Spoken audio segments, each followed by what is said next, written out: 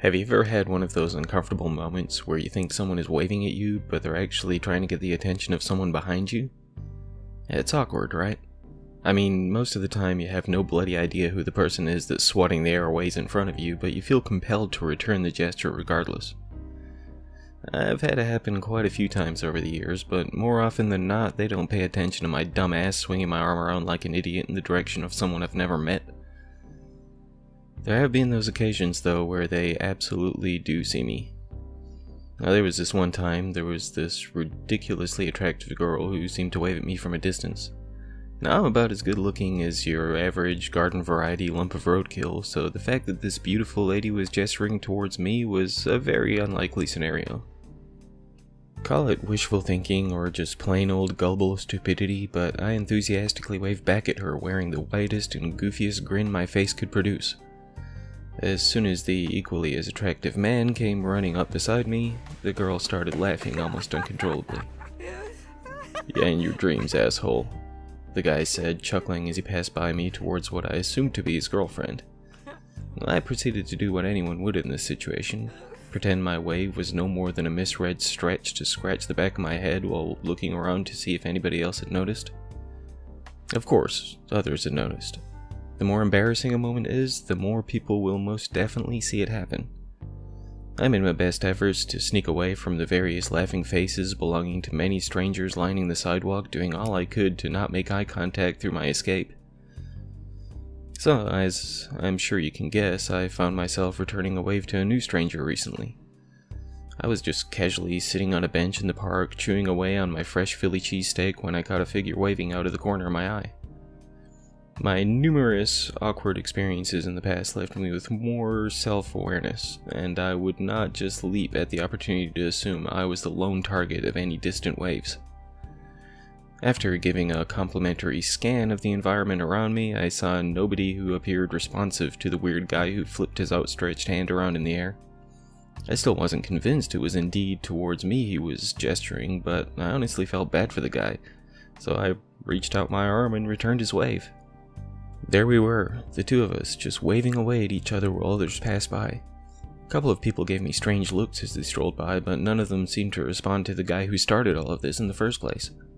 After a moment, another stranger sitting on a bench close to the weirdo who flapped his hand around at me looked up at me from the book he was reading. He glanced from side to side before giving me a small wave, with a confused expression on his face. I quickly put my hand back down and stared deeply at my half-eaten sandwich. I allowed my eyes to lift slightly to see the guy on the bench had returned back to what he was doing. The other man was still just standing there waving at me. He was definitely looking straight at me while he undulated back and forth with his wrist. It wasn't until then I realized how out of place he looked. He was wearing a long trench coat buttoned all the way to the top. He also had a scarf tucked into the collar of the coat, a thick woolen hat on his head. He even had a little fluffy pom-pom on top. This wouldn't seem all that strange if it wasn't for the fact that it was the middle of June. It was probably a good 85 to 90 degrees at the time, if I had to guess anyway. I was wearing a thin tank top, cargo shorts, and flip-flops. Most others in the park were dressed similarly, that is, of course, with the exception of the freaking oddball who was still waving his damn hand at me. Feeling more and more uncomfortable the longer the guy in the trench coat flopped his mid around, I decided to take off. I still had a healthy chunk of cheesesteak to clean off, but I figured I'd just nuke it when I got home. I only lived a couple of blocks away, so it didn't take me long to get, but my trek was far less leisurely than usual. I saw maybe 3 or 4 other people wearing their best winter clothing and waving like morons on just about every sidewalk. I was starting to think there was some kind of heavy clothing convention in town or something. None of them even looked like they were hot.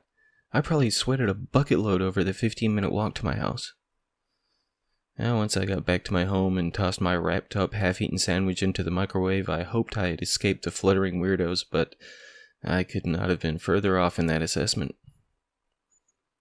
When I walked downstairs for the first time the following day, I went about things as I usually do. Fresh coffee, makeshift attempt at a reasonable breakfast for a grown man, and click on the TV. I'd love to pretend that I start my day off by watching the news or something else a mature person would watch, but yeah, that ain't me. There I was in my living room, steaming cup of joe, burning Pop-Tarts freshly ejected from the toaster, and SpongeBob SquarePants on the old idiot box. It was just after I settled into the couch with my feet propped up on the coffee table when I caught a glimpse of something out of the corner of my eye. Before I knew it, I was standing in front of my living room window, staring out at a veritable herd of people in my front yard. Maybe 10 to 15 men and women dressed in coats, scarves, and hats stood in place waving at me through the glass. Other than the undulating gloved hands, they remained completely still. I'm not even sure how long I glared out at them, but I was almost entranced by the flock of greeters on my lawn. I finally snapped back to my senses and thrust the curtain closed. I returned to my cooling breakfast and tried my best to get back into eagerly anticipating my quest to hear "My leg!" bellowing from somewhere out in the background of Bikini Bottom. My efforts unfortunately proved fruitless, as I could not get the image of my yard full of flapping morons out of my head. What the hell are they even doing here? My subconscious asked with concern. Beats the hell out of me, I replied out loud. Finally, after realizing my relaxing morning procedure would not be going as planned today, I decided to get out of the house and away from the crowd outside my window. I opted to exit through my back door to hopefully avoid the group out front. It annoyed me to have to sneak around my own house to get to my car, as if I didn't want my folks to know I was breaking out to go to a party or something. Unfortunately, my choices were quite limited at the moment. I silently crept up to the driver's side door of my beat-up Chevy truck and reached my hand to undo the door latch. As soon as I pulled the door open, I felt a freezing cold grip on my other arm. I turned around to see a short, pudgy man in a puffy parka right behind me. He had his frigid left hand wrapped around my wrist while he was still waving with his left. He even just glared out with a blank stare, not even looking at me while he held on tight. I noticed his breath was foggy, as though we were in the middle of winter, before I yanked my arm from his grasp. He didn't even move or react to this in any way. He just kept standing there, gazing into the beyond. I quickly shuffled myself into the truck. I immediately cranked it up and squealed the tires and shot out of my driveway as soon as I got inside. It's a good thing nobody else was on the road, since I didn't pay the first bit of attention to whether or not anyone was there. I kept looking in the rear view while I sped away from my home. I even noticed the herd slowly turning around and staggering in the direction I was moving when I turned the corner that led out of my subdivision. I drove around aimlessly for a while, just more trying to occupy my thoughts than anything. I hadn't made any plans for the day, which I hoped to just spend vegging out on the couch. I wasn't about to sit there with my strange new audience just outside the window, but I suppose plans change sometimes. Can't be helped, really. I ended up settling on visiting the local coffee shop. It was a good place to kill some time, and they even had some computers available to the public. I thought I may be able to find some information on the unusually winter-clothed waivers. Of course, Google only showed me a boatload of coats and jackets at unbelievable prices, but nothing about strangers flocking to random yards and the like. Christ, a voice said to my right. You didn't actually wave back at them, did you? I turned my head to see a particularly sleazy-looking man in a wrinkled suit sitting at the table beside me. Excuse me? I asked, mildly annoyed by the way he spoke. He looked like he may have been in his late 30s or early 40s. He had a salt and pepper, scraggly beard and long hair tied back into a ponytail behind his balding head. You got waved at, right? He asked with a slight, I know what you did smirk on his face. What's it to you, man? I asked, feeling more defensive than the situation required. Ain't many can actually see them, he replied as he shuffled over to the seat across from my table. I wanted to tell him to go to hell, but I was actually kind of curious about what he had to say. What do you mean, not everyone can see them? Well, they ain't exactly here, you know, he replied, sort of rhetorically. I figured they just kind of leak through from time to time. You get me? I replied, having no freaking clue what he was getting at. He went on to explain that he worked for an organization that researched and investigated strange occurrences. He wouldn't get into what many of these cases involved. One in particular had to do with the strange individuals who now shambled in front of the building I was sitting in. Damn it! I exclaimed when I noticed the group forming outside the large front window of the coffee shop. Yep. You waved back for sure, he said, craning his neck to look outside. What the hell are they? Like some kind of ghosts or something? Not exactly, he replied, still studying the herd. As close as we can figure, they're, I don't know, trapped between the planes. Planes? I asked. Planes of existence, he replied nonchalantly, as though this was a perfectly normal thing to say. He turned back to face me and seemed to squint his eyes and look deeply into mine. They're lost, you see. Whether they're from our dimension or another, they just can't find their way back. You with me? I think so? I replied, though I was with him about as much as a possum was with the grill of the truck that just struck it dead. Think of it as sort of a sickness, he began again. They're locked in a single moment while attempting to cling on to anything tangible. I just stared at him with my mouth hanging halfway open. We don't know why some people can see them while others can't, but if they get someone to acknowledge them, they cling to them like a damn virus. So what? I waved back at them and now they're gonna follow me around like a lost puppy for the rest of my life? Nah, he replied. As long as you keep ignoring them, they'll wander off soon enough. Just give it a week or two. I let out a long sigh. For a moment, I thought I was stuck with my own entourage of overdressed weirdos. Thank God, I said with a relieved chuckle. The stranger got back to his feet and clapped his hand across my back. Just don't tell anyone about this, yeah? Oh, I won't, I replied. Last thing I wanted was anyone thinking I was nuts for seeing people that weren't there. Just be sure you never let them touch you, he said as he made his way to the exit.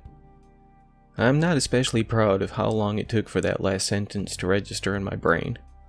Maybe I was still caught up in the momentary jubilation that this strange ordeal was almost over. Perhaps I am really just a singularly stupid individual. Who knows?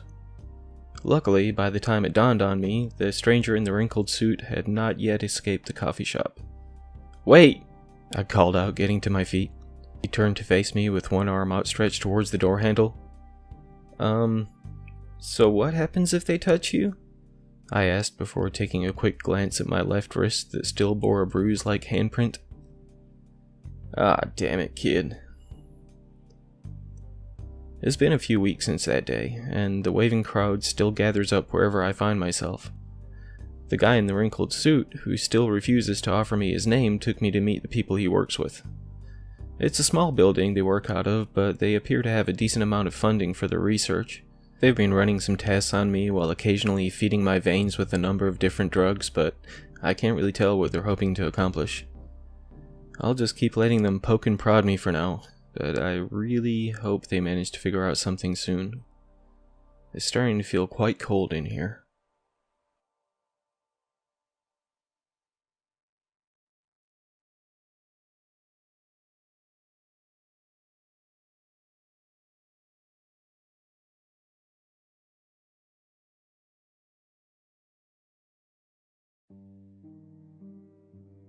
In a small town, nestled in an old, quiet neighborhood, there is a house. On the front lawn stands a white sign with metal stakes. The words painted on it announce to the few cars that pass by that the house will soon be for sale. Many of the properties in the neighborhood have the same kind of sign in their yards. The block was once filled with the sounds of children playing. The smells of outdoor cooking wafted through the air on warm summer evenings, and cheerfully twinkly Christmas lights illuminated the deep snow during the long winter nights. Now there is only the rustling of dead leaves and the whistling of the wind between the buildings. 3 stone steps lead up from the overgrown sidewalk. A rustling metal screen door is leaning up against them, its hinges broken in an empty space where the handle once was. When the police arrived, they hadn't been able to get it open, and they had been forced to tear it free from the door frame. The weeds growing in the flower beds have begun to claim it. They grow not only around it, but also through the small gaps in the screen. The house's front door is closed. The white paint is peeling from the wood, and the 2 rectangular windows are smeared with grime too thick to be seen through. Sections are splintered outward or otherwise warped. The door had withstood the battering it had taken from inside the house, but it hadn't escaped destruction without its share of scars.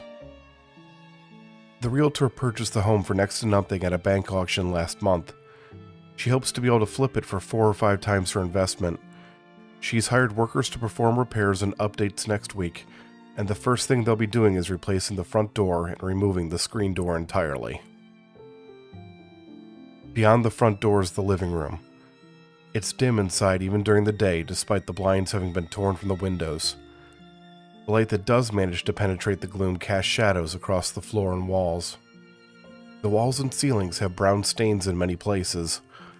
The stains resemble an abstract created by a manic painter. When they were fresh, they had been a combination of bright and dark red, but as the thick blood has seeped into the wood and dried, it has slowly turned brown. Next week, the blood will be covered with 2 coats of fresh paint. The paint will be a bright color, one that is inviting and pleasing to the eyes of the people that tour the house. Light blue maybe, or perhaps something with a hint of green. The realtor hasn't decided yet. The carpet was originally light gray. It is now almost black from the dust and decay. Large areas are rotted. Multiple places are stained with the same color as the walls, and those sections of the carpet are hard and stiff instead of soft like it was when the family had lived there. One spot in the middle of the carpet is different from the rest. It has miraculously avoided most of the dust, and the original color can still be seen. This is most likely due to a slope in the floor or some trick of how the air flows through the room. Someone with a romantic streak and knowledge of how the bodies were found, however, would be quick to note that this is the same spot where the man and woman's fingertips have been touching from their final act of reaching out to one another. The carpet will be completely replaced next week. The new carpet will be very similar to the old, just clean and fresh. There won't be a single hint to prospective buyers that 2 people have died in the room. A doorway leads out into the kitchen. More of the stains can be found here, although they are fewer and farther apart than the ones in the living room. The dust-covered counter is missing large chunks along one side. A long crack runs down one section near where the oven used to stand. The hardwood flooring has a series of deep scores leading away from the counter and towards the glass doors overlooking the backyard. They had been gouged into the floor when the oven had been torn from its place and thrown across the room. 2 indentations mark where the appliance had come to a stop. Less noticeable is a small gouge in the flooring in the corner of the kitchen. It is barely an inch in width, but it goes nearly twice that far down into the wood. Bits of sharp metal from the tip of a carving knife are still embedded at the bottom of the gash. The realtor got a good deal on a new countertop and flooring at a local supply store. The store was going out of business due to the owner's retirement, and everything was heavily discounted. She had to pay retail for the oven, however, and she still isn't happy about that. Half a dozen carpeted steps lead down from the kitchen into the family room. The walls lining the stairs are covered in scratches. The over 200-pound man had tried to brace himself against them as the small girl had dragged him with one hand up the stairs, the fingers of her right hand digging deep into the flesh under his chin. It had been in vain. The only results of his attempt at stopping the inevitable had been the scratches on the wall and broken fingernails. Scratches on a wall are easily repaired, of course. A small amount of spackling paste applied with a putty knife, some time to let it dry, and some light sanding is all that it will take to get the wall ready for repainting. Half an hour's worth of work to hide all evidence of a man fighting for his life against the impossible strength of the girl. The room at the bottom of the stairs was originally a basement, but the family had turned it into a family room soon after moving into the house. The air smells musty and stale, and dust hangs in the air in the feeble light let in by the half window near the ceiling. The carpet is hard from absorbed moisture and crunches loudly when weight is put on it. The walls appear black from a distance, but they're actually a deep red. They are stained like the walls in the living room, but unlike those, they are completely covered. It is so thick and uniform that it looks like the blood was applied with a paint roller. They have absorbed so much of the ichor that they remain red rather than fade to brown. It was in this room that the house had wept blood.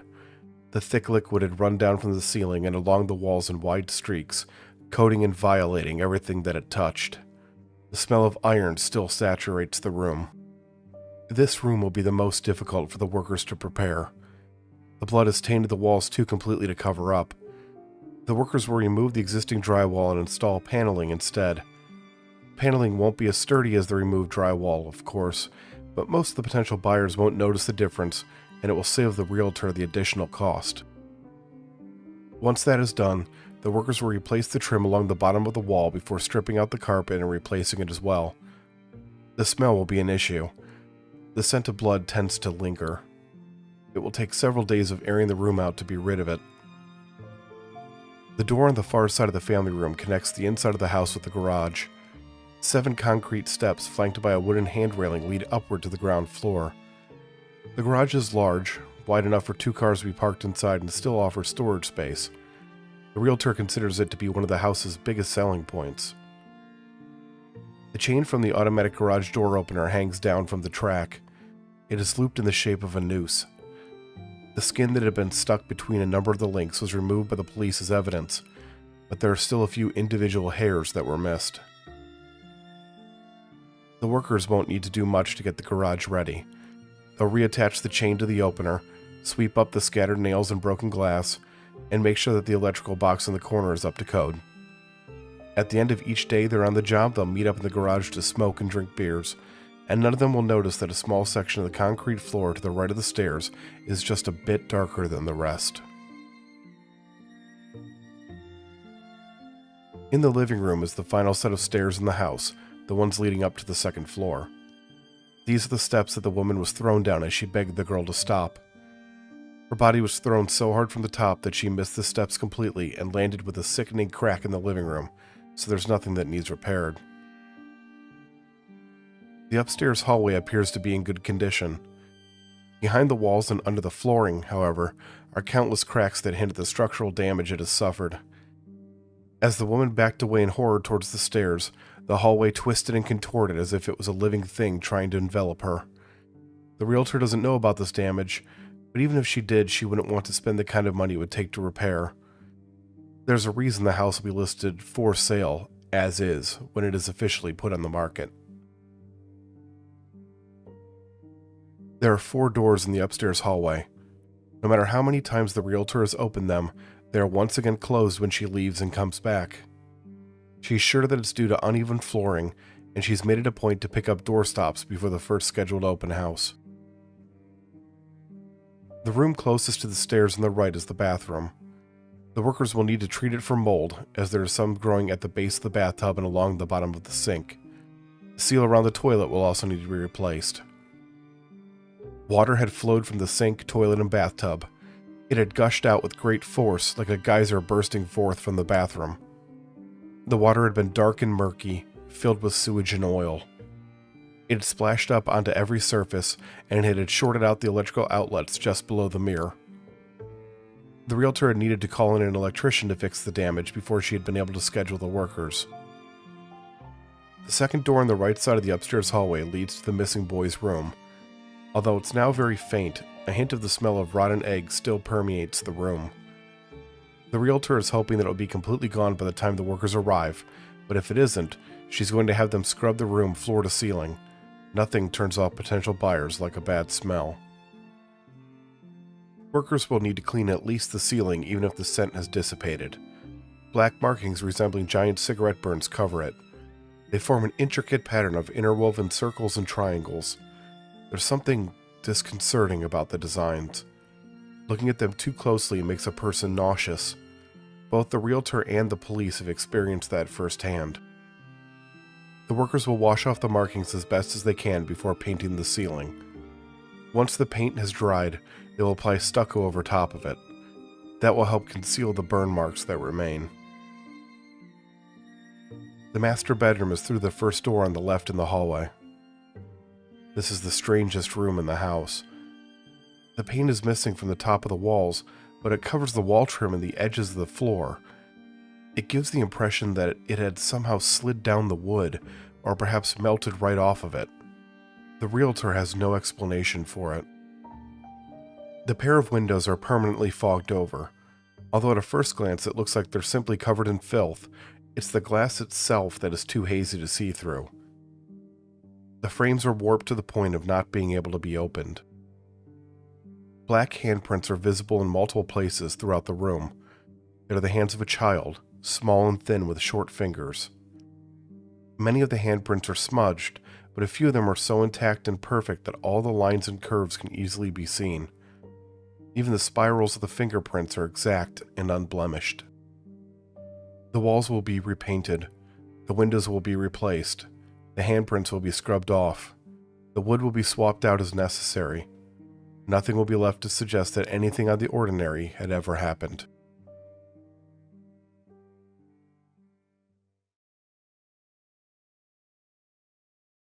The final hallway door opens into the girl's bedroom. Unlike all the other rooms in the house, there's nothing that can immediately be pointed to as being out of place or in need of covering up. It's the smallest of the bedrooms and it can feel a bit cramped, but otherwise it looks just like any other bedroom in any other house. Against one wall was where the girl's bed had once stood. She had loved to jump up and down on it even though her parents had told her 100 times not to. Next to that had been her little 2-drawer dresser. The unicorn lamp that had been placed on it was her favorite thing in the whole wide world. A pile of stuffed animals of all shapes and sizes had stood against the opposite wall. The largest of the toys had been a pink elephant that her father had won for her at the fall festival. Inside the closet had been her nice clothes. Her mother had referred to them as the girl's fancy clothes, the ones that she wore only on nice occasions. She had enjoyed the feeling of the soft dresses with the flower patterns, but her fancy shoes had pinched the sides of her feet, and she hadn't enjoyed walking in those. During the day, her mother had played tea party and dolls with her.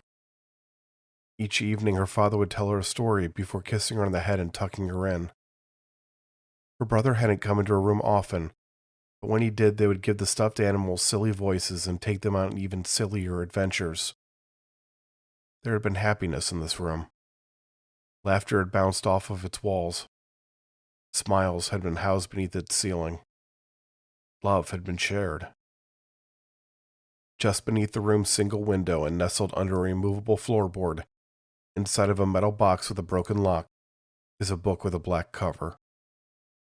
There are markings cut into the cover with a razor-sharp blade, markings that form shapes and objects that are both nonsensical and meaningful at the same time. Some of them are similar to the pattern of burn marks in the boy's room, but most of them are different, more complex. The material of the cover is torn in places. The pages are yellowed and crackle with age as they are turned. The book has been in the house for decades, and it was written much, much longer ago than that. It is a book that should never have been opened, especially by little fingers. In a small town, nestled in an old quiet neighborhood, there is a house. It is a house of madness, and a house of death. In 2 weeks, it will look like any other house, and it will be for sale.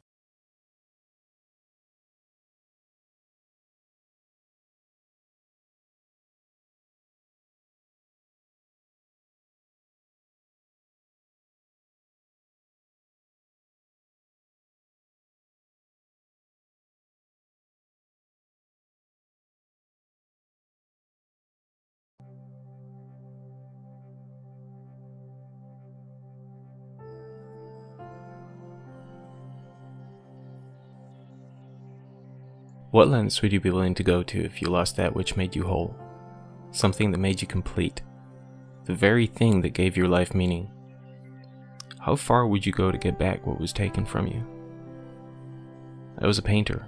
It was my passion, and it meant more to me than anything else in my pitiful existence. Since I was a child, nothing gave me more pleasure than when I traced my brush across the canvas. Of course, when I was a kid, that amounted to little more than crayons scribbling across the pages of my coloring books, but we all start somewhere.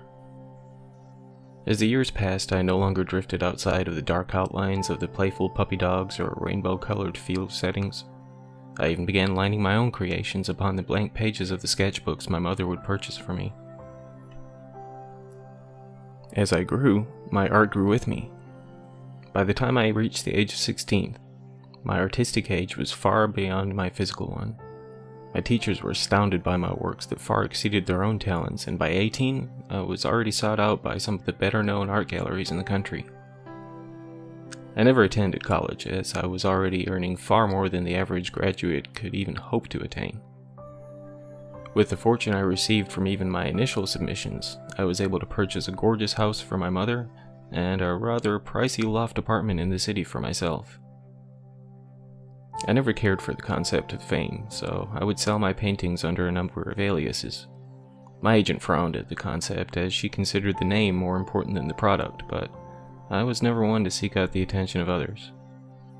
It took some convincing, but she finally backed off and allowed me the freedom I required.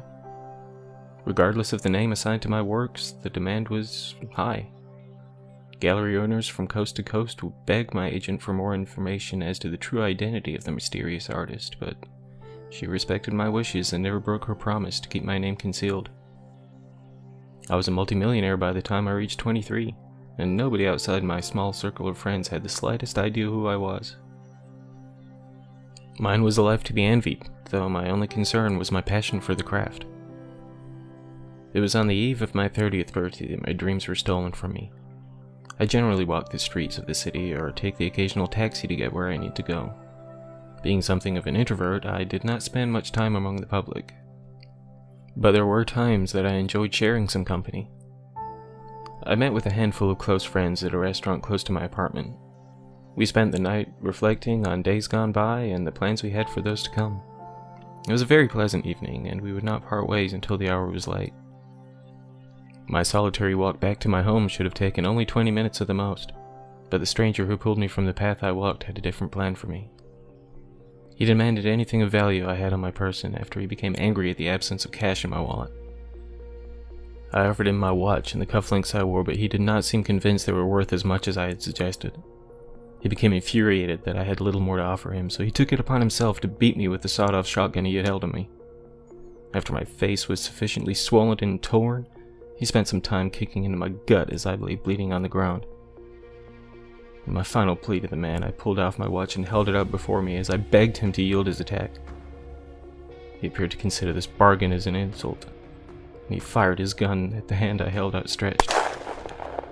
I stared in horrified shock as my hand blew apart before my eyes and spray from the blast tore into my arm, shoulder, and neck. I could not find the ability to scream out as I gazed upon the shredded tissue and shattered bone where a hand used to be. The shot woke an array of sounds in the neighboring apartments and animals that inhabited the area. Within moments, the flickering blue lights inspired the man to flee and leave me where I lay, bordering on catatonia. I will not get into much detail concerning the following months of multiple surgeries and psychological assistance. The only information relevant to the story I am telling is the degree of the injuries I sustained that night. The tissue damage that my arm and shoulders suffered was significant. Even after multiple surgeries, I had very limited movement across the entire limb, not to mention the hand that was now absent from my wrist. There was no saving it, as it had been completely ruined by the blast. I attempted to train my left hand at the art that had been effortless to my right, but that was a losing battle from the start. I spent millions in my quest to restore what I had lost, but that only proved to bring me closer to destitution. I'd lost everything in the world that brought me joy, but my inability to produce my paintings was the most intolerable of my losses. Though I was still far from poverty, the addictions I developed threatened to bring me closer to that very state.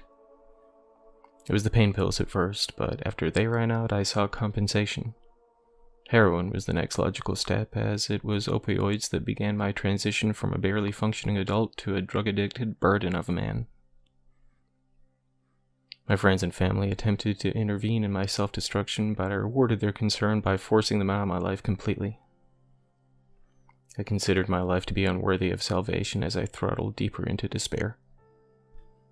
Nothing mattered to me anymore other than numbing the pain that my existence had become. It was some 5 years after the attack that ripped my life apart that I became the victim of another life-altering event under the moonlight. I rarely left my apartment anymore, but I still had necessities, one of which was intoxication. I had been frequenting the dingy corner tavern for some weeks before that night. Though track marks still lined my arms, my medicine was not quite treating my anguish as it used to. Of course, I still maintained the addiction, but alcohol would prove an efficient secondary method. I had sufficiently obliterated my motor functions by the time the bartender recommended that I leave before he called the police to drag me out. I staggered my way to the door and out into the night. It was late and the city was mostly asleep as I hobbled through the streets. "Could you help a guy out with a bite to eat?" A voice beckoned as I walked past a row of vacant properties. I could barely focus my eyes on the man who sat upon the steps that led to the doorway of an abandoned storefront. "I don't have any cash," I slurred, holding my one working arm out to the side for stability. "Ain't gonna cost you nothing," the man replied, getting to his feet. I don't have food either," I replied, still struggling to form words. "I beg to differ," he replied as he snatched me by the shirt collar and pulled me towards him. Though my body was numb and my head loopy, I was aware of the sharp teeth that penetrated the already scarred tissue of my neck. I felt him drain the blood from the holes he formed before he pushed me to the ground after taking a little more than a mouthful. "Ugh!" he sneered as he coughed out the blood he had just drained. "I could tell you were drunk, but a junkie too?" I struggled to gather myself up while holding my shaking hand over the open wound. "Ugh, it tastes awful. What the hell is wrong with you?" he exclaimed, wiping off his tongue with the bottom half of his shirt. "Wrong with me?" I slurred, staggering back to my feet. "You're the one friggin' blighting people." "I'll never get this taste out of my mouth," he said, mostly to himself as he scraped his tongue. The man turned around and started to walk away, still muttering under his breath. "No, wait," I cried out as I hobbled after him. He ignored me and just kept walking. "Just finish it!" I screamed, forcing one leg in front of the other to the best of my ability. "Just kill me, you chicken shit!" He finally stopped and turned to face me. "You can pay me enough to drink another drop of that tainted syrup running through your veins," he growled. "Please," I fell to my knees. "Please just end it." The man just stood in place and glared at me.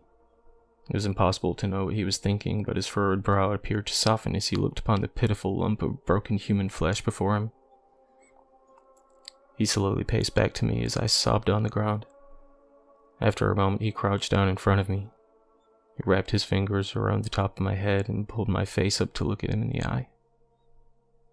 "Yeah, I was lucky once," he said, turning my head from side to side as though he were looking for an expiration date. "Just kill me," I whispered. "That what you really want?" he asked. "I can't go on like this," I said, holding up my one hand while struggling to raise the other wrist to meet it. "Yeah, someone messed you up real good," he remarked as he grabbed my right wrist that used to end in 5 fingers. The man reached out to the open wound he had chewed into me before. He ran a finger across it before slicing into it with his fingernail, tearing the hole wider. I could feel the blood freely flow down my shirt, and the idea that my pain was almost over brought me more excitement than I realized. "I'm gonna do you a solid, friend," he said as he ran the same fingernail across the palm of his other hand. As fluid spilled from his hand, he wrapped it around the flesh opening in my throat. He just held his hand there for a moment while he dug his other hand into the inside pocket of his coat. He pulled out a small card and slipped it into my jacket pocket. "When your head clears up some, you give me a call," he said, patting his hand on the pocket he had just inserted the card into. "We'll talk about you doing me a solid in return." He pulled his hand free from my neck and stood up. "Fair's fair and all that," he said as he turned around and continued on the path he started before. By the time the stranger turned the corner and left my sight, my head began to grow more foggy. I felt my neck to assess the damage to see only a hint of blood on my hand. Feeling dejected that my worthless life would be continuing, I raised myself up to the ground and made my way back home. Almost as soon as I walked through the doorway to my apartment, my throat began to burn. I staggered forward, reaching up to the wound, and fell to my knees for the second time that night as an unbearable agony screamed from inside my gut. I clutched my stomach before reaching back to my scalding throat.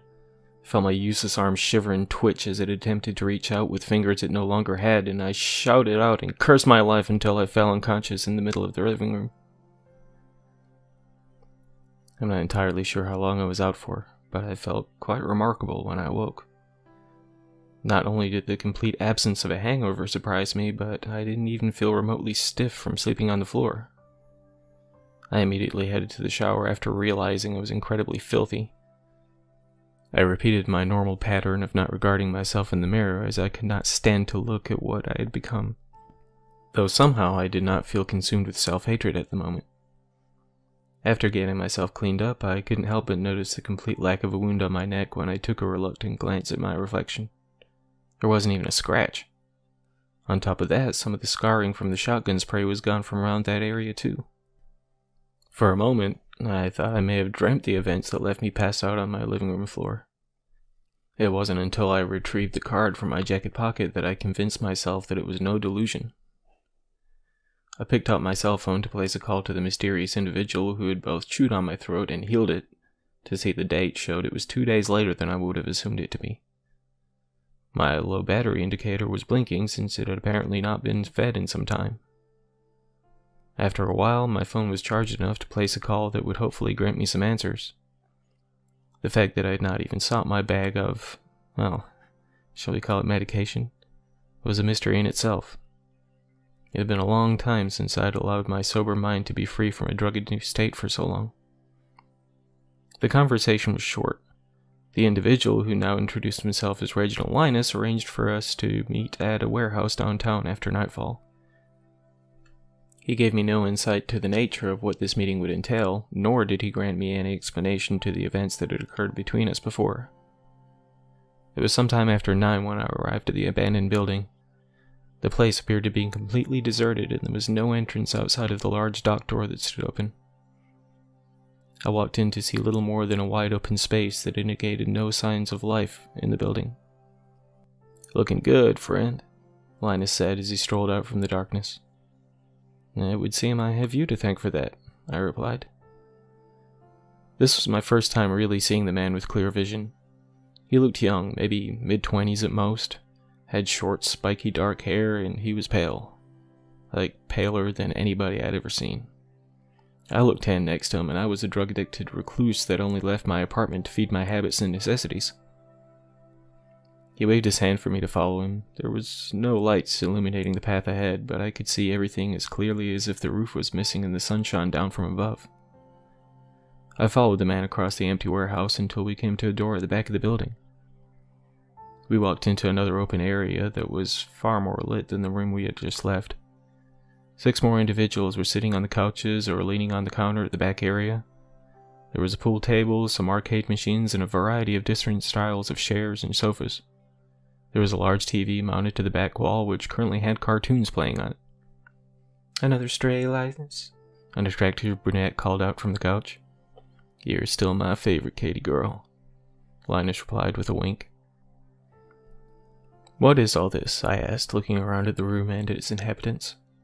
There was a tall, muscular, bald man at the bar, a pretty African-American girl beside the brunette on the couch, 2 thin, brown-haired men who looked a little older than 18, and another man whose face I could not see as he had his head down on the bar. I could assume that the brown-haired kids were twins, or at least brothers, as they favored each other greatly. Everyone but the guy passed out on the bar stared at me with a host of suspicious expressions on their face. "This here is my coven," Linus said with his arms spread out beside him. "Coven?" I asked, curious as to what qualified them as such. "Gotta know what's going on by now," Linus stated with an unsettling smirk. "Your neck's all healed up? That ain't exactly modern medicine, you know." I knew who he was getting at. The way he had bitten into the flesh of my throat, the fact that I show no signs of any tissue damage after the introduction of his blood into mine. It wasn't difficult to put it all together, but I was unsure if I was ready to admit it just yet. "So if what you're saying is true," I said, suddenly feeling more nervous than I did before, "if becoming like you healed my neck, then why?" I couldn't quite finish the sentence. I just moved my ruined arm as much as I could and looked down at it. You ain't exactly one of us just yet, friend," Linus said. "You gotta have one good meal before it really takes hold of you." Finally, the veil was completely lifted from my eyes. I knew exactly what he meant by one good meal. Maybe I was fooling myself to think that one little blood transfer would put Humpty Dumpty back together again. So, if I have one good meal, as you say, will it make me whole again? Ain't exactly that simple, friend, Linus said after studying my face for a moment. Those injuries are long since healed, you see? Yeah, of course not, I thought.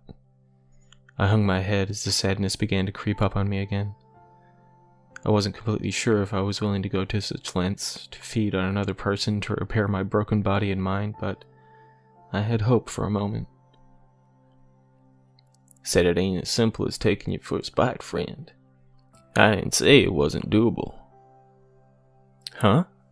I replied, genuinely lost for words. Those wounds are old, kid. You want a new arm out of the deal, you gotta make them new again. What, how would that work? A lot easier than you think. Of course, if you ain't interested, you can just turn right back around and you'll be back to your old self before you know it. My thoughts were scattered.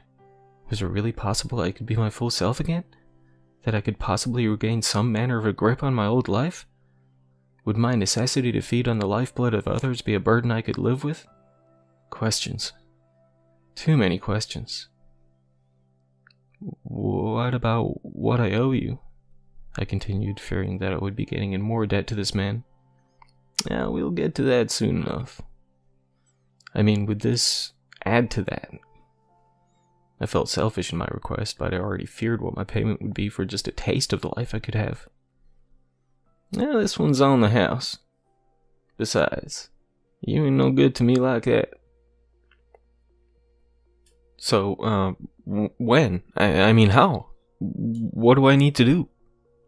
Does that mean you're in? He asked, tilting his head and giving me a sideways look. The temptation was too great. My life had been meaningless for so long. I couldn't bear the idea of returning to the needle in the bottle just to be able to barely cope with the burden of life. Whatever it takes, I didn't care anymore. I am, I replied, holding my head up, mimicking pride in my decision. When can we start? No time like the present, Linus smiled with sinister purpose in his eyes. He gave a nod to the big guy at the bar. The hulking man walked over to me and wrapped his thick arms around my body and left arm. I struggled to break free, but his strength exceeded my own. What the hell? I exclaimed. Katie girl, be a dear and go fetch something from the pantry for our new friend, Linus said without acknowledging my outburst. The brunette lifted herself from the couch and headed towards the door on the left. After a few moments, she returned, pushing a gurney with an older man strapped to it. He appeared unconscious and had some kind of drip running to his arm that led to a bag of clear fluid. Linus walked up to me and looked me in the eye. I still struggled against the beast who had his meat hooks around me, but my efforts showed absolutely no reward. You want it quick, or you want it easy? Linus asked. What? I started, feeling my heartbeat race as though it wanted to burst through my chest. Want what? To be whole again, he said, raising his eyebrows. I guess quick?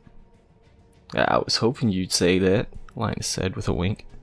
Before I could even think about saying another word, he grabbed my arm with his right hand. He pulled it out to the side and reared back with his other hand. He slammed his open palm into my shoulder, causing me to scream out in agony as I felt the bone dislocate.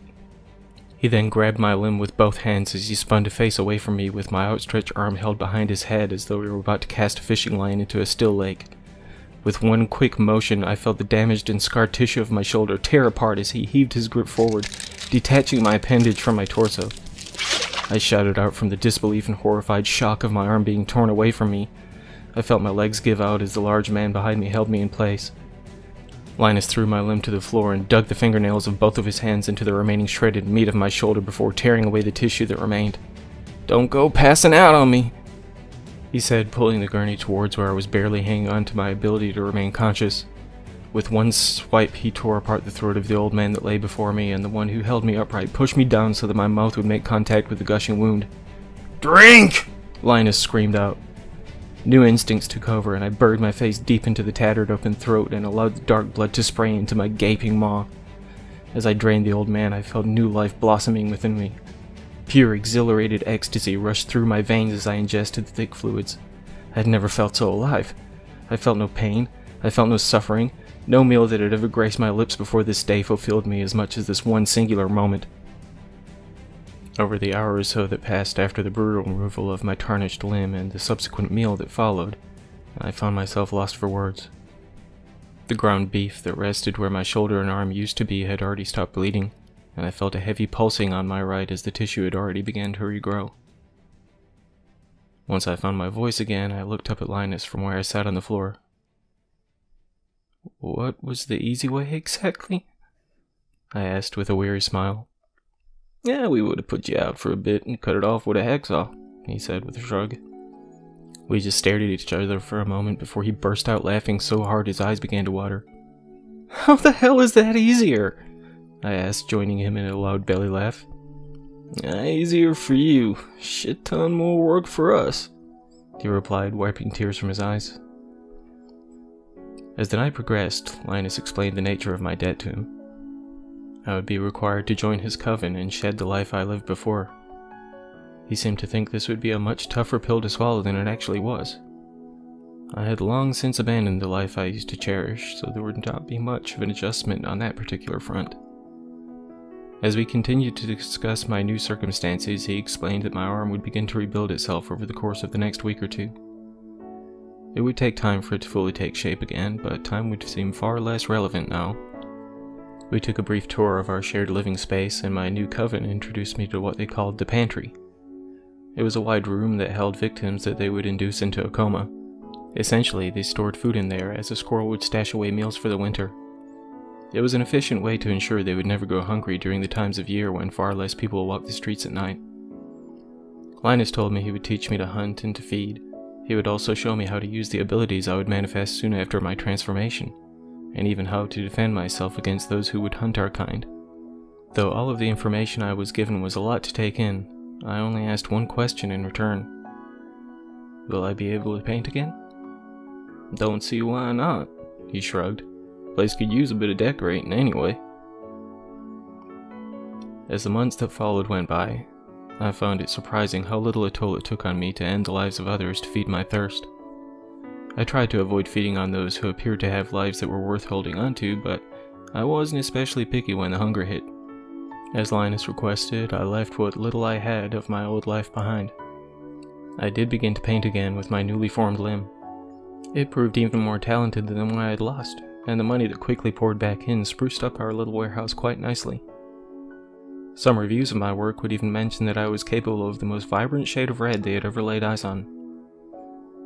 My new agent respected my desire for anonymity as much as my old one had, and I insisted to my roommates that she stay off the dinner table, so to speak. The fact that they benefited from my work as much as I left them little reason to argue against my requests. We even began performing some construction on the old mill to add some levels underground. This would be a vast undertaking that would take many years to achieve, but we weren't getting any older. Before too long, we had a veritable mansion that led 4 stories beneath the earth. I assisted my coven in finding new recruits over the years, and we had increased our numbers 3-fold before we knew it. As time passed, Linus spoke of an uprising that could potentially occur someday soon against the elders who looked on our kind as little more than animals. I assured him that I would stand by him if a fight were ever to arise.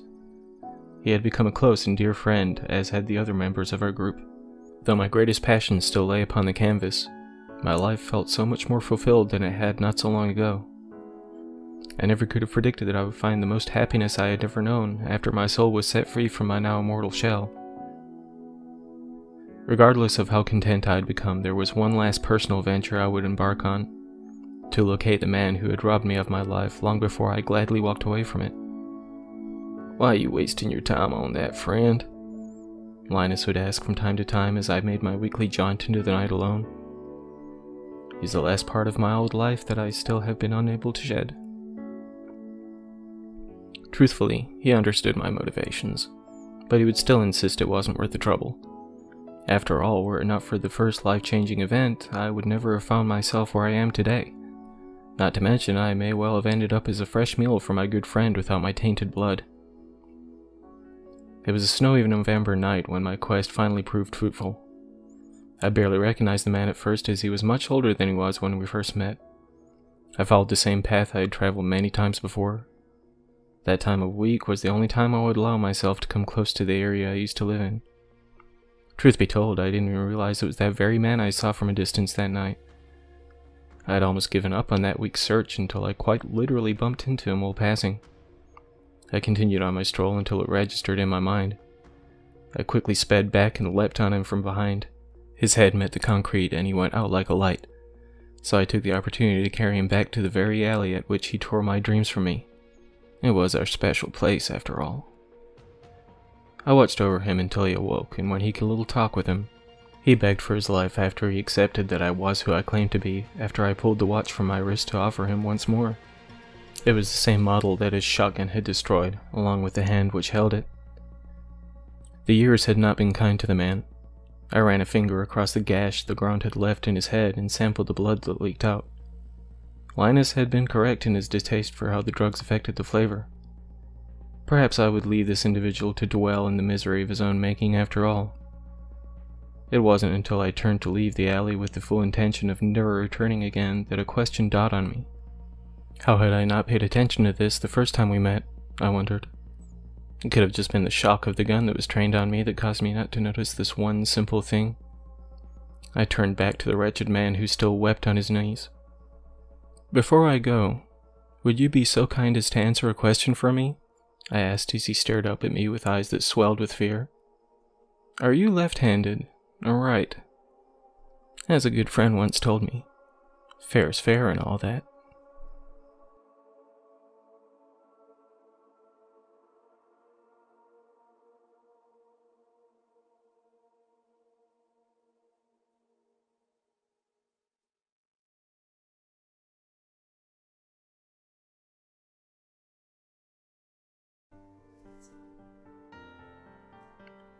There are probably 100 different stories I could tell you about the crazy things I've seen fighting fires. You might have heard it before, but when you're in the thick of it, with that fire almost laughing in your face as you try to beat it back, I swear to God it's like a living, breathing thing. I've been doing this for the better part of 10 years, but there's nothing that haunts me more than what I witnessed back in that late summer of 2018. It was around the middle of August, and this was looking to be about the worst of so many wildfires we'd fought over that year so far. Back then, I was part of the National Forest Hotshots just outside of Fresno. I mostly work as an EMT these days, but I do still volunteer firefighting on the side, as well as giving some training classes for the new recruits. With my expertise and experience, I couldn't walk away from it entirely, even if this experience damn near caused me to abandon the job completely. I've been 4 stories up into the guts of a burning building crumbling apart beneath my feet. It even helped a kid climb to freedom from a well, as cliche as that is. Curiosity does get the better of many children out there, as well as plenty of adults who should damn well know better by this point in their lives. I can't say that I or anyone else I know on the job has ever had to fish a cat out of a tree before, but that ain't saying it doesn't happen, of course. Still, no matter what I've seen over the decade I've been doing this, there's nothing that will ever compare to this one. Not for me, anyway. It was early afternoon when we were making our way out to the scene, 15 of us in all. We were heading to meet up with the crew who had been out there since the previous night, hoping to relieve them while staying ahead of the blaze. As we wandered on, discussing the finer points of digging ditches and cutting the wild brush and the like, we heard some sort of panicked-sounding voice on the radio.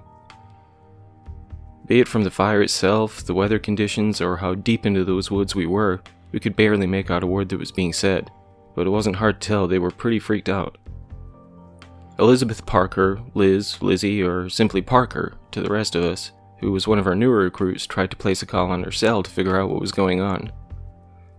When the thick plume of black smoke began to drift through the trees around us, we didn't need clarification on what was going on.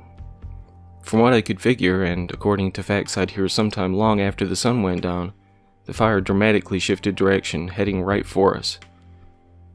That time of day is the most dangerous for a wildfire, when the sun is hot, humidity is low, and the winds are high, making things more than unpredictable. "You ain't always going to be able to outsmart a fire," the chief used to say back when I was green as a cucumber, and he wasn't wrong. As soon as that thick cloud came rolling in, I took a head count. I came up 3 short, ultimately noticing that Parker, Gray, and Jackson were unaccounted for. They were all fairly new to the team, so I had to assume that they had just panicked and fled, but we didn't have any sort of time to hunt them down. We weren't going to outrun this son of a bitch, and we didn't have a snowball's chance of beating it back, so we had only one option left: deploy our fire shelters right here and now. They didn't seem like much, being made of an outer layer of aluminum foil backed with a silica weave that reflects the heat, but they could be ineffective in a pinch, and oh boy were we in a pinch. I tried to keep the trembling in my voice as hidden as possible while I gave a quick run over of the procedures every one of us should know by heart. Unzip the carrying case, pull out the shelter and shake it open. Step into it, pull it over your head, and lie down with your face close to the ground where the air is the cleanest and coolest. Use your elbows, knees, and feet to pin the shelter down to counteract the winds created by the fire, which could potentially reach 60 miles an hour and up. Maybe I was reciting these instructions to combat my own fear at the time, but it seemed to help calm some of the crew as well, or so it looked to me anyway. The air was already thick by the time we all dropped to the ground, huddled up like a veritable subdivision of reflective igloos. If I had to describe it, which, given I've chosen to talk about this, I suppose I do, I would imagine the sensation to feel similar to what a frozen dinner goes through over those first 30 seconds or so in the microwave. I could feel the almost intolerable heat sweep over me, accompanied by the sounds of debris falling from the trees while they showered over us. Though it only lasted minutes, it felt like I was cooped up in that glorified aluminum foil for hours, feeling my skin inflame from the blaze and bruise from the debris. Along with the whooshing sounds as the fire engulfed us, I heard the screams of some of the crew. A couple shouted out that they couldn't take it anymore, inspiring me to practically bark my demands that they do not leave their shelters under any circumstances, knowing full well that if any should break free of their cocoons, their lungs would immediately fill with the burning smoke, quickly putting their lives to a swift and painful end. I could only hope they could hang in there. When the raging inferno finally passed by, I hesitantly pulled my shelter away, scattering soot and chunks of charred wood to the blackened forest floor. Being certain that this was likely only the first wave we had survived, we quickly went to work snuffing out the patch fires we could while attempting to move further away before the next one hit. These shelters could sustain a lot, but I didn't want to put them any further to the test if we could avoid it. Not to mention that I still hoped to be able to locate our missing crew. They panicked, something any of us could be capable of, but I prayed to everything I held holy that they had remembered their training and deployed their shelters before it was too late. As we attempted to stay close together while making our way further out, blackened and dead trees shed limbs and splinters of wood around us, causing us to get more and more separated by the second. I called out to those I hoped not to lose track of to be sure to shelter up before that next wave could move in. I only heard scattered replies. Within mere moments, I could feel the warm smoke approaching from my rear while darting my eyes around in desperation to make another head count. Somehow, whether I had taken the wrong path or the others had, I found myself alone. The area I was currently running through had miraculously been untouched by that first wave, but I continued shouting out to anyone who may hear me. When only that familiar distant whooshing granted me reply, I hoped the crew had found a good place to deploy before it got to us.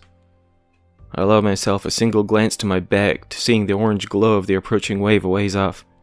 I knew I had to deploy my shelter soon, but when I noticed a lone cabin some yards ahead of me, I felt panic begin to set in. I pulled the water from my pack, lifting my mask and attempting to clear my throat enough to call into the small wooden cottage while pounding on the door to see if anyone lingered within. For seconds, which felt like hours, I heard nothing but the approaching blaze. I gave a heavy sigh, hoping that the cabin was indeed vacant, deciding I needed to move on and find a good place to deploy. When I made my way around the side of the building, a blood-curdling scream from somewhere inside caused just about every drop of blood in my face to sink to my churning stomach. With that aggravated orange glow from behind growing closer by the second, I had no time to waste, but I couldn't allow anyone trapped inside to be consumed by the inferno. This being far from the first time I've had to take down a door, I made quick work of it, taking only 2 quick swings of my axe to break through. My mask was foggy between the heat causing me to sweat a veritable river, and the smoke already filling the room, but I could tell the screams were coming from below. When I located a door to an apparent basement, I had to break that one down too, as it was held shut with even more locks than the one that led into the house. I could barely fathom why anyone would be concealed in such a manner, but I didn't need to waste any energy focusing on the great many questions that were building up. I finally broke through that door, hearing the shrill screams far louder than before.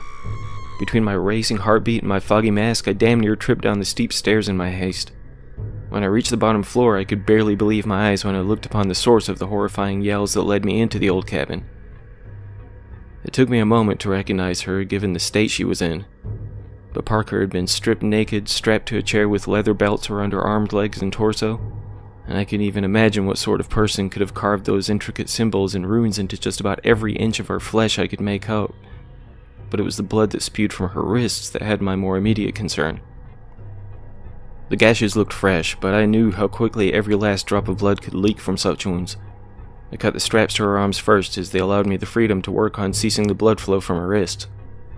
She was covered in blood from head to toe, clearly in shock and weakening more by the second. Not only that, but that whooshing sound from beyond the walls was drawing closer with every moment I spent getting her loose. It wasn't until I was cutting the straps around her shins that I noticed the grooves on the floor, to which the blood from her torn wrists was leaking. Though I knew I had to get us out of there, I couldn't help but trace my eyes across the ground, following where those twin grooves led to a 5-pointed star in the center of the room. It could be nothing more than that orange glow from the slender windows near the ceiling that made the pentagram look as though it was almost shimmering with its own light. But when Parker barked my name, pulling my attention back to the situation, and I had to push my curiosity to the side. It didn't take me much longer to get that last strap around her midsection cut, but time was not something we had the luxury of. When I noticed Parker's discarded clothing and gear near the back wall, we both worked quickly to get her in a fit condition to get out of there. She was still in something of a shocked and frenzied mental state, but her instincts were still intact. Even if it was the panic that caused her to run before, I had to give it to her on this one. Most other people would be damn near catatonic if they'd endured what she'd been through, but not Elizabeth Parker. If we survived this, I hoped she would be able to give me some answers to who did this to her, but those would have to wait. The exterior walls were already smoking when we reached the ground floor, with the inferno raging right outside the splayed open front door. We headed for the back, both of us thankful to see the situation not quite as dire to the rear of the building, but we knew that wouldn't last. Though she was still weak from blood loss, she still moved almost as quickly as she could with a full tank. We busted through that back door and gunned it as quickly as we could. I could tell my oxygen was starting to run low, but with the flames right at our asses, that was the least of my concerns. As soon as we saw that riverbank, Liz was already pulling out her shelter, reminding me to do the same. While hers was still fresh, mine had already endured that first wave, but I hoped it could handle another one. Even if I was halfway tempted to just leap into the water, I followed the book and planted my face to the ground in the hopeful safety of my best impression of a TV dinner. Our screams blended into one as the fire embraced our flimsy tombs, while a distant explosion assured me that the cabin likely had some flammables within. I didn't doubt that the small cottage wouldn't survive this, but I had hoped enough would remain to potentially yield some evidence. Perhaps my mind was simply looking for distractions, while my skin began to feel as though it was cooking. Parker still shrieked from beside me, but I could only imagine how badly those flesh wounds covering her slender body were burning at that point. Other than the glorified sunburn I had received from that first wave, I was mostly in one piece, while my crewmate was beaten, bloody, and bordering on bloodless at the time. Still, given what we had endured already, I was truly not expecting us to survive this. Not with how bad it had gotten by the time we escaped that cabin. When a hauntingly deep scream yelled out from somewhere off in the distance, I damn near shit my pants. Something about that horrendous wail sounded both agonized and furious. At first I thought my shelter was failing and the sound was caused by my eardrums melting away. Another thought that crossed my mind after assuring myself that I wasn't a Thanksgiving turkey just yet was that the fire itself screamed out in anger, while we held it back with our protective cocoons. Perhaps it had had its fill of wood and stone, and our keeping ourselves concealed was denying it the meal it deserved. Irrational? Yeah, maybe so, but I wasn't feeling particularly rational at the time. Even with the angered whooshing surrounding me, as well as the splitting and cracking of the trees spilling more debris across my fragile shell, I became aware of one more sound that threatened to cause my bladder to give up. Being fully aware of the inferno raging outside my flimsy shelter, I was certain the footsteps I heard approaching could not belong to anything living. With my heart racing so erratically, I tried to convince myself that it was nothing more than my frenzied pulse beating against the inner wall of my ears. But that didn't explain how it sounded like it was drawing closer by the second. As I felt my shelter wrinkle as though fingers were wrapping around it from the outside, I had no doubt it was failing, and the burning hot fumes would breach my lungs soon. I screamed out harder than I ever had before, even more so when Parker let out another shrill squeal from beside me. Part of me wanted to break free from my confinement in hopes of saving her before the flames consumed me, but I knew there was nothing I could do, not with how hopeless the situation was looking for both of us. I was barely aware of the sounds of the scooper above, nor the approaching ground crew, but that first blast of water raining down on me, I can't even describe the sensation in a way that would do it any justice. Everything faded into a blur as voices called out from around me while I hesitantly pulled myself free from my shelter. Just about everything I looked upon was blackened and charred, but the faces, both familiar and unfamiliar, around me were one hell of a sight for my reddened and swollen eyes. Though I was still mentally out of it, I managed to get the attention of some of the others on the scene to get Parker some help. By the time I and a few of the other boys got her to safety, the fire had almost been beaten into submission. I stayed with Liz on the ride to the hospital with the recommendation that I get checked out as well, as I had sustained some pretty decent burns over that last hour or so. In all honesty, I can barely believe that all of it occurred over such a short period, but that's the nature of trauma, I suppose. Over the following days, when Parker was up to it, we both had a lot of questions to answer. I couldn't tell them much, given that it was a combination of luck and the fire that led me to the cabin in the middle of nowhere, and unfortunately Parker couldn't offer much either. According to what she could recall, as I had suspected, she took off running the second she saw Gray and Jackson attempting to escape the approaching blaze. Whether she thought they knew something she didn't, or it was simply her panic that inspired her to follow them, she couldn't say. But it wasn't something she was proud of, regardless of the circumstances. Tough as nails, Parker, but any one of us can lose it when faced with such things, so nobody looked at her any differently for that. Apparently, while running as quickly as she could, something either hit her or shocked her. Whatever it was, it knocked her out cold. When she awoke, she was exactly where I found her, with no memory of who had carved those numerous wounds into her flesh. Gray and Jackson were located not far from the cabin, maybe, 20 yards to the west of it. Given the fact that they had been consumed by the fire, it was assumed that they simply failed to deploy in time. When the pathologist found some trauma in the back of their heads that was not caused by the blaze, it would be taken for granted that whoever attacked Parker likely took them out of the equation as well. I can happily report that the rest of my crew made it through that wildfire with nothing more than some similar injuries to those I suffered. Second-degree burns, some bumps and bruises, scrapes and such. There were others out there that day who left those woods in much worse shape than us, but things could have been a lot worse, all things considered.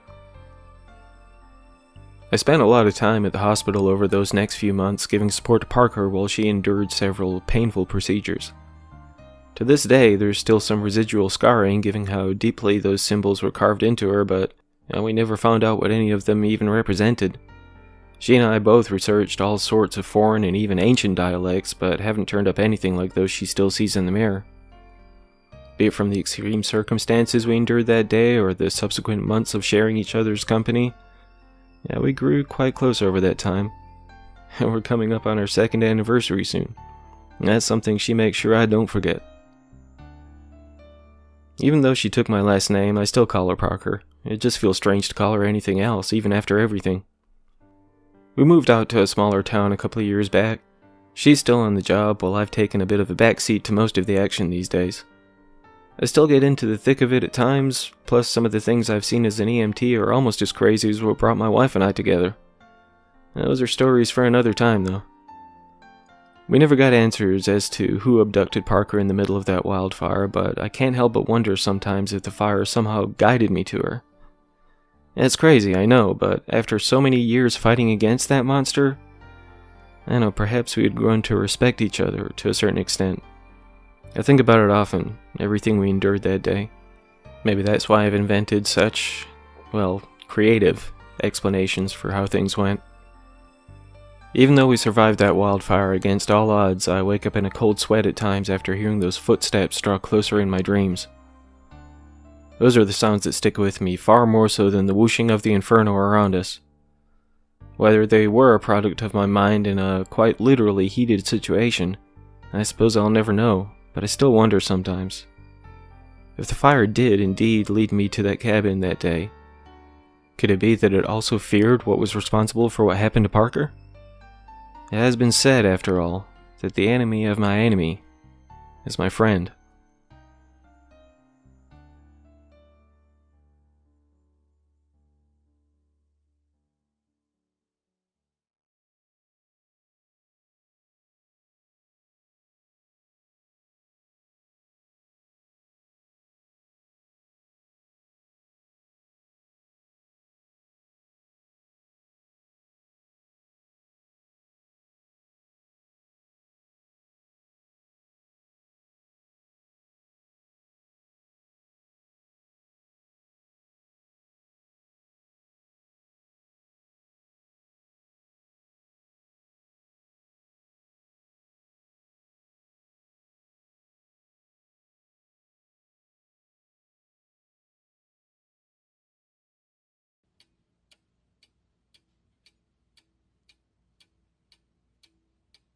Okay, so there's a story about an incident that happened at Disney back in the 1950s.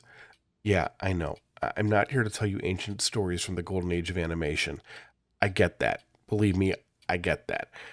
I know exactly why I'm sitting in this chair with you three gentlemen looming over me. Just indulge me for a moment. I promise there's a point to this. So back in the 50s, Disney wasn't the entertainment juggernaut they are today. At that point, they were almost exclusively concerned with churning out cartoons. Most people today are under the impression that all the company's films were successful, but the truth of the matter is that Disney was in a lot of trouble back then. A number of their films had failed financially, even some of the ones that are seen today as classics, and it was really the television and newspaper cartoons that were keeping the lights on. Small film strips, too, the kind that used to play before the feature presentations. A couple of cartoonists were working on a short when they realized that they needed a particular sound effect to really make a scene work. It wasn't one they'd used before, so they didn't have it on file. And after going through the sound archives, they couldn't find anything that was quite right. Um, Somehow one of them realized that they could get what they wanted by slowing down the noise of a soldering iron. They tinkered around with it for a while, and at one point they put it down all the way to 12 hertz. See, they didn't understand what sound can do if you're not careful. The cartoonists were sick for days after they created the effect. Rumor has it that Walt Disney happened to be there with them at the time and that he fell ill as well. Having a 12 hertz sound run through your body is roughly the equivalent of sitting in an office chair and letting your coworker spin you around for a few hours, then trying to stand up and walk around. When the body is exposed to sound, just like when it's exposed to pretty much anything else, there's always a reaction. This is especially true with low frequencies. We call that infrasounds. Our ears can't hear them, but they can do a number on us. Did you know that the noise around 19 hertz can cause people to hallucinate? That's because it's the resonant frequency for the human eye. The vibrations can cause us to see all kinds of crazy things. The real dangerous one, though, that's 7 hertz. It's the resonant frequency for your brain and your other internal organs. You crank that one up if you really want to get the party started. Everything from nausea, disorientation, you start to get paranoid like everyone in the world is watching you. You let it go on long enough, and your organs actually physically start to tear themselves apart. Any longer than that, and that's it. The end. You're done. The reason I'm telling you all this is because you need to understand that the science behind what Dr. Varadkar attempted was sound. No pun intended. As much as it sounds like something that came out of a bad pulp science fiction novel, it's actually based on 100 years of scientific research. That's how he got the government to agree to the funding. I wasn't a part of that pitch meeting, so I can only imagine that those suits were sitting there licking their chops at what he was presenting them. And it makes sense, too, right? If sound can be used to affect the human body, it should be possible to use sound to make changes to it as well. With the right frequency, volume, and other conditions, it would be theoretically possible to make a person far more susceptible to suggestion. Taking it a step further, it would even be possible to basically rewrite how that person thinks. The human body is, for all intents and purposes, a biological machine, and sound can be used to hack that machine. Now, you know what happened next. The committee approved Dr. Varadkar's grant. How could they not? He was telling that he was going to give them a way to directly influence each and every member of the population on a silver platter. Even if they weren't going to use that technology in American citizens, and let's just be honest with ourselves and acknowledge that someone eventually would have tried to do just that, it would have made one hell of a weapon. Win a war without firing a single shot by making your enemy see things your way, whether they want to or not. The committee went one step further, though. Varadkar needed test subjects, lots of them, and they needed to be highly varied. Different backgrounds, different biological makeups, different diets, all of that. Being able to adjust the thought process of a single person wouldn't cut it. He needed to make sure that he found universal sounds and frequencies so that anyone and everyone would be affected. Because of this, the committee agreed to allow Varadkar to use an entire town as his own personal playground. And I gotta tell you, even with everything that's happened, that's the part I still cannot get my head wrapped around. The United States government turned over an entire town of its own citizens to a single person so that he could poke and prod and experiment on it.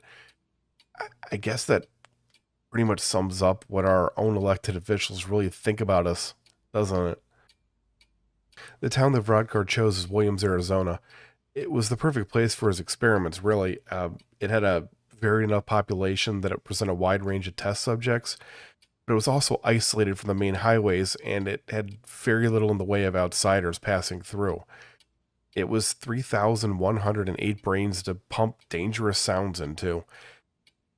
3,108 men, women, and children that didn't have a choice. Varadkar told me that he was working on a new warning system that could transmit a signal throughout a large area by using particular tones on specific frequencies. That's not anything that's needed here in the States, but it would be invaluable in places where groups of people live that don't have the luxury of readily available cell phone service. People could be warned about imminent floods in even the most remote parts of the Middle East, for example. A specific sound would be transmitted over a much larger distance than, say, the sirens we use now to warn people about tornadoes. It would completely eliminate issues like language barriers. A person hears this particular sound, and they know that they need to get to somewhere safe. Varadkar said that what he was working on was a series of tones that could be used as a sort of universal system. One tone for flood, another one for sandstorm, a different one for tornado, so on and so forth.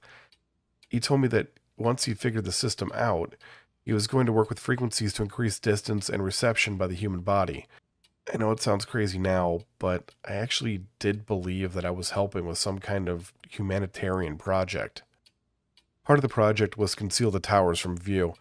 I did find that part odd, but the way it was explained to me was that it was simply to not take away from the natural beauty around the town, and also not to call unneeded attention to the project. Yeah, I know, it was a bad reason, and I should have questioned it further, but it really wasn't that strange of a request. I've been contracted by countless people that want a system that works, but don't want to see it when it's doing so. It's not like I'm not accustomed to hiding some rich person's giant satellite dish or transmitting towers in a football stadium. Rodkar and we got along well enough during the building stage. Once the towers were finished, he asked me to stay on site in case any mechanical issues came up. I have a pretty busy schedule, and my services are in pretty high demand, so at first I turned him down. Then he turned around and showed me the figure he was willing to pay me for a few months extra work, and I decided I couldn't afford to turn that down. Now, this next part is what Varadkar himself ended up telling me about what happened. I didn't find out about what he had really been up to until later, and as much as I like to say that I had a bad feeling or some sneaking suspicion that something was up, the truth is I didn't notice anything that made me question what I'd been told. So what I'm about to tell you is what he told me, not what I witnessed firsthand. So take that for what it's worth. Rodcar and his team started small. They already had a number of frequencies that would make a person feel anxious or disoriented, so they tried to see if they could simply tweak those to make the test subjects more open to suggestion. Nothing really happened for the first few weeks. That may sound like a long time to be working on such a small range of sounds, but you have to understand just how precise of frequencies they were working with. There's a lot of room between 8 and 9 hertz, for example. Vodkar was testing frequencies out to over 50 decimal places. The majority of the time, the residents didn't even realize anything was happening. We can't hear anything below roughly 20 hertz, and he was working in ranges much lower than that. He was also just using short bursts in the beginning. It wasn't until he started to extend the broadcast times that things really began to go downhill. The number of people going to the local hospital rose dramatically. A lot of the people were complaining about feeling sick even though they didn't have the usual symptoms of a cold or the flu. There were several cases involving coughing up blood or bleeding from various orifices. A few elderly patients suffered heart attacks. Rodkar was aware of all this. Somehow he was getting all of the medical records that were processed at the hospital. Either someone was getting the information to him, or he was obtaining it himself. I'm not sure which it is. Like I said, this is just what I pieced together from what he told me and from things I saw later. I didn't see Varadkar much during that time period. Since the towers were working without issues, there wasn't much for me to do, so I spent the majority of my time in the trailer that I'd been provided with. Like the other trailers and the few buildings that had been constructed, it was heavily soundproofed. I and all of the other staff on site would be sent a text message when a test was about to occur, and we'd go into our designated areas to wait for it to be over. I don't know what test number it was when things started to get out of hand.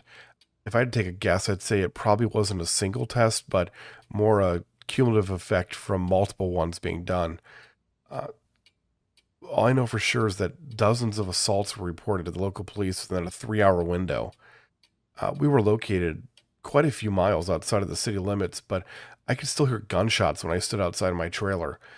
I was listening to that distinctive popping sound when one of the guards came into camp with the news that a fire was burning on the east side of the town. Rodkar and his team came rushing out of the temporary metal building they used as their base camp. I've never seen anyone move as quickly as they were. He barked a few orders to his team, and they piled into a group of minivans and left immediately. Once they were gone, he yelled at the guards to begin breaking down the camp. He then came rushing over to me and grabbed me by the shirt, demanding that I tell him how to turn off the towers. I was completely baffled by his shouting. I knew for a fact that he was aware how to shut them down. He had been doing just that at the end of each test. I tried to explain that to him, but he kept saying that they were still on and that I needed to turn them off.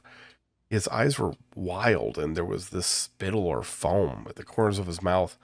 He was usually the most calm and collected man I had ever known, but at that moment, he looked like a maniac, an absolute lunatic. He brought me into the metal building and once again instructed me to shut off the broadcast towers. As calmly as I could, I told him that it was all done through the main power switch, which was on the main computer board underneath a series of a dozen monitors. He sneered at me and pointed at the monitors, telling me that they couldn't possibly be off if this was what was still happening in Williams. He was talking about, so I went over to the monitors to take a look. I immediately regretted that decision, and I have every minute since. The images on those monitors, they showed what I imagine hell to look like. Citizens of the town were tearing themselves and each other apart. The atrocities on those monitors being committed, it wasn't a riot. I know that's the popular story, but I'm here to tell you that it most definitely wasn't a riot. As strange as this is going to sound, it wasn't organized enough to be one. It was like everyone had suddenly decided that it was every man for himself. I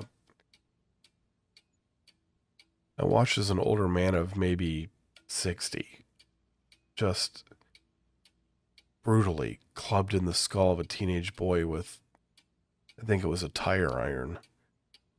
I actually knew that man. I had gone to town several times to get food or just to stretch my legs when testing wasn't happening. So I recognized him as the owner of a local deli. He was a nice man. I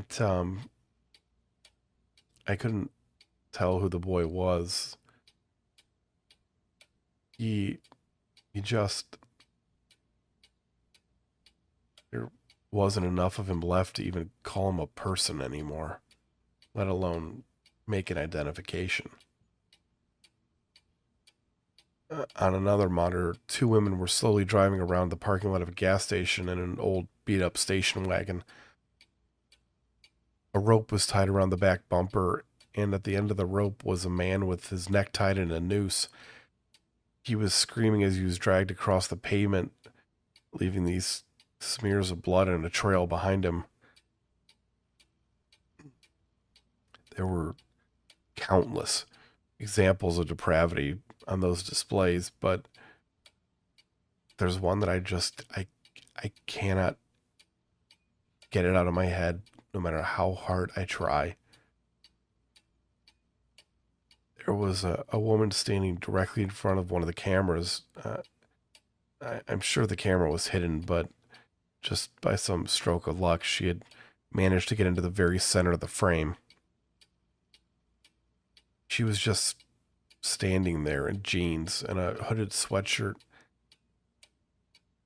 and she was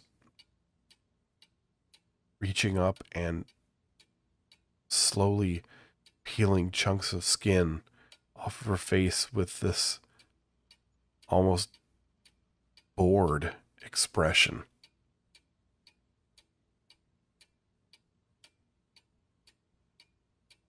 I tore my eyes away from the monitor as Varadkar once again demanded that I shut off the towers. My stomach was churning as I looked down at the computer board on the desk. I thought I was going to throw up right then and there, but somehow I managed to keep myself together. The light at the indicator when the towers were transmitting, it was off. I checked the logs and verified that there wasn't even any power running to the towers. They weren't sending out a signal, and they hadn't been for several hours. When I showed all that to Varadkar, he sat down in one of the leather chairs and buried his face in his hands. He looked exhausted, and he seemed older. I was close to panic at this point. I knew that what was happening in Williams had to be at least partially my fault, and I yelled at him to tell me just what the fuck was going on. All he did was he pointed at a clipboard sitting on one of the tables. I picked it up and I started to read through the documents. As I was doing that, Varadkar very slowly, very haltingly told me what I told you earlier. The real intentions of the project, the committee meeting, and how the government had handed over an entire town to him. He didn't sound remorseful. If anything, it was more like he was trying to convince me that he had done the right thing and this was just some sort of acceptable outcome. The papers were a listing of test numbers along with the results of those tests. There weren't any exact frequencies listed, but there were reference numbers that I assumed could be used to find that out. The most recent test, the one that happened a few hours prior, it was detailed at the top of the sheet. At first, the team had thought that it was another failed test. Nothing had happened immediately, and the people that they were observing didn't seem to be affected by it in any way. About an hour after the test, though, a man was observed hitting another man without any provocation. More of these incidents happened as time passed until suddenly the entire town had just erupted in violence. Instead of things growing calmer the further out they got from the test, they had instead inexplicably began to ramp up.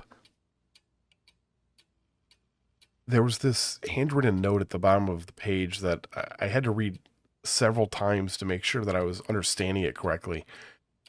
One of the scientists had found out that the test frequency was still resonating in the brains of the subjects they had monitors installed in. I have no idea how they got monitors into people's brains. I mean, there's no way that the people knew about that, right? They never would have volunteered for that. And Vodkar's group wouldn't have told them what it was for anyway, so they would have been blindly accepting something. I can't imagine that's the case. Regardless of how they did it, the scientists noted that the resonance was actually growing stronger as time passed rather than fading. You have to understand, that simply should not have been possible. That's not how it works. If you take away the source, there's nothing to continue to cause the resonance to happen. There could be effects from the resonance, yeah, but it wouldn't just continue on. And for it to keep growing stronger, I don't have any explanation for it. There was more to it, though. The vibration was actually passing on from person to person. When an affected person was close enough to an unaffected one for a long enough period of time, the brain of the unaffected one would begin to display a synchronous vibration. It was the equivalent of striking a tuning fork, putting next to a second one, and the second one just starting to vibrate at the same frequency. To put it in even simpler terms, this madness was contagious. I put down the clipboard and I just stared at Vodkar for a long time. I don't know how long it was. I couldn't think of a single thing to say. I mean, how do you put the feelings you experience from reading something like that into words? Vodkar was the one who actually ended up speaking first. He raised his head out of his hands and looked directly at me. The expression on his face was, if I had to describe it, I'd say it was the expression of someone that had completely given up. "The devil's tone," he said, in a matter-of-fact voice that sent a chill down my spine. Before I knew what was happening, he reached under his lab coat and he pulled a gun out from his belt. I hadn't noticed it before with everything else that was happening. He turned it on me, he pointed directly at me, and I stood completely still. I was afraid that even the smallest movement might set him off. But then, without even blinking, he turned the gun, put it right into his mouth, and pulled the trigger. It went off with this loud roar, and his body slumped forward in the chair as pieces of skin and blood and bone splattered onto the wall behind him. And that's when the guards came into the building. You obviously know the rest. I had a hood put over my head, and the next time it came off was when I got here, wherever here is.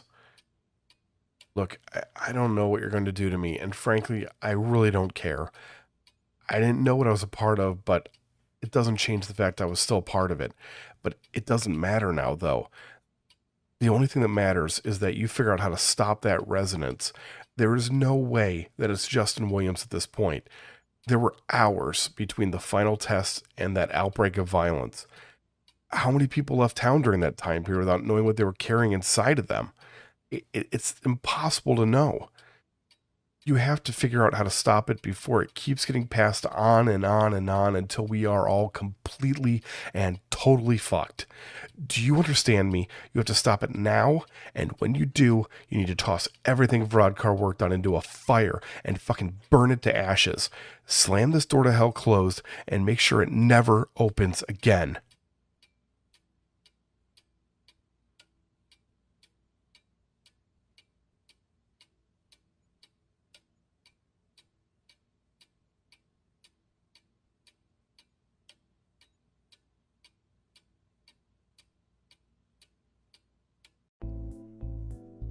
Hitchhiking across the country sounds a lot more adventurous than it actually is, especially to the very curious teenager I was back then.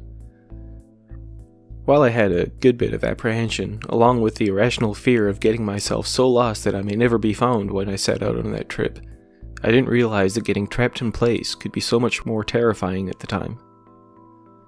I was afraid I would never escape that haunting little shack, but nothing could have prepared me for what was actually going on. Ever since I read On the Road by Jack Kerouac, the first of many books my father gave me before he passed away some years back, I had dreamt of making my own long voyage across the many roads of America. My dad would sometimes talk about how much he regretted not taking the chance on a journey like this when he was younger, so I wanted to do this as much for him as for myself, perhaps more so. Having decided to take a year off after graduating high school, pushing my college experience back a bit, I thought this would be a good time to begin my adventure. Or Anthony Ross to most, thought I had lost my mind claiming only a thrill-seeking nutcase would set out on foot, especially with a perfectly good car parked in front of the house. My dad left his prize Chevelle to me when he died, as he claimed that Mom could never drive it worth a damn, being that she was not a fan of straight shift in the least. Regardless of the gorgeous car that was bequeathed to me, this wasn't about the destination to me, but the trip itself.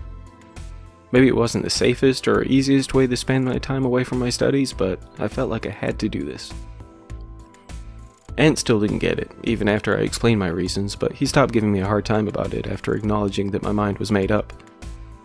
As it turned out, what I expected to be an invigorating, once-in-a-lifetime opportunity turned out far shorter than I originally intended, as well as a great deal more terrifying. My mom was still trying to talk me out of it when I headed out that morning back in the fall of '98.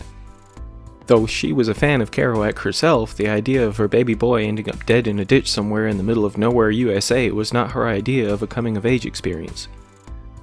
She too backed off when she understood that she couldn't talk me down from the ledge, so to speak. I hit the road with a heavy pack on my back filled with hopefully everything I would need, as well as a good $400 in my wallet. Yes, Kerouac didn't exactly speak of such luxuries in his book, but as much as I wanted to somewhat follow in his footsteps, I wasn't prepared to risk going hungry either. Not only that, but I thought the tent and some change of clothes for my time away would make things a little easier on me. I was adventurous, but I had my limitations on things I couldn't live without. I even had my dad's old hunting knife stashed away for good measure. The first 24 hours went smoothly enough. A stop for food and drinks here and there, the occasional air-conditioned bathroom break, as well as 1 or 2 visits to a nearby tree, but nothing much to speak of. Honestly, it took the majority of that first day just to clear the city before I found a good spot to set up my tent for the night. Being that it was the first time I had ever slept outdoors like this, I spent a lot of time tossing and turning before I finally passed out. After getting back on the road the following morning, I headed back to the highway I had been traversing before ducking back into the woods for the night. My stomach was churning pretty good, but now that I was well beyond the city I left behind, I wasn't exactly close to anywhere I could pick up some food. I was prepared for that when I set out on this trip, but that didn't exactly make me feel any better about it at the time. About an hour after heading back out, I managed to thumb a ride to the next town, one in which I filled my belly as I was able. I can't say I wasn't tempted to invest in a hotel room for the night once my appetite was finally satisfied, but I wanted to see this through to the end, even if my enthusiasm was significantly waning. I don't want to come off like I was some spoiled kid back then, tiring of life on the road after a day and a half, but I was already considering turning back by the time I found my resting spot for the next night. Funnily enough, as much as I just wanted to pack it in while I once more fought to get comfortable in my sleeping bag, I was more concerned about giving my mom and aunt the satisfaction of my giving up than perhaps disappointing the memory of my father. Regardless of my feeble attempts to convince myself to stick this out until the end, about 7 hours into the following day's walk, when the thunder cracked loudly from above and the world darkened around me, I pretty much had my mind made up. It was time to admit defeat and head back to the comfort of my home, even if Aunt would likely give me shit about it for weeks on end. Unfortunately, not only had I made it a great many miles from my hometown, but when the bottom fell out and the storm raged from all around me, I couldn't have convinced the first person to pull over and offer me a ride. By the time I gave up on my pitiful attempts to garner transportation, I was already soaked from head to toe. I ran into the woods I had been walking next to, looking for a good spot to hide out from the storm, uncertain if I could even hope to set up my tent with how strongly the wind was blowing. If nothing else, the thick and bushy trees provided me with a little more shelter than I had out by the road. That wasn't much. I crouched down in an almost dry spot somewhere far beyond the tree line I escaped through, pulling up the collar of my soaked jacket, hopeful that the monsoon would pass by soon. While I sat there, mentally beating myself up for making the ridiculous decision to head out on this miserable trip, the lightning grew more constant, illuminating the darkened world around me for seconds at a time. Each time my surroundings would light up before my eyes, I tried to look around for anything around me that may provide better shelter than the leaves and branches I hid below. It was during one of those intervals of stabbing bright light that I thought I could make out the roof of some sort of building off in the distance, just a ways deeper into the woods. I almost jumped for joy when I stood up to get a better look, seeing it far more clearly from a higher viewpoint. With my surroundings being hidden behind the darkness in between those brightened sparks across the sky, it wasn't the easiest thing to make my way through the dense forest with a heavy pack on my back. Still, even after damn near busting my ass a million times, the closer I got to whatever building lay ahead, the more excited I grew about potentially being able to dry off a little bit. Were it someone's house, I could just hope they would take pity on me and allow me to enter their comfortable home. If it was a deserted cabin or something, perhaps I could find a door or window unlocked, even if I would feel like a burglar or a squatter, helping myself to the dryness of somewhere I likely wouldn't be welcome. It didn't matter much to me at the time, to be completely honest. I just wanted to escape the storm before hopefully finding a way to get back home when it let up. When I finally did arrive on the outskirts of what appeared to be some sort of abandoned old shack, the first thing I took note of was the roof seemed intact. Yes, it wasn't exactly the lap of luxury, but it was shelter nonetheless. There was something of a clearing in the woods surrounding the small building, but when I crossed into it, another stab of lightning lit up the world around me. I was frozen in place, rooted to the spot when I saw my shadow cast against the slender wall, along with that of something else. When the light flickered once more, almost making me think of a blinking streetlight, the area lit up for longer this time. Long enough for me to notice that the second silhouette looked as though it crouched down behind the bushes around the shack. At that moment, as I felt the presence of whatever it was that cast that other shadow, I just took off running. Knowing full well that it could be nothing more than my paranoia at the time, combined with the exhaustion that was almost overpowering me, I was certain that it was only those quick bursts of light that were playing tricks with my eyes. That brief moment of logical thinking went out the window when I came up on the shack for a second time. I rationalized that I may have got myself turned around as I made my hasty retreat, regardless of the fact that I was certain I had turned back the way I came. Perhaps it was a different shack altogether, one that I simply hadn't noticed before, given that I could barely make out anything in between the lightning strikes. I wasn't exactly seeing reason at the time, especially when I saw the second shadow being cast against the exterior wall of the tiny wooden building once again. Once more I attempted to run, only to be led back to that same damned wall with the hauntingly tall silhouette.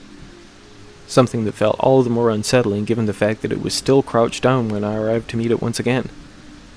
I could clearly make out the slender, elongated arms that reached to the ground, with the head looking to be around a foot taller than me. I still fought to rationalize this as nothing more than how size and dimension of shadows can be altered according to the distance between the light source and the object itself. I told myself it could just be a bird perched on top of a tree somewhere overhead that looked as though it sat right next to where I stood, according to the light's reflection on the shabby split wood of the old shack. Whatever the case, I attempted to move away from the dilapidated building yet again, this time keeping my eyes focused on the one before me as I backed away. While the fairly constant lightning refused to allow my eyes the chance to grow accustomed to the darkness, I managed to keep my focus on the shack as I put more and more distance between myself and the roof I could still make out in between the trees. With every flash, I could tell I was getting further away while I hesitantly paced backwards, feeling around for obstacles with my arms and the heels of my boots. As soon as I could make out no trace of the old shack, after spending God knows how long in my more cautious retreat, I spun back around to face whatever lay ahead. As you can imagine, when I turned to see that damned ratty old building right in front of my face, my legs almost felt as though they were about to give out. I almost planted my forehead into the wall before I reached out to catch myself, and my lower extremities turned to jello. But when I backed up with my palm still pressed against the wall, the enlarged hand and elongated fingers of the shadow hand right next to mine inspired me to scream out like a kid squaring off against the boogeyman. I just took off running, paying absolutely no attention to which way I was going. My shoulders made contact with the trees I sped towards, pinballing me from one side to the next while I damn near tripped over fallen branches and dips in the ground more times than I can even say. Every time I found the path leading me back to that ratty old shack, I wouldn't even allow my feet to consider stopping. Even when the splitting in my side became almost intolerable, I wouldn't let up. As I sped away from and straight at that building over and over, I finally slid off my pack, not giving too much of a shit that everything I owned was currently within. It wasn't until I came across that shack again, seeing my heavy backpack lying next to it, I could no longer convince myself there was anything logical at play. At that point, as I gasped for breath, once more staring down at that same wall I had fled from in multiple directions, I finally gave in to the fact that I could not escape this place. My heart was thundering just as much as the sky above me, while my feet back and sides throbbed as hard as if I'd suffered a severe beating rather than the far too extended sprint through the darkened woods. I could feel the blank silhouetted face next to mine, staring into my eyes regardless of the fact I could make out no features on it. When it began to move, I almost took off running again, but I knew that would be futile at best. Now, whatever this is, whatever it may want with me, I understood now that I would have to face it sooner or later. I just watched on, with the stabs of lightning flickering in such quick succession that it appeared as though the shadow moved in stop motion, shrinking smaller and smaller as it seemed to draw closer to the old shack I could not escape. When it finally stopped walking, shifting its posture in a way that looked as though it was turning to face me again, it no longer towered over me. If anything, it was more like a child standing alongside my slightly more out-of-focus shadow than whatever giant it had previously been. Whatever it was, it seemed as though it was waiting for me to approach, which I began to do before I even realized it. Even when my somewhat checked-out mental state guided me right up to the bushes that sat right next to the wall, my shadow still stood a good foot or two taller than the other. My heart still beat like a drum as I faced off against whatever held me captive outside of this dank old shed. But when the blurry head tilted as though it were looking right up at me, I once more felt that presence that previously sent me running. I don't know what I expected to see, if anything, when I turned my head to the side, to allow my shadow to glance down at what sought its attention. But no scream breached my lips when my eyes finally met the source of that second silhouette. She looked maybe 10 or 12, 13 at most, with her dark hair knotted and clumped with dirt. The white shirt and gray sweatpants she wore looked as though they had been dragged through the mud, with almost as many rips and tears had been carved into her pale flesh. Her wide and almost blank eyes were a muted brown, having faded considerably since the life had seemingly left them some time ago. When she turned to face the shack again, a single tear trickled down from each of them. I was still out of it when I finally sought out the entrance to the beaten-down old building, something that took me some effort to break through. With how the greenery had grown around the place, as well as the heavily moistened dirt that seemed to have risen up a good couple of inches at the base of the door, getting inside was no easy task. After digging a slight ditch in the mud with the side of my boot, while pulling away as much of the brush as I could and tugging at the rusted knob as hard as I could, I managed to break the deadbolt through the dry rotted wood. The interior of the building was maybe about 10 by 10 feet if I had to guess, with little to nothing remaining inside.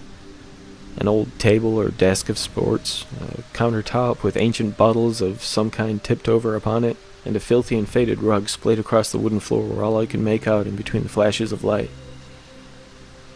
When I walked back out to see no trace of the little girl, I noticed that her shadow remained, practically etched into the exterior wall.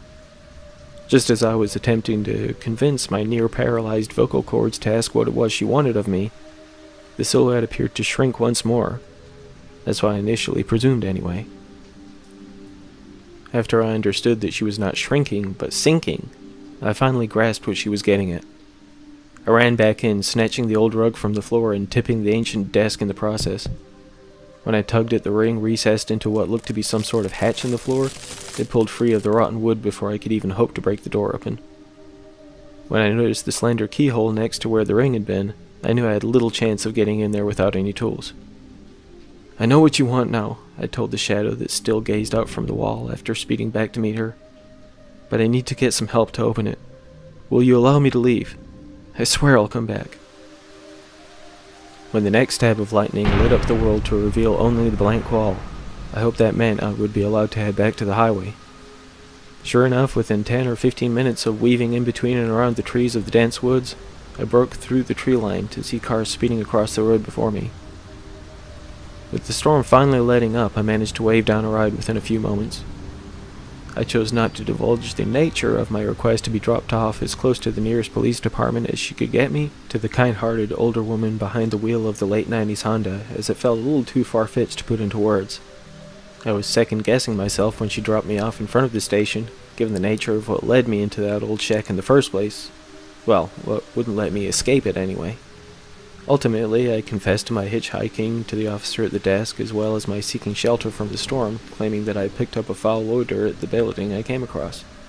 It almost made me nervous when I allowed myself to remember how aggressively I had broken through that ratty old door. Whatever it was, be it from how pitiful I looked in my still-drenched clothes, or just the inherent creepiness of the ancient building nestled away in an otherwise dense forest, they didn't ask any further questions after I guided them back there. It only took them a few minutes to get the hatch and the floor open, with a little help from a trusty crowbar they brought along. I would have some more questions to answer when they uncovered the decades-old remains of what would later be revealed to be the 14-year-old Andrea Parkman, a girl who had gone missing from a few turns over to the west some 20 years ago. Given my age, I could most definitely not be held responsible for the brutal murder of this innocent young girl, but the trace amounts of evidence left with the corpse would eventually lead them to the man who was. While it's not my place to list the name of the one who apparently tortured, raped, and murdered this poor young lady, it's quite safe to say that he is no longer a well-respected business owner of the very little town I found myself in that night. Why he had chosen to set up shop so close to where he had disposed of the body many years ago, I can't say. Maybe the sick bastard was proud of his actions, inspiring him to stay close to where he would visit from time to time. There's no telling, I suppose, but suffice to say, he will finally be getting what he deserves. Something that may have never happened had I managed to escape the grip of that little shack. Some weeks after finally getting back to my home, I took a drive back out to that small city, outside of which my excursion across the roads of America came to a close. I hung out in town for a while, hit up a local movie theater, and grabbed some food, just killed some time until night fell. Somehow, if little Andrea Parkman was still out there, I had a feeling I wouldn't be able to see her with the sun shining down overhead. It didn't take me long to reach the old shack after parking my dad's old car off the side of the road. The police still had the place roped off behind yellow tape and the like, as I imagined they were still gathering evidence at that point. Still, when the moon's glow cast my shadow against the exterior wall that sent me running through the woods, it only took a few moments for that second one to manifest beside it. When that silhouetted head stared up at me, I saw no trace of the little girl beside me this time, but when the smaller shadow reached out to embrace the taller of the two, I swear I felt that grateful hug as though she had been right there in person. After a few moments like that, those final remains of the poor innocent girl whose life was so brutally cut short faded from my view for the last time. I never returned after that final visit, other than the occasional drive through or past that small town with some further off destinations ahead of me. But I will never forget that night back in the fall of '98. Given how exhausted and drained I was that day, it's most certainly very possible that I imagined a lot of what I witnessed during that storm. It could easily be argued that while I assumed I was running away from that old shack, I may have indeed just been going in circles, considering I couldn't see much of anything until the lightning struck. It could also be taken for granted that time may well have altered those events, looking back a little over 20 years into my personal history. Whatever the case, whether the spirit of that young girl held me captive until I understood what it was she needed from me, or the story I fed to the police was the way things actually went down, I still believe how I recall the events of that crazy night to have progressed. Either way, regardless of the bit of justice that resulted from that exhausting trip, I can honestly say that to this day, I hope to never hitchhike again. No disrespect to Kerouac, or my father for that matter, but life on the road is not for me.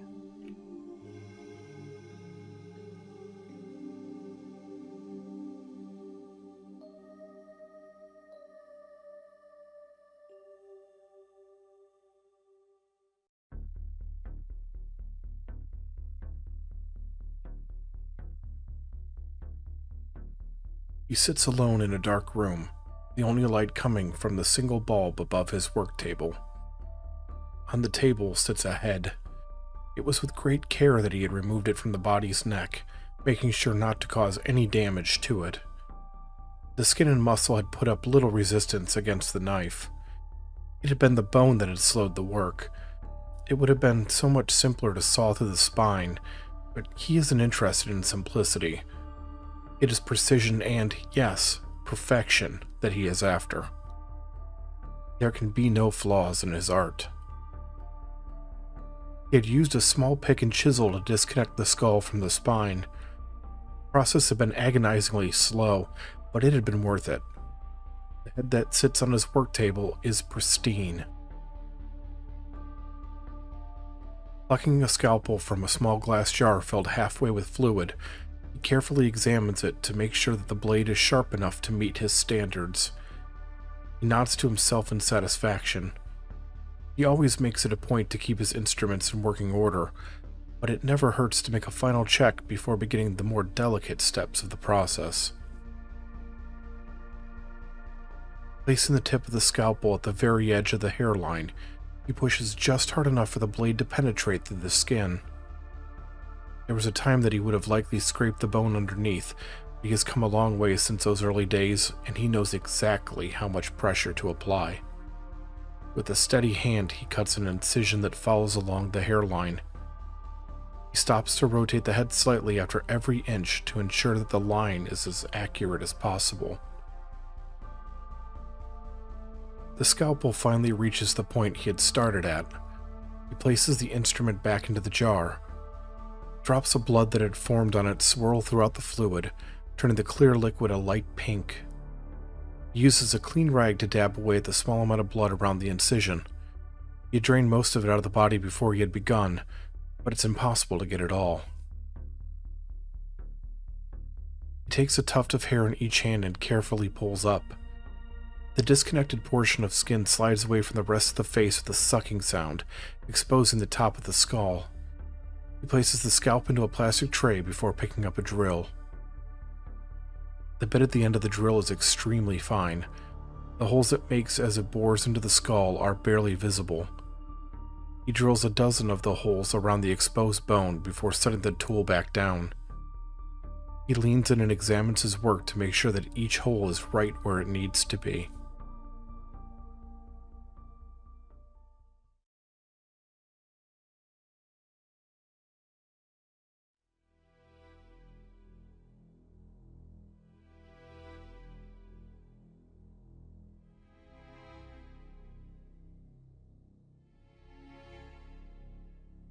He opens a small box at the edge of the work table and takes out a long wire with a loop at each end. The wire is jagged, with hundreds of razor-like points across its length. The tool is a giggly saw, a surgical instrument designed to cut through the bone with extreme precision. He slips the wire through the holes and moves it back and forth, pulling just hard enough for it to penetrate and tear at the bone. The cuts are smooth and straight as they connect the holes together. Finishing the task, he returns the saw to its case and closes the lid.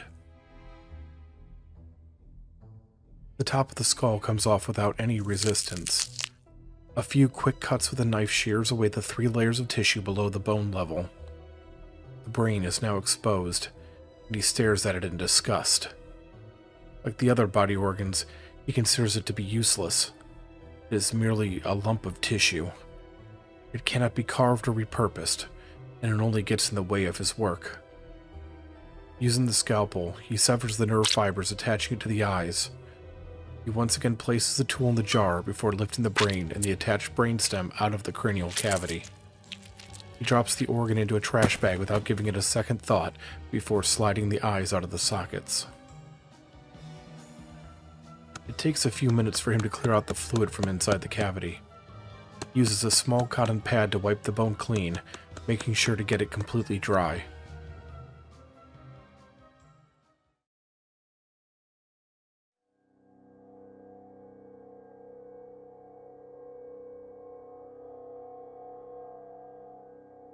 He always finds this part of the process to be relaxing, even soothing. He often wonders if other artists feel the same way as they set up a new canvas on an easel or clear debris off of a fresh block of stone. It's ritualistic, and there is comfort in that ritual. Using a tiny chisel and hammer, he begins the long process of carving an intricate series of symbols and designs on the inside of the skull. He is not naturally gifted as a scrimshander, and has only been through intense practice over many years that he has been able to get his skills up to the level that he is satisfied with. Still, this is the only part of the process that he dislikes. If his hands slip even a fraction of a centimeter, the entire project will be ruined, and he'll have to start again with a new subject.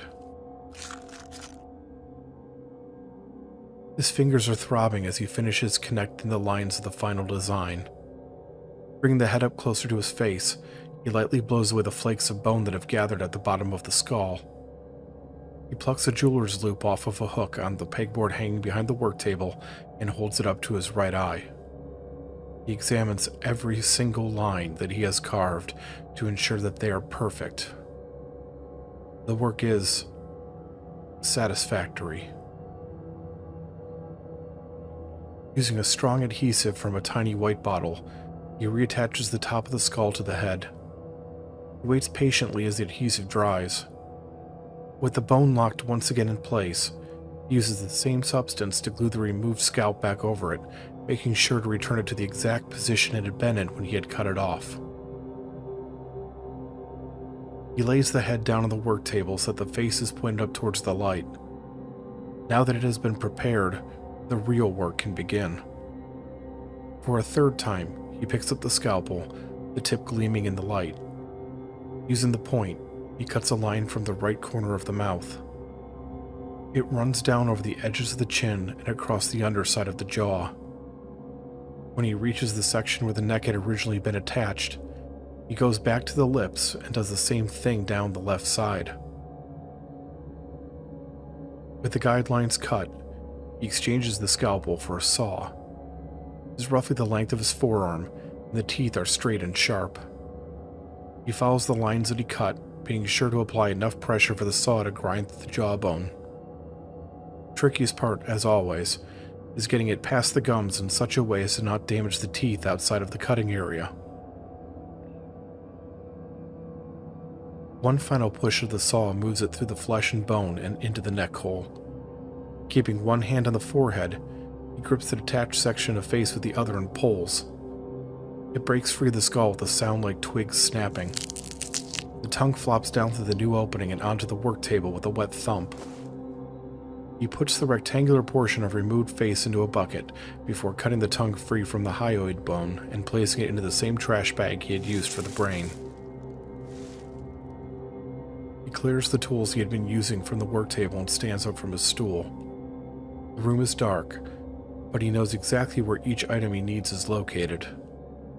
He shuffles away from the light on his long, thin legs and disappears into the gloom.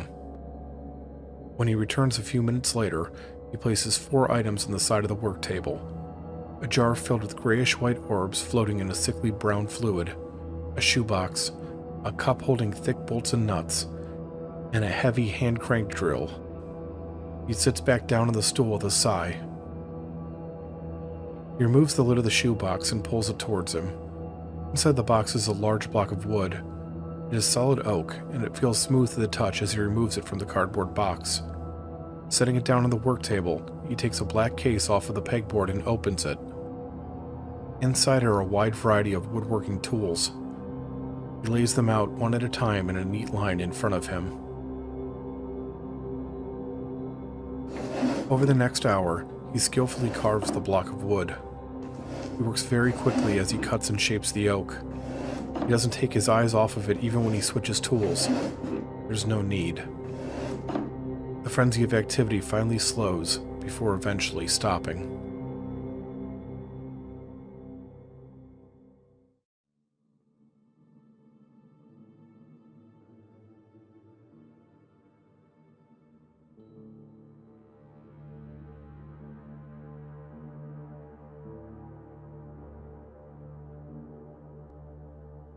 In his hands is a perfect wooden replica of the section of head that he had removed.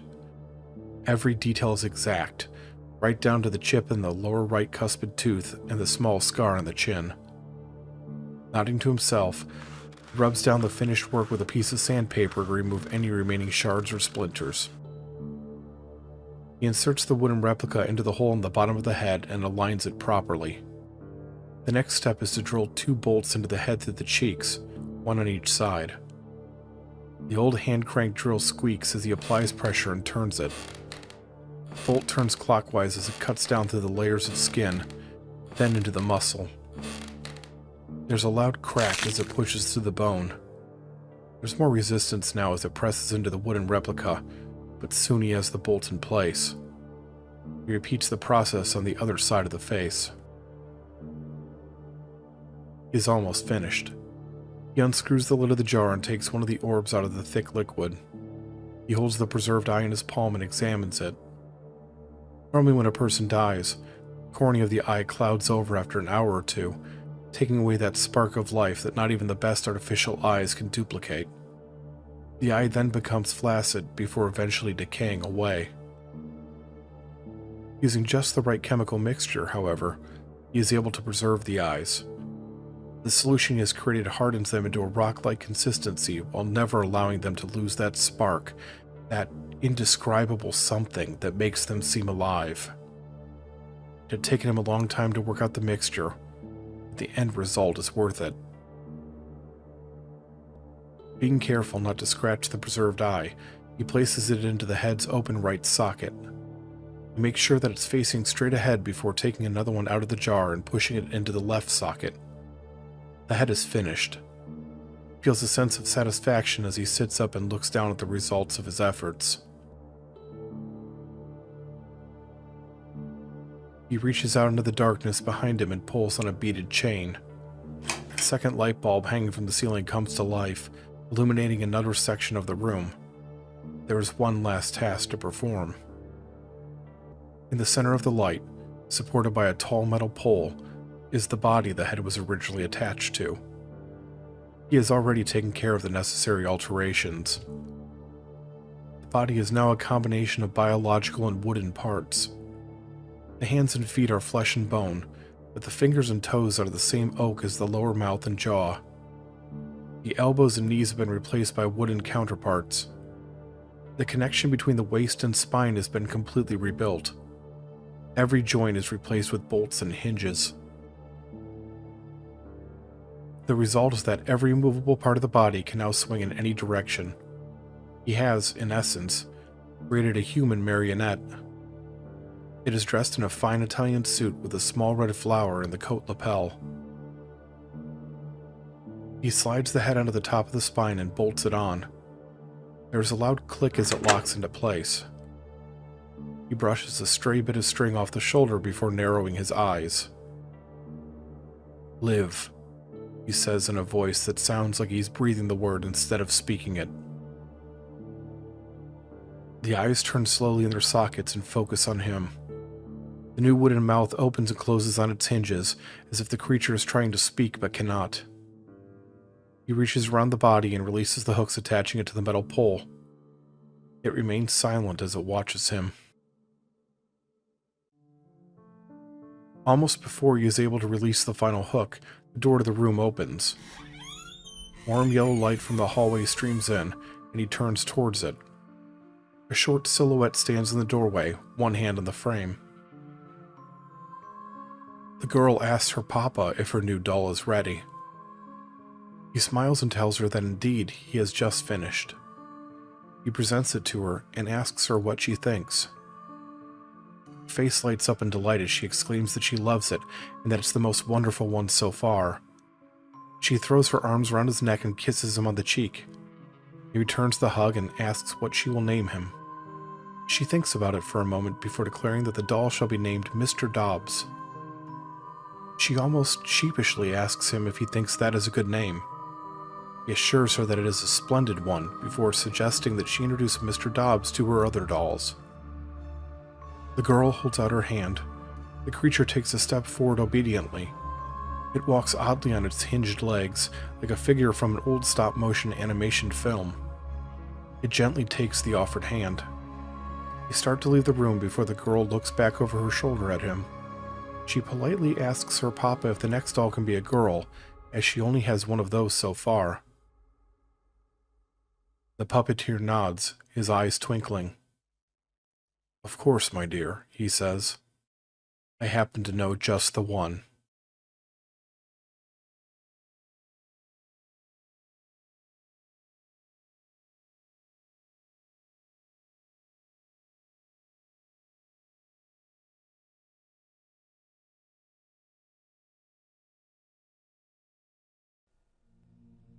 Okay, let me pull myself together. I'm recording this message to be my last... my last will and testament. Perhaps my final confession. I hope I still have enough blood in me to get through it all. The irony is that this was going to be my last job. The end of my illustrious career as an assassin. As it turns out, it seems it will be the end after all. Whether I like it or not. Yeah, don't get me wrong, I'm no saint. I'm not that movie hero killer for hire that only takes the assignments that would thin the population of awful people. Now, if the money was good, I'd take the job, no questions asked. My only exception was my refusal to take the life of a child. I did put down an expecting mother or two. Corrupt, wealthy men do enjoy their mistresses. If only they would learn to pull out once in a while. Of course, these jobs were easy, and it's amazing how much these pricks would pay to hide their sins from the world. I was never religious. I didn't believe there was a higher power waiting to hear my account of the terrible things I'd done. I'd love to say my conscience was never burdened, but that would be a lie. I'm not a human. Well, not entirely. Now this was going to be the big one. 10 million to take this guy out, and he definitely is a terrible human being. Eldritch Thawne is a very wealthy man. The major problem that he was also severely agoraphobic. He would handle all his business from his veritable fortress, a multi-level mansion that stood alone on a few hundred acres of land. Nothing or nobody around aside from his ample security and servants. He kept himself protected, that's for sure. He's not well known to the public, but he is most definitely a monster, though nothing could ever be proved. Over the course of his 65 years in this world, he had been linked with everything from drug cartels and arms trading to human trafficking and child pornography. These were almost facts to anybody who knew his name, though there had never been enough to convict him or even arrest him. Some suspected he had made some sort of deal with the devil in his youth to maintain his privacy, wealth, and ability to remain untouchable. Oh yeah, he was a vile, despicable man, but nobody could get close enough to end him. Many had tried, but they had all failed. According to rumor, many would never be heard from again. Now, when I was contacted about this assignment, I can't say I wasn't a little bit apprehensive. Sure, I didn't believe many of the rumors, especially those claiming crossroads deals under the moonlight, but I couldn't deny that he would not be an easy mark. I had built up quite the little nest egg over the years, and I didn't really need one last job, but when they offered me $5 million before any negotiation, I couldn't resist seeing how high I could get them to go. I asked for 20, just to test the waters. Yeah, big negative on that one, but I hadn't lost interest just yet. We went back and forth for some time until we settled on 10. That's not the kind of money you turn down, but it's also not the kind of money that comes without results. The highest prize I'd ever won from a job was $2 million. It took a lot of work and a lot of years to earn such a reputation that would afford such interest from the clients, mind you. I think my first job paid about $500. That wasn't a kill job, but roughing up people would be a lot more labor intensive in the long run. That was something I would grow to appreciate so much more as my career progressed. I think it was about 19 or so at the time. Yeah, fresh out of boot camp and always ready for a fight, so when some guy offered me $500 to beat the shit out of his ex-girlfriend's current boyfriend, I wasn't about to turn that down. Short story long, having graduated to qualifying for a 10 million job, it seemed like a good one to retire on. One last assignment. Once more into the breach, as it were. Yeah, there's a big lesson to be learned here, boys and girls. If something sounds too good to be true, yeah, it very much is. I need to pick up the pace. The tourniquet is not stopping the flow of blood as much as I'd like. Sure, I'd like to not be bleeding at all, but yeah, that's not happening. I don't know how strong that door is, but it seems to be holding them up for now. Truthfully, I don't know why I'm bothering at this point. I'm a goner. I know it. I do need to get all of this out, though. Surprisingly, I still have internet service, and maybe I can get this sent out before I bleed dry, or before they get to me. Christ, I hope I bleed out. I can't face them again. I've only seen a fraction of what they're capable of. It's not like I can run from them now. I'm down to 2 options. Fade away in this room or face them. The door feels pretty solid. Hopefully they won't get in. If they do, I'll cut the belt off the stump that used to be my leg. Yeah, that's what I'll do. I know all too well how quickly an artery bleeds. I've never been on this side of the equation before, but it's fast. Oh god, I'm scared. Focus. Focus, Jim, focus. Yeah, this place really is a fortress, but not in the way I'd assumed. Breaching the electric fence wasn't a problem, neither was sneaking around the security guards. They seemed well trained enough, but they were not as well versed in stealth as I. The knowledge acquired from my predecessor's attempts told me that it would be not as simple as a long-distance skill shot. Bulletproof windows were quite commonplace with these wealthy targets.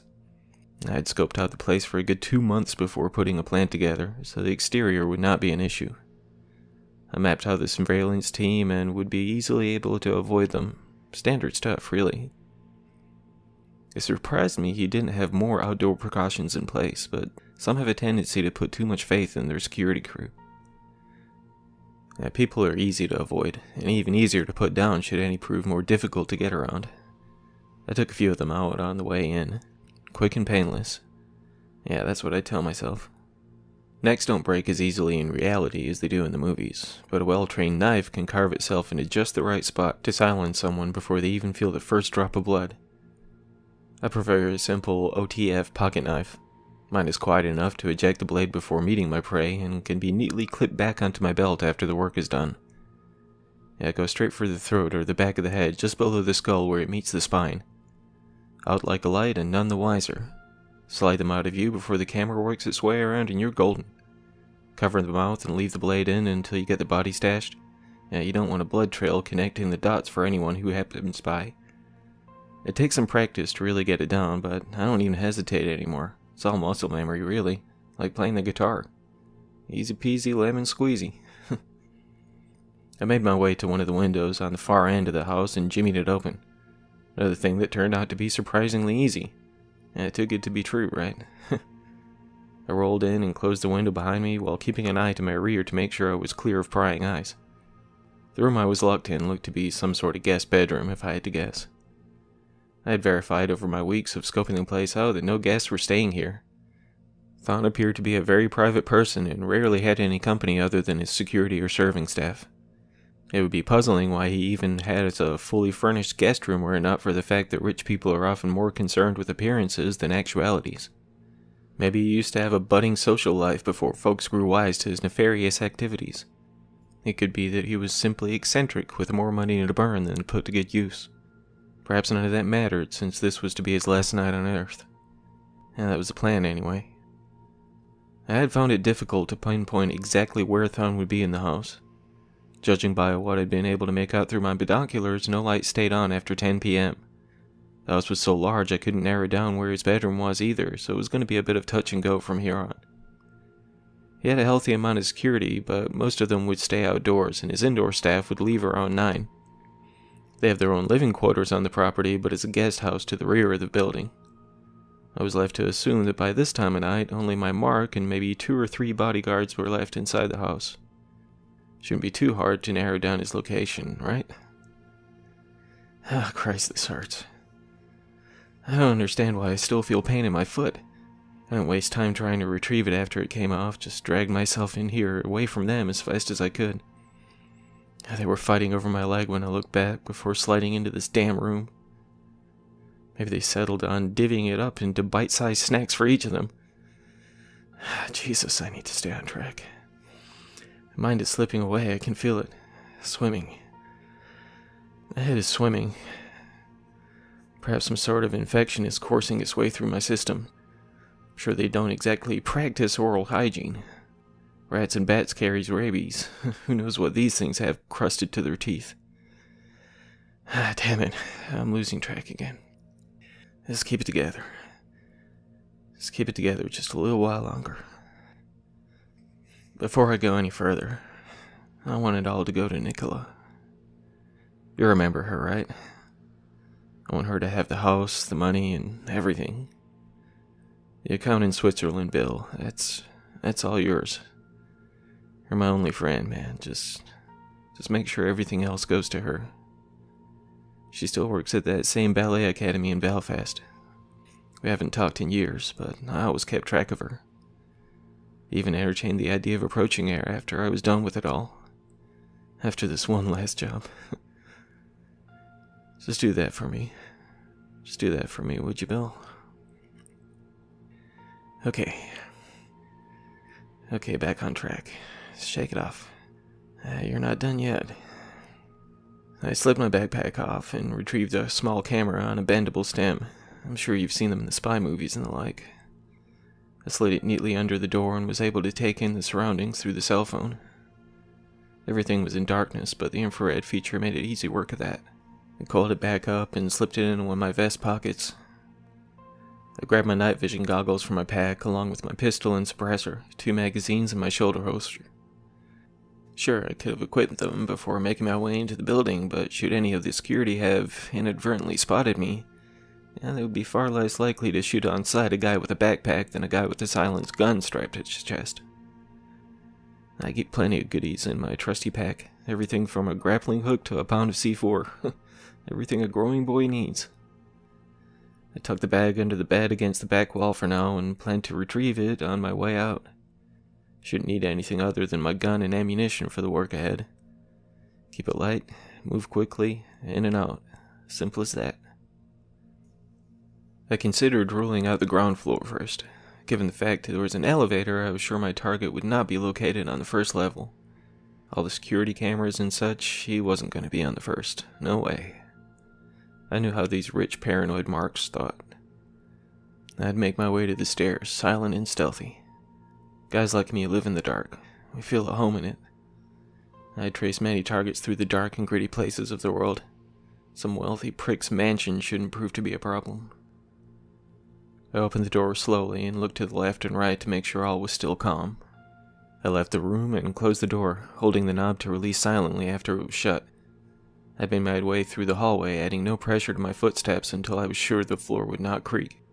Rarely did these mansions have squeaky floors, but it's always best to take precautions. Rooms were on either side of me, but those would not be my destination.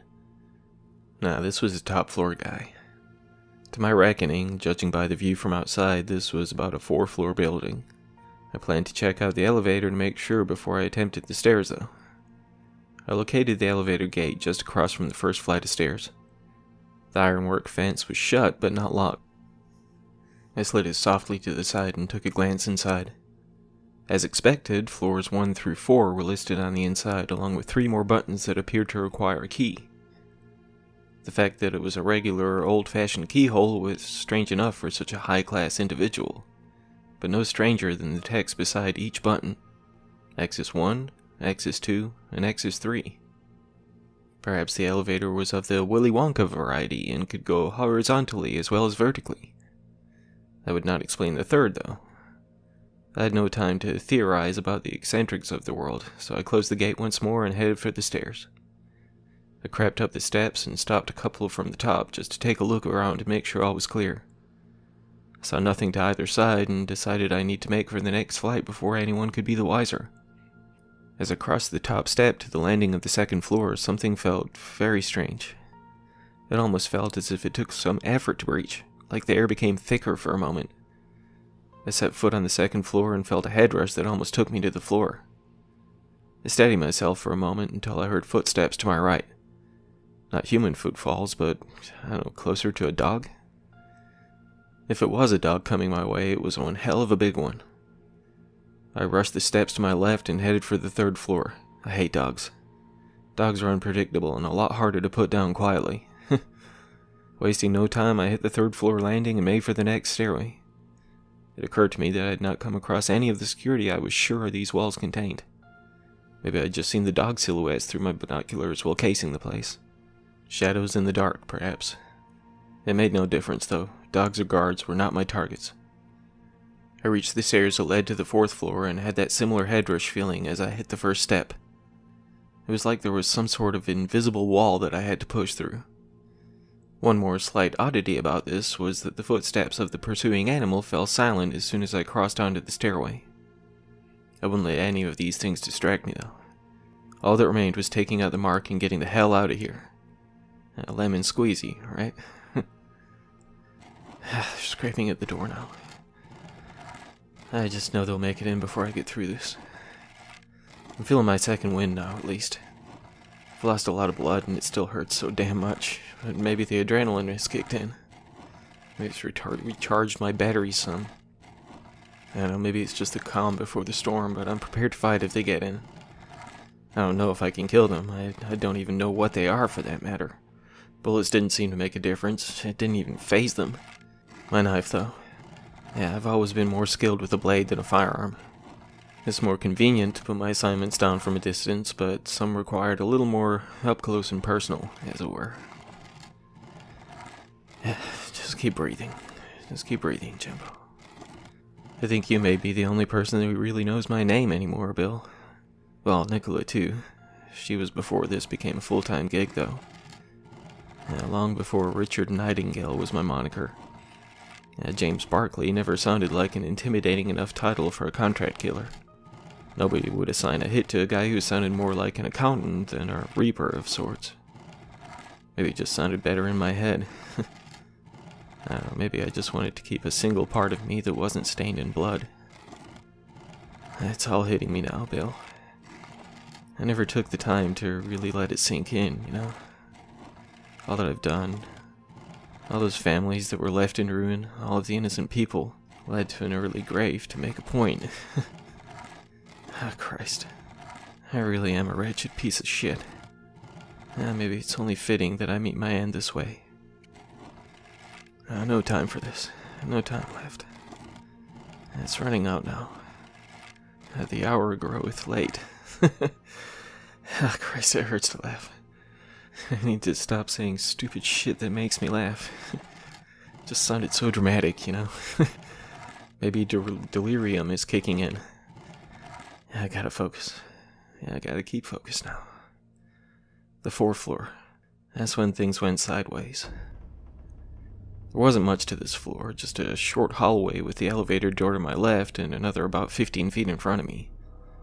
No other rooms on either side of me. This rich asshole made himself a little penthouse in his own house. That figures. I quietly walked to the door, assuming I'd find it locked, but no. One turn of the knob and the door was ajar. Poof. I turned a door into a jar. I'm a magician now. I bet I'd kill in Vegas. Stop it, Jim. Damn it. Focus. The room was huge. Expensive art on the walls, statues, all sorts of exquisite furniture. Everything an agoraphobic recluse could need. It even had a full kitchen, though I highly doubted he ever cooked his own meal. He even had a well-stocked bar. Can't say it didn't tempt me, but, eyes on the prize. I crept through the labyrinth of fine art and elegant furnishings until I reached one last wall and one last door. Again, the door opened with little effort and not a creak or squeaky hinge in sight. It was a large and cozy bedroom with Thon himself sitting upright in his larger-than king-size bed reading a book. He didn't so much as acknowledge me when I walked into the room. He had a thin face with short, jet-black hair perfectly parted on the left and a neatly trimmed pencil-thin mustache. He almost looked harmless in his blue and white striped pajamas. He had appeared far more pompous and intimidating in the images I was provided. I walked to the foot of the bed with my suppressed pistol in hand and raised it towards his head. "Nothing to say?" I asked, honestly quite puzzled why he wasn't making the remotest attempt to flee or otherwise halt my attack. Nothing. Not one word. I aimed for the center of his forehead and pulled the trigger twice. 2 bullets made impact, but not in his head, but in the wall behind him. They seemed to pass right through him. I squeaked out 2 more shots, followed by a third. Still nothing. He didn't even twitch. I just stood there for a moment and glanced around the room for any evidence of a holographic projector or something like that. Sure, it sounded like a Scooby-Doo sort of rationalization, but nothing else was adding up. Thon pulled a bookmark from the nightstand beside his bed, tucked it in his book, and turned to investigate the holes in his wall. "I'll have to get that patched," he said, while turning his gaze towards me. The thing is, he didn't actually make eye contact. He didn't appear to even see me there at the foot of his bed. felt like a blind man looking in the direction of someone making conversation. Look of acknowledgement, but not actual perception. You will find, whoever you are, that you will be unable to touch me while my security precautions are active, he said to the unseen ghost of me. What the hell is this, Thawne? I demanded. My words didn't distract his blank stare or cause any other type of reaction. Anyone who crosses into my second-floor landing will be immediately transferred to the second axis, whilst I remain in the third, you see, he continued. This is the only floor that can access the third. Once placed in the second, you may perceive the third, but no more than that. I was dumbfounded, to say the least. There are many planes of existence, and I have unlocked the secrets to manipulating some of them, he said, with a small smile forming on his face. It was no small task, mind you. I only tell you this to ease your curious mind before you die. A tuppence of respect for making it this far, at least. What the hell are you talking about? I shouted, becoming frustrated and a little intimidated, truth be told. There really is no sense in trying to communicate with me if that's what you're doing, he said, glancing around the room. I cannot witness events occurring on other planes, though I believe you should be hearing my voice. I started backing away from the bed, darting my eyes across the room. This didn't make any sense to me, but if it was true, well, perhaps I could access whatever side of the equation he was in through the elevator. I just needed the key. It may take some searching, but if all that stands in the way of my finishing this job was a few dogs and some magic tricks, it's nothing I couldn't handle. You're not the first to attempt this. I assume you know that, he half-asked, half-stated. There are ways for an intruder to find their way to where I am, but what stands in your way is unstoppable, I'm afraid, he said, laughing condescendingly. I have trapped some of those who dwell between the planes. Rarely do they feast, and never shall they stop. I release them from their cages at night to hunt those who may trespass. They enjoy the game. They like to toy with their prey, which is the only reason you have made it this far. You will not escape alive. With that, he picked up his book again and opened it back up, laying his bookmark back on the table beside his bed. He looked down as his eyes appeared to be tracing the text on the pages before, "Goodbye now," he said, without so much as glancing back up. No longer worried about watching my step or remaining silent, I turned to leave the room in a hurry. I wasn't sure if I bought what the old man was selling, but I still didn't have a way to fulfill my obligation. As I made for the door, I saw a set of keys laying on a table beside the exit. I went to grab them, and my hand passed right through them, along with the table they were sitting on. It seemed that very little was going my way. I swung the door open and sprinted out of the room. Just for giggles and shits, I tried knocking over some of the statues during my exit, but predictably, I was unable to make contact. To hell with the labyrinth of expensive shit, I thought. I may as well just run straight. It was surreal to pass through items which had previously appeared to be obstacles, but it made the trip a lot swifter. I reached the final door before the hallway to the stairs and swung it open. The hallway remained empty, and I still could not hear any more footfalls on the floor beneath me. I started down the steps slowly. I reached the bottom of the stairway where it met the third floor and leaned forward to glance around the corner. My head felt detached from my body as it passed through the unseen gate before a burning pain tore its way across the side of my face. I tumbled back to the steps, blood trickled from the right side of my face and onto my shoulder. Something had split my flesh in two seamless strips from right under my eye to the bottom of my jaw. If it wasn't for my goggles, I may have lost an eye. My face was on fire from the burning split tissue. I couldn't see what assaulted me, and I wasn't about to peer around the corner again. I pulled my small camera from the pouch of my vest and poked it around the opening to the floor below. I couldn't believe what I saw on the screen of my phone. My attacker was there, and it was not a dog. Not at all. It stood around 6 feet tall on its 4 legs, each of which ended in 2-fingered hand with dual claws. They were long and thick and came to a fine point. The limbs were all the same length and heavily muscled. The musculature was similar to a human structure, but the skin was dark and glossy, as far as I could tell through the night vision camera anyway. It had no hair across its body, and its spine had sharp points that had torn through its own skin. Its head had human features, though it had an elongated snout and a mouthful of maybe hundreds of thin, needle-like teeth. The almost human button nose on the end of its snout looked almost comical. The wide and darkened eyes appeared as though they were staring right back at me, while the beast paced back and forth. It seemed unable to walk on the steps, which was my only saving grace at the time. I imagine that was to protect its owner of the house from its own horrors. I coiled the camera back around my wrist and pulled my gun from its holster once more. I outstretched my arm with the extended camera breaching the exit. Fired 2 shots into the thing while holding my phone in the other hand to ensure I made contact. The bullets passed right through the barrier and penetrated the creature's left shoulder, but it didn't even flinch. I stared on while the wounds sealed themselves back shut before my eyes. There was looking to be little chance of me getting past the creature, so I made my way back up their way. I got back to the 4th floor and opened the elevator gate, hoping I could use it to get back to the bottom floor. It didn't take long to discover that no power was running to it. I could only assume that it was shut down for the night, as nobody should have reason to access it while the lord of the manor slept. I was surprised, however, to see an access panel on the ceiling of the lift. I started to head to the labyrinth of furniture to grab a chair to be able to reach the latch before I remembered I couldn't actually touch a damn thing. The elevator wasn't wide, so I managed to place a leg on each side to hoist myself up. I threw the panel open and grabbed onto the roof to pull my body through. The shaft was not spacious at all, leaving barely any room around the lift itself. I saw no evidence of any sort of cable or pulley system, leaving me to wonder how this thing would even operate. It was clear that I would not be able to use this method to get out of here. Not only did I desperately hope to escape this damn place, but I still had no idea how I was going to finish the job I was hired to do. The people who had hired me were no friends to those who could not complete their assigned task, and this was starting to appear like a damned if you do and damned if you don't sort of scenario.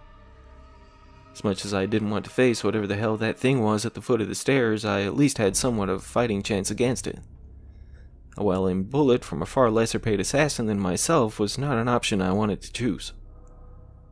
If I could make it back down to the ground floor and out of this damn place, maybe I could scale the building and get to my mark from the outside.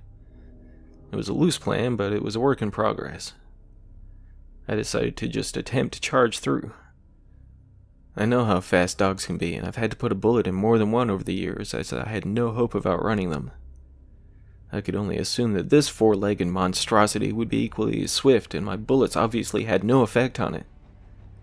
I hoped that it would have as much trouble accessing the stairs that led to the 2nd floor as it seemed to be unable to pass to the 4th. I took one of my magazines out and emptied the bullets to store in one of my pockets as I crept down the stairs. About halfway down the flight, I tossed the clip against one of the walls that surrounded the stairs so it would ricochet in the other direction. I sprinted forwards, hearing the scampering footfalls chasing after my distraction as I ran as fast as I could to the next stairway. I managed to make it close to the landing of the 2nd floor when the creature came charging down behind me. Clearly, this flight of stairs was no obstacle to it. I kept running and hoping I could outrun the freakish thing. I reached the bottom of the stairs and another 2 of those abominations came speeding towards me on my flank. I jerked my knife from my pocket and ejected the blade, swinging towards the one on my left that would block my way to the next stairway. I slashed it across its face and it squealed as I leapt over it. When I hit the ground behind it, I twisted my foot, causing me to tumble. As I rolled back to get on my feet, I felt an indescribable pain as the creature that had chased me from the 3rd floor pushed past the other one and latched its jaws around my shin. I kicked it over and over with my other leg until I heard a gruesome tearing sound followed by a snap as the limb in the monster's mouth detached below my knee. I screamed more from the sound and the shock than the pain. My heart was racing and my head was spinning so much that I seemed immune to any pain. The sound of my own appendage being ripped away from my body infused me with a fear I had never before experienced. When the other 2 beasts dove in to fight over the prize my pursuer had just claimed, I slid myself back across the floor in a feeble attempt to get as far away from them as I could. They slashed and snapped their jaws at each other while they wrestled over my gushing leg. Dark blood sprayed to the walls as I watched their flesh open deep and gaping gashes which sealed themselves shut before another could shred through. I was shaking my head from side to side, muttering disbelief while my mind fought to focus on a single thought. That notion was escape, but my brain refused to allow reason to get through as I just kept pushing myself backwards with my one remaining leg. I finally gained enough clarity to reach for a latch protruding from a door beside me. I threw it open and slid inside, slamming it shut behind me. My fumbling fingers managed to turn the locking mechanism before dragging the heavy table that was closest to the doorway. After that meager accomplishment, I whipped my belt off to form a makeshift tourniquet on my stump. Once I was sure the blood flow had ceased as much as it could without proper medical care, I gave in to my spinning head and fell into unconsciousness. I have no idea how long I was out for, but I was awakened by those things scraping and pounding on the door. I had a substantial, deep red puddle formed around me from my leaking stump, but the bleeding from my face seemed to have stopped. I felt nauseous and weak. All of my strength may as well have spewed out of my severed leg, and my head was still spinning with shock. That's where I am now, still locked in this room in this damn house. It's a good-sized room with furniture I can actually touch, so that's something. I'm running low on options, and I know it's only a matter of time before they get in. I'm not going to survive this. I have no illusions to the contrary anymore. I'm halfway tempted to just loosen the belt around my thigh and release my lifeblood before they can tear me to shreds. I just wish I could have taken Thawne with me. I'm not a good person, nor have I ever even tried to convince myself otherwise, but he's a damn monster. I kill for money, but he seems to take pleasure in his wretched deeds. I'm sure money is a factor for him too, given his ridiculous wealth, but you don't do the awful shit he does without enjoying it. I've killed 87 people in my lifetime. I pretend it doesn't weigh on my conscience, but as much as I try to look away from my victims before they hit the floor, I still see their faces when I close my eyes. I deserve this, I think. It's fitting that I die painfully and brutally. I knew you knew what I did for a living, Bill, but I don't think I ever told you how many.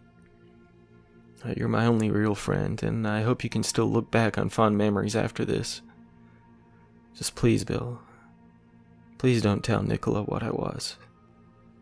If she asks how I had such a nest egg to leave to her, just make something up. Just do that for me, Bill. I would say I'll see you on the other side, but if the stories are true, I doubt we're going to the same place. It's okay. Yeah, I think it's okay. Just take care of yourself, brother.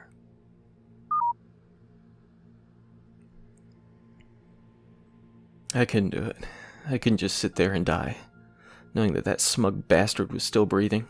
I was just about to slide the blade behind the belt and let my last moments of life stream out from my thigh when I noticed the window at the back of the room.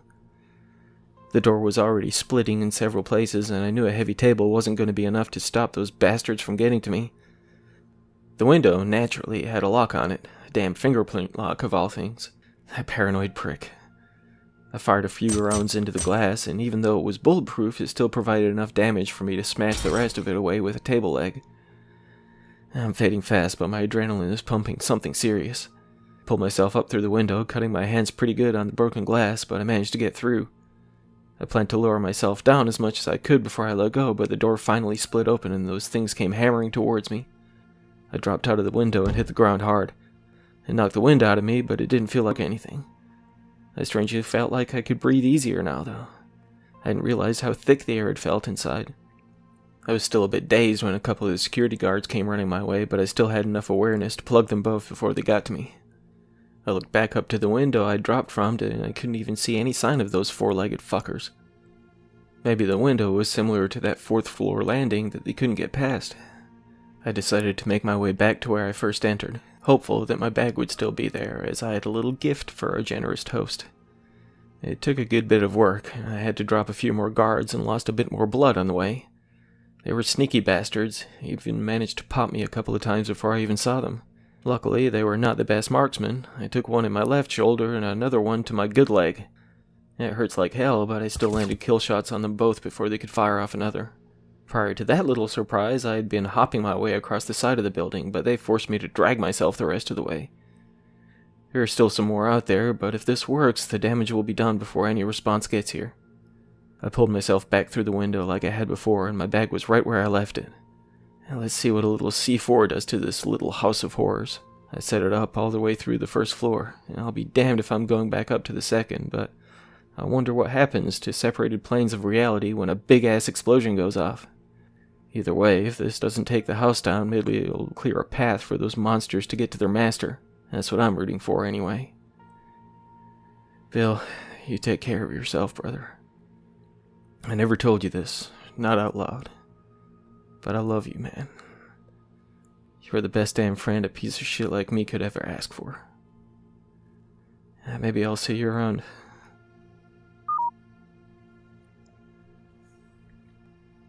That was a recording I received via email 2 weeks ago. At first, I thought my old friend was playing some sort of bizarre practical joke, but I've been unable to reach him. I did as he requested and reached out to Nicola. She was heartbroken to hear about his passing, but grateful for what he left her, as am I. I'm not sure if I believe everything he said in the messages, but I hope he succeeded in that final act of self-sacrifice. There was never any news coverage of his death, nor anything about this Thawne guy. Nothing involving a heavily guarded mansion being blown to smithereens or anything of the like either. Very few people knew Jim, and aside from those who would request his services, I was the only one who even knew what he did for a living. I won't say James Barkley was a good man, but he was definitely a good friend. I'll miss that crazy son of a bitch. Take all of this with a grain of salt, I suppose, but if everything he said was for real, I do have one concern. If the explosion did indeed break down the walls between those realities, could those things be freely wandering among us now? On top of that, what else could have been hidden behind those walls?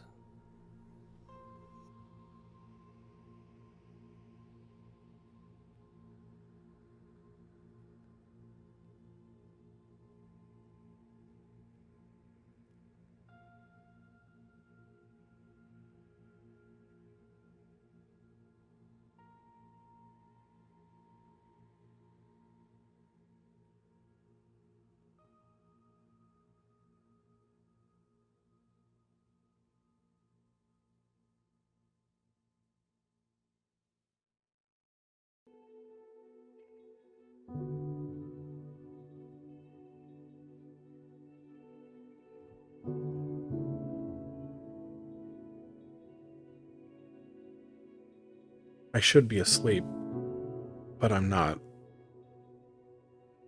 The fact of the matter is that I don't sleep much these days. I'm constantly tired to the point of passing out at random intervals throughout the day, but when it comes to actual deep sleep at night, I rarely have that luxury. I lay down in bed, get comfortable, and then nothing happens. I simply stare up at the ceiling, wondering if sleep will ever come. When it inevitably does, it's always only a couple of hours at most before I need to be up. So that's what I'm doing as the light appears, just staring up the ceiling, wondering when my body will let me rest tonight. I turn my head towards the window. I have heavy blackout curtains, but there's an odd white glow managing to seep into the dark room from around the edges. With a sigh, I get out of my bed to go see what's going on. It's probably just some asshole's car headlights pointed at my house. I open the curtains and immediately shield my eyes. The light is brighter than I thought it would be. It's also not coming from the ground level like I'd assumed.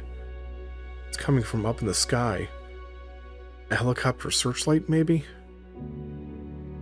Curious, I quickly put on some jeans and a sweatshirt before heading downstairs. I slip on my shoes before opening the front door and going outside. If I'm not going to be able to sleep, I might as well find out what's going on. I look up into the night sky and freeze. The light definitely isn't from a searchlight. It's huge. It fills the sky from end to end. It looks like it covers at least the entire town, if not more.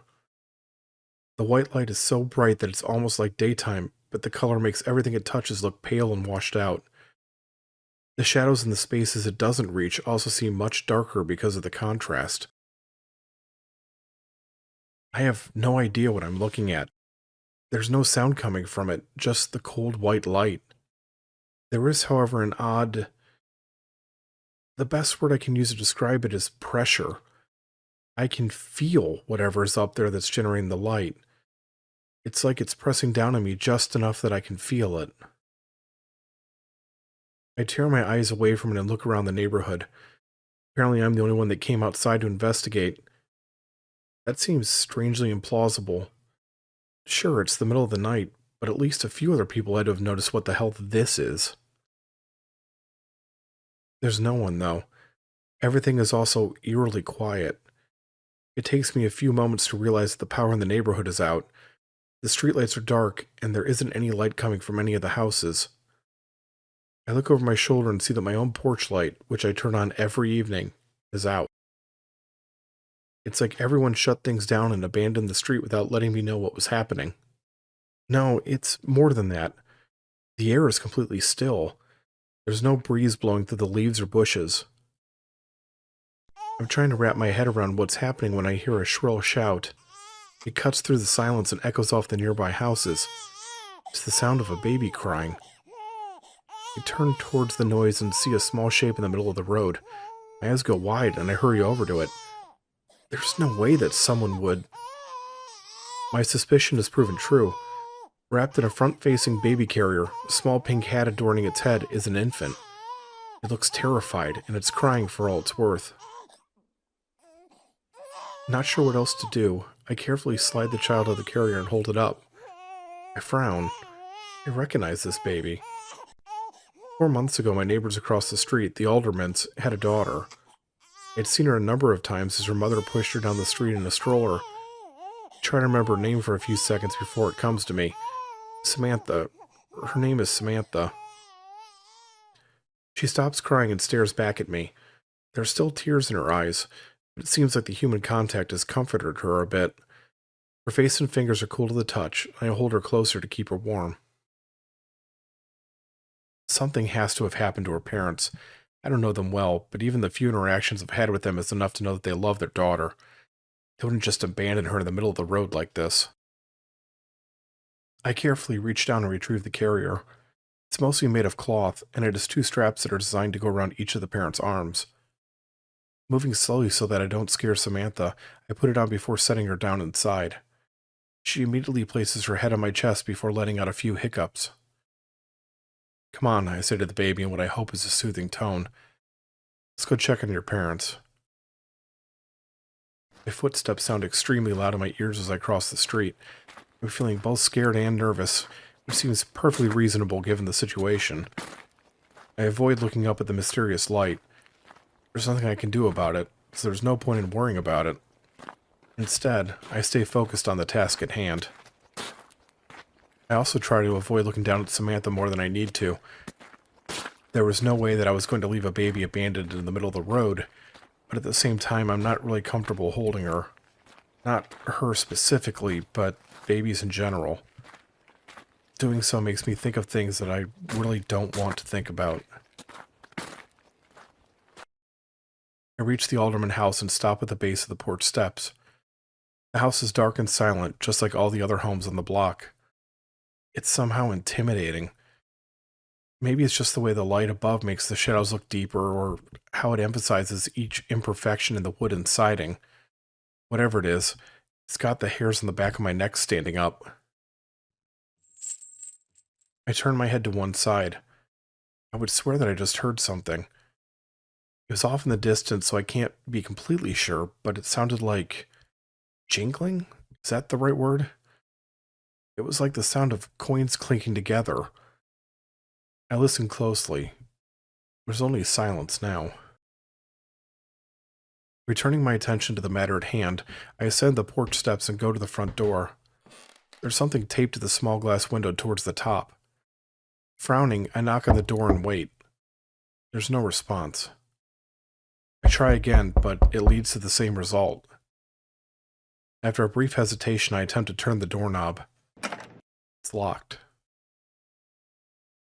Not knowing what else to do, I reach up and pull the object free from the window, making sure not to jostle Samantha too much. It's a note. No, I correct myself. Not a note. It's a folded picture. The paper stock is glossy to the touch. There's a note written in black pen on the white backing. Gone to the Coplings. I know the Coplings are a family here in the neighborhood, but I'm not sure which house is theirs. I look down at the baby I'm carrying, and she stares right back up at me. Was her family on the way to the neighbor's house when they had left her in the road? It didn't make any sense. I can't imagine they just abandoned their child for no reason. Had they been taken against their will? If that's the case, why wasn't Samantha taken with them? I have no way of knowing the answers to those questions, or even if they're the right questions to be asking. I unfold the picture and step back into the light to get a better look at the image. It's in black and white, and I'm not really sure what I'm looking at. It kind of looks like one of those sonogram pictures that are taken of a woman's womb when she's pregnant.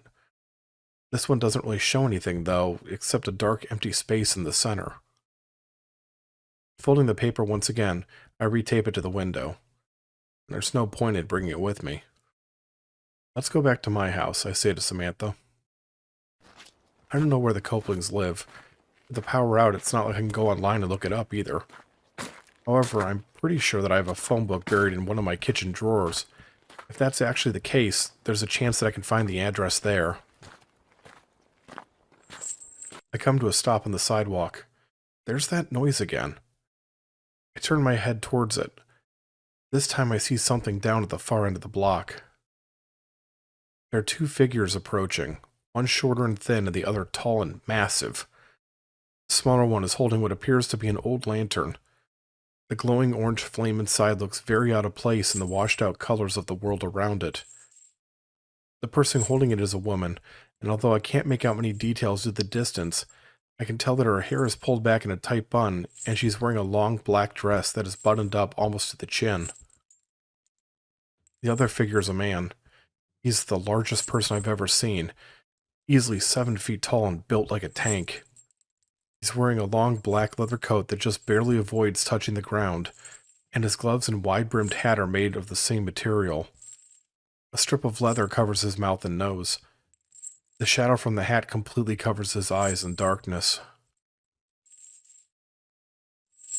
Wrapped around his right arm is a thick metal chain. It clinks as he walks. It must be the source of the sound that I've been hearing. I take a step back at the sight of it. The light from the lantern is glinting off of something woven through the links. It's barbed wire. The sight of the hideous chain is enough to make my stomach churn. The way he carries it makes it clear that he intends to use it as a weapon. There's no reason I can think of for him to use a chain wrapped in barbed wire over a more efficient tool, except to cause as much pain and damage as possible. Instincts take over. I hurry back into the shadow of the house and continue into the side yard. Place my back against the siding. I crane my neck around the corner so that I can watch the two figures. The woman is speaking to the man. Normally I wouldn't be able to hear what she was saying at this distance, but the silent world I'm in now lets her voice carry. "Can you feel it, Father?" the woman says in a flat tone. "He is here." The man does not answer, but she silently regards him as if he's saying something that only she can hear. Of course, I'm sure. He's here as expected. I can feel his self-loathing and smell his despair. They stop walking. The woman, Mother, holds up the lantern and looks around slowly.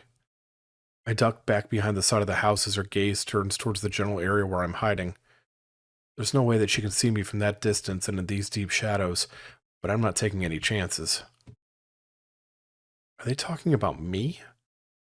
I don't know why they'd be looking for me. I've never seen either one of them before. They have to be searching for someone else. Wait, Mother says abruptly. There's someone else here too. Someone... a girl, an infant. I look down at Samantha. She's staying silent, but she's beginning to squirm, and I'm guessing that means she won't be quiet for long. Her life is supposed to be one of calm and comfort, not being carried around by a stranger as he stumbles around in fear and confusion. "Take the child first," Mother is saying. Every moment she's with him is a moment that she isn't safe. He will inevitably fail her. The words cut through me like a knife. While I still don't know if I'm the one they're searching for, it feels like what she said was intended for me. Samantha makes a protesting sound. I quickly pat her lightly on the back and tell her that everything is okay as quietly as I possibly can. I watch as they draw closer. Mother stops at the mailbox in front of my house and examines it for a moment. She nods. "This one, Father," she says. "This is his home." Without a word, the giant brute stomps up the short path and onto my house's porch. The wood groans under his weight, and I hear a loud snap as one of the boards breaks. He stops at the door for a few seconds and looks it up and down. Seemingly satisfied with what he sees, he continues forward and walks to the door. I stare at the hole in shock. Father didn't open the door or even pull it from its hinges. He simply walked right through it as if it was no thicker than a piece of paper. He didn't even bother to raise an arm as he did so. Crashing noises echo around the neighborhood as he moves through my house. A part of me wonders if this is what people feel like when they watch a tornado rip through their homes. This man is a force of nature that seems determined to destroy anything in his path. There's a sharp crack as the house visibly leans to one side. He's going right through the support beams. I really believe that the entire structure is going to fall. Before that can happen, though, he emerges through the shattered doorway. So he is not home, Mother says. He's somewhere nearby, though. She looks around the surrounding home slowly, the lantern raised and her eyes narrow. "You can hear me, can't you?" she calls out. "You're out there somewhere, hiding like a coward and not knowing what to do. Again." Mother lets Father walk past her before she goes up to the front door of my house. "You have a decision to make, Christopher," she says, leaving no doubt now that she's speaking to me. "Reveal yourself and turn the child over to us, or flee from us to try to save your miserable life. Which will it be?" I stand still with my mind racing with confusion and fear. "No decision," Mother says with a disappointed shake of her head. "Of course not. Once again, your indecision causes your life to burn to ash." Without warning, she throws the lantern into the house. I hear the glass shatter before flames immediately begin to fill the entryway. The fire is burning impossibly fast, and everything that it touches is consumed. In less than a minute, the entire structure is aflame. Mother calmly walks back over to stand next to Father. "There's no hiding this time, Christopher," she yells over the roar of the fire. "Your reckoning has come." She raises one hand and points directly at me. Without hesitation, Father begins to advance towards me. I immediately start to run. I only take a few steps before I remember that Samantha is still strapped to me. Using one hand to support the back of her head as much as possible, I run into the backyard with the intention of crossing through the connecting yards to escape. My plan is immediately screwed as I find that the backyard is surrounded by neighbors' fences on all three sides. I stop and turn around. Father is already in the side yard, and he's headed towards me with surprising speed. Not having any other options, I hurry over to the other side of the house and work my way back towards the street. Father can follow me around the house, or he can simply turn around and go back to the street on his side. Either way, I won't have much time. I need to figure out a way to lose him for just a few minutes. I need time to think and to come up with a plan. There's a booming sound to my left. I barely manage to duck my head down as a large hand breaks through the side of the house and reaches towards me. I swear loudly. Instead of waiting to chase me, we both reach the street. Father's instead gone straight through the building. Samantha yelps out in fear and begins to cry.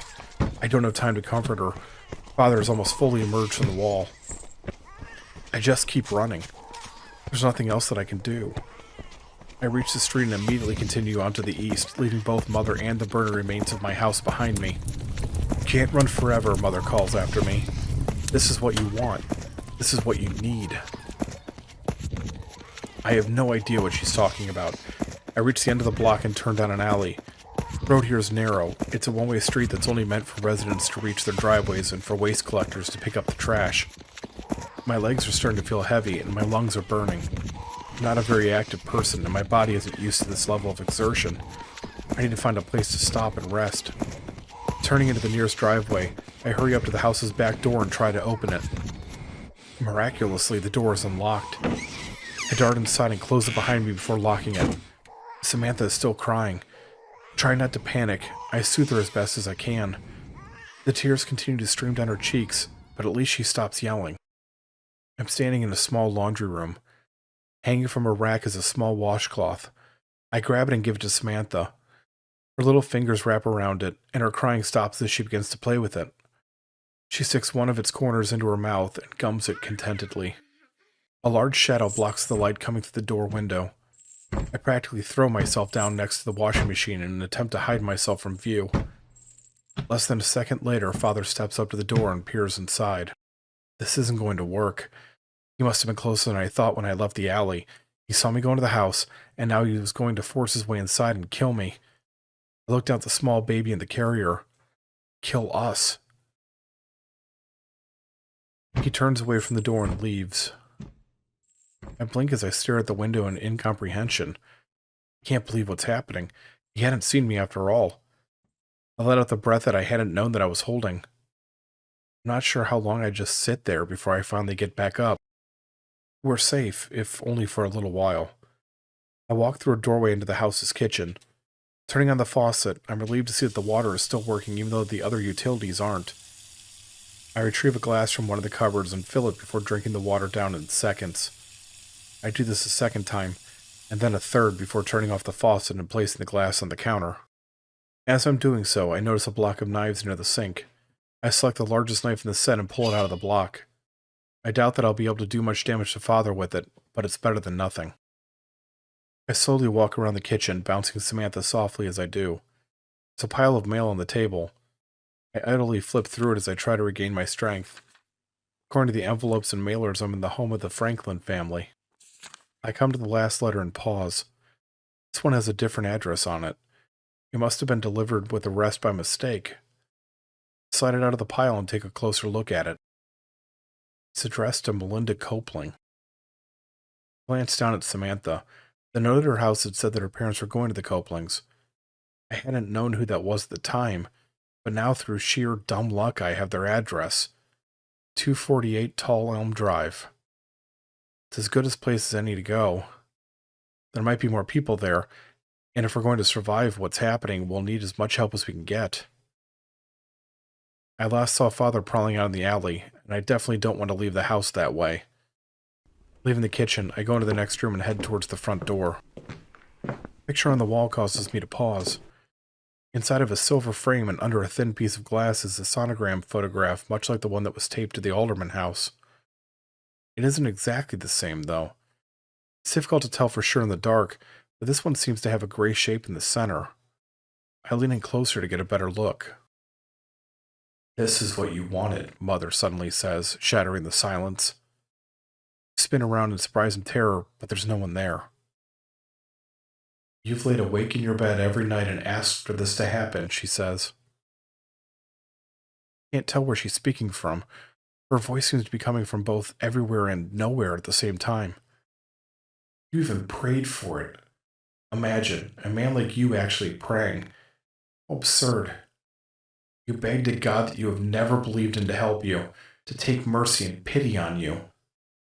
But you and I both know that it's not mercy and pity that you need. Not what you deserve. Father and I are here to do what truly needs to be done."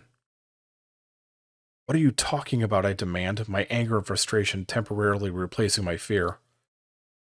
"You know exactly what I'm talking about," she snaps. "You may not be willing to admit it to yourself, but you know. It's about them. Everything is always about them." The floorboards above me creak. She's on the second floor. Don't even consider trying to attack her with a knife.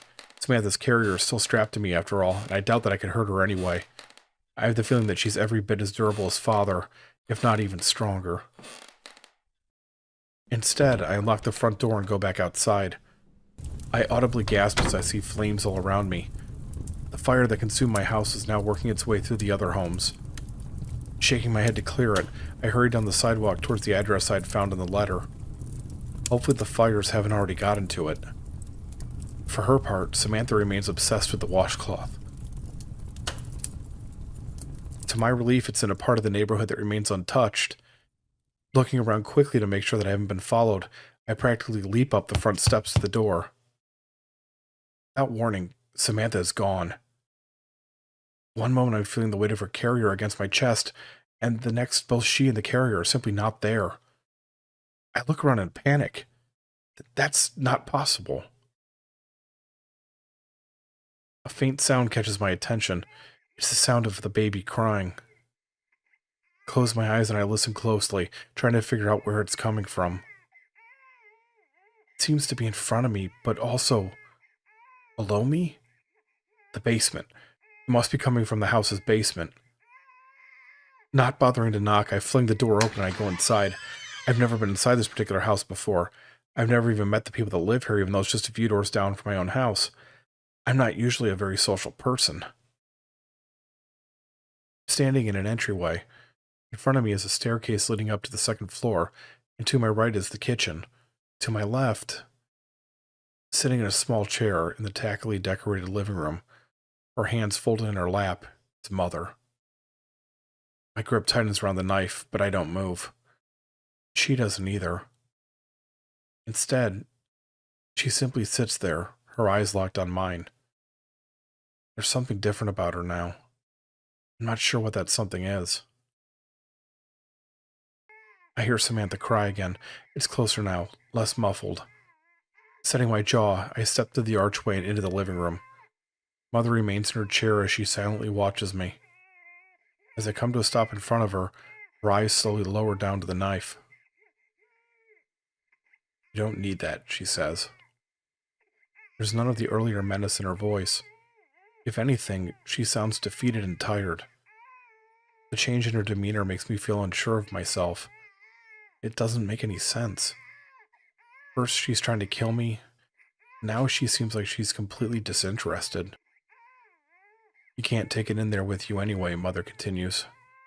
Just set it on the table. Nothing here is going to hurt you. Not in a way that something like a knife will protect you from, anyway. Above the chair she's sitting in is a large portrait. Inside of the frame is another of the black and white sonogram pictures. I stare at it for a long moment before dropping the knife onto the carpet. I recognize this one. Something in my mind clicks into place. I recognized all of them. This one is forcing me to admit that. The womb in this sonogram is full. I can easily make out the fetus within, the curve of its head and the shapes of its arms and legs. Part of me, a big part, wants to break down and weep as I stare at the child. Whatever damn there is inside of me continues to hold, though. The tears don't come. I jump as something touches my hand. I look down to find that Mother has taken it in her own and is staring up at me. There are dark circles under her eyes, and the expression on her face makes it seem like she's carrying a great weight. Soon, she promises. You understand now why the Lodge sent me and Father? It's the answer to those prayers you've sent out into the universe. I look at her without answering. I don't know what this Lodge she's talking about is, but the rest of it... Samantha's cries bring me back to what I was originally doing. Slipping my hand out of Mother's, I cross the room to the closed door at the far end.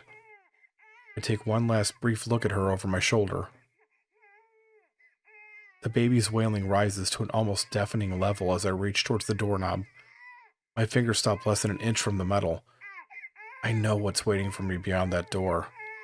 I shouldn't, but I do. It terrifies me far more than anything else that's happened. Taking a deep breath that catches in my lungs, I open the door and go inside. The crying stops. I'm no longer in the house. Instead, I'm standing in a dark hospital room. A bed sits up against one wall, with a number of machines standing next to it. I recognize the room immediately. It's the place where I spent the worst moments of my life. I stand inside this room every time the nightmares come when I sleep. The nightmares always come. She's not in the bed. Instead, she's leaning up against the wall and staring out the open window. The curtains flutter gently as the night breeze pushes against them. She's dressed in a white hospital gown, and her hair is pulled back into a ponytail. What do you think it is? She asks without turning around. The sound of her voice cuts through me. I haven't heard it in so long. I'm convinced that even if she was standing in the middle of a giant crowd, I would still be able to distinguish her voice from all the rest. The light over the town, she prompts, pointing out the window with one finger. What do you think it is? I don't know, I answer after swallowing hard. I wonder if anyone does. I swallow again. Is this real? She turns away from the window and looks at me with those large brown eyes. I don't know. Doubt there's any way to know for sure. I want it to be. I join her at the window. The hospital room is a few stories up from the ground floor, and the white light shining down on Harvest End looks somehow different from this vantage point. It looks curved, almost rounded, with the highest point above the direction of the center of town. I wish you could see her, she says. See who? I ask in confusion. Our daughter. She's beautiful. I know all parents say that about their children, but in this case it just so happens to be true. She's got my eyes. She has your nose. She's with you then? Oh, yes. Do you really think that anything in this world or the next could have kept me away from her? No, I suppose not. I pause. Molly, I'm sorry. You were told to make an impossible decision, she cuts me off firmly. Decision that no one should ever have to be asked to make. I look away. I did make it, though. I said to. She puts her hands on the sides of my face. Chris, it doesn't matter. You were told that you had to choose between your wife and your child. There was no right answer. No wrong one either. I don't blame you for making the choice that you did. That's not really the problem, though, is it? I don't know how to respond to that. The problem is that you blame yourself. No matter what anyone tells you, you continue to blame yourself. It is my fault, I insist. I was told to make a choice, and by the time that I did, it was too late. She shakes her head. You're leaving a pretty important part out. The doctor told you that only one of us could be saved, but even then it would be extremely low odds.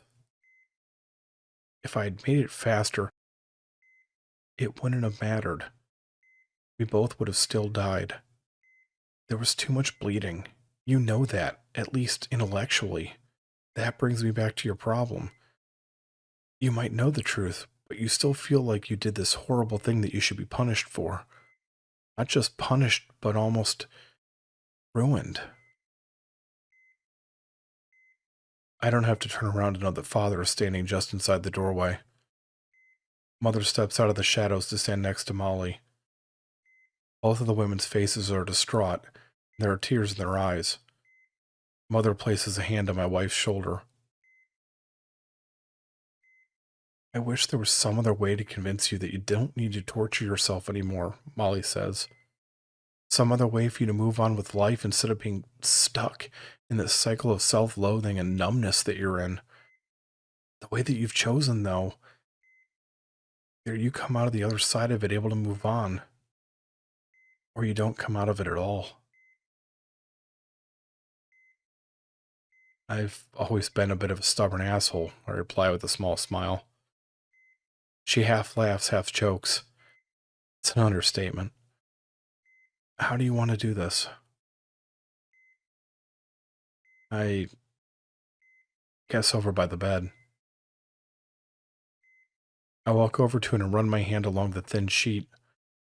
I remember the feel of it against my skin from when I sat at Molly's side and held her hand. She had been so happy that it was finally time for her child to be born, and despite the physical pain and exhaustion, her happiness had been infectious. My mind turns to the moment that the bleeding started. I had first seen it as a single drop falling onto the sheet. The dark red liquid had absorbed into the material, slowly spreading out from the middle like a flower blossoming. It had been an odd moment of beauty before the ugliness. I take off my shirt and bunch it up before setting it down on the bed. Kneeling down on the ground, I fold my arms under my head and use the shirt as a makeshift pillow. My back is fully exposed. Molly surprises me by lifting my head and taking away the shirt. She sits down on the bed in front of me and crosses her legs before sitting my head back down in her lap. She gently strokes my hair. "I don't want you to do this alone," she says softly. I don't answer, but I don't have to. She knows that I'm grateful for the comfort. "Are you ready?" she asks. "Yes," I answer. "I think I have been for a long time." I feel the air shift as Father steps up and looms over me. His presence is just as strong as it had been, but there's something different about it now. While I'm nervous, I'm not consumed by fear like I had been. I feel the fingers of his leather gloves touch my back. Tears begin to well up in my eyes. There's no doubt that he's going to do what I've desperately needed to have done. The fingers pull away from my skin, and I know that it's about to begin. Molly whispers to me in words too quiet to be heard. Her voice gives me strength. I close my eyes and wait. The wire-wrapped chain comes down across my exposed back. I cry out in pain as the metal makes contact so hard that it nearly knocks me to the floor. The agony is indescribable. I feel blood running down my skin before it drips onto the hospital floor. It's not over yet. I grip the side of the bed tightly as Father pulls the chain free. The barbs from the wire rip and tear at my flesh. I scream, a primal sound with no words. Stars float in front of my eyes as my ears are filled with a loud rushing noise. I begin to slip towards unconsciousness. "Not yet," Molly murmurs. "Almost, but not yet." She's right, of course. If I black out now, I won't be able to finish my penance. I grit my teeth. So much pain. And in a way, it's a vast relief to experience it physically instead of the mental torment I put myself through every day. This is real and tangible. It's a brutal therapy that I have to see through. I don't know how many times the dreadful lash comes down. Each time it does, there's an explosion of agony, followed by pain that is less intense but much more sustained. In the moments between, I feel a sense of relief that goes far beyond corporeal comfort.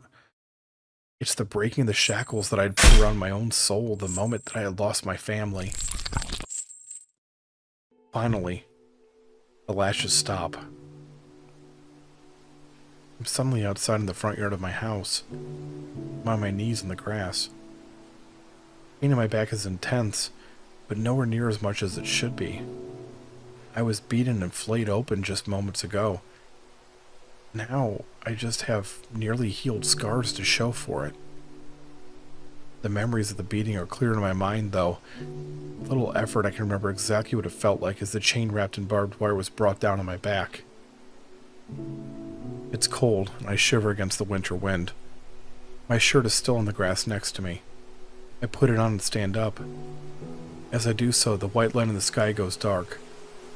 That feeling of something pushing down on me disappears, and as it does so, I have the distinct impression of an impossibly large object moving away. As my eyes adjust to the night, I notice something else above me. Stars have returned. I take a deep breath of the chilled air. It smells sweeter than any breath that I have taken in a long time. Feeling much lighter and more free than I have in many years, I turn to go back into my undamaged house. I need my sleep after all. When the sun rises, it will do so on the first day that I've been alive in a long, long time. I'm determined to experience every moment of it in full.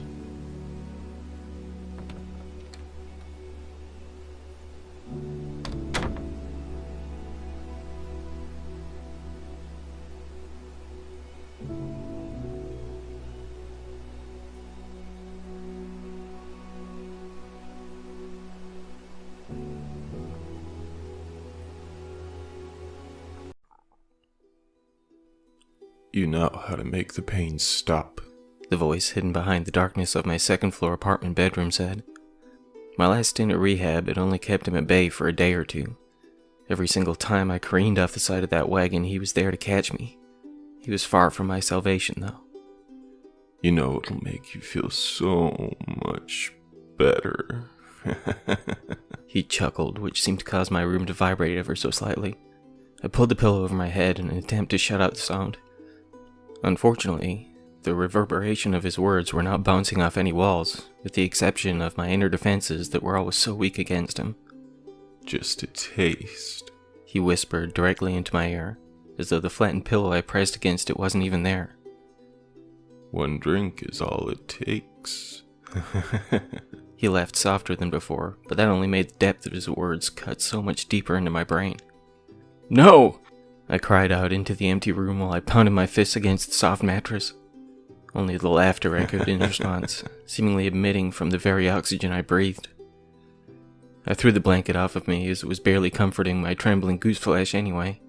I pulled myself out of my bed and reached a shaky hand to the light switch next to the door. I wrapped my arms around my midsection in a feeble attempt to ease the tremors in the pit of my stomach. Every step demanded all of my effort as I made my way across the living room towards the kitchen. There you go, the voice sneered. I could almost hear the wide grin reach across his face as I began my staring contest with a half-drained bottle of Jameson that just sat beside the sink. I'd attempted rehab a total of 3 times in the past. If it was my own self-hatred that led me to endure the painful process of detox over and over, perhaps I was just trying to convince myself that I wasn't becoming my father. It was his voice that haunted my subconscious, though it wasn't quite him, if that makes any sense. It's both darker and, at the same time, friendlier than his was. It was also far more legible, as his voice in life was slurred and hard to understand most of the time. It almost made it easier to ignore his constant badgering and insults when I could barely make out where one word bled into another. His punches were far easier to understand, though. Yes, I'm sure they didn't always land exactly where he intended, but they still made their point. You just gonna keep staring at it, or what? He growled into my ear. I know I should have gotten rid of the damn bottle when I decided to forgo the hospital stay this time and plow through cold turkey on my own. I think I wanted to prove I could do it, you know? Rehab would keep me clean for a while, but it never lasted. It would take less time for me to go crashing off the side of the poorly constructed wagon each time. I think I chose to keep the green bottle of liquid temptation around to prove that I could resist its allure. I was feeling pretty confident at first. That was until the voice manifested some days ago. It was always within those first few days of sobriety he would appear. You're the same pansy you always were, the voice growled. I could vividly picture the snarled lip of my father when he would jeer at me through gritted teeth. No, I repeated, far softer than before. I wasn't sure if I genuinely couldn't muster the energy required to bellow out my denial, or if I just knew it would be ignored regardless of whether I shouted or whispered. I felt my arm reach for the bottle, though it did not feel like it was of my own volition. "What are you doing?" I belted out to the limb that appeared to be acting independently. I grabbed my wrist with my other hand, the one that I still felt like I had control over. No matter how hard I pulled at my right arm, it still pushed towards the half-empty bottle on the counter. "No!" I yelled out into the night once more as I released my grip to swat my left hand at the bottle. The glass shattered when it made contact with the microwave that was mounted above the stove. The transparent door cracked as glass met glass, and the whiskey splashed back towards me from the impact. One simple droplet met my lower lip, and I heard the voice clawing its way forward from the recesses of my brain. "More!" It shouted out, causing a thin stream of blood to leak out of both of my ears and drip from my nose. I fell to my knees, barely feeling the fine slivers of the shattered whiskey bottle digging into the flesh of both kneecaps. I smelled the aroma of the spilled drink as it blended with the blood that now oozed from my legs. "More," the voice echoed through my thoughts, far softer but filled with far more intent than its previous demand. I fell backwards onto the cold tile floor of my kitchen and slid my body away from the pool of temptation that now blended brown with scarlet. My right arm still reached out in desperation as the demented ghost of my father screamed from within, while my back slammed into the wall behind me. I wiped my mouth with the back of the only arm that still obeyed my will, in a pale attempt to smear away the lingering taste a single drop had given me. The flavor threatened to send me falling down a road I no longer wished to traverse. The addiction had taken everything from me, with the lone exception of the memory of the very man I despised the most. Look it up. The voice murmured. It seemed more erratic all of a sudden. It's not wasted yet. It bargained, as my right arm made a desperate attempt to drag my body towards this wide pool of liquid and glass. Now! It screamed out in anguished pain. No, I said through trembling words. You can't make me. I continued, shaking my head violently from side to side. Not anymore. I kept pushing my body against the wall that pressed against my back. I continued sliding my feet across the solid tiles to ensure that the lone appendage he was manipulating would not force me forwards. It was long before I found my own addiction that he passed away. I won't pretend that I didn't feel a certain amount of relief and joy when I heard the news that Daddy wouldn't be coming home anymore. It was well known what a worthless piece of shit drunk he was, so my mother wouldn't face any sort of prison time when she lost her ability to handle his abuse anymore. There were plenty of witnesses that night he waged his final assault on the only woman who had ever attempted to stand by his side. Nobody would argue that he didn't have it coming. More! The voice screamed out again as my right hand clawed the floor, causing the fingernails on 2 of my fingers to tear from the flesh. I screamed out against the pain, both physical and mental. I grabbed at my wrist again, but the arm I could not control proved far stronger than the weakened one that still belonged to me. I dug my fingernails into the back of the hand that still waged its war to drag me towards the puddle. My actions only served to bring me more agony while the voice cackled madly behind my eyes. You're only hurting yourself, it said with a satisfied growl. You're only hurting myself, I weakly retorted, feeling my eyes well up and my conviction fading. Let me make the pain go away, it sneered. Let Daddy make it all better. He chuckled condescendingly from the confines of my skull. It was at that moment that I had the wild idea to pound my head against the wall I had been pressing my back on. I extended my neck out as far as I could without allowing my right arm to nudge me forwards, and I slammed the back of my head against it. What the hell are you doing? The voice belted out as I beat my skull against the splitting drywall again and again. I was already feeling dazed and dizzy, but I just kept pounding and pounding while the sheetrock flaked into fine powder, flaking on my shoulder. Stop it! He cried out in desperation as the lights finally faded away before my eyes. It was a little after my 19th birthday when the disembodied voice of my father first began to call out from the darker recesses of my mind. I had sworn to never repeat his mistakes, but I had no idea at the time that it was anything more than my own thoughts that convinced me to take that initial sip. It's not like I hadn't been in the vicinity of alcohol in the years following his death. My mom still had the occasional drink to soothe her heavy heart, but I never had the urge to indulge until she made her own departure from this world. My college career started off quite well.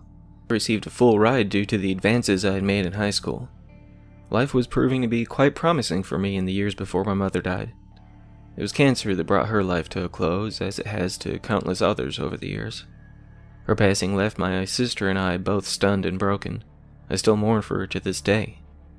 I shouldn't have attended that off-campus party only months after I lost her, but I sought distractions from my weary thoughts.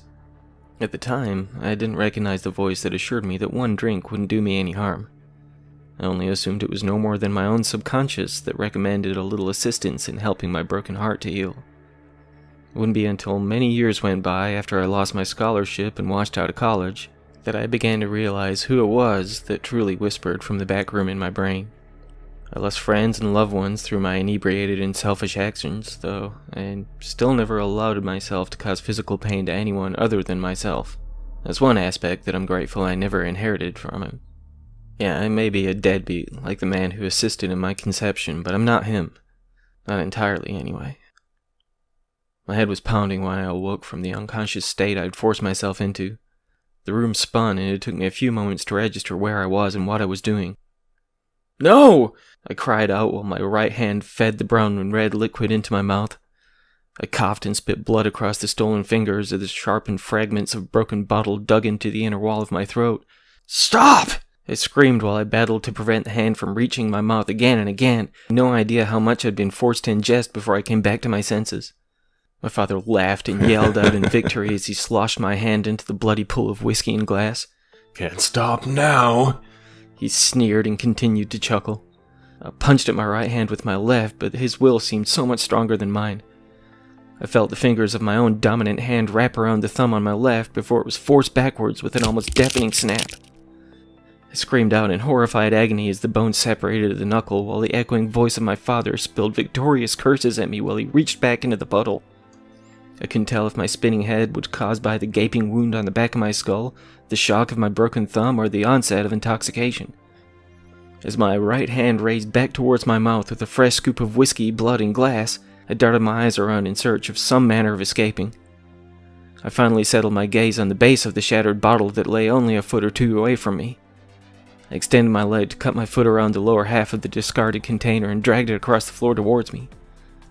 While my outstretched leg guided my weapon of choice, I bit down while I pressed a hand to the floor in an attempt to bend my thumb back into a usable setting. I screamed out when the bone snapped back into a manageable state, and I grabbed the fragmented bottle base. While my father cupped my right hand around my mouth, I allowed the liquid to pour in as I jammed the jagged cylinder of glass between the bones that connected to my fingers. My dad and I yelled out in unison as the metacarpal separated and snapped. "No!" He belted out against the stolen limb, losing partial functionality. I slammed my right hand to the ground and flipped the broken bottle around so that the thick base was now pointing downwards. I dug my knee into my right forearm to restrict its movement, and I wrapped the fingers of my left hand around the sharpened circle of glass. Don't! My father screamed out, bringing me a wild and manic smile while I allowed the jubilation of my dad being on the defensive to overcome the intense and brutal pain that pulsed through me. I slammed the thickened base of the broken bottle into the back of my right hand. I felt the glass cut into the fingers of my left while shattering the bones of my right. I raised it high and brought it down again and again. Over and over, I beat down on my own outstretched hand. Blood streamed from where I had held the glass and burst from where the shards of bone began to protrude through the flesh. I screamed out louder and louder with every attack against myself as the deranged voice of my old man yelled out in protest. I'm not entirely sure when I passed out, nor whether it was from the shock or exhaustion. I found myself strapped down to a hospital bed with both hands wrapped up and in a certain degree of numbness. It turned out that one of the neighbors from my apartment building had called the police about a possible domestic disturbance. It must have been down for the count by the time they arrived, and I can't help but assume that they found themselves quite perplexed by what they saw after knocking the door off its hinges. Given the degree of my apparent self-harm, I was committed to a mental institution for a time. I would go through many months of therapy, both physical and psychological. Safe to say that my shrink didn't quite buy into my recollection of how the night's events had played out, but I think he has helped me quite a lot. Over the years that followed, I patched things up with my sister and even managed to convince a few of my old friends that I had changed my ways. There were a few that would not buy into my claims of being a new man, but I can't blame them. Some burnt bridges can never be repaired, I suppose. My right hand has never quite been the same. Turned out that I broke about every single bone, but several surgeries and a boatload of physical therapy later, and I'm about up to 70% mobility. My left sports a lot of scars and a thumb that makes a clicking noise whenever I move it, but it works fine overall. I'm coming up on my 6th year of sobriety now. I won't say it's been an easy ride, but I'm proud of the progress I've made. My sister and I are closer than ever, and I've been attending some community college classes to finally attain my engineering degree. I still hear the voice of my father from time to time. He's not as loud as he once was, but he still lingers in the darkest recesses of my mind. My shrink argues that it's just my own damaged psyche that calls out in the night, but I've even seen the image of my old man just staring at me through the darkness at times. Maybe he'll always be there as a reminder of what I was. It could be that he's just waiting, just hanging in there for the possibility of a single moment, just the smallest fragment of time to sneak back through my walls. I only hope that I have the strength to fight him off a second time.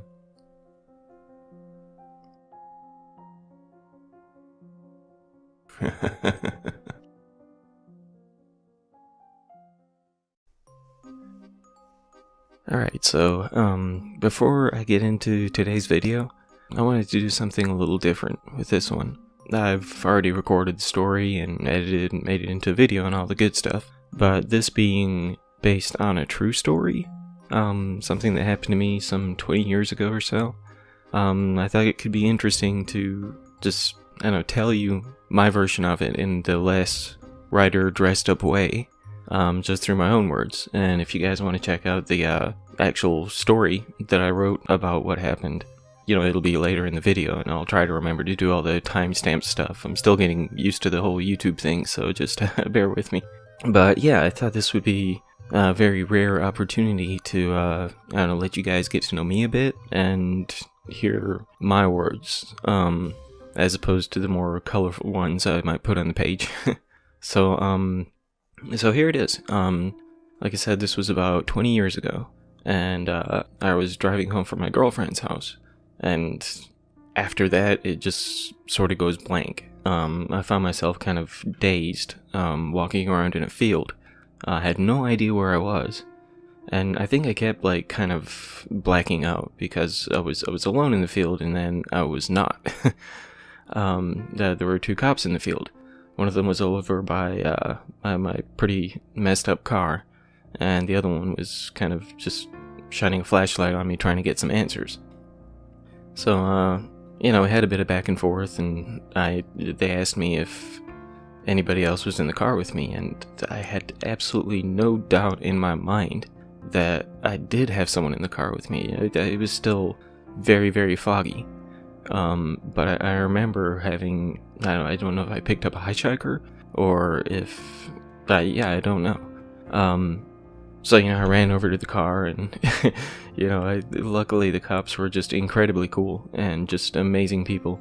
And they didn't like reach for their guns or anything when I went storming towards one of them, all frantic like. So I looked in the window, just expecting the passenger to still be casually sitting in the car, because I'm wandering around in the field. There's no reason for him not to just sit there and relax. But no, not only was he not in there, but the roof was crushed down on the passenger seat. So if he was toast. So the ambulance showed up, and, I got the whole complimentary blanket wrapped over me, and next thing I know, I blacked out. I came to again at the hospital sometime later. I was rolling through the hallway, and my mom came running up, and she was freaking out. She was freaking out more than anybody. Doctors were trying to cool her down and everything like that, and I blacked out again. So again, I come to on the hospital bed, and the doctor's in there getting ready to stitch up my eyebrow and the damage I took to my hand. So he puts the needle in, tries to numb it, which it didn't work. I felt every bloody stitch. And I tried to ask him. I was like, hey, I can still feel this. And he just kind of nodded his head, like really immersed in what he was doing. But, there's still a part of me that wonders if I was saying these thoughts out loud, or if they were just in my head, because my mom wasn't saying a word the whole time. So yeah, he gets done with that. He gets done stitching up my mangled knuckles, and my left pinky was in a splint because it actually got broken in 7 places. And my whole arm was just black and blue and purple. So yeah, he leaves. Another couple of doctors and nurses come in to try and repair my ear. Like I'd shaved off a portion of my ear. It's nothing dramatic. It was literally just like a strip of skin that for some reason they wanted to try and, stitch back on. So yeah, I mean, the hospital was a blast. But when it was clear to come home, my mom, took me back to her place so she could keep an eye on me and all that good stuff. And the following day, we went to go check out the car. Because, everything was blurry to me. I hadn't really focused on it. So we go to this shop where the car was towed to. And, the guy who runs the place or worked at the place came walking out, greeted us and all that good stuff. And my mom told him that we were here to see the car that was picked up on this chunk of the road that was wrapped around a tree. And the guy, just starts giving my mom his condolences. Like, sorry for your loss and all that good stuff. And she's like, no, there's nothing to be sorry for. This is him right here. And the guy just looked, shocked, just bewildered that, just this bruised and beaten guy had survived the wreck. So he takes us back to the old boneyard where the car is towed to. And when we got there, I mean, me and my mom were just speechless. And the dude was still just like staring me down like I was some kind of apparition or something. So yeah, we look at the car, and not only is the entire roof in all 4 seats where there's not the slightest bit of room for anyone to get their way out of it, but there's still blood, like in the center console, or on the steering wheel, on the floorboards. It was a mess. My mom, she started crying again, and I'm just, what the hell am I looking at here? So another couple of days goes by. We get the police report that says that it looks like the car went off the road due to severe weather conditions.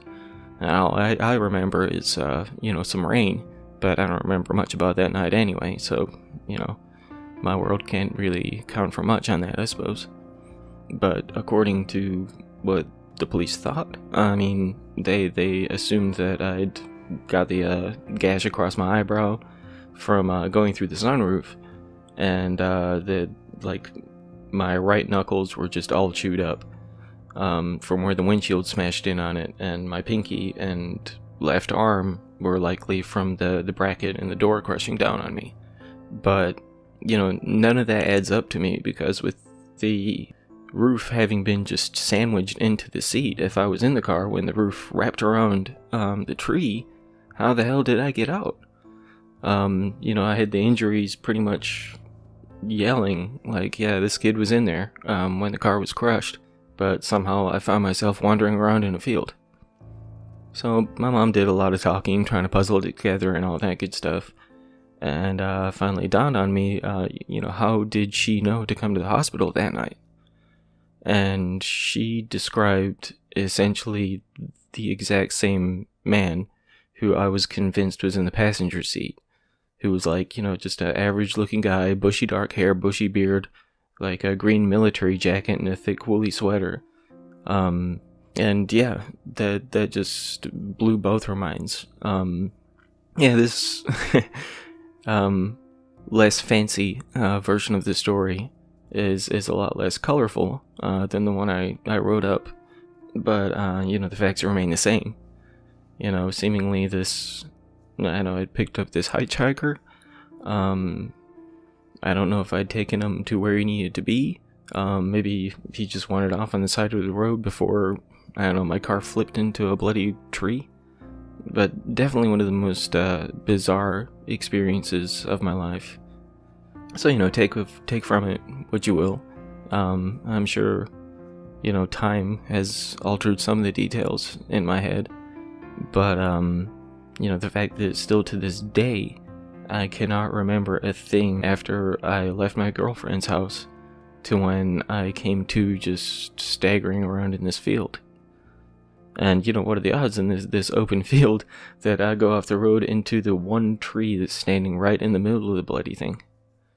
So, yeah, that's pretty much it. Again, I made up the video already, so if you'd like to check that out, by all means, I hope you do, and I'd love to hear what you think about it.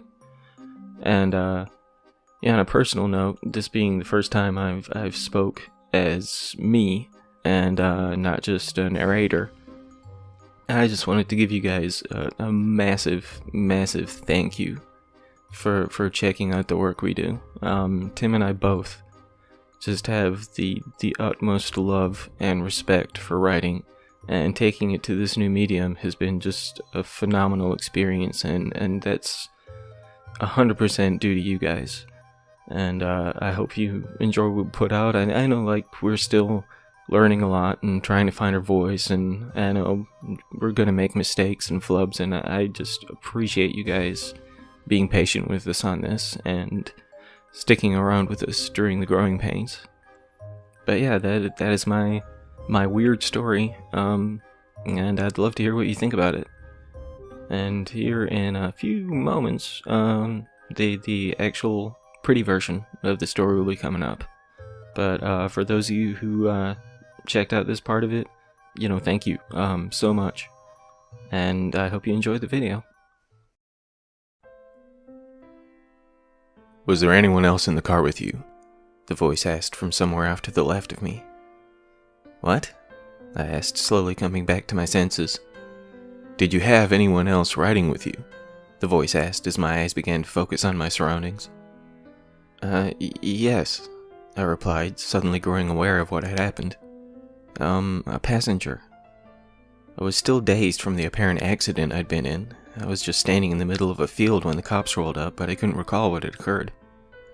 Are you sure you had a passenger? the voice asked again.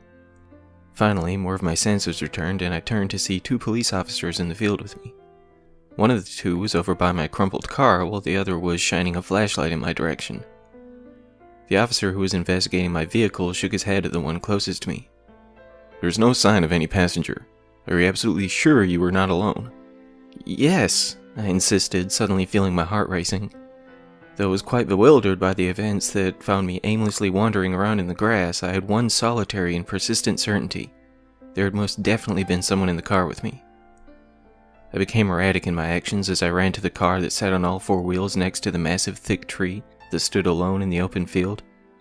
I was sure that the cops had somehow completely overlooked the man I knew to be sitting in the passenger seat. "Calm down, kid," the officer who stood by the vehicle said. I halfway expected him to reach for his gun when I charged towards him, but he appeared genuinely concerned about my mental state at the time. As I made my way to look through the windshield, I expected to see the hitchhiker still sitting there. This would prove a much more difficult task than I had realized, as the roof appeared to be resting in the passenger seat. He was in there," I exclaimed as I darted my eyes between the cops, who both wore similarly confused expressions. "Tell us what happened," the taller of the 2 asked me. That was a question I found myself unable to answer. I remembered leaving my girlfriend's house, and I fully recalled driving down the road I had traversed many times before, but that was it. Somehow I could describe the man who I'd know I'd rode shotgun, but I had no recollection of picking him up. "He was average height and build," I told the officer who had asked me all the questions up until now. "He had thick, shaggy hair and a bushy beard." The cop was writing in his little notepad while I spoke as the ambulance came rolling up to the side of the field. He wore, like, a faded green army coat with a woolen sweater underneath, I continued as a paramedic draped a blanket over my shoulders. He looked like he may have been homeless or something. He was a bit dirty, you know. My head started to spin as I spoke. He didn't smell bad, though, I don't think, but he seemed like a really good... Somewhere in the middle of my description of the man I had apparently picked up on the side of the road, I passed out.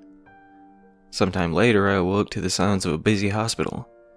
I was being rolled through the corridor while doctors and nurses were doing the work on me. I was still out of it, but I instantly recognized the voice of my mother, who came running up beside the gurney I was laying on.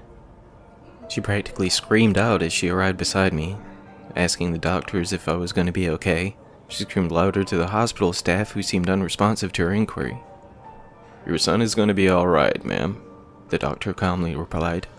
"It looks far worse than it is," he continued before I fell into darkness again. The next time I opened my eyes, I was laying on a bed while a doctor or a nurse came rolling up with a tray of instruments up beside me. I winced as they jabbed a needle into the apparent gash across my left eyebrow. Within moments after the injection, they began to sew into the cut with a needle and thread. "Ow," I said. "Mm-hmm," the doctor replied as he continued to weave the needle through my brow. I can still feel that," I said, bracing myself with every poke. "Uh-huh," the man in the white coat muttered as he kept sewing away. He seemed quite focused on his task, and my words didn't appear to register with him. I just continued to grip down on the bed sheets every time he passed the needle through my open wound. After he finished up, I realized I also felt a sharp pain shoot through my right arm and hand. I looked down to see my knuckles shredded, and my arm was a deep purple from top to bottom. In addition, my left pinky stood straight out, braced by a metal splint. My mother still sat at my bedside, and her eyes were puffy and red while she smiled across from me. She wasn't saying much, but I assumed she just wanted to allow the doctor to do his job uninterrupted. I couldn't help but wonder if the words I spoke while my eyebrow was being stitched together had only been in my head. After the gash above my eye was closed up, the doc went to work on my hand. There wasn't nearly as much pain while he attempted to close the numerous wounds across my knuckles, but my whole arm felt numb still. There was the occasional shooting pain, but only when I tried to move it. "We'll have to perform some reconstructive surgery on your ear, but we'll let you rest up before we start," the doctor said as he got to his feet. "Someone will be with you shortly." My mom began to tear up again when he spoke, and I reached up to feel my ears. I was suddenly concerned that I was missing half a lobe or something, but I felt my heart settle back into place when I ran my fingers across the slightly chewed-up cartilage at the very top of my ear. "Doesn't feel like it needs reconstruction," I shrugged at my weeping mother. She told me they just wanted to try and reattach the bit that was shaved off. We talked back and forth for a little while as a few more nurses and a different doctor entered the room. They investigated my ear for a bit before they got to work in their attempt to stitch back the thin strip of meat that had been severed. It would ultimately prove unsuccessful, but a slightly thinner ear was the least of my concerns at the time. After a while, all of my injuries had been treated, and I was to be cleared to leave the hospital. It would take them a bit to have all the paperwork ready, so I took a moment to stroll to the bathroom to the side of my hospital bed. "Jesus Christ," I said when I looked at my reflection in the mirror. Blood covered my entire face, and my shoulder-length hair was still matted with sticky crimson globs. My right arm was easily twice the size of my left, and it was several shades of purple and blue. I couldn't see my left pinky finger through the bandages and splint, but it felt like it weighed a few more pounds than it used to. My ear didn't look that bad at all. I honestly don't know why they even bothered to attempt to reattach such a thin sliver. I suppose it would just be to inflate the already enormous bill even more. I walked back out of the bathroom to see the 2 officers and the paramedics who had aided me in the field. I was already getting prepared to answer a barrage of new questions, but they only wanted to check in and see how I was doing. All 4 of them appeared genuinely surprised that my injuries were so minimal. "I guess I just got lucky," I shrugged. "I didn't know that kind of luck was possible," the shorter of the paramedics exclaimed. "How did you even get out of the car?" the other asked. I just shrugged, genuinely unsure about anything that had happened since I left my girlfriend's house. You got someone looking out for you, kid, the officer who had interrogated me in the field said. Eventually, I was released from the hospital with a few prescriptions to pick up and warnings for what to look out for with my concussion. My mom drove me to the pharmacy and then back to her house so she could keep an eye on me. I went to take a shower, but my legs were still shaky from the night's event, so I just lay in a hot bath for a while. I wanted to stay in longer, but it didn't take long for the water to become bloody and filthy, so I just dried off and put on some warm clothes. After a few days passed, my mom took me to the shop in which they had hauled my poor demolished Pontiac. It was only a short drive from the house, but she wanted to see how bad it was as much as I did. As we walked up to the small building surrounded by vehicles in many states of disarray, a tall, slender man approached us, wiping grease and oil off of his hands with a blue towel. "What can I do for you fine folks?" the man asked in a scratchy but pleasant voice. My mom went on to explain that we were here to see her son's car that had wrapped itself around a tree a few days back. She described the car and the location it had been picked up at. "I'm so sorry for your loss, ma'am," the man replied, bowing his head slightly. My mom said there was no need for all that with a laugh, telling the guy that this was her son right here, gesturing towards me. The man just stuttered as his eyes grew wide and shocked. After some back and forth during which the man would not take his eyes off me, he waved us forward to follow him. We walked around to the back of the building and into a veritable boneyard of beaten and broken vehicles before we reached what was left of my poor Pontiac. My mom gasped and I just stared slack-jawed at what lay before me. The entire roof of the car had been crushed down on top of both the front and rear seats. There was absolutely no room left for one person, let alone 2 to have sat. On top of that, a wide pool of blood filled the center console and the driver's seat, along with more that lined the buckled steering wheel. "We was sure nobody could have survived that," our guide said, scratching his head with his grease-stained hand. Some days afterwards, we received a police report of the accident that occurred that night. According to their investigations, I had lost control of my car due to severe weather conditions, though I remembered no more than a light rain. It would appear that my vehicle flipped at the tight curve and wrapped the roof around the thick tree, crushing it down upon me. The windshield had shredded my knuckles that still held onto the steering wheel, while the window bracket crushed my left pinky finger. The wounds to my eyebrow, ear, right arm seemed to have been caused by the sunroof as it wrapped around me. It was assumed that's how I made my escape. The concept is still questionable to me, as the injuries to my hands would imply I was still sitting in the driver's seat while the roof crushed down onto the chair I was sitting on. My mom and I puzzled over the events for quite some time, until another question dawned on me. "How did you know to come to the hospital that night?" I asked her. This was a time before cell phones were so commonplace, and her address was not indicated on my driver's license, nor did I have any of her contact information on me. She went on to explain that a man had come knocking on her door that rainy night. He told her that her son had been in an accident, and he was heading to the hospital as they spoke. When I asked her what he looked like, she described an average-sized man with dark, messy hair and a thick beard.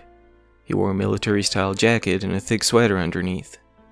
By the time she grabbed her keys and threw on a coat and headed out the door, there was no sign of the stranger, who she thought nothing about until I made my inquiry.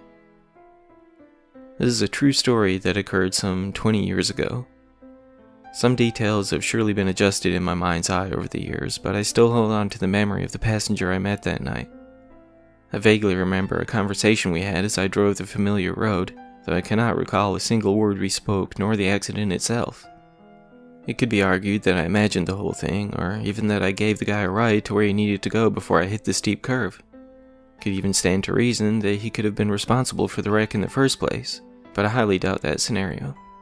I don't know if I'll ever have answers to what truly happened that night all those years ago, but should I ever again see the stranger in the faded green army coat, I think I owe him my gratitude.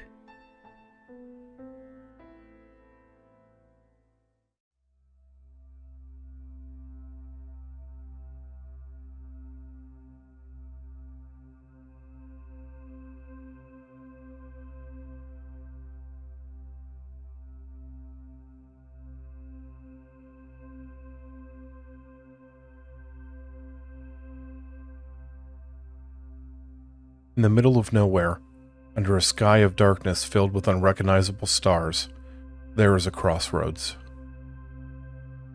Its roads are made of rocks and dirt, and walking along them fills the cold air with dust. Brown, brittle grass covers the sides, making it difficult to see where the road ends and the battered landscape around it begins.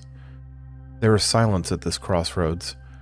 The only sounds are the ones that you bring with you. At the northeast corner is a small cemetery.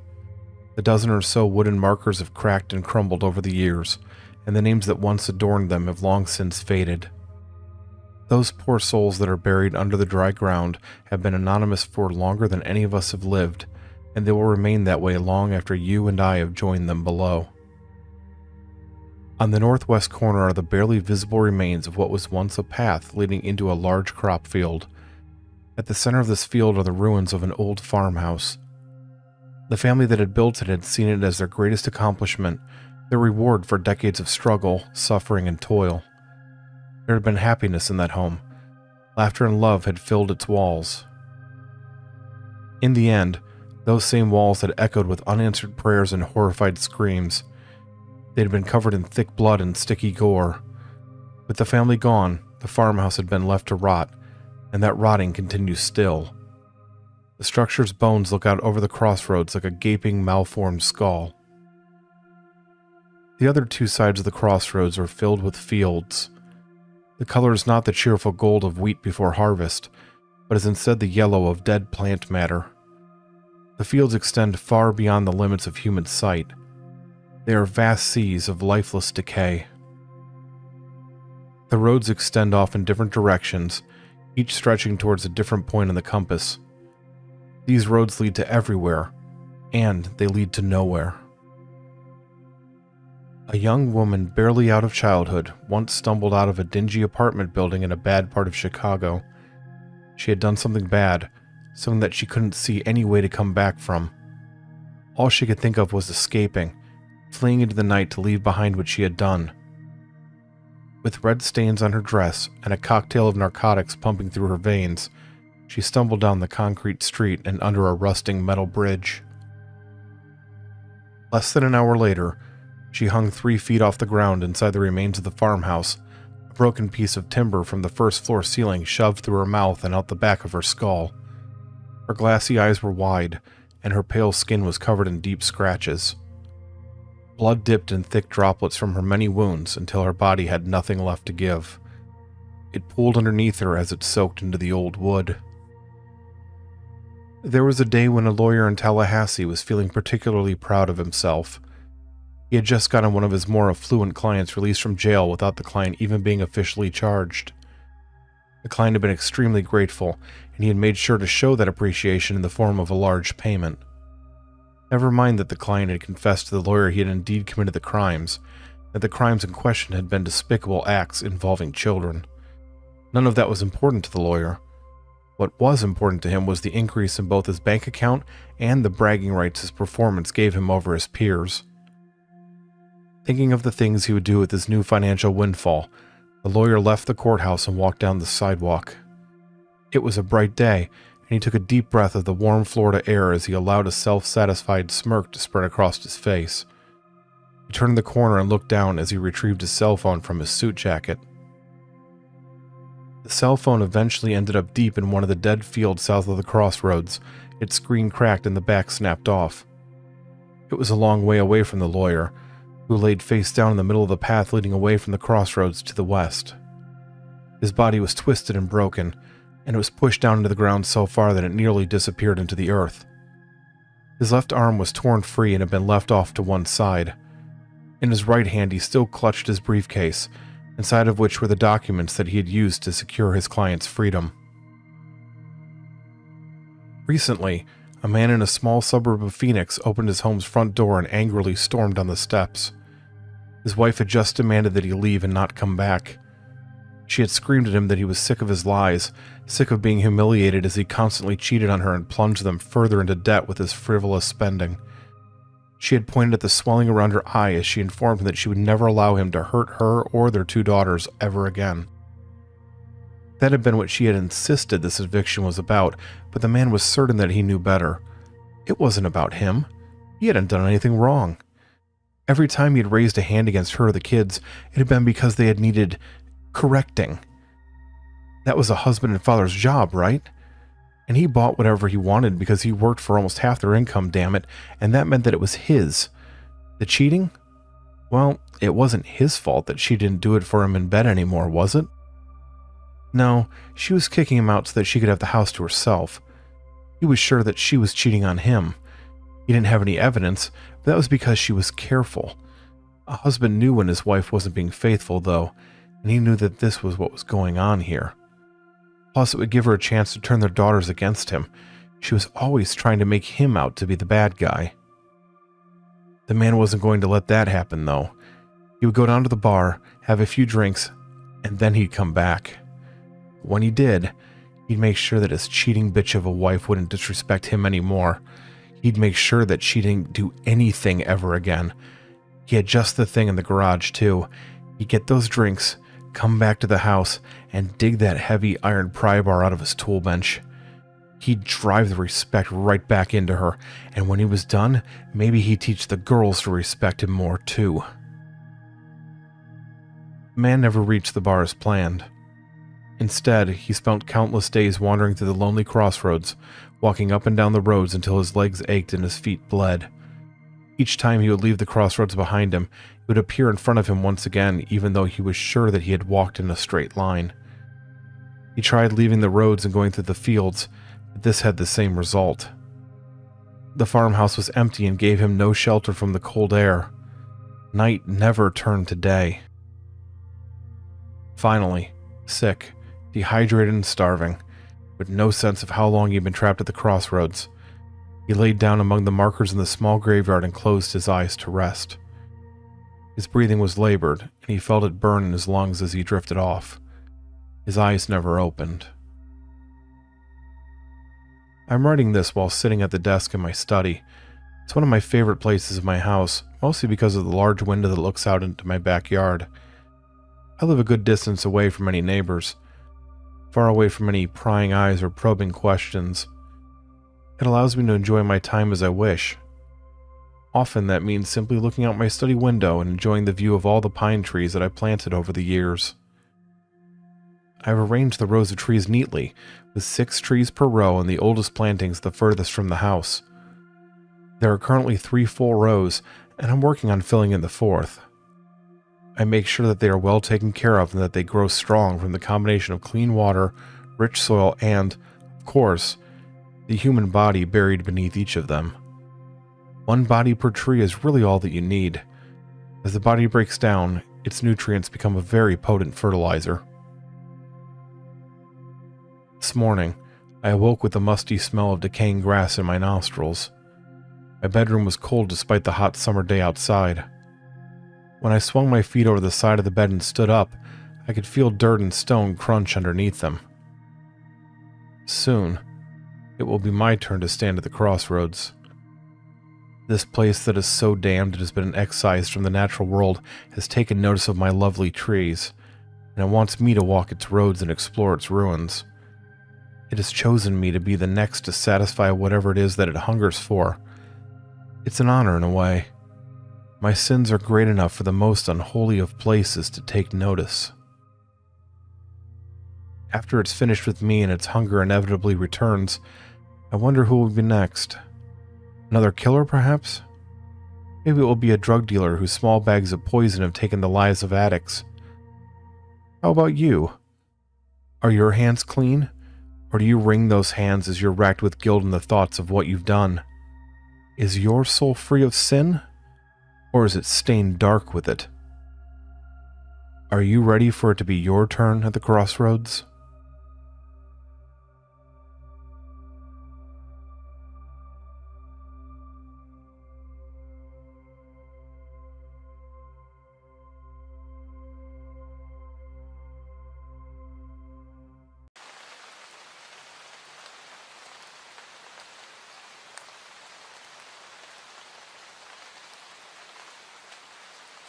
Dearest Margaret, I hope that this letter finds you well.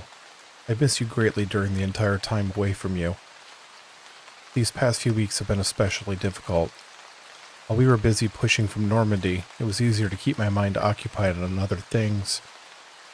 Now that the Germans have left France, however, I've had a lot more time to myself and, as always, my thoughts have turned to you.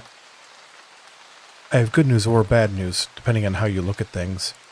As you're an optimist by nature, a very glass-half-full kind of woman, I'll give you the positive spin first. You and I are going to be reunited sooner than we thought. I'll be shipping off to the good old US of A within the next few weeks. No matter how optimistic you are, however, you're also a realist, so here's the bad news. The reason that I'll be coming home to you so early is because I have been injured. Now there's no need for worry, as I'm going to be fine. Once the bullets stopped flying in France, my unit had been assigned to deliver cargo to Evian-le-Bon. You've always been more of a scholar than I am, so you may be familiar with the town. I had never heard of it before. There were only 3 large crates, so Mark Johnson and I volunteered to make the delivery. I've written to you about him before. He's a soldier in my platoon that has a wife and young son in Kansas. All of my fellow soldiers are brothers. He's one of the few that I can honestly say is a friend. The round trip between Paris and Evian-le-Bon will take a few days, and we figured that the fresh mountain air would do us some good. We never spoke about it, but I think we both were feeling that we needed to get out of Paris, even if for only a little while.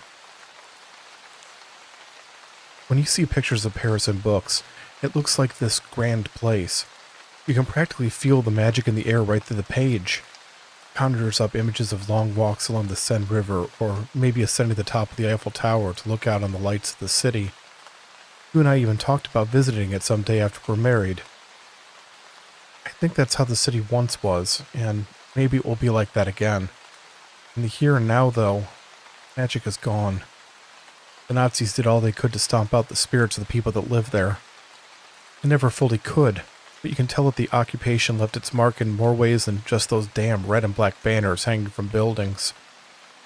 The enchantment and wonder of the city is gone for now, replaced with an iron resolve and a righteous fury. The longer I stayed there, the more that I could feel the violation Paris had suffered through, if that makes any sense. Is it any wonder that Johnson and I jumped on the opportunity to run a shipment through the countryside? It was supposed to be a simple delivery. As everyone in the world knows, though, there's nothing simple about this war. I don't remember the moment that the truck's rear tire struck the mine. It must have been left over from the German retreat, or maybe it had been planted by the French resistance when the Nazis were using that particular road. Whatever the case, the explosion flipped the truck completely over and sent us off the road. I only know this because it was told to me later. I remember sitting in the passenger seat while Johnson drove, idly flipping through a Captain Marvel comic that I had traded a small bottle of half-drunk whiskey to a private for. I'm not much for comic books, but there was something about it that made me feel like... I don't know. It made me feel like I was holding a piece of home in my hands, I suppose. After that, my next memory is slowly waking up. I was lying on something soft, and my body felt oddly cold. Instinctively, I tried to sit up, but the worst pain I've ever felt went through my body like electricity. It felt like someone was forcefully pushing down on me while trying to set me ablaze. I shook my head in an effort to clear it, I hadn't even opened my eyes yet, and I was already feeling dizzy. I felt a hand on my shoulder, and a woman's voice politely but firmly told me to calm down. As I managed to get my eyes open and squinted against the bright light, she went on to explain that I'd been in a mine explosion and to assure me that I was going to be okay. My vision returned to normal after a few minutes, and I was able to look up at the speaker. She was dressed in the white uniform of a nurse, with red curls peeking out from under her hat and freckles dotting her nose. She smiled down at me kindly and told me that her name was Ruth. I tried sitting up again, but it had the same result as before. Ruth informed me that I had suffered a fractured sternum when my chest had impacted with the front portion of the transport truck. It sounded serious. She told me that I just needed to rest and it would heal naturally. Normally ice would have been put on my chest to help with the swelling and lessen the pain. There wasn't any access to ice here, however, so she was using rags soaked in cool water instead. Along with a fractured sternum, I had suffered a painful bump on the head and a sprained ankle. I had managed to escape in surprisingly good condition, all things considered. Johnston hadn't been so lucky. He was lying in the bed next to me, unconscious and his body wrapped in bandages. Every so often I could hear a gasp as he sucked in air. Gasps sounded wet, like they were filled with water. The nurse told me that they hoped he would recover soon, and I could tell by the tone of her voice that she wasn't hopeful. Over the next few hours, Ruth sat and talked with me. Well, she did most of the talking. Even getting a few words out made my chest hurt, so I mostly just sat there and listened.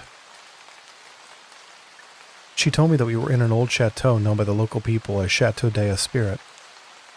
It had been the home of a wealthy but eccentric landowner who had died at the beginning of the war. He hadn't had any children or family, so the mansion was converted into a temporary hospital.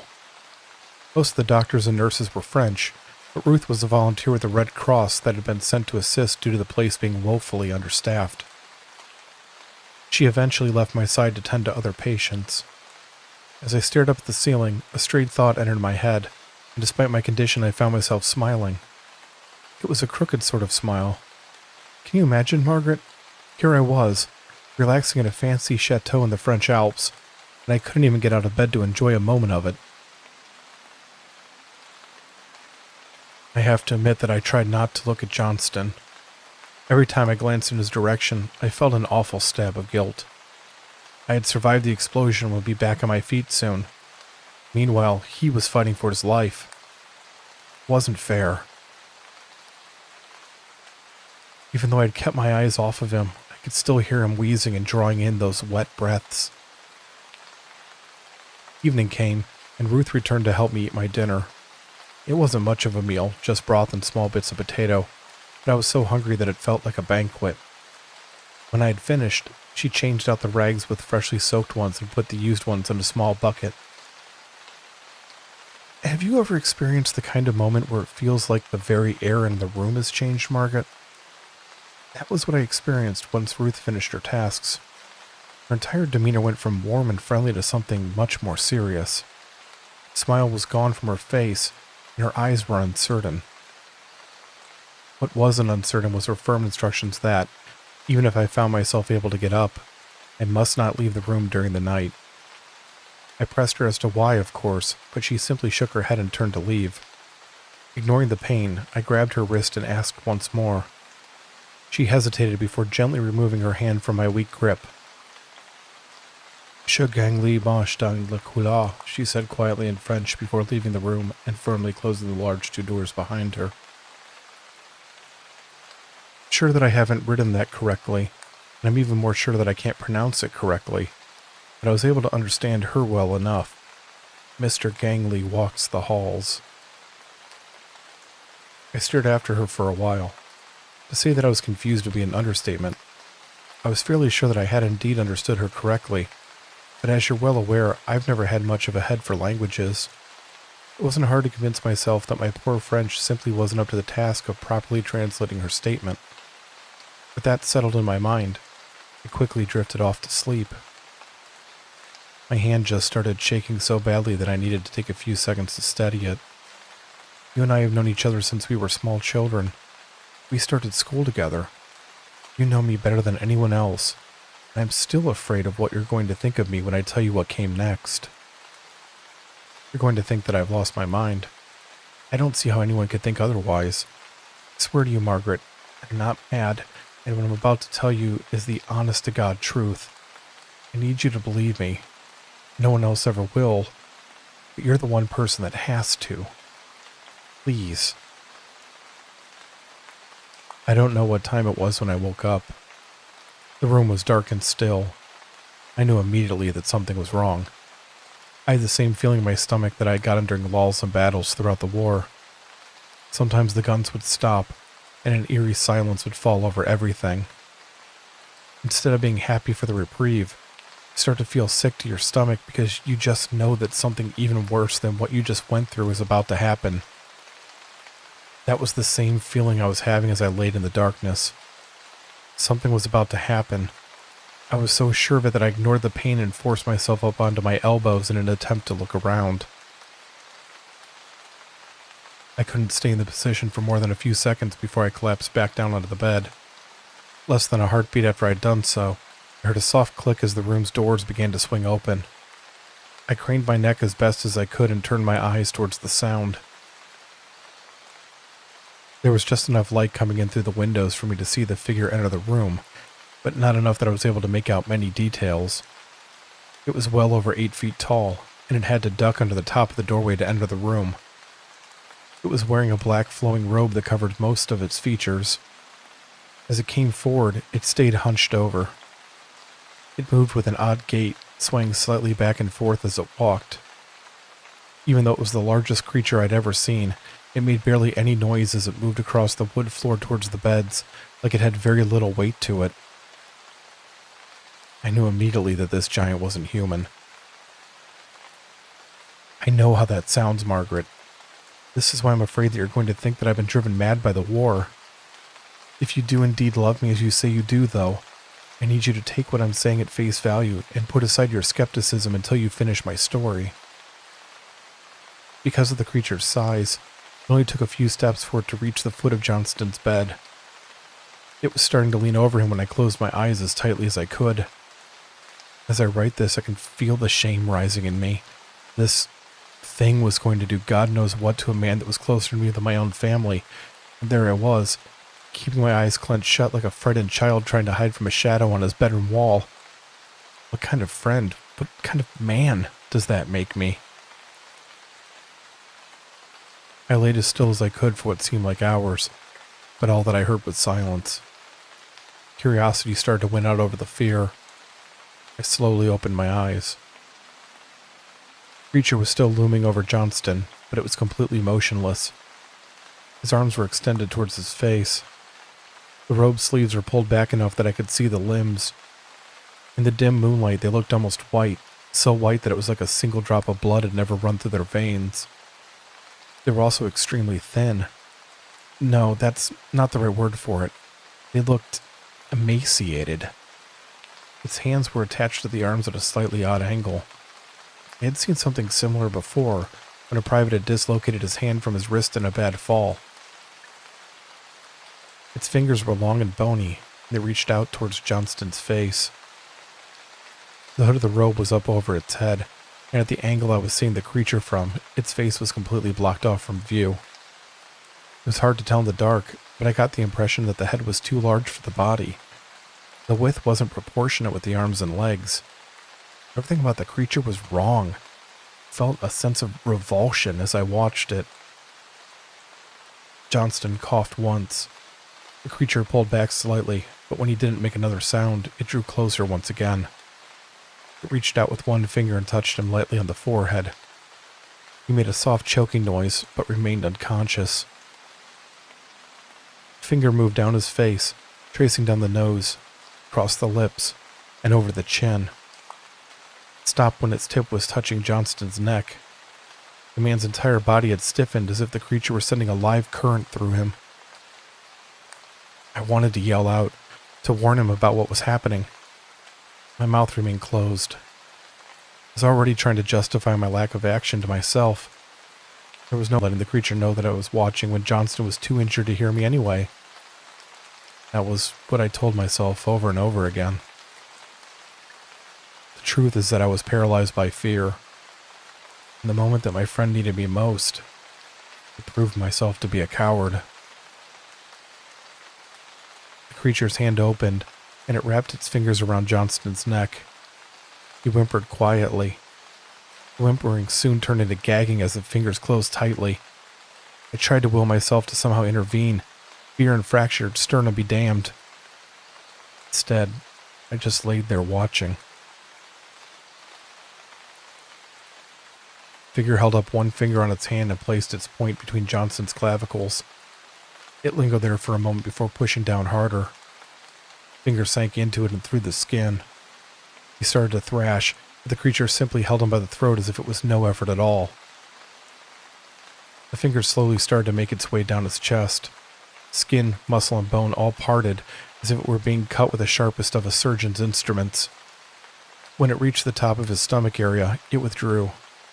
Blood covered it, and droplets dripped down onto the man's body.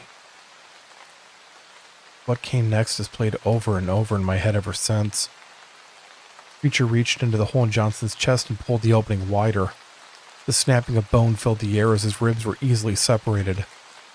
The arm jerked slightly to one side, and a moment later the hand rose up out of the open chest cavity holding a misshapen lump. Johnston stopped thrashing. I must have made a sound, as the creature turned its head towards me. The hood still covered its face, but I knew that it was watching me closely. Instead of closing my eyes, however, I looked right back at it. It wasn't some act of bravery or defiance. I was just too scared to think of anything else to do. It moved to the side of my bed. The gory mass it had taken from Johnston's chest was still clutched in its right hand. I didn't see exactly what the object was. I was, and still am, thankful for that. The creature regarded me for a long moment before reaching up with its free hand and slowly pulling back the hood. I opened my mouth to scream, but no sound came out. I was stricken voiceless by fear. It's all that I could do to simply keep breathing. Instead of being rounded, its head was elongated, with malformed protrusions sticking out of the back. It was hairless. Like its arms, the flesh was pale to the point of nearly being translucent. It looked at me with lidless eyes, pupils locked on me so intently that they appeared to be vibrating. The creature's face was vaguely human. The best way that I can describe it is that it looked like a person whose skin had been pulled back so tightly it had begun to tear off the skull. The large teeth and gums were exposed in a hideous grin, one so large that it ran past the mouth towards the back of the elongated head to show the bone beyond. It tilted its head slightly. I wasn't looking at just some hideous monster. Its eyes stared at me with intelligence. It opened its mouth slightly as it regarded me. Just beyond the first of human-like but oversized teeth were a second row of them. These were smaller and spaced wider apart. Its thick black tongue sloshed around back and forth in its thick saliva.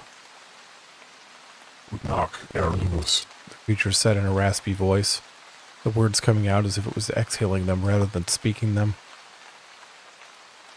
With that, the creature turned and left the room the same way it had come in, closing the doors behind it. I must have passed out. The next thing I knew, I was regaining consciousness in a room filled with sunlight. I quickly looked over to my right at Johnston's bed. The spot that the bed had once occupied was empty. Ruth came in a few minutes later. I demanded to know what had happened to Johnston.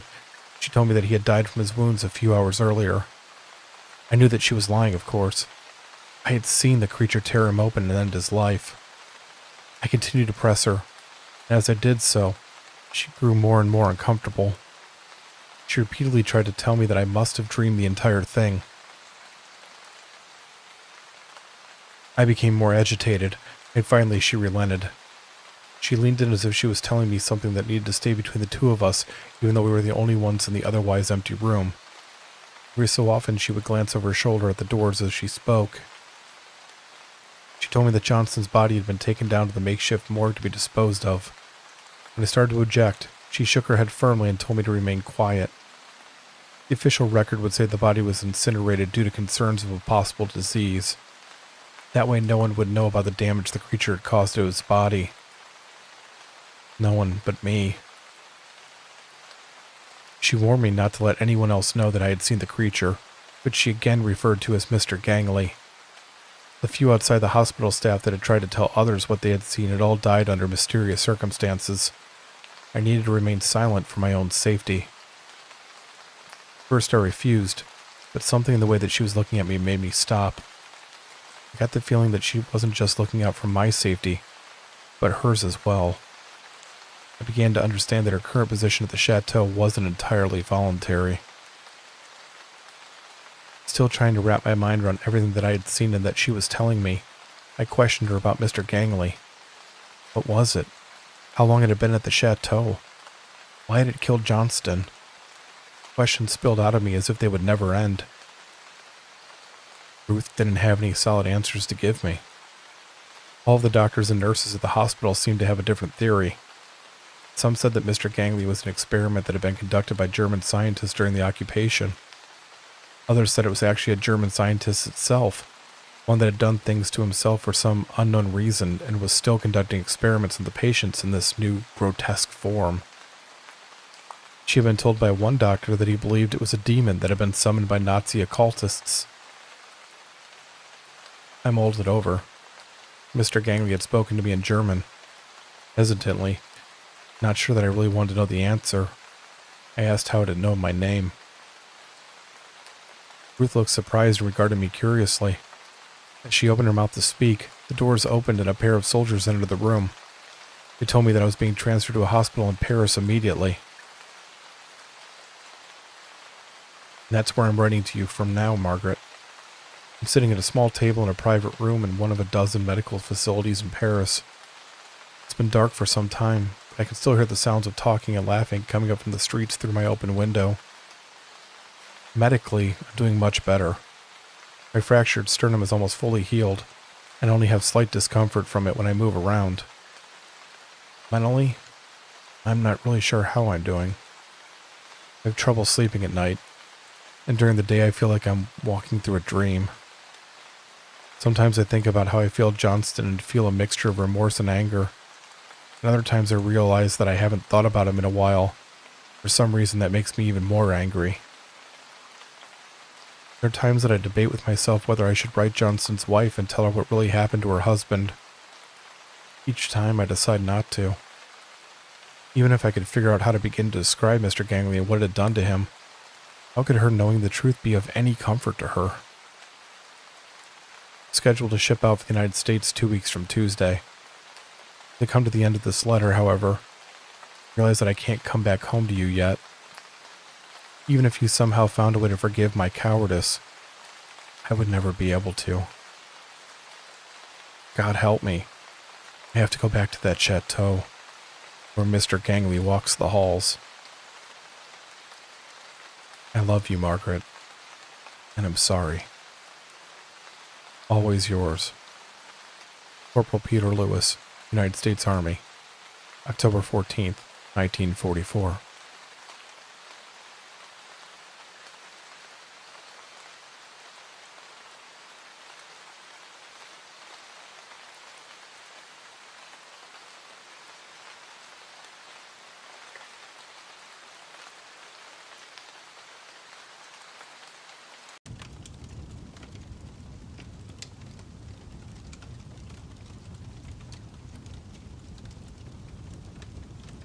When my mother was buried, I watched as every single shovel of dirt was tossed into her grave.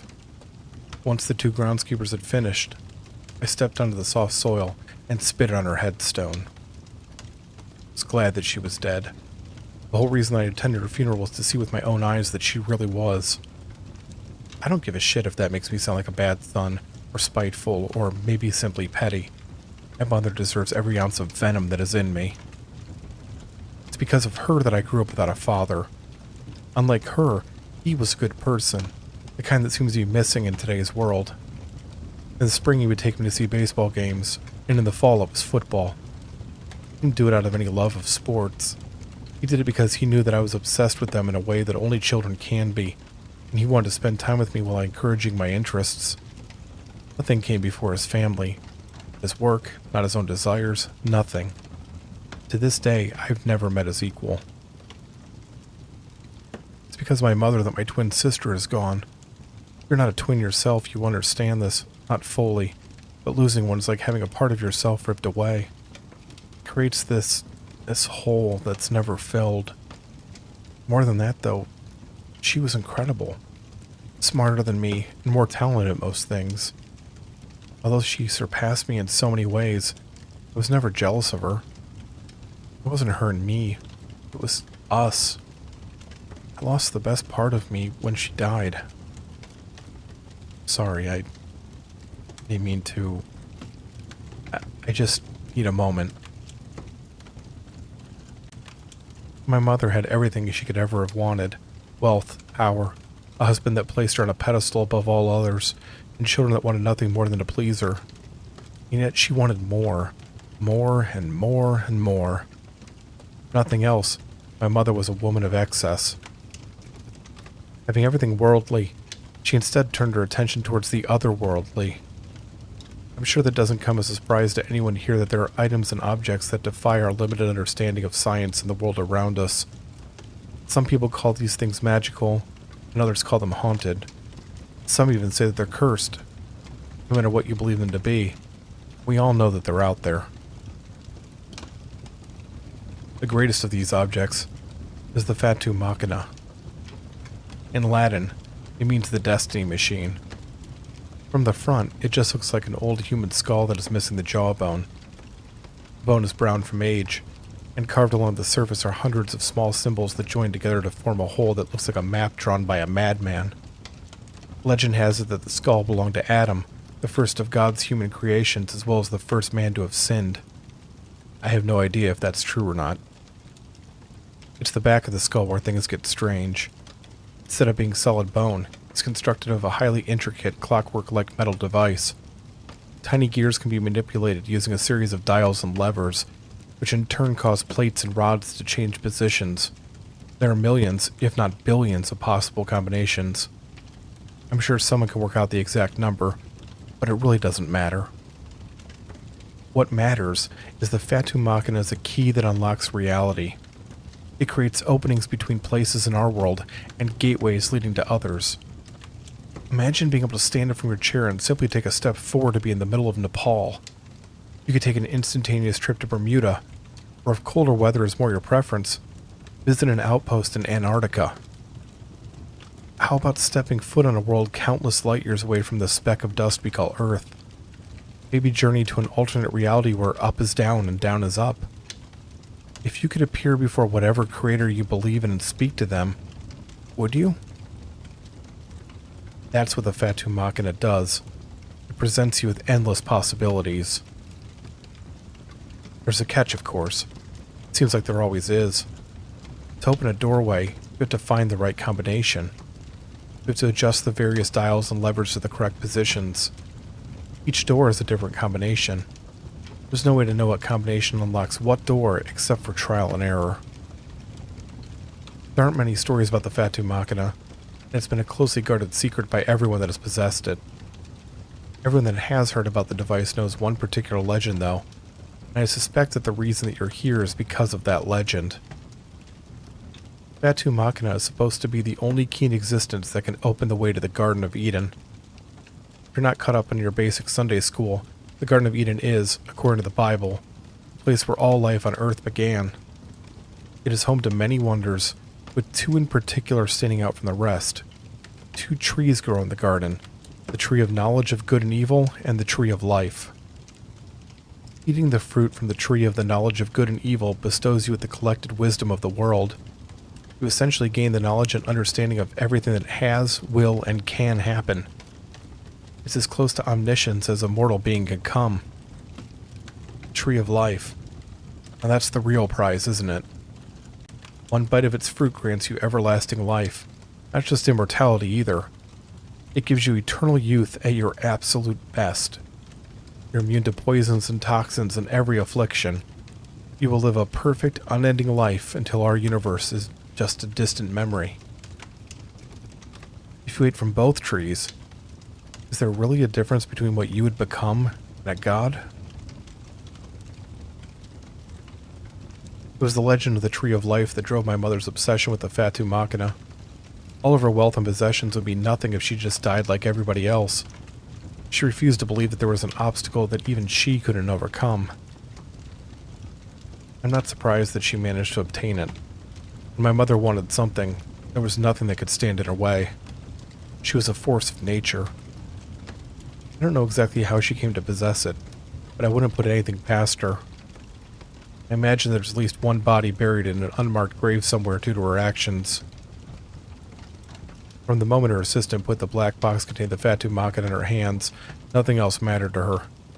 She locked herself in her study for days at a time as she tried combination after combination, carefully logging each attempt in a leather-bound journal.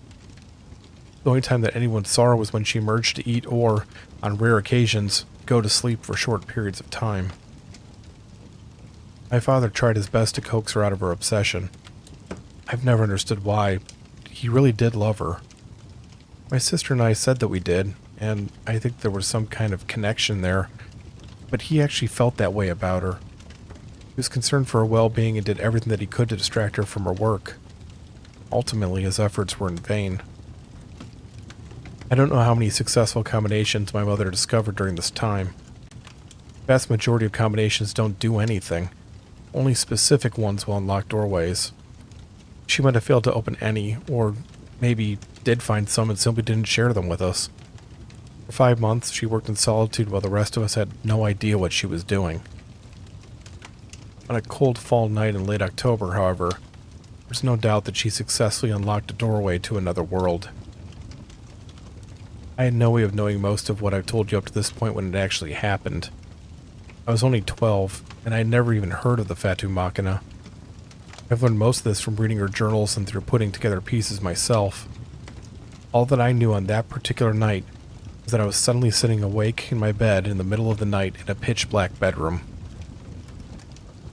My room had never been that dark before. There was always at least some light that managed to make it through my curtains during the night. Sometimes it wasn't very much, but there was still something. On this particular evening, though, I was surrounded by pure blackness. I'm not sure how long I sat there staring into nothingness before I noticed the voices. They were extremely faint, barely qualifying as whispers. There seemed to be dozens of them. I strained my ears in an attempt to figure out what they were saying. No matter how hard I tried, I couldn't make out the words.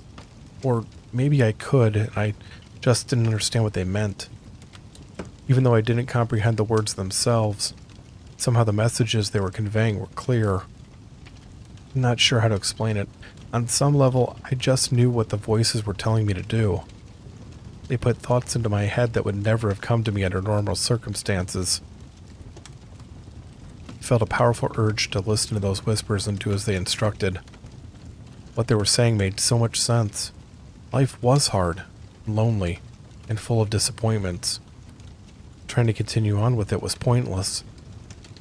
The only thing that made sense was to not play along with such a bad cosmic joke, to tie my bedsheet around my neck in the way the voices were directing me to, and put a stop to the endless cycle of pain and disappointment. I think that if I was any older, I would have done just that. At my age, though, some of the concepts the voices were communicating to me were things that I couldn't fully comprehend yet, and it was that confusion that kept me from totally accepting what I was being told to do. The whispers changed their tone as they became frustrated with my disobedience. The sound suddenly stopped, filling the darkness with silence. For the first time since I'd woken up, and probably the first time in my entire life, I felt fear. Real, palpable fear. There was something in the room with me. I couldn't see it or hear it, but it was there. It was this kind of pressure that was coming from behind me. It loomed over me and gave off this sense of total malice. It was angry, and it was going to take that anger out on me. I didn't even realize what I was doing. I jumped out of bed and blindly ran in the direction I thought my bedroom door was in. I was fully in the grip of panic, and that panic continued to rise as I kept running. Running. I ran much further than I should have been able to in the small bedroom. Long after I should have reached a wall, I slammed hard into something solid. I'd finally got into the door. I twisted the knob and flung it open, hurrying into the hallway before closing it behind me. Before I even had a chance to turn away from the door, I noticed that the hallway was much colder than my bedroom had been. The change was a shock, and my skin immediately began to prickle. There was an odd burning sensation in my feet. I looked down and found that it wasn't being caused by something hot. Instead, I was standing in at least an inch of snow. I turned around and looked up towards the hallway ceiling. Thick white flakes of snow were falling from it. Forgetting my fear for a moment, I stared up at the indoor snowstorm in wonder. Eventually, I shivered as the cold snapped me out of it. I looked around the hallway. All of the lights were on. Instead of their normal warm white, they glowed a dim blue. The walls were covered in sheets of ice. Jutting out of the walls into the top were long, thick protrusions that tapered out to sharp points towards the middle of the hallway. They were nearly as white as the falling snow. My eyes fell on a section of wall near me. There was something behind the ice, something that unnerved me even though I couldn't immediately identify it. I stepped closer to get a better look. It was a growth that spread across the majority of the wood, a pinkish, flesh-like mass that resembled raw flesh. I looked back up at the protrusions. I was standing inside of a giant frozen rib cage.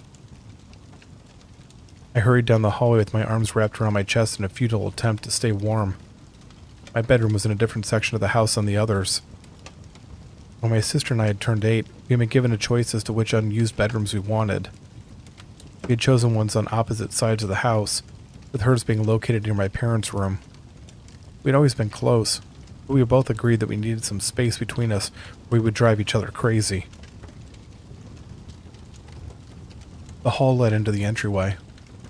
This section of the house was in a completely different state than the frozen hallway. It was much warmer, and there was no snow or ice. The lights were also their usual color. There were, however, more bone growths. They weren't ribs, but were instead 4-foot-tall teeth. They were cracked in many places, and many were covered in brownish stains.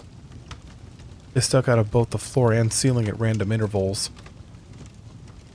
The floor itself felt soft as I slowly walked across it. It didn't look any different than it usually did, but the texture had a consistency of a firm yet wet sponge. Each step was disgusting. I started to get a bit queasy. I saw movement out of the corner of my eye. I turned my head towards the tall staircase leading up to the second floor. A scream welled up in me, the pressure of it so strong that I thought it would make my chest burst, but it remained trapped inside of me. At the top of the stairs, surrounded by the same pink growth that I had seen in the hallway, was a giant eye. It was so large that it took up the entirety of the second floor landing. Its iris was black, and its blood-red veins stretched across its milky surface. It rolled around wildly as if it was in the throes of madness. I involuntarily took a step back. As I did so, the eye swung downward in its fleshy socket so that it was staring directly at me. Its gaze was so intense that it locked me in place. It felt so small, so weak as it examined me intently. Something began to drip from the eye's iris. First I thought it was some sort of fluid. When one of the drops pushed itself up off the floor on thin, spindly legs, however, I knew that wasn't the case. Small creatures were falling out from inside the eye. Each looked vaguely like a centipede with wispy, tentacle-like appendages extending from their black-shelled bodies. They swarmed down the stairs towards me. The eye spell was broken. I hurried towards the long corridor that contained my sister and parents' bedrooms. The creatures began to make chittering noises as they reached the bottom of the stairs and skittered after me. I made it into the hallway and struggled to close the heavy wooden door that separated it from the entryway. I barely managed to get it shut in time. The creatures continued to make odd sounds on the other side of the door. They made no attempt to break through. Everything that I'd been through collapsed in on me. I started to cry. I'm still a kid after all. No kid is prepared to go through something so horrific. Oh, most adults aren't either. I slumped down to the floor and held myself as my sobs robbed me of my breath. It took some time, but I eventually got control of myself. I wiped the tears from my eyes and stood back up, feeling more exhausted than I ever had. I still needed to find my family. This hallway looked the same as it always did. I wondered if whatever had taken over the rest of the house hadn't reached here yet. Whatever the case, I was just glad that I was safe for the moment. My parents' room was the closest, so I hurried over to the door and opened it. There are two images that will always be burned into my memory. No matter how many years pass, I can always see them in perfect clarity. They'll be with me until I die. This was the first of those images. The bedroom was bleeding. Thick blood was running down the walls and pouring off the ceiling like crimson waterfalls. The floor of the room was submerged in it, and it watched through the open... The bedroom was bleeding. Thick blood was running down the walls and pouring off the ceiling like crimson waterfalls. The floor of the room was submerged in it, and it washed through the open door and out into the hallway as it covered my feet up to my ankles. In the center of the room, sitting on his knees with the blood flowing down around him, was my father. He was dressed in his pajamas and robe. His hands were stretched out to his sides with the palms upward like he was holding up two invisible objects. He was moaning, and his eyes were wide with fear. Standing behind him was a figure in a black robe. Its body was completely covered, and a ragged hood made it impossible to see its face. Paying no attention to me, the figure reached out its right arm. The robe slid away from the fingers slightly, and I saw that they weren't fingers at all, and were instead 3 delicate needles. Slowly, the needles pushed into and through the skin of my father's neck. My father gasped but remained still. The figure tugged the needles back, and a small sliver of skin peeled away from the neck while still remaining attached by a tiny flap. Using both hands, it pulled on the sliver over and over again. The skin began to unravel from my father's body. I don't know of a better way to put it. It came off like a pulled string unwinding a ball of yarn. My father didn't move, but the look in his eyes and the few sounds that escaped from his open mouth conveyed the immense pain that he was feeling. When roughly half the skin had been removed from his face, he finally saw me standing in the doorway. He tried to speak, but no sound came out. Got the message, though. I could see it in his eyes just as much as I could read it on his lips. Go. I did it as I was told. Slammed the door shut and quickly backed away from it. I was a scared child. What could I have possibly done to save him? Logically, I know the answer to that is nothing. That thing that was killing him ever so slowly couldn't be stopped by a mere 12-year-old boy. That's the logical answer. Logic isn't much comfort on the nights that I lie awake in bed, remembering how I left him to die alone. Directly across the hallway was the door to my sister's bedroom. I stared at it without making a move towards it, my shirt and sweatpants soaked with water, sweat, and blood. I didn't want to go inside. Something bad was waiting for me in her bedroom. I was sure of it. It was something that I had been feeling since I left my own room but hadn't been able to focus on because of everything that had happened. I don't know if I believe the stories about twins having some sort of psychic connection. As one myself, I was never able to finish my sister's sentences or know what she was thinking. I didn't know when she was in distress or hurt when I wasn't around. Maybe some twins have that kind of connection. We didn't. What I do know is that there's a kind of bond that I've never had with another person. I didn't even realize that bond existed, not consciously, until that night. The only reason I noticed it then was because it was gone. My sister was dead. Couldn't explain how I knew that, but I did. I refused to believe what I knew, however. I felt this deep need to prove myself wrong, to show myself that she was alive and well.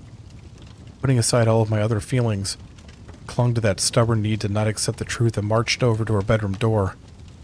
I hesitated for just a heartbeat before I opened it. I couldn't enter the room. A few feet inside of the door was a translucent red substance that filled the entire chamber from floor to ceiling. My first thought was that the room had been filled with some sort of liquid, but it didn't drain out through the now open door. It instead remained still. While it wasn't completely transparent, it was clear enough that I could see my sister suspended inside the substance. She was floating just above her bed, her arms and legs stretched out to the sides. Her eyes were open and staring off into nothingness. That is the second image that I will never forget. I couldn't look away.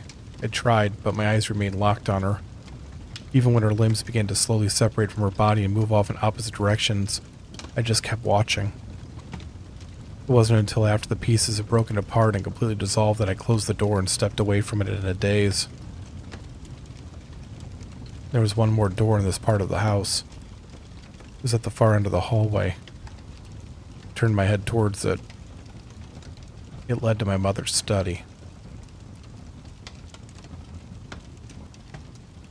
I started to walk towards it. It wasn't a conscious decision that I made. I think I put one foot in front of the other out of a need to put some distance between me and the bedrooms. I didn't want to be anywhere near them, and it'd be some time before I was willing to really examine what I had lost. I had reached the halfway point when I heard a noise behind me. I turned and found that the door leading into the entryway had been opened. Stepping into the hallway was something that I couldn't comprehend. I need you to understand what I mean by that. When I say that I couldn't comprehend it, I'm not saying it was frightening or that I wasn't sure what I was looking at.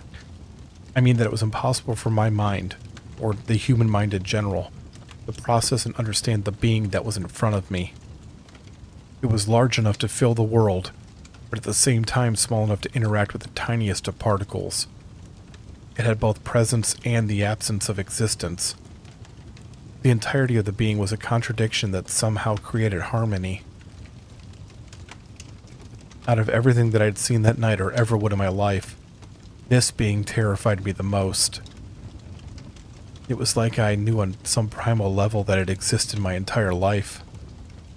This was death, and I was nothing before it. It didn't make a move towards me. I couldn't even be sure that it was paying attention to me. Why would it? A single mortal life wasn't worth the attention of the end of all things. Not sure what else to do, I continued towards my mother's study. After every few steps I would look back over my shoulder, but the cosmic entity remained still. I reached the door and hurried inside. The study was large, one of the largest rooms in the house. Bookcases lined the walls, and display cases containing rare items were scattered throughout. In the center of the room was a wide oak desk.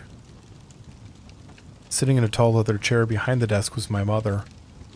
Her long hair was disheveled, and she looked older than I'd ever seen her. She didn't look up as I approached. Instead, her eyes remained locked on the object she was holding. Fatu Machina. It was operating. There was a white glow coming from inside the skull's eye sockets. I could hear the whirring of gears inside of the machinery. I could feel a pulsating pressure emanating from it. My mother looked up at me and her eyes locked. It was in that moment that I understand that she had done this. It's her fault that my father and sister were dead. I also knew that, while she hadn't wanted them to die, she also didn't regret the decisions that she had made to bring us to this point. The manifestation of death entered the study behind me. I didn't turn around to look. I knew it wasn't there for me. It went around the desk and seemed to regard my mother closely. She hadn't moved an inch, and she didn't even flinch when it reached down and touched her on the forehead. She gasped, but otherwise didn't respond. It could have ended her right there. There would have been no effort needed to snuff out a single candle when it was used to extinguishing entire stars. It chose not to, however. It simply tapped her lightly on the head. With that done, it turned and flipped a lever on the Fatu Machina. The glow faded from the device's eyes, and the whirring of the machine stopped. The death manifestation disappeared, and the world inside of the house returned to normal. The night of horrors was over, and all that was left for me was a lifetime of unforgettable trauma. The bodies of my father and sister were never recovered. They disappeared along with everything else. They are still officially declared missing by the authorities. Most people believe that my father simply took my sister and left with her. Till recently, my mother had been living in a mental hospital. Death's touch hadn't killed her, Such a being isn't meant to be experienced by a human. It drove her mad. She spent the remainder of her days ranting and raving in a private room, locked away from the rest of the world. It was a strangely fitting fate given that she caused everything because she searched for something to set her apart from everyone else. I haven't been able to forget what happened. God knows that I've tried. No matter how many bottles of alcohol I drink or syringes of questionable drugs I inject into myself, the memories remain. I lost everything that mattered in a single night in the worst way imaginable. There's nothing that can comfort someone when they witness something like that. A month ago, my mother died. It wasn't peaceful. The doctors told me that she choked on her own tongue during one of her fits. I can't pretend that I was upset about that. Everything in the world that she had and owned became mine. The house that's fallen into a state of disrepair, the various properties that she had purchased over the years, stacks of boxes filled with trinkets and heirlooms, everything. Those boxes include a small black one containing an old skull with a clockwork-like machinery attached to it. So, that's what you folks are bidding on this evening. Fatu Machina, the key to unlocking universes beyond imagination, and realms pulled straight from the depths of nightmares. Can't say for sure which you'll unlock. I can tell you with absolute certainty that, one way or another, it will change your life. Just be prepared for the possibility that something may come through to you, instead of you going to it. I also have a second item available for purchase to the person who wins this item. Sealed inside of this envelope is the exact configuration that my mother used the night she unknowingly sentenced my family to death. It is for sale to the auction winner for $5 million. I know that's a steep price. I also know what you're thinking to yourself right now. Given the staggeringly high number of possible configurations, it's almost impossible that you'll stumble across the same combination that my mother did. Why pay so much money when you can take such a microscopic risk instead? That's not the right question to be asking yourself, though. What you should be asking instead is what you would give to keep hell off your doorstep. Answer that question, and then we'll talk. Alright, let's get the auction started. I'm going to pass things back to Mr. Pembroke, your auctioneer this evening. Good luck to you all. And you can't say that I didn't warn you.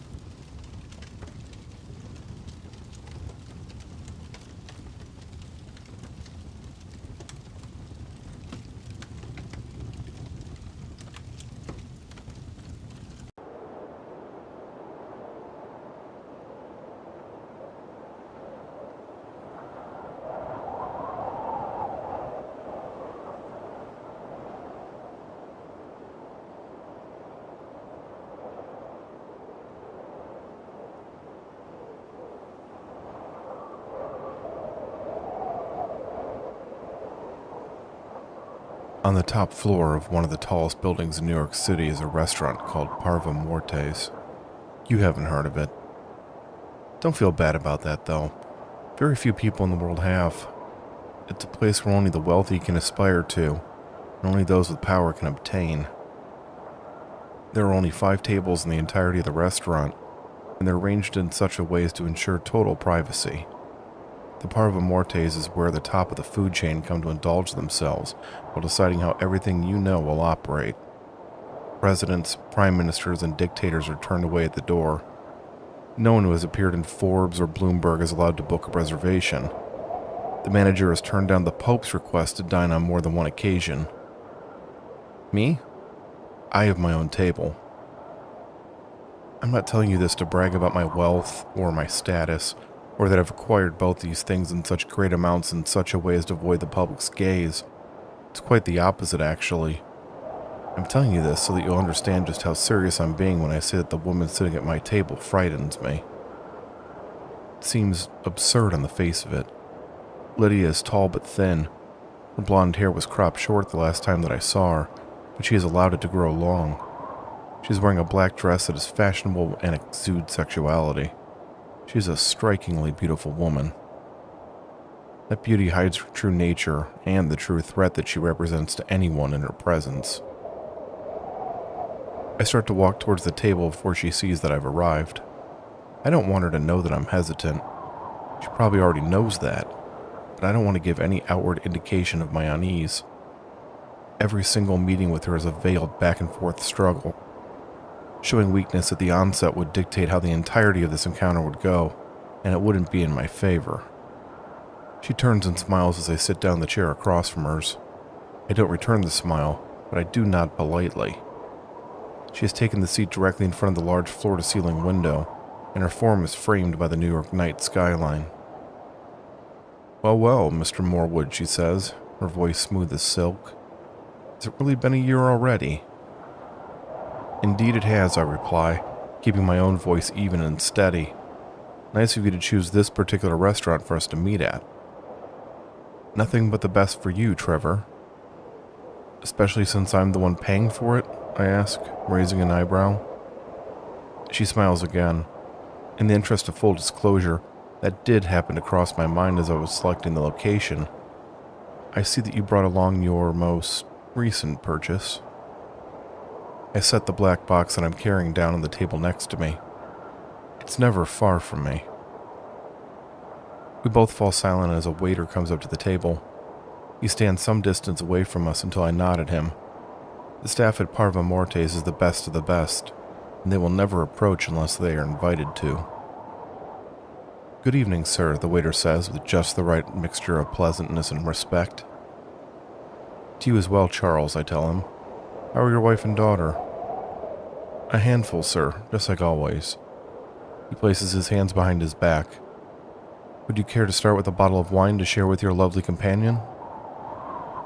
"His lovely companion would certainly like that," Lydia interjects sardonically. I ignore her. "Ask Maurice to open a bottle of 1947 Cheval Blanc and have it brought to the table. No need for a testing or tasting. I trust his judgment." "Ah, this must be a special night beyond simply being New Year's Eve," Charles says with a nod. I'll ask him to retrieve it from his private stores immediately. He heads towards the kitchen, but instead of going through the doors, he turns right and goes down a side passage. It leads to the wine cellar. Somewhere inside of it is Maurice Laurent, the top sommelier in the world. "I have to admit that I don't know much about wine," Lydia says. "Did you order a good one?" "It better be," I answer. "A single bottle of it is sold for over $300,000. "Oh, my, what a big spender." I shrug. This might be my last day alive. If it is, I want to finish it out right.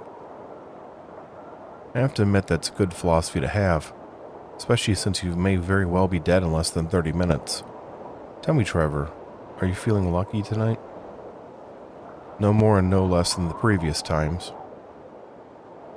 I would have thought that it would be harder for you this time around, with you being closer to what you want than you ever have been. The fact that the pieces are finally falling into place doesn't make you want to cling to life ever so tighter. As I recall, the terms of our deal don't include you becoming my personal therapist. Ah, down to business then. Lydia leans back in her chair and drapes one arm over the back of it. Let's get the formalities out of the way so that we can get right down to the fun part. I know what's coming. It's the same thing that's happened every New Year's Eve for the past 4 years. I still listen intently just in case she has made any seemingly minor tweaks to the arrangement that she hopes I won't catch. Trevor Milton Morwood, she begins. Here's the deal that I'm offering you. It is non-negotiable, and if you accept it, the contract will be binding. You will be given the opportunity to ask me any questions that you have until the stroke of midnight. I will answer those questions truthfully and accurately, without purposely withholding or attempting to conceal information. She holds out her hand and a small gold coin appears in her palm. This isn't some sleight of hand parlor trick. That would be beneath her. It is instead the tiniest of tastes of what she is able to do. In return for answering her questions, she continues, I will flip this coin the moment the ball touches down in Times Square. At that point, your time will be at an end, and the coin flip will determine your fate. Heads, you walk out of here and continue on with your life as you see fit. Tails, both your life and soul are forfeit. There will be no interference with the flip of the result from either myself or you. Do you accept this deal and the conditions that have been presented? Yes, I accept, I reply immediately. Excellent. The bargain is struck. She smiles. You've been lucky 4 times already, Trevor. I can't hold out forever. I allow myself the faintest of smiles at the edges of my lips. I only need my luck to hold out for one more flip. This is the last time that I'll be making this deal. Oh, now that is interesting. Well, go on. What do you want to know? I tilt my head slightly. Tell me about the underlayers. Lydia is silent for a moment. Her expression has changed. It is usually playful with a slight hint of malice. Now it is unreadable. That's what you want to know? She asks in a voice just as guarded as her expression. Yes, I confirm. Let me remind you that the terms of our deal require you to do so. She considers me for another minute before nodding once. In just a moment, I'm going to state a truth, she begins. You are going to scoff at it, dismiss it as simple fiction, and call me a liar. You'll do this internally instead of speaking those thoughts to me so that you can continue to adhere to the usual social niceties. But the end result will be the same. You will not believe me. She leans forward. Most of you won't, anyway. There will be a small part of you that will question your own disbelief. Something about what I tell you will ring true, and it will stick with you long after our conversation. Somewhere deep down you will know that what I have said to you is the truth. This is because you have subconsciously felt it for a long time now. Maybe you've always felt it. All that I'm doing is putting into words what your species has instinctively known all this time. And what is this great revelation of yours, I prompt? This is a dying reality. I furrow my brow, but Lydia continues before I can say anything. This reality is a decaying carcass that hasn't yet realized that its time has come and gone. Tell me, Trevor, do you believe in God? What? I start to say. Not necessarily the Christian God, or the Muslim God, or any being that other religions base themselves around. I'm asking if you believe in a higher power that has a hand in the shaping of everything around you. I don't know, I answer honestly. There is a creator. I know this for a fact, as I am one of the few that has stood in the presence of the creator and has seen the creator's work. Creator is not God. Creator is so far beyond the concept of God that it's laughable. I stare at her silently. This is where the limits of human languages, as well as the limits of human understanding, come into play.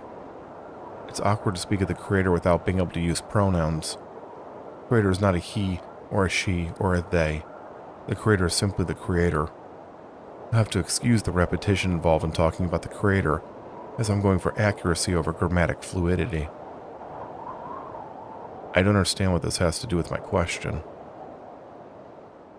We're interrupted as the waiter steps into view.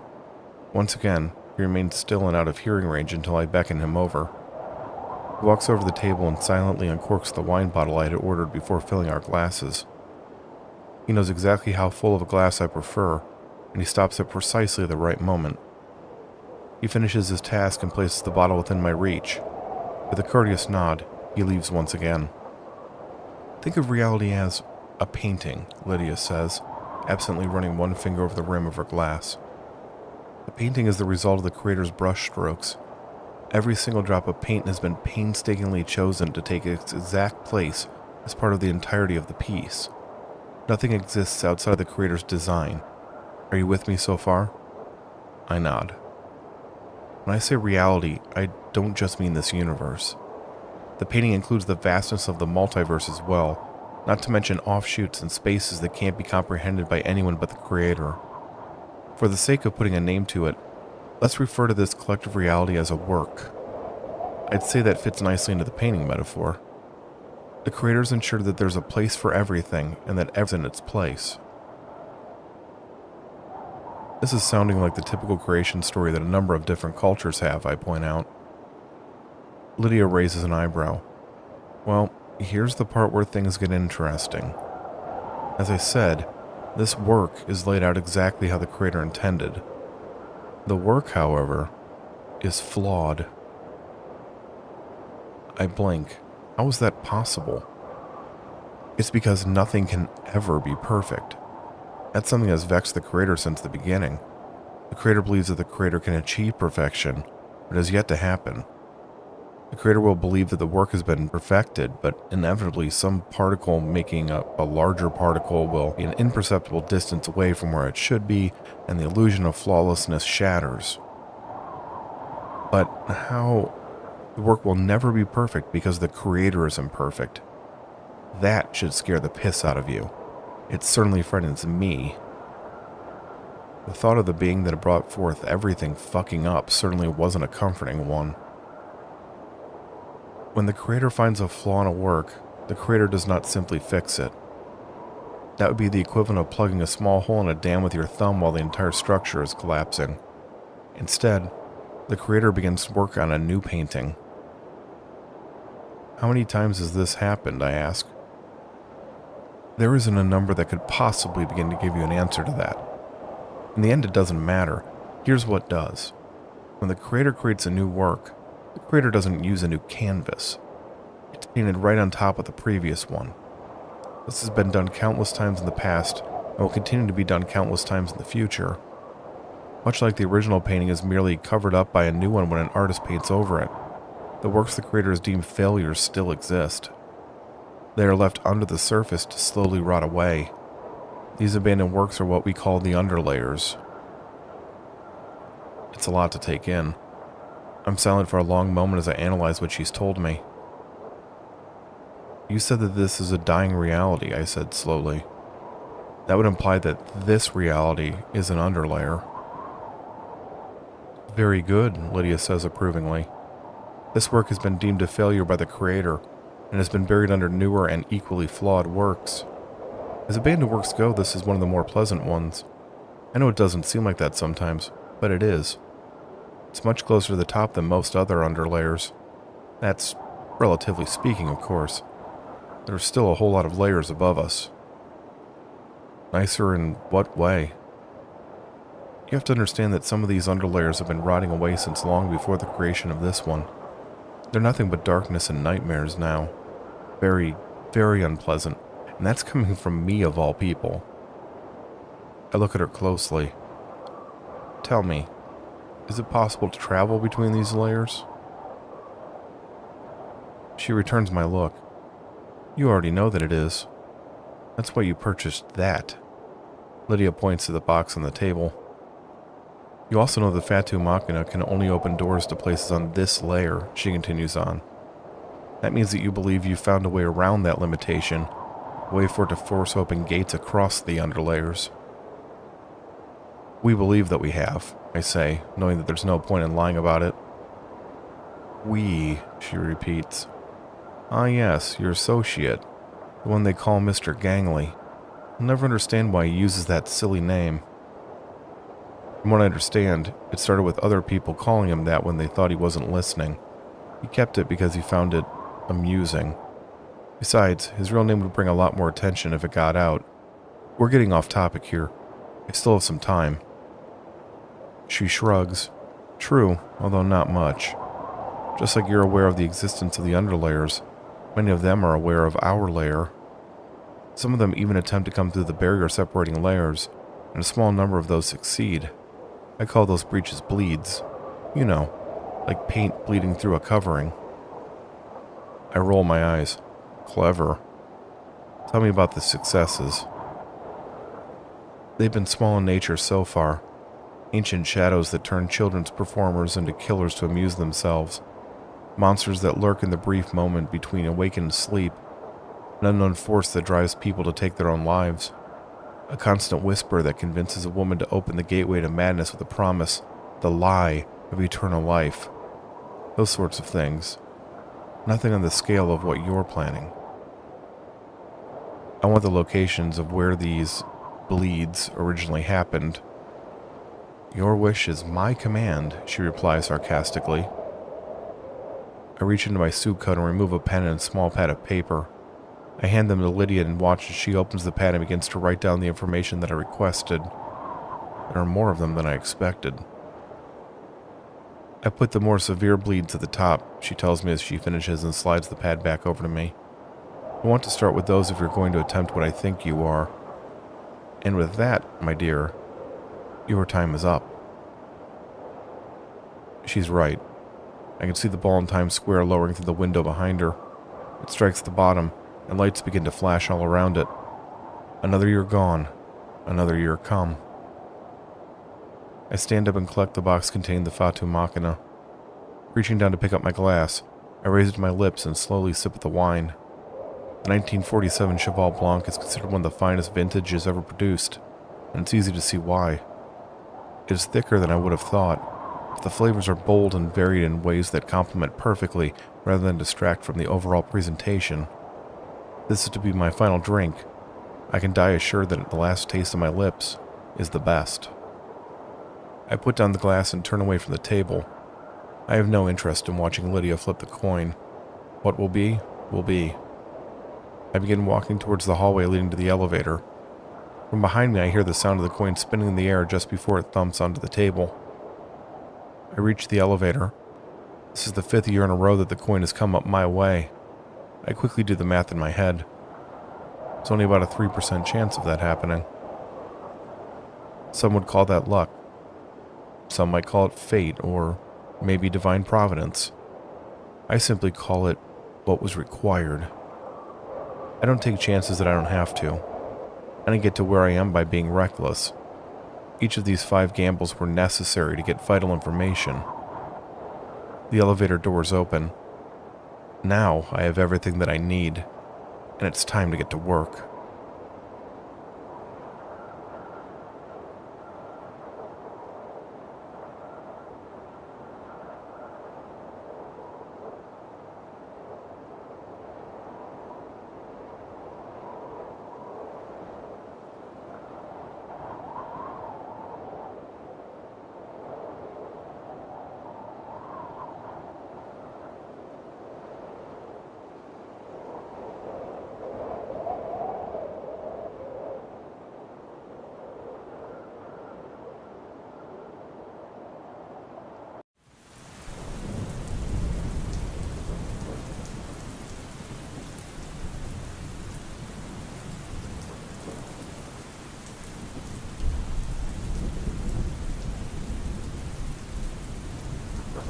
When my daughter Violet was born, I didn't have much to offer her.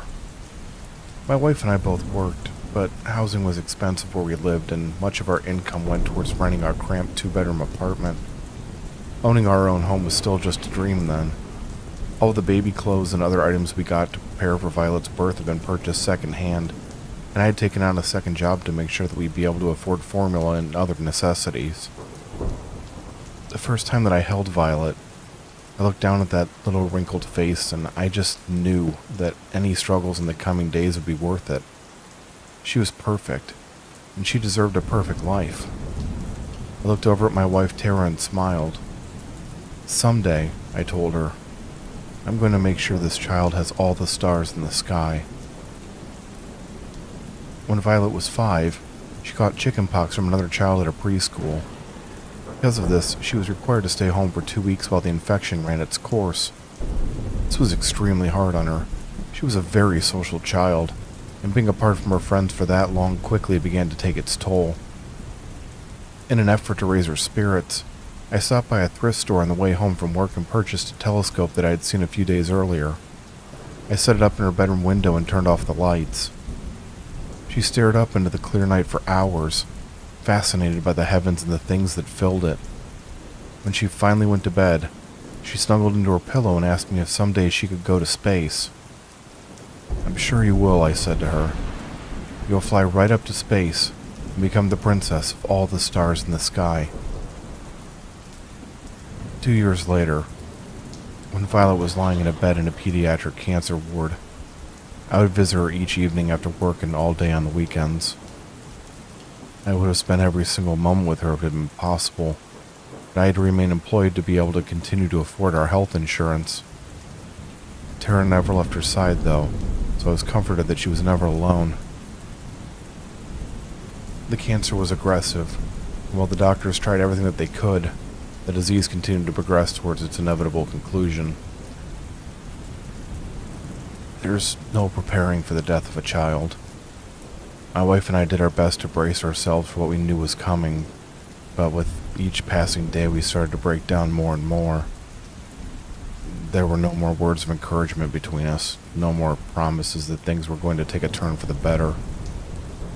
There was only silence as we sat next to Violet's bed, each of us holding one of her small hands as we watched the heart rate monitor. One day, the most terrible day that I've ever known, the lead doctor assigned to Violet's case told us that she had less than 24 hours. Something broke inside of me as he spoke, something that had been cracking apart the entire time that she had been in the hospital.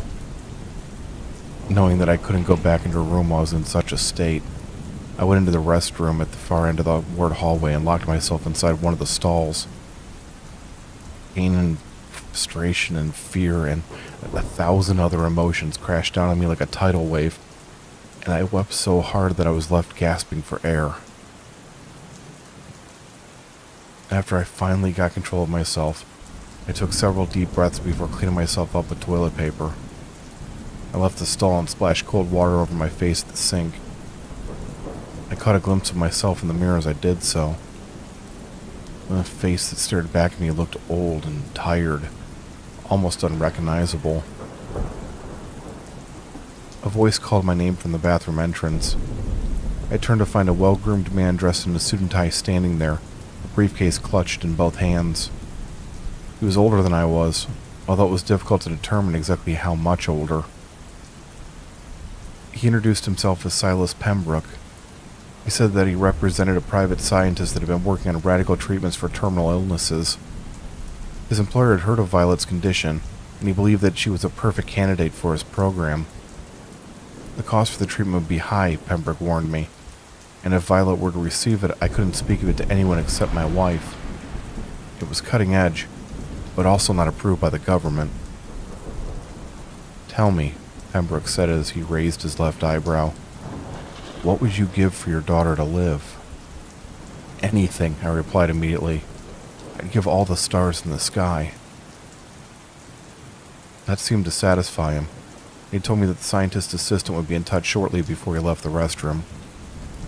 I didn't know exactly what I agreed to, but it really didn't matter. All that mattered was that there was one last chance for my daughter. There was no price too high for that. I told Tara about my encounter with the odd man. While she agreed that I had done the right thing, she seemed doubtful that anything would come from it. Normally I would have shared that sentiment, but there was something about Pembroke that made me believe that what he offered was legitimate. I knew that there was a very real possibility that I only believed that because I wanted it to be true. But false hope was better than no hope. An hour after the sun had set, a different man entered Violet's room. He was wearing a white lab coat, and he had a clipboard tucked under one arm. Despite how he was dressed, however, I could immediately tell that he wasn't a doctor. He greeted Tara and me with a smile and told us that his name was Peter Lewis. He was the assistant to the person that would be performing Violet's procedure. He told us that the scientist wished for his name to remain anonymous. and that one of the conditions of the procedure would be that we would not be allowed to be present for it. Neither would the hospital staff, and that had already been cleared with them. He didn't come right out and say it, but I got the impression that some strings had been pulled and that the staff agreeing hadn't really been voluntary. The subject then turned to payment. Lewis informed us that, while no monetary compensation was required, one or both of us would be asked to perform a number of tasks to assist with the scientist's research. Those tasks would be assigned whenever they were needed. When I asked what would happen if we weren't able to do what was asked of us, he bluntly informed me that what was being done to help Violet could easily be reversed. Although we weren't comfortable with the deal, we made it anyway. What other choice did we have? Lewis ushered us both out of the room towards a waiting area. As he did so, the overhead lights in the hallway began to turn off one by one. At first I thought there was a power outage, but after a moment I realized that the backup security lights weren't coming on. All of the lights were being shut off deliberately. I asked Lewis to explain what was going on. "It's necessary," Lewis said. He smiled a strange smile and his eyes grew distant, like he was recalling a long-forgotten memory. "Mr. Gangley walks the halls." Before I could ask about what he said, he instructed us to sit in the waiting room and he would let us know when the procedure was over. Again, not having much of a choice, we did as we were told. The last of the lights on the floor went out, and the only illumination was the dim glow of computer monitors and various pieces of equipment in the hallway.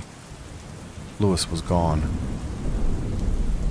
I glanced up and noticed that the red light on a nearby security camera was off. I forced myself to look away. Tara and I had made our decision, and we were just going to have to stand by it no matter what happened. A door somewhere down the hallway from us slammed shut. Moments later I heard sounds of footsteps approaching. Lewis appeared in the waiting room doorway. "Your assistance is required earlier than expected," he said, handing me a slip of paper before going back down the hall. Using the light from my cell phone, I examined the folded paper. It was made of parchment, and it was quite a bit thicker than a standard piece of paper. Tara watched silently as I unfolded it. The message inside was written in exquisite calligraphy. "Please be so kind as to travel down to the morgue and retrieve the lungs of one Miss Caroline Tafford." I read this sentence over and over again. While the message was simple enough to understand, my brain just couldn't seem to process what it was instructing me to do. Just the thought of it was enough to make my skin crawl and my blood run cold. It was Tara that brought things back into focus. She had always been the practical one in a relationship, and that practicality was on full display now. Rather than concentrating on the tasks detailed in the note, she instead reminded me that, mere hours earlier, we had agreed to do whatever was required of us to give Violet one last chance of being able to grow up. Unless we were willing to let her go, to let our baby girl die, we needed to stick to that agreement. She took a deep breath before volunteering to be the one to do it. I couldn't let her. Despite my own misgivings, I wasn't about to allow her to take the risk. What the note was asking was disgusting, yes, but it was also highly illegal. If she got caught trying to steal body parts from a corpse, she would go to jail. It was better if I was the one to do it. She tried to argue, saying that we were in our marriage together and Violet was our child. If anything, it would be safer for us to do it together. We could watch out for each other. I just shook my head and pointed out that if we both got in trouble, there would be no one there for Violet if she survived the procedure. She had no answer to that, and she had to give in. Deciding that I needed to get going before I talked myself out of what needed to be done, I left the waiting room and went out into the dark hallway. As I was crossing over the door leading to the stairwell, I caught a glimpse of movement out of the corner of my eye. It was gone by the time that I had turned towards it. I frowned. The deep shadows made it difficult to be sure, but I would have sworn that I had seen a thin and tall figure, so tall that it almost touched the ceiling. Nothing else happened while I watched, however, so I dismissed it as my eyes playing tricks on me. I went to the stairwell and started descending the stairs towards the ground level. There was a map of the hospital near the main desk in the lobby, and I hoped that it showed where the morgue was. That was the extent of the plan that I had formed. I had no idea what I was doing. It turned out that I didn't even need to go into the lobby. When I reached the ground floor, there was a floor listing attached to the wall near the door. The morgue was listed as being located in the first sub-level. I continued down the stairs to my destination. The hallway was quiet when I exited the stairwell. I stood still for a long time, straining my ears in an effort to determine if anyone was nearby. There was only silence. It seemed strange that there wasn't anyone around. Then I remembered what time it was. Most of the staff had left for the day, leaving just the people assigned to the night shift. The first door that I passed had a sign stating it was a locker room. The beginnings of an idea began to form in my mind. I opened the door slightly and peered in. It looked empty. With one last glance over my shoulder, I went inside. I went over to the bank of lockers and started trying to open them one by one. Most of them were locked, and the few that weren't didn't have anything inside. There was a second group on the other side of the room, and I hurried over to those and tried them as well. I was almost out of lockers when I found what I was looking for, one that opened and contained a set of scrubs. I quickly changed into them, putting my own clothes into the locker. They were large on me, but not so much that someone would immediately notice. I closed the locker door and made sure that the lock didn't engage. Leaving the locker room, I continued down the hallway until I reached a supply closet. I opened it and rummaged around inside until I produced a mask, a surgeon cap, gloves, and shoe coverings. I put them all on and shut the closet door. As I did so, I saw the security camera at the end of the hall and froze. Even if I didn't run into anyone during the task that had been given to me, there would be footage of me in the sub-level halls. There was no way that I'd be able to get away with this. I felt panic beginning to rise in me. That panic subsided slightly when I noticed that the light on the security camera was off, just like the one back up on the third floor had been. I frowned and looked around. There was another camera above and to my left. It was shut off as well. No chance that this was just a coincidence. Still, there wasn't time to think about it. I walked down the hall and followed a series of signs towards the hospital morgue. I didn't pass anyone. I started to feel a bit more confident that I'd be able to do what I needed to without getting caught. I eventually reached the door I was looking for and, after a quick check to make sure there was no one inside, I entered and slowly closed the door behind me. The room was larger than I was thinking it would be. A line of 4 gurneys were neatly arranged in the center of a gray-tiled floor. A series of silver sinks were attached to the wall to my right, and above those were large light boxes that glowed white. 3 metal tables were bolted to the ground. Various pieces of equipment were attached to these tables, and lights hooked to movable arms hung from the ceiling above them. A tray with small medical instruments was positioned next to each one. It was a wall on the far side of the room that held my attention, however. Square cabinets, stacked 3 high and 10 across, were inserted into the wall. The doors were all closed. Each of them was numbered, and there were identification tags posted on a number of them. I had seen enough medical dramas on television to know that this is where the dead bodies were stored. I looked back at the door that I had entered through. This was likely my last chance to turn back. I returned my attention to the cabinets and set my jaw. That wasn't really an option. Violet deserved her chance to live. I crossed over to the drawers and took the note out of my pocket to verify the name of the person that I was looking for. Carolyn Tafford. I slowly examined each of the identification tags in turn, making my way down the wall as I searched for the correct one. When I reached the end, though, I still hadn't found it. I went through the tags 2 more times just to be sure. There wasn't anyone with either the same first or last name as the body I needed to find. "Can I help you?" a voice said from behind me. I'd been so engrossed in my search that I hadn't heard the door open.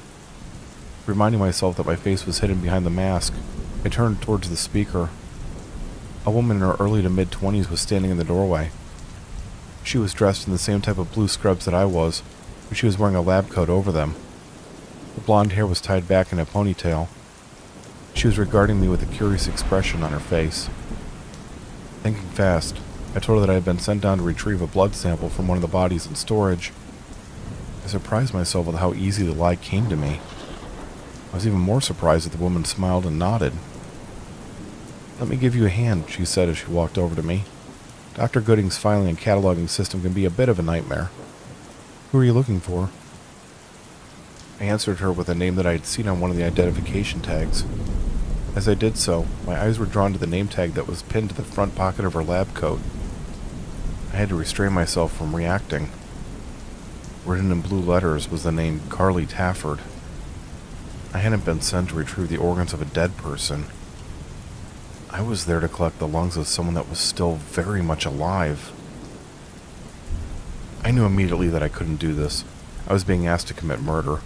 That was going way too far. I mentally began to try to work out how to get out of the morgue without raising any suspicions. An image of Violet sleeping in her hospital bed with tubes sticking out of her came unbidden into my head. Bit my bottom lip as I watched the woman open one of the doors on the wall. One thought kept repeating itself over and over. Either she died, or my little girl did. As she turned her back to me to start to roll out the body on its metal tray, I reached over to one of the instrument tables and grabbed a scalpel. I quickly closed the distance between us, clamped my hand over her mouth, and pierced her neck with the blade. I pulled hard, and it slid across her throat with surprising ease. She tried to struggle against me, but it was much too late. Blood poured out of the long incision. I closed my eyes and kept my arms wrapped around her until the last of the fight was gone. Her body leaned up against me, and I slowly lowered her down to the floor. She looked up at me in fear and confusion as the light faded from her eyes. I had done it. I had actually killed someone. I stared down at the woman's body for a long moment before rushing over to a sink, ripping off my mask, and heaving up the contents of my stomach. I knew that I wasn't done. Killing her had only been the first step. I used the sprayer attached to the sink to wash my vomit down the drain. Putting the mask back on, I went over to the body and somehow managed to hoist it up onto the nearest table. It wasn't easy. She couldn't have weighed more than 100 pounds, but trying to maneuver even that little dead weight was extremely difficult. The next hour was the worst of my life. I had no medical training, and I certainly didn't know anything about harvesting organs. While the tools that were needed to remove the lungs were all there, I didn't know the proper way to use them. The result was a horrifically mutilated body. It made me sick to think about what I'd done to this poor woman that hadn't deserved this desecration. I kept expecting the morgue door to open as I worked, but it never did. Apparently the woman had been the only one assigned to that shift, or at least the only one actively working in this section of the hospital. That's how I forced myself to think of her, the woman. I couldn't afford to refer to her by name, not even in my own thoughts. That would only serve to remind me that she had been a living person, someone with feelings and desires and a family. It was better to dehumanize her in my mind. It was the only way that I managed to get through my grisly task. When I had finally cut the lungs out of the woman's chest, I looked around the room for someone to put them in. I spotted a portable cooler in one corner of the room and retrieved it. It was marked for use to carry organs for transplanting. It would have been funny if I hadn't been so shaken and disgusted at the horrible act I had just performed. I placed the lungs inside. They were surprisingly heavy. There was no way to hide what I had done. Gore was everywhere. I went over to the door and at the last second stopped myself from opening it. Just like the room, I was covered in blood. If I went into the hallway dressed in these clothes, I was going to leave a trail. I stripped off the scrubs and balled them up along with the mask, cap, and shoe coverings.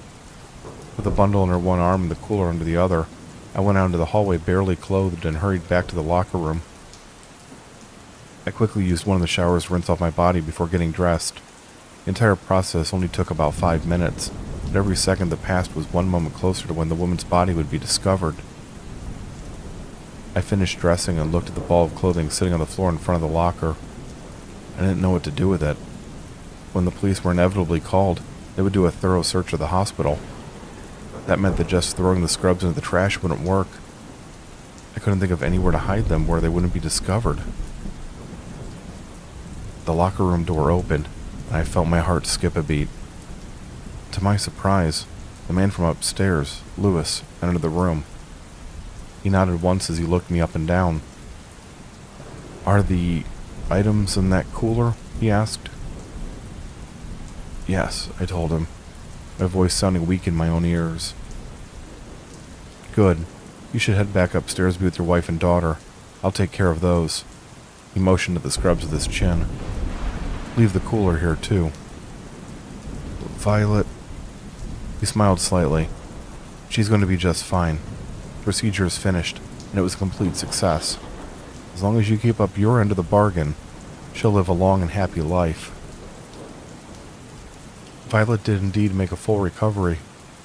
To this day, there's been no further sign of cancer, and if anything, she's healthier than she's ever been.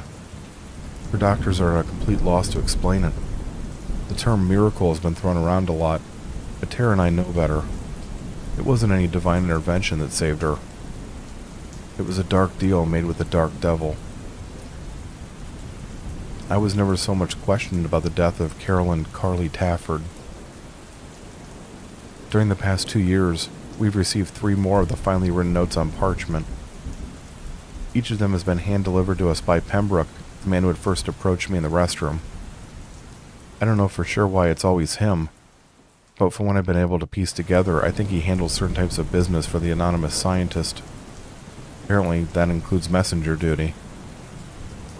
Each of the tasks has been as bad as, if not worse, than the one that I had to perform in the hospital. Despite Tara's objections, I've done them all myself. I don't want her hands to be dirty like mine are. I'd love her too much for that. The worst part about the tasks, the part that really keeps me up at night, is that they're getting easier. Not the acts themselves, but convincing myself to perform them. I'm becoming accustomed to the killing. I'm not enjoying them.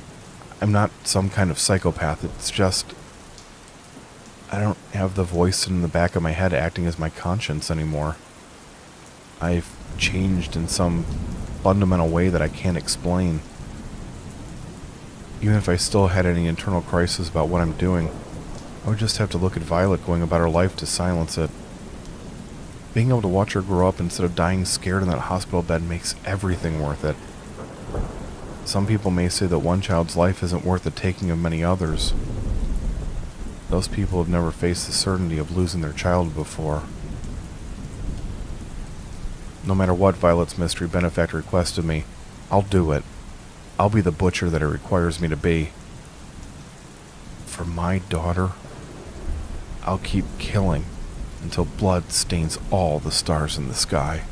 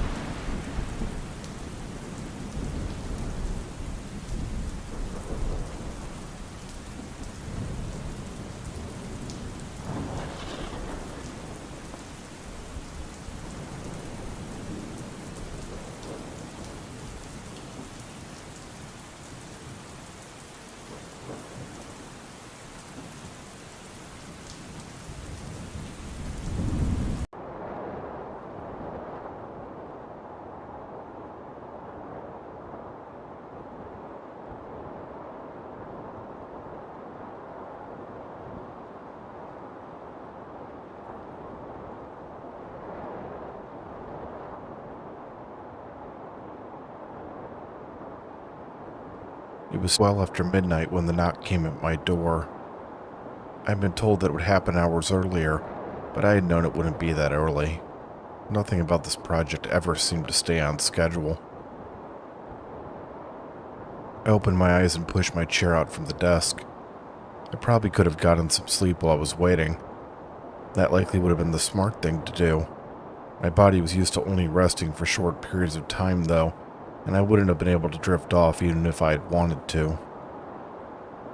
Opening the door, I found Peter Lewis standing on the other side. I had expected as much. He'd been acting as a go-between for myself and his employer since the beginning. No, I mentally corrected myself. Employer wasn't really the right term. I wasn't sure what it actually was, but it definitely was an employer. "Good evening, Mr. Morwood," Lewis said politely. "We're ready to begin."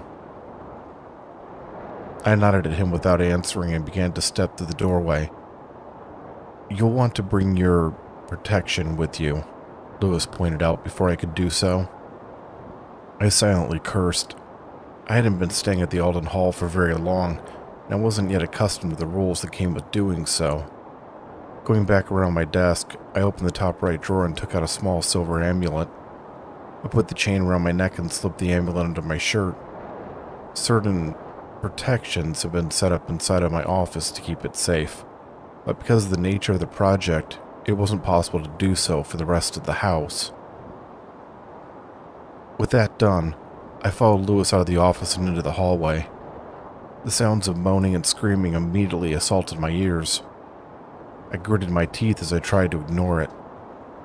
The noise was a constant presence in Alden Hall. There was a reason why I paid all of my staff over double their standard salaries for the time they spend in the building.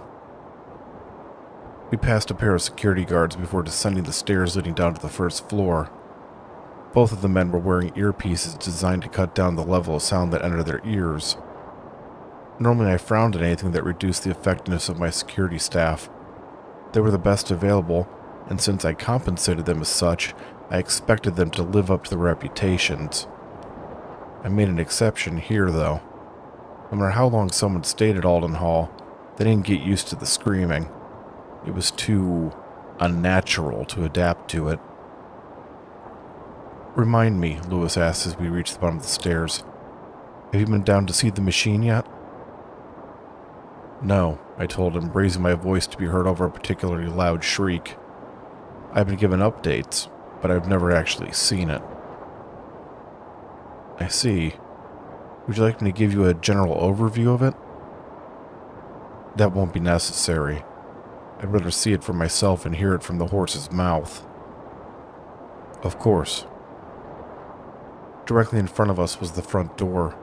We turned left to go down a side hallway, then made a second turn to go deeper into the mansion. At the end of the hall was a stone staircase that led down to a large chamber. It had once been the wine cellar, but during the heavy modifications of the structure and grounds it had been emptied out. On one wall now stood a bank of elevators. We crossed over to one, and Lewis swiped a key card through a reader next to it. The door slid open and we stepped inside. The elevator shook slightly as it began to descend. It continued down for quite some time. Even though I had seen and approved the plans, I don't think that I had realized just how far down below the ground level the construction had gone. I had suffered from mild claustrophobia in my youth, and although I hadn't been affected by it in years, I felt the first pangs of it creeping in. I began to notice an odd sound the further that we went. It was steady and rhythmic, and at first I mistook it for my own pulse. As it grew louder, however, I realized that it was coming from outside of the elevator. I thought about asking Lewis about it, but I kept the question to myself as I reminded myself that my questions were best saved for the person I was going to meet. After what seemed like an eternity, the elevator stopped and the door opened.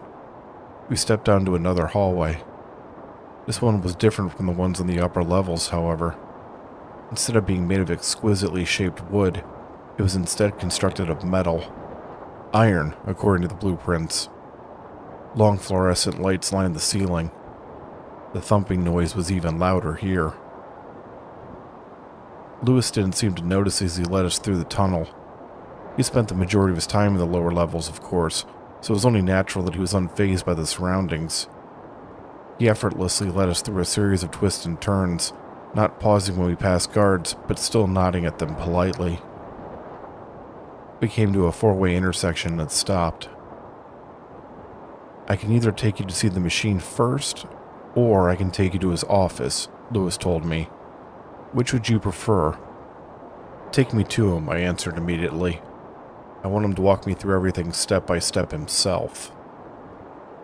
Without another word, Lewis turned down the left corridor and continued on.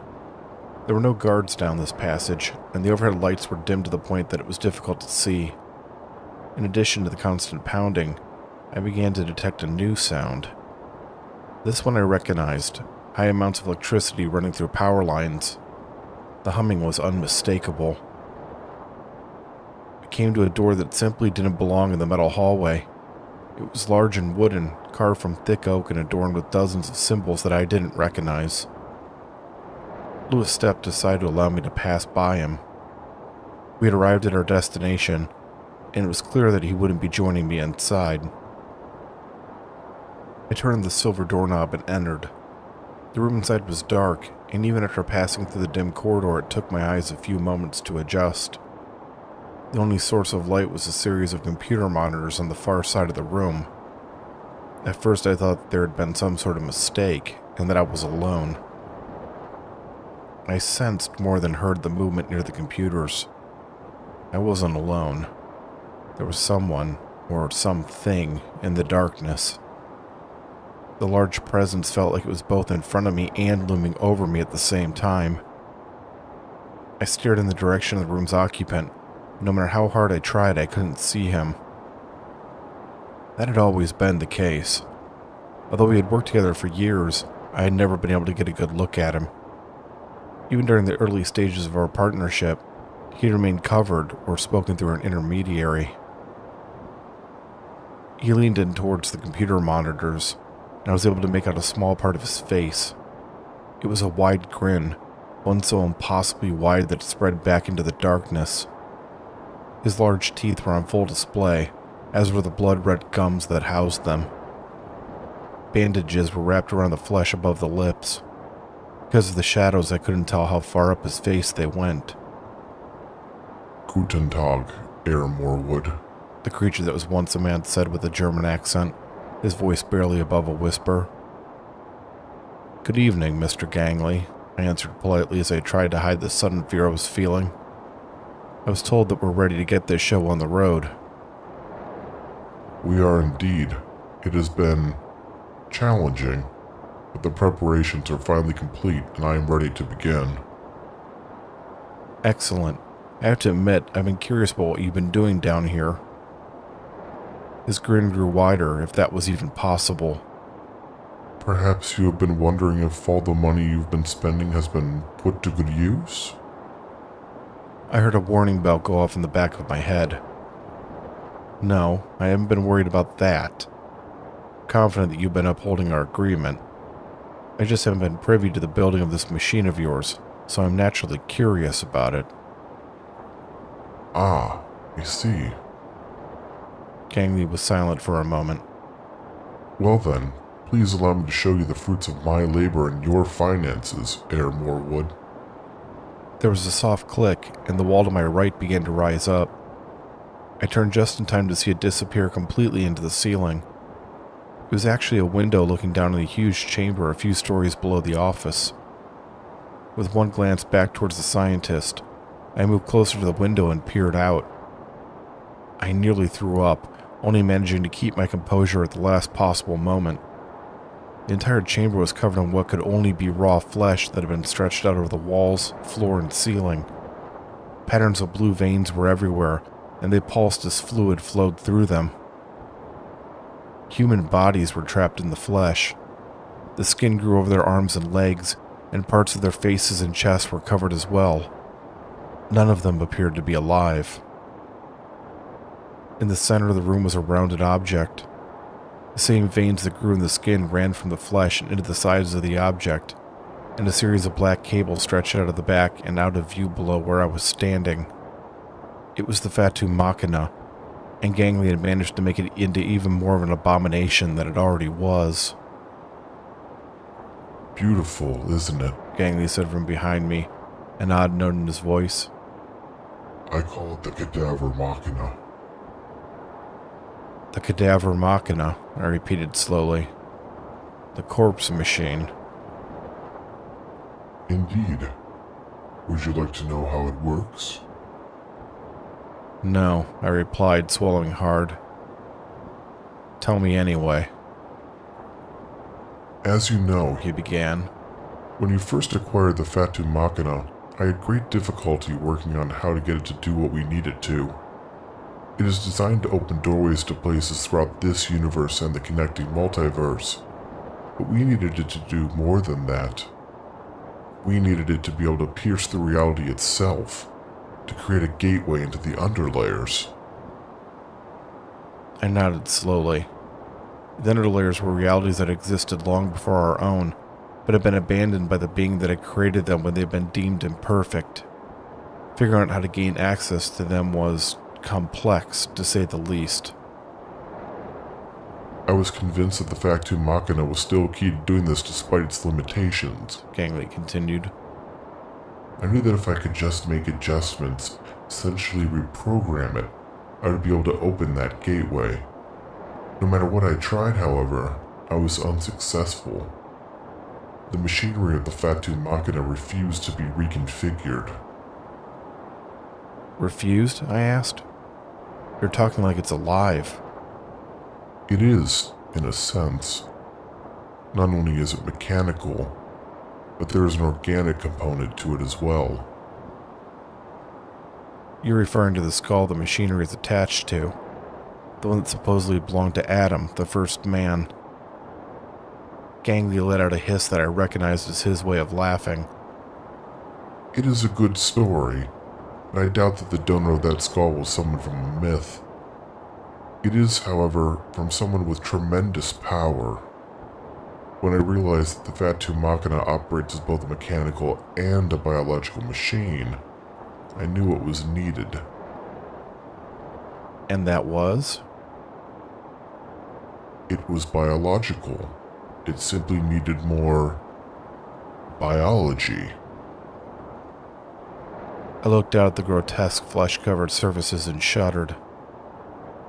I had already researched the repurposing of human organs for other uses, He told me. specifically the heart.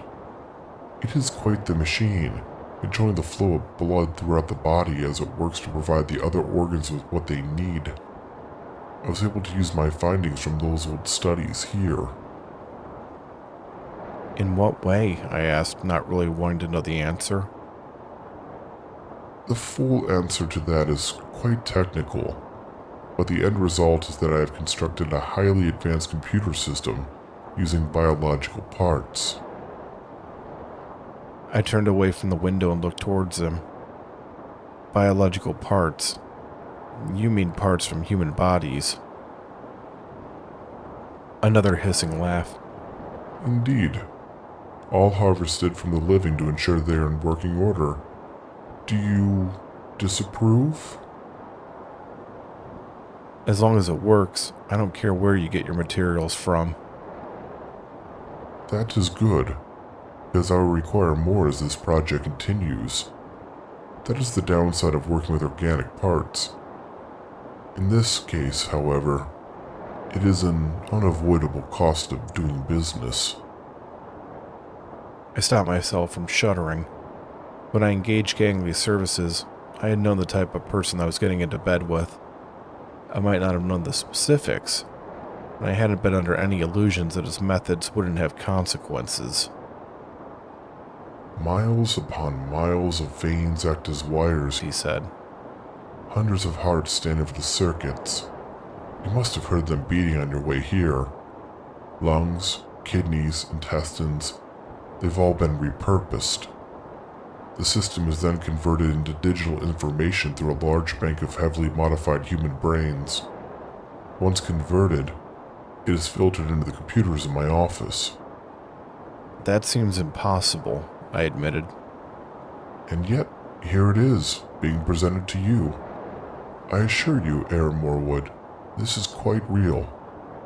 Once I understood the workings of the Fatu Machina, everything else fell into place. Although I will admit that the power source for such a machine eluded me for some time.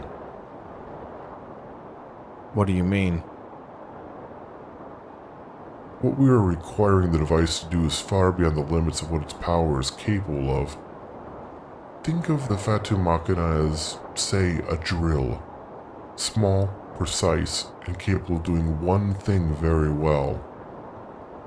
What we need for it to be is more like a jackhammer. It has to have the power to break through all of reality. Nothing of this world produces that much energy. Something in my mind clicked into place. That's what you're using the mansion for, isn't it? There was a brief pause, and I knew that I had surprised him. I allowed myself a small smile. It was good to remind him not to underestimate me from time to time.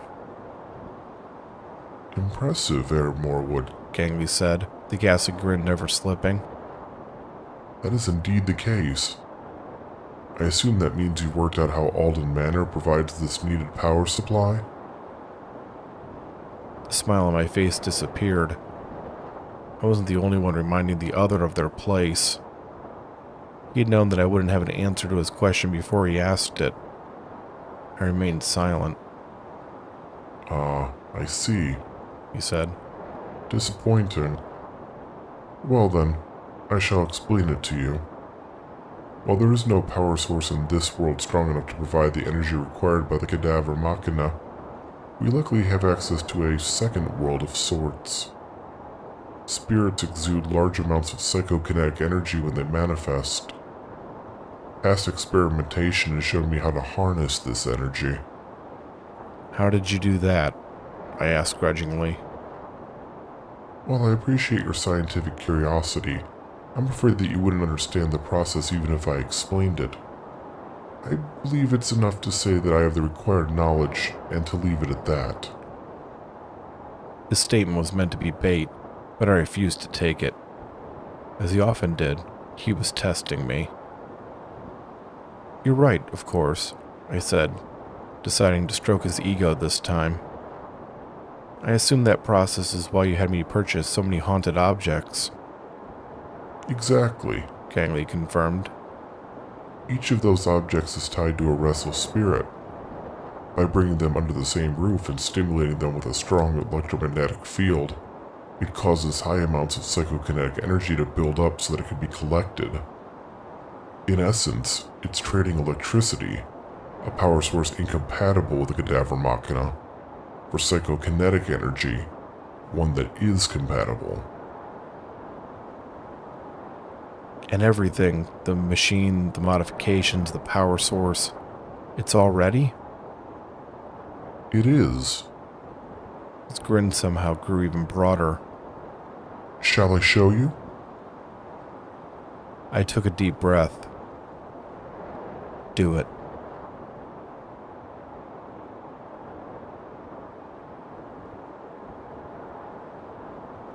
I heard him type on a keyboard. The typing was rapid and yet light, as if he was pressing each key as delicately as possible. As I watched through the window, the room below began to move. The skin covering all the surfaces started to pulse. I had a mental image of lungs expanding and contracting, which probably wasn't too far from the truth. The lights in the chamber dimmed as the floor started to shake. I glanced over at Gangley, but he had pulled away from the monitors and I couldn't see him anymore.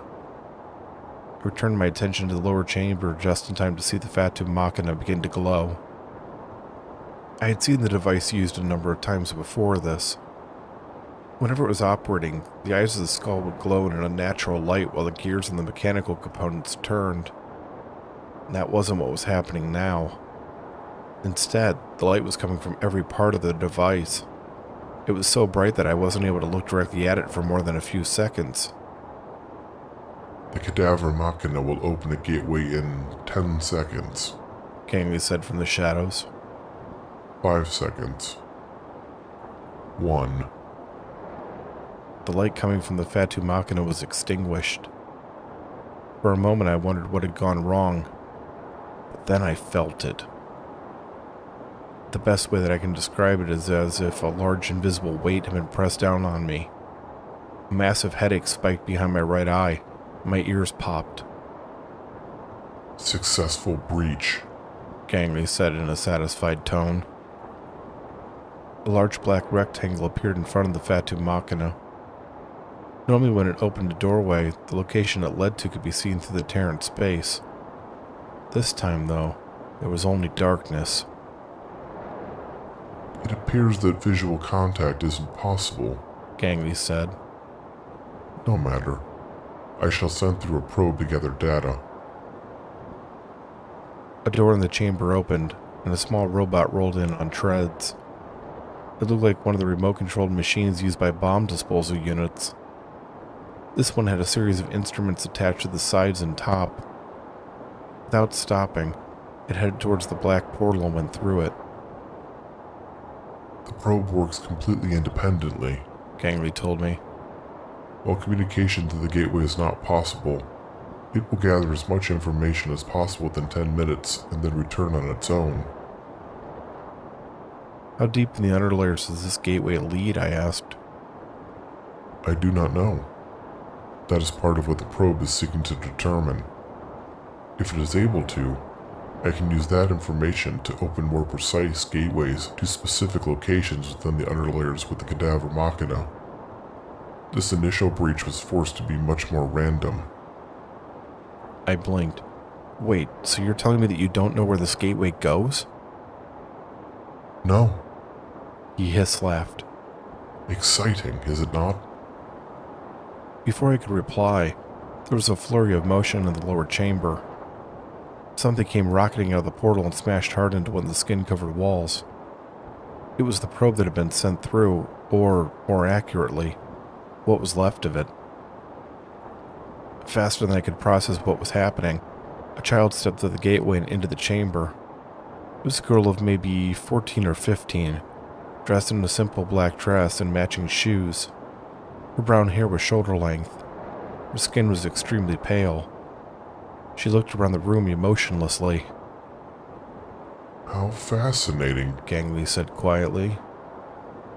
Our first contact with a being from another reality. Maybe you should get security in there, I said slowly.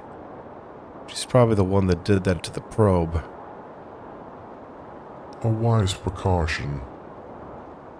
The door in the chamber opened, and a group of heavily armed guards in body armor entered. They pointed their weapons at the girl and waited.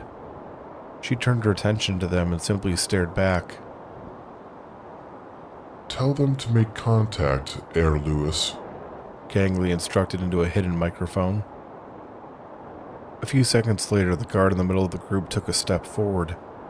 He lowered his rifle so that it wasn't pointing directly at the girl, but he kept it in position to immediately use it if necessary. Although he was facing away from me, I could tell that he was speaking to her. When he had finished, a long moment passed where nothing happened. Something felt off about this entire interaction, and I couldn't quite put my finger on what it was. The girl ended up answering that question for me. With no warning, her head split down the middle. There was no blood as the two flaps fell to the side, but a thick brown substance dripped down onto the floor. From inside the girl's neck emerged a large black object. It looked like a leafless tree with black bark and crooked limbs. It quickly grew to roughly 2 feet tall before stopping and twisting from side to side. The guards seemed stunned by what they were seeing. None of them opened fire, which was either due to fear or was a testament to their training. Suddenly, a number of the tree limbs lashed out, quickly growing longer as they approached the guard that had spoken to the girl. Before he could react, the limbs punched right through his body armor and into his body. He convulsed violently before falling lifeless to the floor. The other guards opened fire. Their bullets tore into the girl's body, shredding clothing and skin. More bark was exposed. The weapons didn't seem to harm the tree itself, though, and each time it struck back, another one of the guards was impaled on its limbs. As I watched, the first guard got back to his feet awkwardly. He reached up and removed his helmet. I couldn't help but gasp. Black twigs were growing out of his eyes and mouth. He stumbled forward and grabbed one of the remaining guards before throwing him to the floor. Fascinating, Gangley whispered. The creature appears to plant new versions of itself in its victims. The growth rate is incredible. We have to stop that thing, I snapped. Now. If it gets out into the world... Yes, I see your point. Do not worry, Air Morwood. I have certain contingencies in place. While the fight continued, the gateway closed as the cadaver machina was shut down. The platform holding the Fatu Machina lowered down into the floor and disappeared from sight as a metal plate slid into place over it. The two guards that hadn't yet been killed or infested rushed out of the chamber, and the door slammed shut behind them. The panel that had been covering the window when I'd first come to the office slid back down into place. "What's happening?" I demanded. I have initiated an incineration sequence, Gangley explained. Everything living in that chamber will be reduced to ash. But the Fatu Machina... It will not be damaged. The room that is stored in when it is not in use is perhaps the most secure room in the world. The flames and heat will not reach it. Ah, there. The deed is finished. The panel raised back up. The flesh on the floor and walls was charred black and burned off in most places. Both the guards and the visitor from the underlayers were nothing more than dark outlines on the ground. I believe that I can salvage the information collected by the probe, Gangley said. It is designed to withstand highly dangerous conditions. The organic components of the cadaver machina can be replaced. After all, there are always more humans to harvest. I stared at that hideous grin, the teeth once again illuminated by the computer monitors as I noticed the joy in his whispery voice. All in all, I'd say this test was a complete success, He declared. Wouldn't you agree?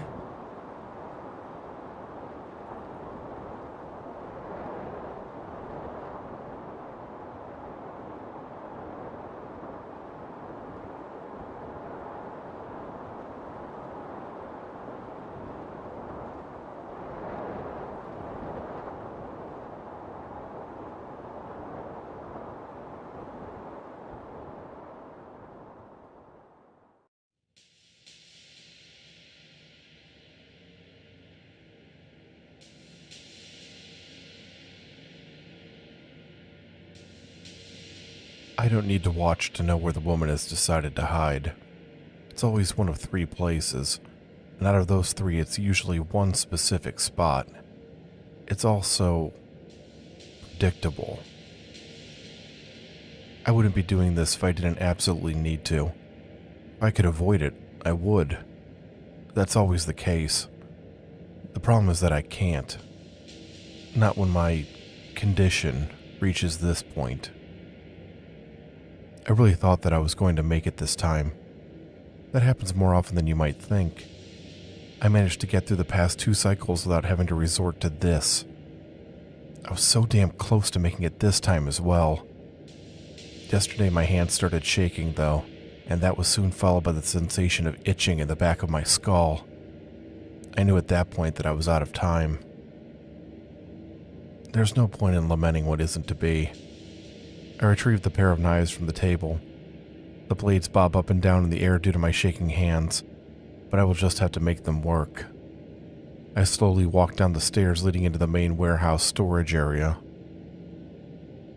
This would not be my choice of hunting grounds. Much of the space is taken up by the crates and storage containers, and all the doors and windows are chained shut. It creates a claustrophobic environment that offers no chance for escape, which in turn takes away any potential thrill and makes for a tedious experience. Unfortunately, it can't be avoided. I can't take any unnecessary risks, even if that means that everything has become repetitive and dull over time. There was a time that I would have tried to drag this out for as long as possible. That was back when I still believed that I could make all this mean more than simply fulfilling an unavoidable physical need. I thought that I could force satisfaction from it through ritual. Maybe there was a time when that did work, or at least when I could believe that it did. Now, though, there's no point. I just want it to be over with. I make my way over to the large stack of crates with the opening between the bottom ones. This is where the majority of people choose to hide once they realize that escape isn't an option. If she isn't here, I'll move on to the storage container with the broken door. and from there to the small office near the large metal doors. Those are the only 3 places in the warehouse where hiding makes sense, so inevitably one of them is chosen. All so damn predictable. I don't have to check the other 2 hiding spots, because I can see the woman crouched down in the shadows between the crates. I sigh. Of course she is. This isn't some random woman. She's the chef and owner of one of the best restaurants in town. I stopped in to dine there earlier this evening, and the pork that I had eaten had been exquisitely prepared. The meal had been the highlight of my evening. I had hoped that I would be able to spare her. She had sent her staff home when she had closed the restaurant for the night, though, and she had stayed late alone to do the final bits of cleaning. With no time to find someone else, my hands had been tied. She looks up at me with wide-eyed terror as I approach. It doesn't have to take long or be overly painful. I'll finish this quickly. I owe her that much for the pleasant meal. Television shows and movies would have you believe that people start screaming at the top of their lungs or try to fight back when their would-be killer approaches. I found that's not typically the case. Oh, it does happen from time to time, but usually they behave the way that this woman is. She is frozen in fear, her mouth moving but no sound coming out. I suppose this kind of reaction should make me feel powerful, maybe dominant. It does nothing for me. I hunch over slightly to enter into the small opening. She's whimpering now, but I ignore it as I raise the knives. The shaking in my hands is worse now, and it's all I can do to keep my fingers wrapped around the wooden handles. I need to get this done quickly. The knives plunge into her body, and for the first time, she screams. I swear it loudly as blood leaks out onto my hands. The blades hadn't gone into the points that I had intended them to. I had tried to make the stabbing lethal so that she would have to suffer. Now, I had to do things the messy way. I pull the knives free. I waited too long, and my hands are shaking uncontrollably now. I have to forget the original plan and improvise. Tossing one of the knives back behind me, I wrapped both hands around the handle of the one that I'm still holding. This is a bit better. I definitely have more control over the weapon, even if I can't hold it perfectly steady. The woman is still stunned from the initial attack. I don't think it's registered through the shock that she's being stabbed. She stares at me blankly as her hands press against the pair of wounds. Before she can recover, I thrust the knife forward, and this time, my aim is true. The metal slides into her chest, and I feel it pierce through her heart. I make sure to remove it instead of leaving it in. That way the bleeding will increase, and death will come faster. I sigh again as I back out of the space between the crates and walk away. She's not dead, but she will be in just a few minutes. I've been doing this long enough to know when a wound is fatal. There's no point in standing around and watching the inevitable. I hold up my hands in front of me. They're still shaking, but the tremors are small and easily managed. The itching is gone from the back of my head. It's an improvement, albeit a minor one. It's just so fucking unsatisfying. It never feels the same way that it does during that incredible final night of the cycle. My dissatisfaction is quickly being replaced by anger. Why the fuck can't it ever feel the fucking same? One night of an incredible, indescribable, unmatched high, and nearly a month of rock bottom and just trying to exist until the next one. How in the fuck is that fair?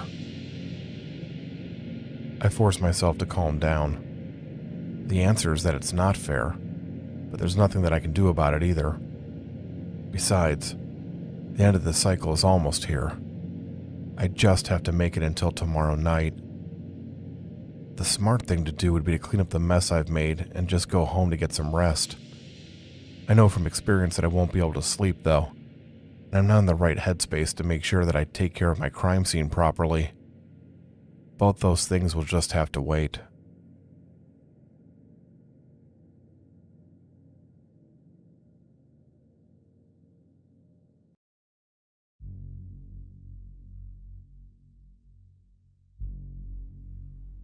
Pulling a set of keys out of my pocket, I remove the locks from one of the doors and pull the chains free.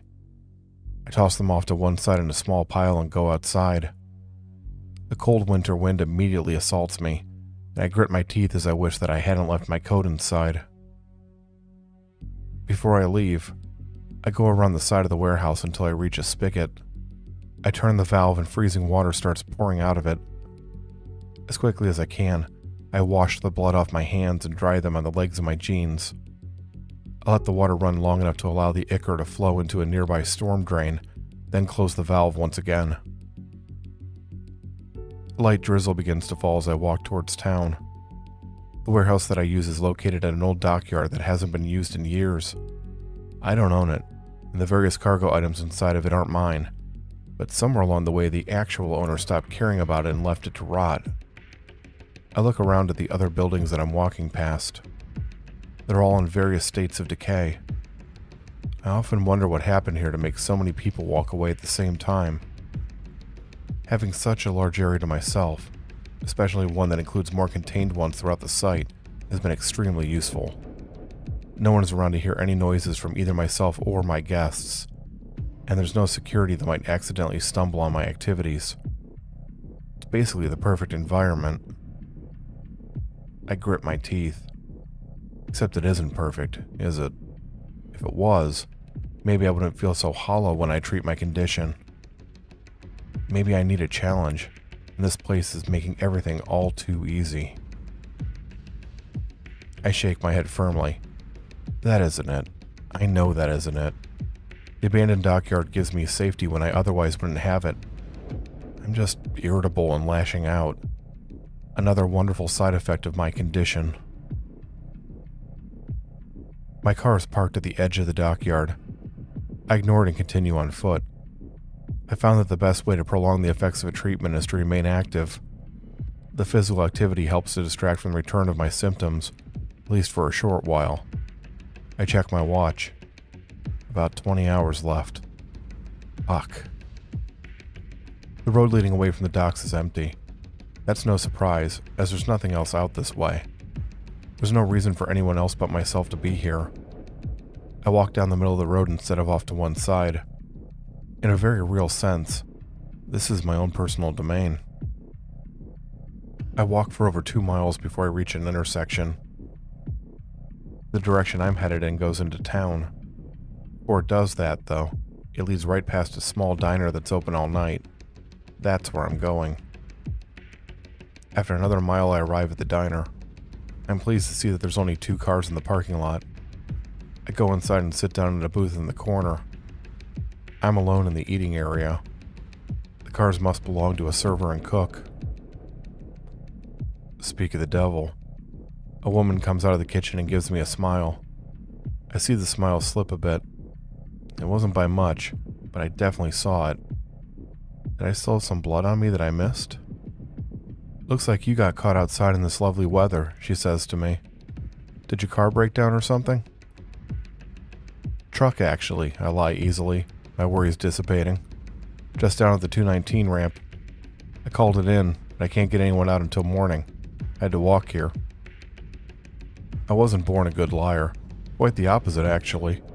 I was terrible at it as a child, and every time that I attempted lying, I would be caught. I've developed the skill over the years.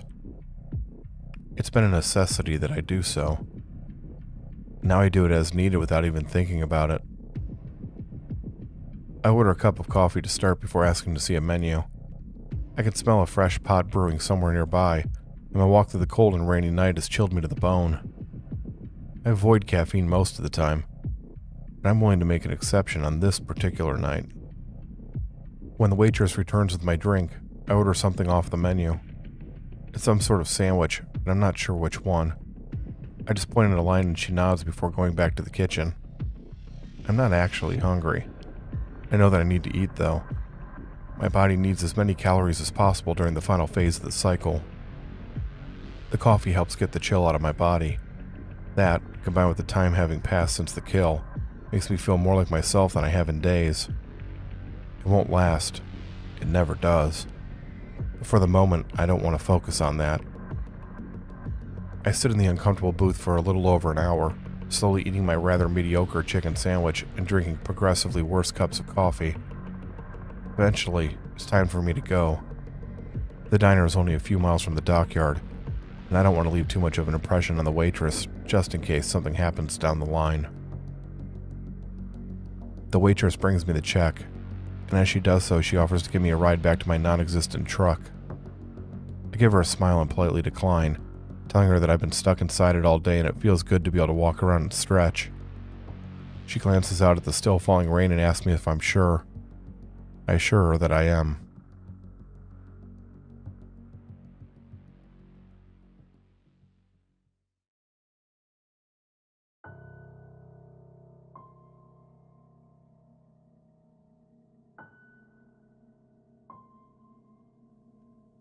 As she's walking back towards the kitchen, I feel the familiar itching in the back of my head.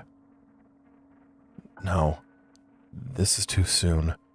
I've never had the itching come back just hours after making a kill. It's always a few days at the very least before I start to notice it.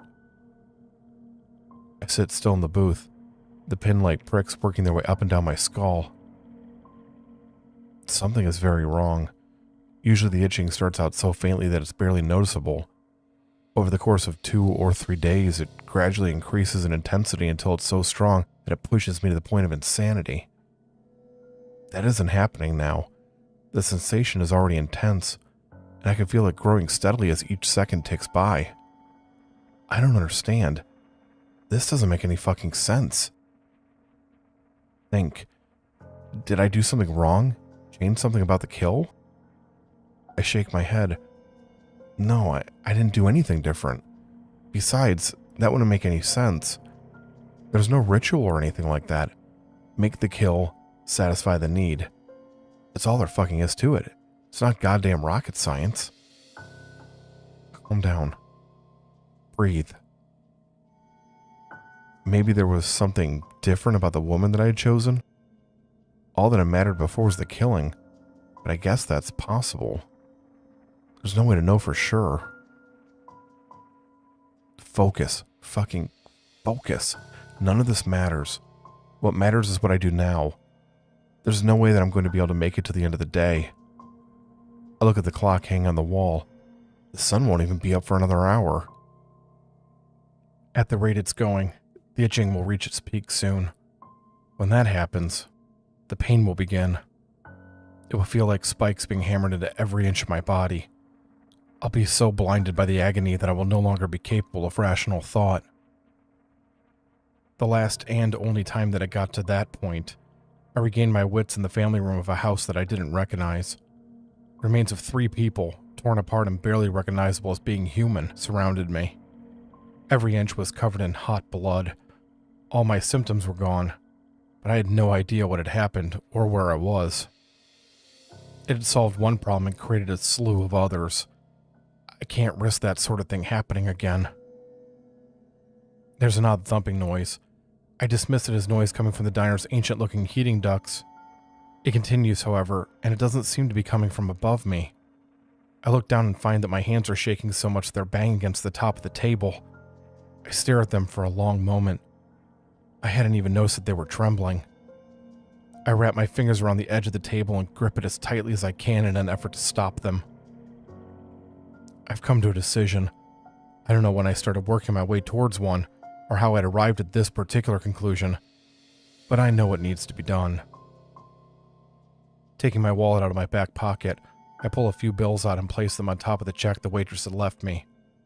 I know that she's watching me through the small window that looks out from the kitchen into the dining area. After all, I'm the only customer. I'm not going to be ordering anything else, and she's already earned whatever tip I decide to leave. At this point, she'll just want me gone so that I'm out of her hair and she can go back to doing nothing. I allow myself a small, imperceptible smile as she immediately comes out of the kitchen. Some people are just too easy to read. I don't have a plan. Doesn't matter. I don't need one. I've taken so many lives over the years that it's instinctive at this point.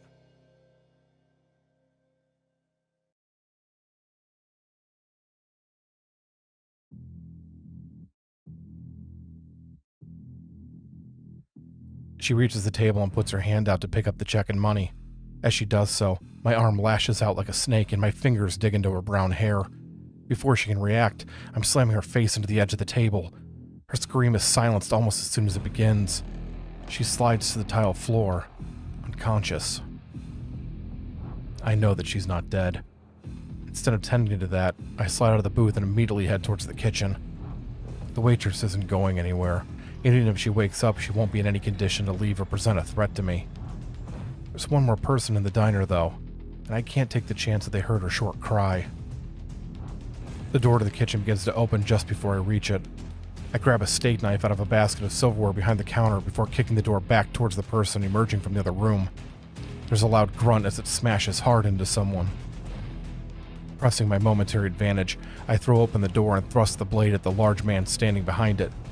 The knife isn't nearly as sharp as the ones I keep at the dockyard, and the slightly serrated blade is designed for cutting rather than stabbing.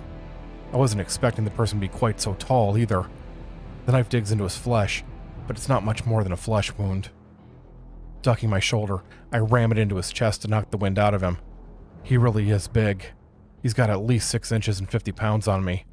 This is the danger of not planning things out before the killing. I find myself in situations like this where I can't fully control what's happening. At the end of the cycle, this wouldn't matter, but until then, these kinds of risks are extremely dangerous. He's temporarily winded now, though, and he's been wounded. Judging from the expression on his face, he's also unsure of what's actually happening to him. I can work with that. I take a quick glance around me and my eyes fall on a skillet on the stove to my right. Its contents are sizzling from the heat underneath it. I pick it up by the handle and swing it like a tennis racket at the man's head. It impacts hard with his forehead. There's a sickening crunch of bone, followed by a crackling noise as the hot metal burns his flesh. His mouth opens, but he doesn't scream. Instead, he makes a gurgling sound as bloody foam spills out over his lower lip. Thick red fluid also stops to drip from his ears and from the corner of his eyes. The skillet makes a sucking sound as I pull it free from his face. It tears skin off as I do so. It sticks to the pan like burned leather. I swing the skillet for a second time, and he immediately slumps over onto his side. His right eye has come free from its socket, and it lays across the bridge of his nose with the optic nerve trailing back into the gap. He's almost done. I have to give him credit for surviving the 2 blows with the skillet, even if he did so with quite a bit of brain damage. I allow the skillet to fall to the floor as I step over the man to reach a microwave sitting on a shelf. Unplugging it from a wall, I carry it over to him to take one last look at him as he twitches and convulses. I raise the heavy appliance up over my head before bringing it down as hard as I can. His damaged skull provides little resistance, and his body goes still. There's a sound from out in the dining area. I hurry out through the kitchen door, worried that a customer has walked into my kill zone. Instead, I find the waitress struggling to get up. She's leaning up against the side of the booth seat, the salt shaker she had knocked over with her hand laying shattered on the floor next to her. I get another knife from the silverware basket and cross the distance between us. She looks up at me with glazed over eyes, and I doubt that she can even see me. I adjust my grip on the knife and cut her throat. Blood bursts out from the gash. The small piles of spilled salt on the ground become sticky and clumpy as it covers them. The itching has stopped. My hands are steady as rocks. I sit down on a stool at the counter and sigh in relief. For the first time since the symptoms started this cycle, I feel human.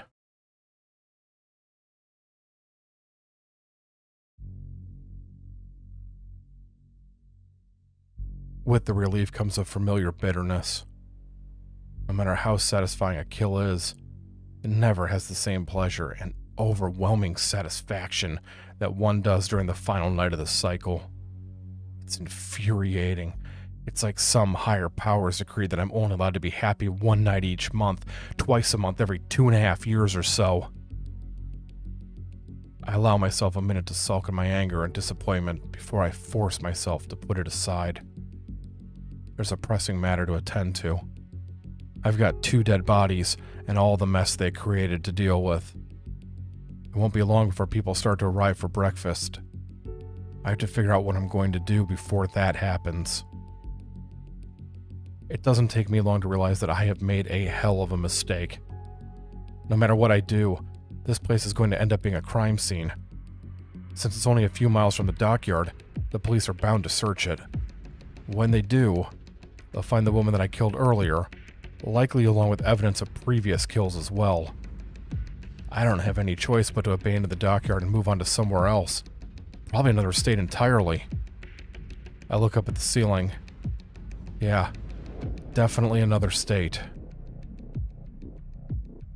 Fine. If that's what I have to do, it's what I have to do.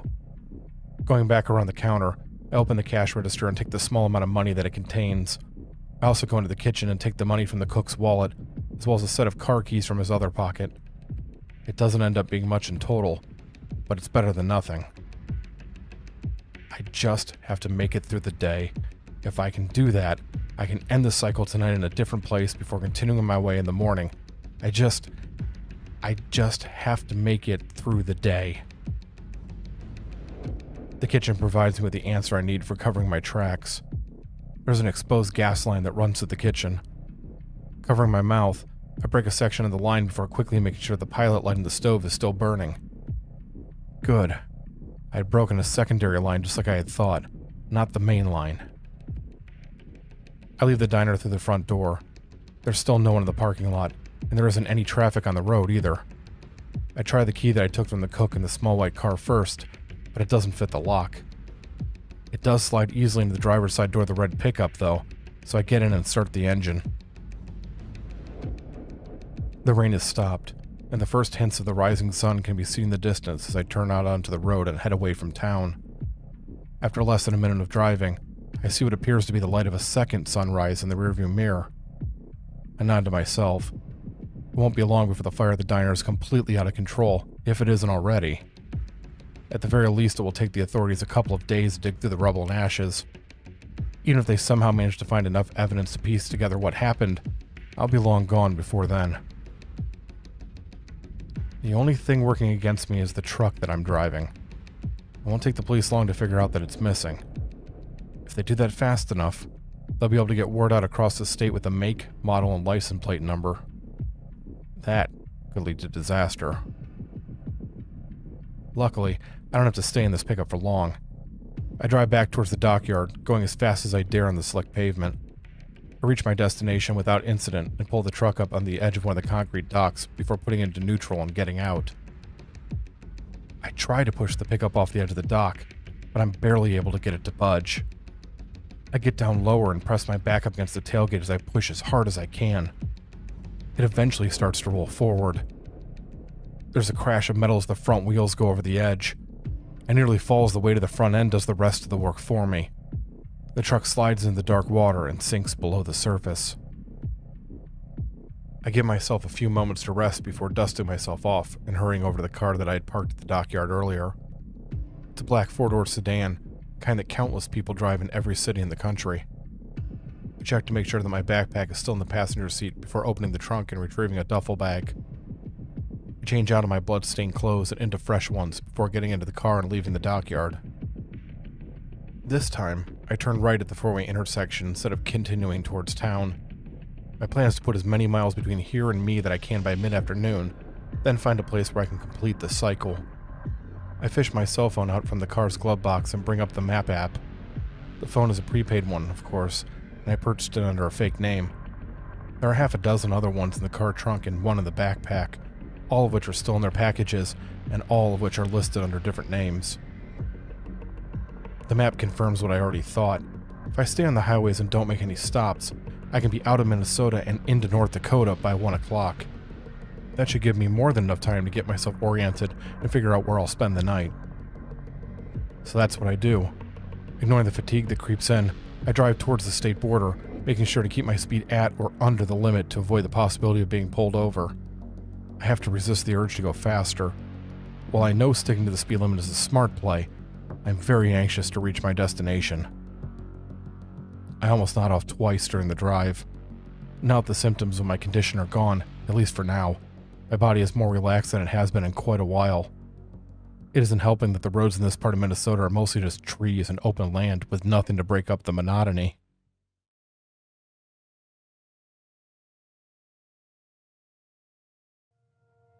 It's with more than a little relief that I reach the state border. There's a sign for a rest stop a few miles past the line, and I gratefully pull into the parking lot. I need to get out and stretch for a bit, get some fresh air. I've never been to this part of the country before, and I'm surprised to see the rest stop isn't one of the standard ones with just a few bathrooms and vending machines. This one is quite a bit larger, with a cafeteria-like section housing 5 or 6 chain fast food restaurants. There's also a small arcade, as well as a side room with a dozen leather massage chairs. I'm mostly interested in a kiosk just inside the doorway. It contains racks of maps and brochures, both for specific landmarks and for North Dakota in general. I take a few of them and tuck them under my arm as I buy some lunch. Once I have my burgers and drink, I pick a table in the corner away from the other people and open one of the maps. I'm looking for a town to use for the night. It has to fit some specific criteria, though. It needs to have a large enough population to be worthwhile, but also not so large that it has a major police presence. Police aren't a concern during the final night of the cycle. I'm worried about what could happen the next day. I also prefer a town that is isolated. The more that things are contained, the better. There don't seem to be many options that meet my needs. I'm starting to think that I'm going to have to go with something less than ideal. I've had to do that in the past. Never on this short of notice, though. I don't like going into something blind. It's not looking like there's much of a choice, though. Wait. There. A small town about 100 miles from where I'm at, with enough clustered streets on the map to imply at least a decent-sized population. I pull the town up on my phone and confirm that it is indeed the case. Broken Bend, North Dakota. Finishing my food, I toss the wrappers and maps into a trash can. Make sure that I have directions to my new destination before I leave. As I hold the door open for an elderly man, I notice a newspaper rack off to one side.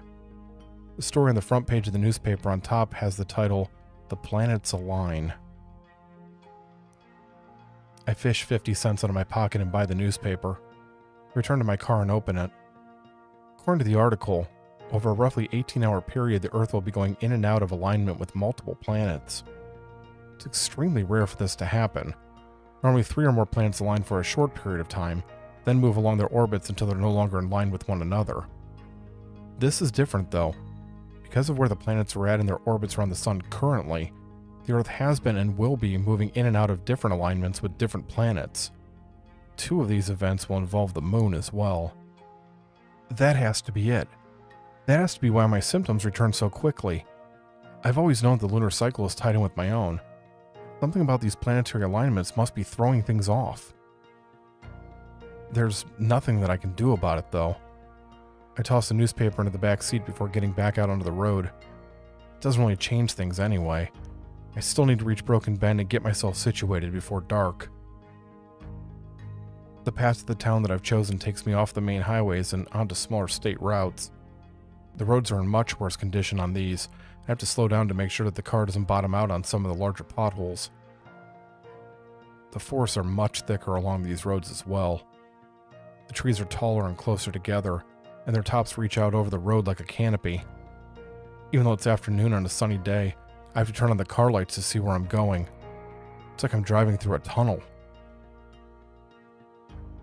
2 hours after I leave the rest stop, I pass a sign with the words, "Welcome to Broken Bend" painted on it. Just beyond it is a wooden bridge that spans over a river. The car bounces uncomfortably as it passes over the boards. A few minutes after leaving the bridge behind, the trees thin out and I arrive in town. I've found that most towns this size tend to look the same, and Broken Bend is no exception. The downtown area is comprised of local businesses, a couple of churches, a few government buildings, and a gas station on both sides. As I drive beyond that, I find that most of the older homes are on fairly large properties. There are also some newer looking developments with the houses much closer together. Past the residential areas are parks and nature preserves. I smile slightly. This is perfect. I begin to make plans. There's a closed construction site just outside of downtown that I can hide my car in overnight. It's in both walking distance to the various shops and businesses, as well as at least 2 of the housing developments. I can park the car, go into town until dusk, come back to the car to get ready, and head for the housing developments as night falls. I pull the car into the construction site and maneuver it around the equipment to park it behind a long trailer. I take a moment to make sure that I have everything that I'll need. It isn't really much. Since I'm going to be coming back to the car before nightfall, I only really need my wallet. I get out of the car and feel the cold air against my skin. Correction, my wallet and a coat. I open the trunk and retrieve my heavy coat. While I do so, I also take out a large pocket knife. Typically, I don't carry a weapon with me. As strange as it sounds, it's actually safer that way. I don't have to worry about metal detectors or, as has happened a few times in the past, being frisked by the authorities.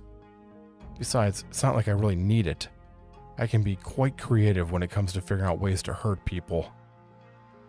This is a new town that I'm not familiar with, though. It doesn't hurt to take extra precautions. My short trip into downtown Broken Bend is uneventful. Only a few cars pass by as I walk along the side of the road, and none of the drivers pay much attention to me. I'm not in any particular hurry. At this point, I'm just looking to waste time until sundown. When I reach downtown, I slowly walk past the various businesses and shops. A number of pedestrians greet me as I move down the sidewalk. I nod and smile at them in turn. These people have no idea what's coming for them tonight. That thought causes my smile to become even wider. It's been a long day, so it's a relief when I come to a bar. The painted window proclaims it as the Rock Creek Tavern. I open the door and head inside. That's where I spend the next couple of hours. Food is surprisingly good, the beer is pleasantly cold, and the patrons leave me alone. I've definitely had worse afternoons. I'm struck by the need to go to the bathroom. As I stand up to head to the restroom, I check the time on my phone. It's now just past 5. That's plenty of time to go do my business, have one last beer, and start back towards the car. It's a single toilet bathroom. I lock the door before I relieve myself. Once I'm finished, I wash my hands and look at myself in the mirror. Feeling a bit warm. I suppose that shouldn't come as any surprise. It's been a long day, and I've been on the road for most of it. It's either from the stress or the beers. I look at myself closely in the mirror. I definitely look tired. My eyes are a bit bloodshot, and there are dark circles under them. I'm also looking a bit pale. Sighing, I run a hand over my face. I stop. My hand is shaking. I force myself to stay calm. The shaking doesn't matter. I'm only a few hours away from the end of the cycle. I can make it until then. There isn't even any itching at the back of my neck. The sweat begins to drip from my forehead. I'm getting warmer. Gripping the sink with both hands, I lean in towards the mirror and take a closer look at my eyes. The black of the pupil is no longer circular. Instead, it resembles a blot of ink that has run out across the blue iris.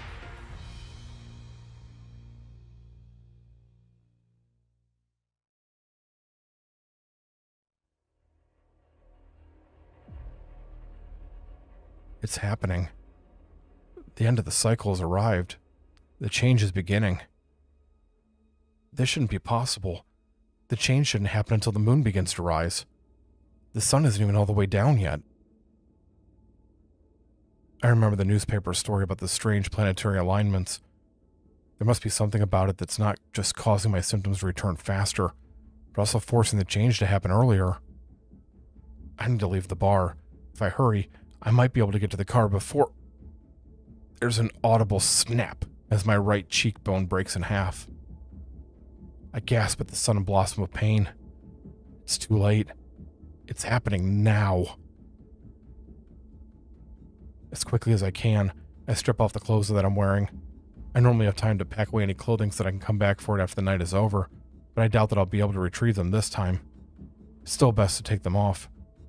The less restrained my body is during the change, the better. I feel pressure in my upper back. This signals that one of the worst parts of the change is coming. I sit down on the bathroom floor and slide my belt out of my pants. Putting it in my mouth, I bite down on the soft leather. Mere seconds later, my arms slide forward in their sockets before dislocating completely. I know what's coming next. I lean back against the wall and close my eyes. My jaw presses into the belt so hard that my gums hurt as my leg bones jerk out of place. I nearly black out as my spine pops and cracks, creating a steep curve near the top. Saliva and dark blood are leaking out from around the belt in my mouth. More of it comes pouring out as the front of my skull starts breaking into pieces and my ribs pull further apart. I feel like I'm on fire, but I know the worst is coming.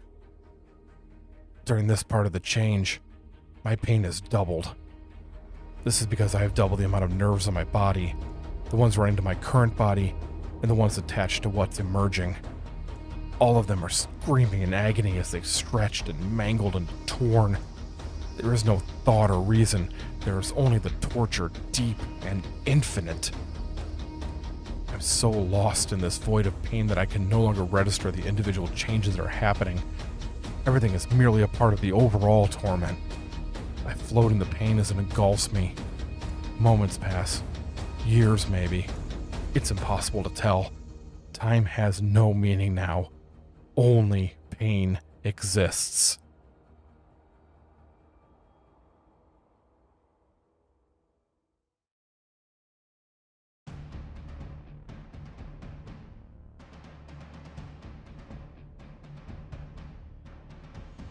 Suddenly, mercifully, there is relief.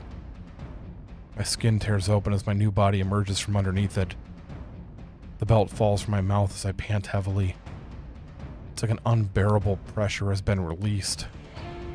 There are small stabs of discomfort as the change is completed, but it's barely noticeable when compared to what I've just gone through. The last of my bones lock into place. I feel my rational mind beginning to slip. In moments it will be secondary to instinct. I never lose my mind completely. I'm fully conscious of what I'm doing. It just doesn't matter. I get to my feet. Everything feels so different now. Powerful. I can't believe that I ever managed to stand on my weak human legs. I catch a glimpse of myself in the mirror. The face of a wolf stares back at me. It is thin and gaunt, the skin stretched tight against the face and muzzle. The black fur is matted down with blood. I pull a loose strip of ruined flesh off the bottom of my jaw.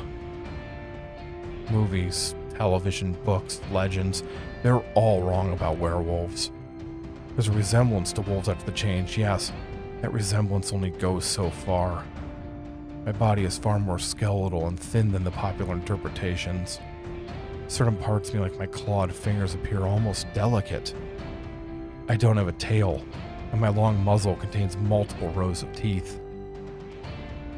It's my eyes that tell the true story. They're completely black, with tiny pinpricks of red light barely visible in their depths. To look into them is to know fear. It's to know death. I hear movement out of the bar, and I turn away from the mirror. My senses are heightened far beyond what a human is capable of. I hear a stool pulling away from the bar. I smell the scent of beer wafting in from under the door. I see every crack and imperfection on the tiled bathroom wall. I feel alive in a way that I never do except when the wolf comes out to play. I take one last look around the bathroom. There's blood everywhere, and pieces of my human skin cover the floor. Even though it's my own blood, the smell of it excites me. I bare my teeth as I turn back to the bathroom door.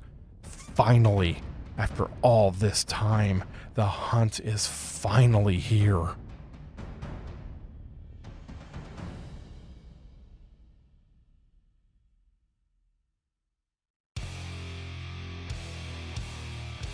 The door explodes into a shower of splinters as I burst through it. There's a man standing nearby in the short hallway, a half-filled glass in his hand. His eyes grow wide with shock.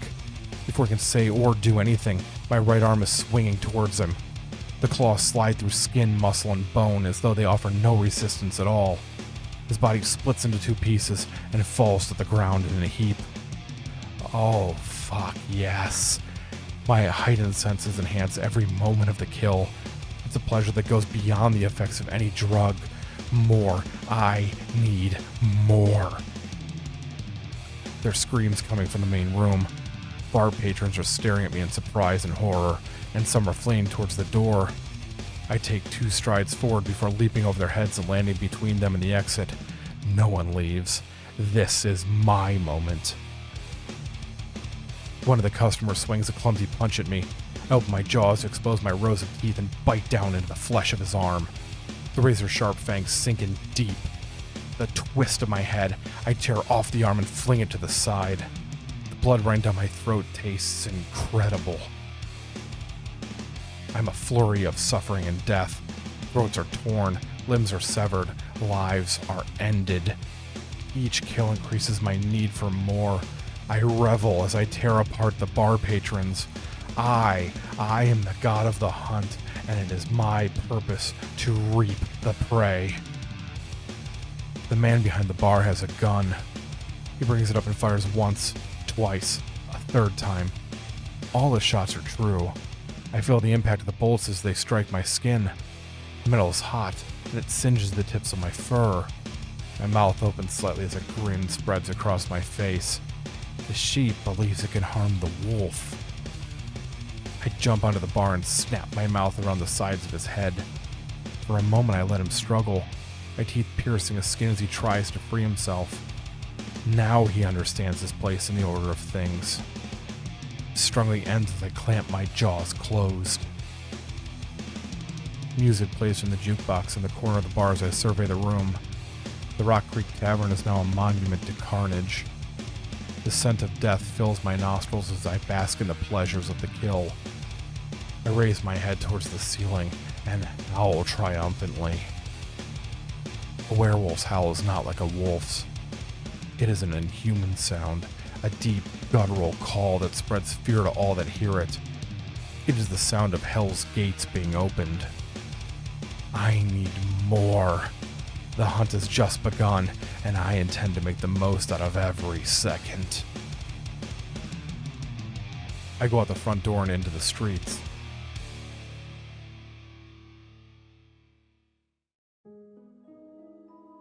People immediately begin to scream, but I ignore them for a moment. The sun is just beginning to set in the distance. The sky is filled with splashes of red and thick purples. I'm momentarily frozen in place. I've never seen the sunset before, not with these eyes. The change has always happened after nightfall. Even through my frenzy, the beauty of the scene before me is striking.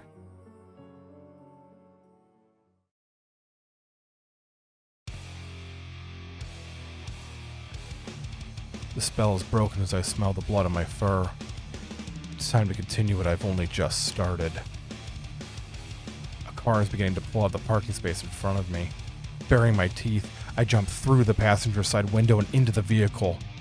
In one motion, I wrap my claws around the driver's neck and throw both him and myself through his door. We land hard on the concrete. I crush his throat before looking over my shoulder to watch the car crash into an oncoming truck. A man and a woman are running down the sidewalk away from me. I race after them and catch up to them before they even realize that I'm following. The woman falls as my claws and arm push through her back and out of her chest. Grabbing the man, I lift him up over my head and rip him in half, his blood and entrails pouring out of him. I drop the body and narrow my eyes.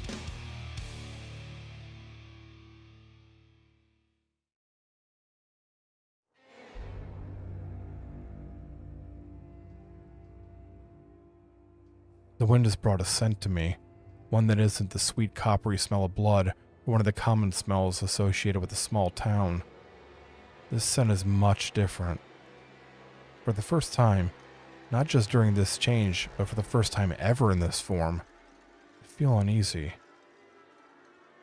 I don't recognize the smell, but I do understand what it means. Someone else, something else, has already marked this town as its own. I'm in claimed territory.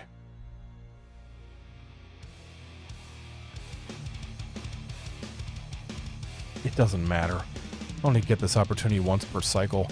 If another creature has claimed Broken Bend, it's more than welcome to come and try and defend its territory. Most of the people have abandoned the street. They hope to hide from me, or at least put some distance between them and me. It's a futile hope, and I suspect that some part of them knows that. I'll hunt out those in the small downtown area, then move on to the housing developments.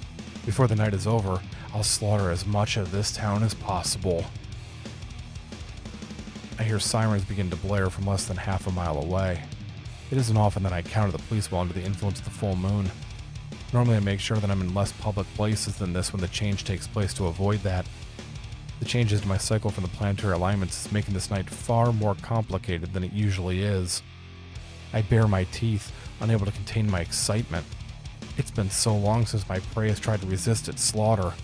I didn't know that I missed the thrill of it this much. The first of the police cars comes around the corner. I grab a nearby mailbox and tear it free from the heavy bolts attaching it to the sidewalk. With one arm, I fling it into the approaching car's windshield. It shatters the glass and smashes into the upper body of the driver.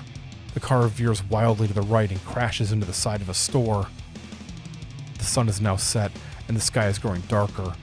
A second police car comes into view, its red and white lights flashing and its siren shrieking. It stops a block away from me, and two officers get out, using their car doors as shields as they pull their guns free from their holsters.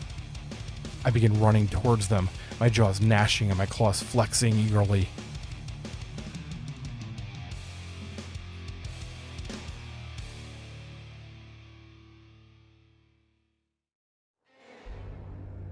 I get about halfway before I stop. The air is full of the smell of the other creature. It's stronger now, no longer the lingering scent of something that had previously passed through, but instead the fresh odor of something approaching. I ignore the officers and inhale deeply. It's coming from upwind. Either this creature doesn't know that I'm here, or it doesn't care that it's announcing its presence to me. There's something about the scent that makes me feel unsettled. Even though I don't recognize it, it's like some primal part of me, some past memory buried in my werewolf biology, knows that it means danger is near. I know that there are other unnatural beings out in the world. I've encountered a few of them over the years, but none of them had triggered this sort of response in me. I was the alpha predator. Nothing was above me in the food chain. The hairs along the back of my neck stand up as the smell continues to grow stronger.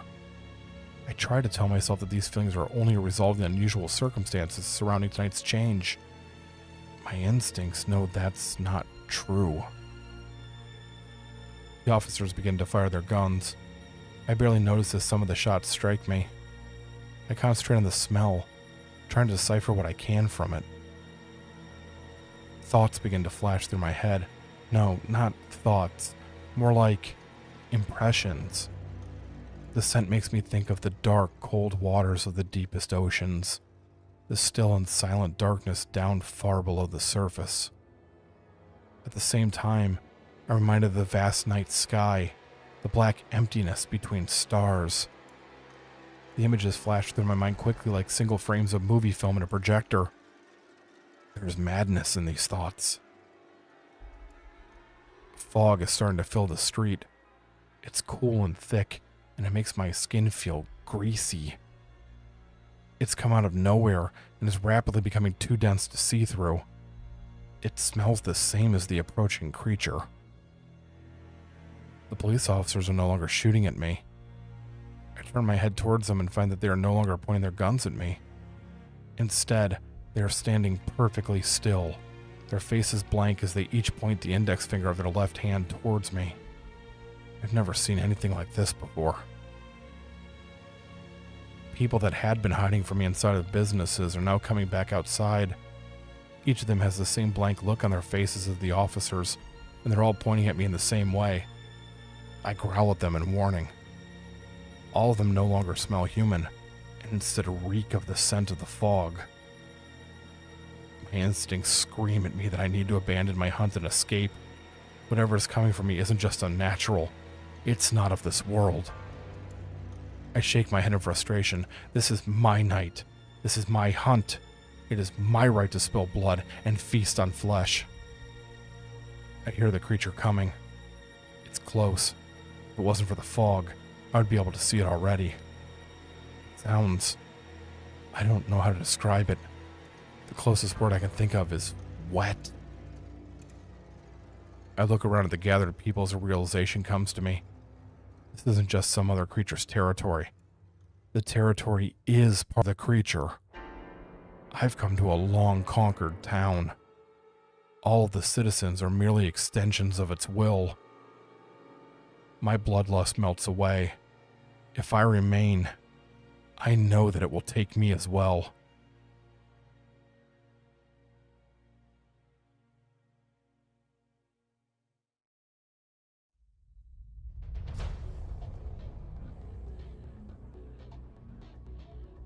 I run, moving on all fours to get away as fast as I possibly can.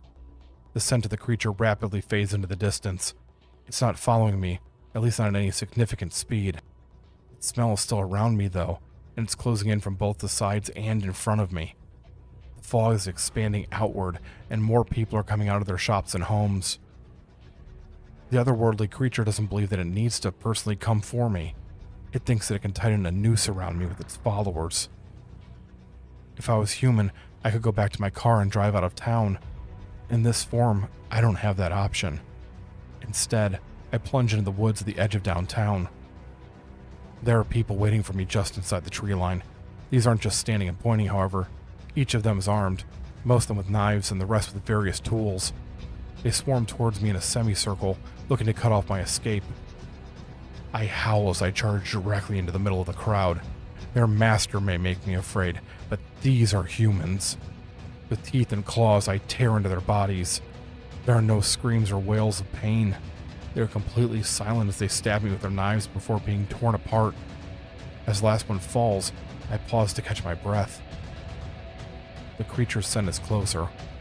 While the people weren't able to stop me, they were successful in delaying me.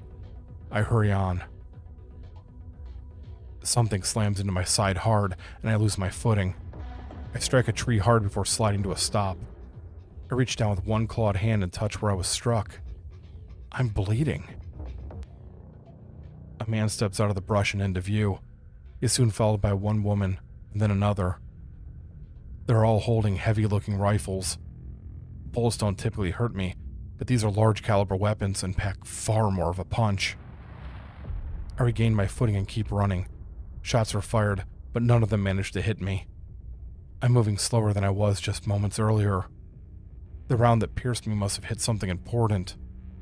I'm having a harder time breathing, and my right leg is slightly numb. I ignore these things and simply push on. The creature's scent is growing stronger. The fog is getting thicker. I have a long way to go before I leave its territory.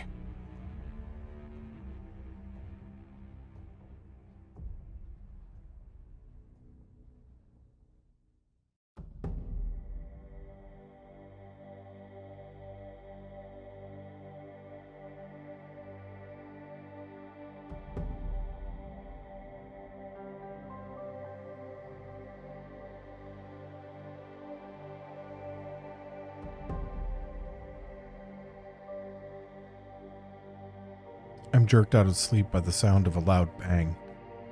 My eyes snap open as my heart races, and I instinctively move the upper half of my body as far away from the car door as possible. I search for the source of the noise. When I find it, I feel a now familiar combination of relief and embarrassment fill me. It's just someone else that had come to the rest stop getting back into their own vehicle. I watch the pickup pull out of its space and head back towards the highway as I wait for my heart rate to return to normal. As I do so, check to make sure that there's no one else nearby. I try to rationalize my fear as being natural. I've only been in Montana for a few weeks, and I'm still getting used to it. In fact, this is the first time that I've been to this particular part of the state. Of course I'm a bit jumpy. It's only natural. I cross my arms with the steering wheel and lay my head down on them. It wasn't long ago that I wouldn't have even attempted to lie to myself. It would have been beneath me. I'd been many things, but a liar wasn't one of them. Now I cling to these self-created falsehoods like a drowning man grasping the edge of a life raft. I'm pathetic. I know that I am. I try to muster some sort of anger at that knowledge, but nothing comes. There's only loathing and resignation. With a sigh, I get out of the car and head up the sidewalk to the rest stop buildings. The other parking spaces are empty, and I'm alone. The night is cold. I pull my coat tighter around me in an unsuccessful attempt to keep the wind off my skin. It's oddly bright tonight. That's something that I'm still not used to about Montana. Unless there's a storm, the sky is usually clear, probably a result of the lower population and the wide spaces between those population centers. The moon and stars shine brighter here than anywhere else I've ever been. There's not much to the rest stop. It's just 2 concrete buildings, one housing the bathrooms and the other home to a few vending machines. I head into the men's room and go over to the nearest sink. Above it is a dirty mirror. It's cracked in one corner, and even with the dim light provided by the overhead fluorescent bulbs, it's difficult to make out my reflection in it. I stare into it anyway. 5 months ago, I stood in front of a similar mirror in a bar's bathroom. Things had been different then. Better. There hadn't been any fear or this nearly overwhelming feeling of exhaustion that I always have with me. I had been powerful and confident and at the top of the food chain. I look away from the mirror in frustration. That had been then. This is now. Now I'm nothing. Just a hollowed out husk of the man I used to be. After a moment's hesitation, I pull up my shirt and look at my right side in the mirror. There's a small scar just under my armpit, round with jagged lines running outward from it. The skin is slightly discolored. The gunshot wound had healed quickly, but it left behind this reminder. Sometimes, during the coldest and quietest nights, it aches. I quickly lower my shirt as another man enters the bathroom. He nods at me shortly before entering one of the stalls. I wait patiently for him to finish his business and for him to leave. I glance over at him as he washes his hands in the sink next to mine. It would be easy to kill him. I could reach over, wrap my hands around his thin neck, and that would be it. It would be so simple. I turn my eyes down towards my own sink. It's a thought without teeth behind it to make it real. There's no more desire in me for such things. Even if there is, I doubt that I have the capability to carry it out. The man dries his hands and leaves the bathroom. I'm alone once again. I glance up at the reflection of my eyes. Very alone. I'd come out to this rest stop on the off chance that the full moon would once again trigger a transformation in me. I've done the same thing at different places throughout the state ever since it happened. Just like each time before this, there's nothing. The wolf below is gone, just as the wolf above is. I should be angry about it. I'm not. I'm just tired. With another sigh, I leave the bathroom and return to my car. There's no point in staying any longer. Nothing's going to happen. I drive the 2 hours back to the small town that I now call home. Still feels strange to be living in one place. I had stayed in some places for long periods of time, mostly when there was a secluded spot for me to fulfill my needs. I never lived in the kill zone itself, however, and I made sure that I didn't sleep in the same place more than a week at a time. It involved a lot of camping and, when the option was available, motel swapping. I'm sure that learning that I stayed for so long in areas where I was killing would surprise some people. Most murderers move around at a much faster pace, or they risk being caught. I had some major advantages that normal people don't. At the end of each cycle, the wolf would shed the man. My body would revert back to human form as the moon and sun reached certain positions. When this happened, new skin would grow back where the old flesh had been ripped away. This would leave me with fresh fingerprints, and my facial and body features wouldn't be quite the same as they had been before the transformation. Every cycle would essentially leave me a different person than I had been during the last one. On the outside, anyway. Now, for the first time, I put down roots. That is, if you can call living alone in a small cabin miles away from town in the middle of the woods putting down roots. I only interact with other people when absolutely necessary, which usually means when I'm at work or when I'm getting supplies. Outside of those times, I keep to myself. As I approach town, I make it a point to turn off the car's headlights. Although nothing happened tonight, I still don't want anyone to know that I was gone and arrived back at such a late hour. It's a small town, and those types of observations almost always lead to questions. I've been so tired that I don't want to run the risk of giving an answer that might come back to bite me down the line. I get that I'm being paranoid. It's not like I've killed anyone since coming to live here. Knowing that doesn't make the paranoia go away though, so I might as well not feed it. Once I'm past town and the small number of houses just outside of it, flip the lights back on and continue towards home. A few miles down the road, I turn onto a gravel path. About 4 miles after that, I maneuver onto a dirt trail that is almost impossible to spot unless you know where to look. It's extremely uneven. I go slowly to avoid bottoming out. Finally, mercifully, I arrive at the cabin. Park the car around the back and go inside. It's a small structure, not much more than a small sitting area, a kitchen, and a bedroom, but it's more than enough for my needs. I toss the car keys onto the counter and stretch out a few kinks in my back. I pause. I have this odd feeling that something isn't quite right. Nothing seems to be out of place. Still, there's this sensation that something is off. I shake my head slowly. It must be the same nearly disabling fear that's become a part of my life making itself known once again. It makes me sick, physically sick, to be so pathetic.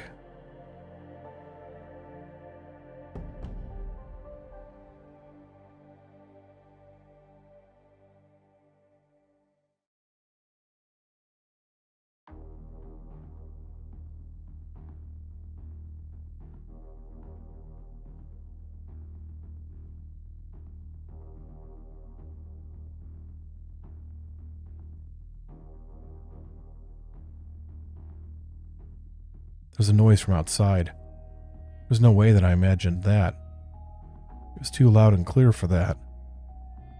There's no doubt in my mind that something's just stepped on the frozen grass on the other side of the east wall. Not sure what else to do, I rush into the kitchen and open the drawer next to the refrigerator. Inside is a small handgun. As a rule, I hate guns. When I was still killing, it felt too impersonal to use one. And now I detested that I have to rely on such a crutch to keep myself safe. I take it out of the drawer and check to make sure that it's loaded and that the safety is off. I shudder. First, I think it's because of the fear that's starting to grip me, but I quickly realize that it's because the temperature in the cabin has dropped dramatically. Just moments ago, it had been nearly 70 degrees. Now it feels like it's approaching half that. The nearby window is fogging up and frost is stretching out from the bottom. There are more footsteps outside. They're slowly making their way around the cabin towards the front door. The windows on that side of the house are already completely frosted over, but I clearly see a dark shape move past the one behind the couch. My eyes grow wide in surprise. Whatever it is, it's huge. Its body blocks out all the feeble light coming into the window for a moment before it reaches the other side. The footsteps continue around the corner before coming to a stop on the other side of the door. Everything falls silent. The only sound is the beating of my own heart in my ears. I start to notice the smell. No, smell isn't the right word for it. Stench is more accurate. It's the copper-like scent of blood combined with an unmistakable reek of rotting flesh. It's so thick that it almost feels like it's pressing up against me. There's a new sound. It takes me a moment to identify it. Whatever is outside is breathing heavily. The sound is coming from the very top of the door frame as the mystery visitor looms over it. I'm being hunted. I've been the hunter enough in my life to recognize the situation that I'm in. The thing outside that door is coming for me. Once it's inside, it's going to kill me. I can feel my body shaking. It's just like what happened back in Broken Bend. There's something that I can't possibly hope to defend myself against coming for me, and I'm completely powerless to stop it. All of my experience and all of my skill means absolutely nothing. I'm nothing. Bile rises in my throat. My own weakness has me on the verge of vomiting. It's so goddamn pathetic. I'm so fucking pathetic. It will almost be relief when this creature breaks down the door and kills me. At least that way I won't have to continue to drown in this sea of self-loathing and mental frailty. After months of being nothing, I'll finally be put out of my fucking misery. If I wasn't so fucking weak, I'd march over to the door and open it myself. The president suddenly moves away from the door. I hear the grass crunch under its feet as it hurries away from the cabin. I stand in the kitchen, confused with the gun still clenched tightly in my hand. It takes me a few minutes, but I finally build up the courage to go over to the door and open it. There's nothing there except the faintest hint of the creature's stench. No, there's something else. I take my cell phone out of my pocket and turn on the flashlight. In the frozen grass is a series of long, narrow footprints, each of which ends in thin claws. The trail leads back into the woods. I close the cabin door and lean up against it. Whatever just happened is over now. I don't know if that's a good or a bad thing.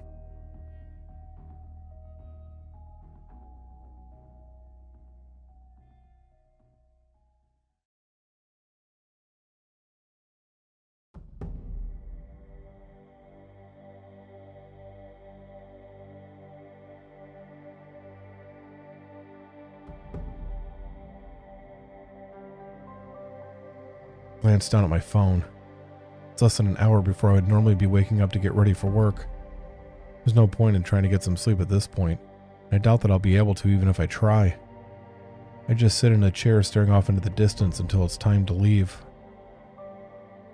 Ram's Head, Montana isn't really much of a town. It's in the middle of nowhere, even for Montana, and it's home to a fairly small population. Almost everyone that lives there either runs one of the dozen or so businesses in the downtown area or works for the logging company that set up shop in the western woods.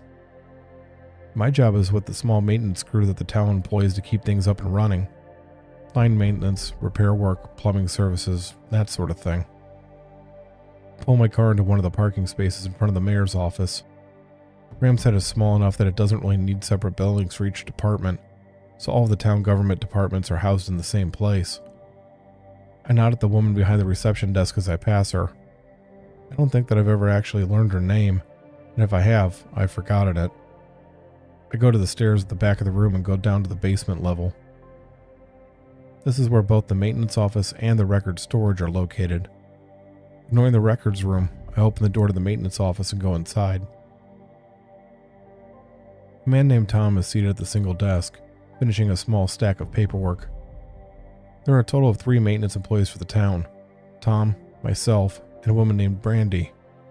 Tom is the night shift, I'm the day shift, and Brandy is a floater that handles both our days off and when either of us needs a second set of hands for a project.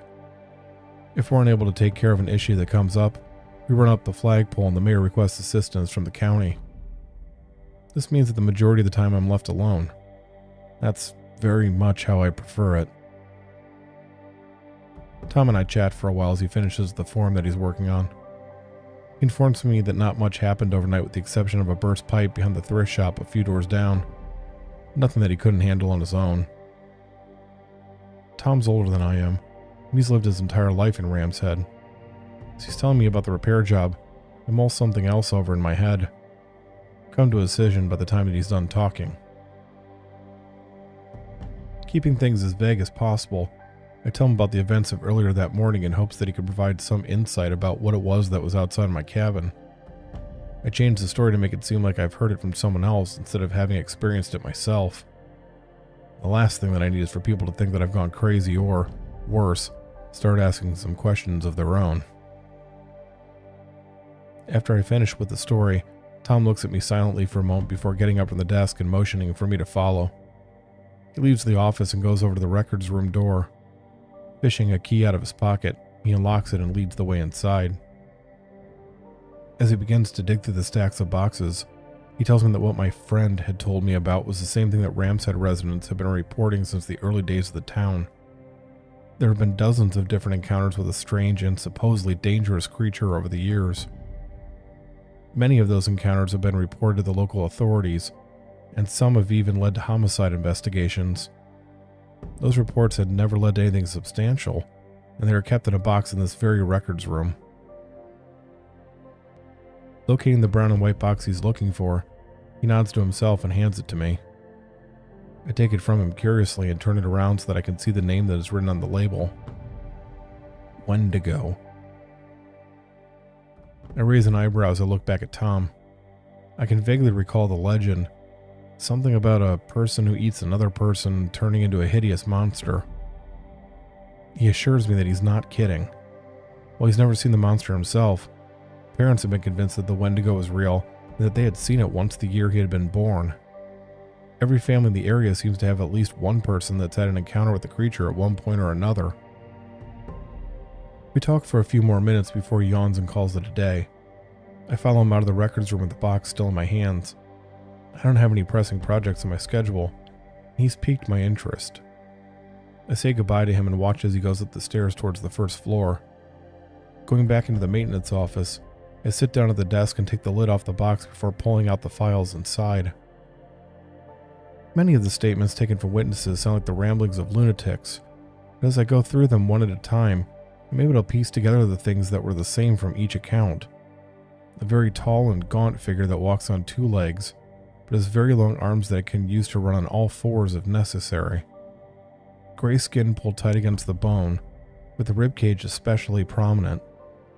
Dark brown or black fur sprouting from its slightly elongated neck and along its back. Long jaws like those of a wolf. A bony growth above the top of its head that resembles a mask, with antler-like protrusions sticking out just above the ears. All of the witnesses have reported either the stench of death, the temperature suddenly dropping, or both. There was no doubt about it. The so-called Wendigo is what paid me a visit back at the cabin. I run a hand over my face. This isn't the first time that I've encountered something different. Even before my humiliation at Broken Bend, I had bumped into creatures that most people believed to be nothing more than stories or legends. Some of them have been friendly, and most had simply gone about their business without bothering me. On 2 occasions, though, the creature had directly challenged me while the wolf was out to play. Nothing had been left of them by the time I had proven why that was a mistake. Things have gone differently at Broken Bend, of course. There, I shake my head. There's no point in thinking about it. It doesn't matter at this exact moment. I've never come up against something like this Wendigo while in my human skin. Even if the wolf is still able to come out, and as much as I hate to admit it, I'm seriously doubting that, last night was the full moon. It's roughly another 28 days before the next one. If the Wendigo comes back before then and decides it wants to come inside this time, I'm not going to be able to stop it. I turn on the ancient computer on the desk and go online to find more information about the creature. There's surprisingly little in the way of anything useful. Wendigos are thought to be more spirits than monsters, and those spirits can enter the body of a person that commits cannibalism or possibly through bites or scratches caused by a Wendigo. None of this can be fully trusted, of course. It's the internet. Besides, the legitimate information is mingled with fiction for so long that it's impossible to tell one from the other. The day goes by slowly. I'm even more tired than usual from the events of the previous night, and with there not being much to do, there isn't anything for me to really focus on. The hours seem to drag by. On multiple occasions, I have to stop myself from falling asleep at the desk. The 4th time that I start to nod off, I just let it happen. No one comes down to this part of the building except for the maintenance staff. Everyone else just calls or sends an email instead. I'm awoken by the sound of the office door opening. I quickly sit up straight and blink to clear my eyes. Tom walks in with a smile and informs me that he's here to relieve me. I glance over at the clock on the wall. It's slightly past 6.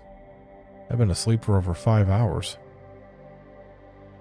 Instead of going to my car, I walk down the street to the small diner. Feeling a bit more refreshed after my longer than expected nap, I was asleep for so long that I missed lunch. The restaurant is almost empty. I'm able to order my meatloaf sandwich to go and be back out on the street in less than 10 minutes. The sun is already low on the horizon, and the sky is painted in shades of dark purple and blue. I take my time walking back to my car. The night breeze is cold but pleasant. After being stuck in the windowless office all day, I'm grateful to be able to suck the fresh air into my lungs. A lot has changed since Broken Bend, but my preference for being outside rather than inside has not.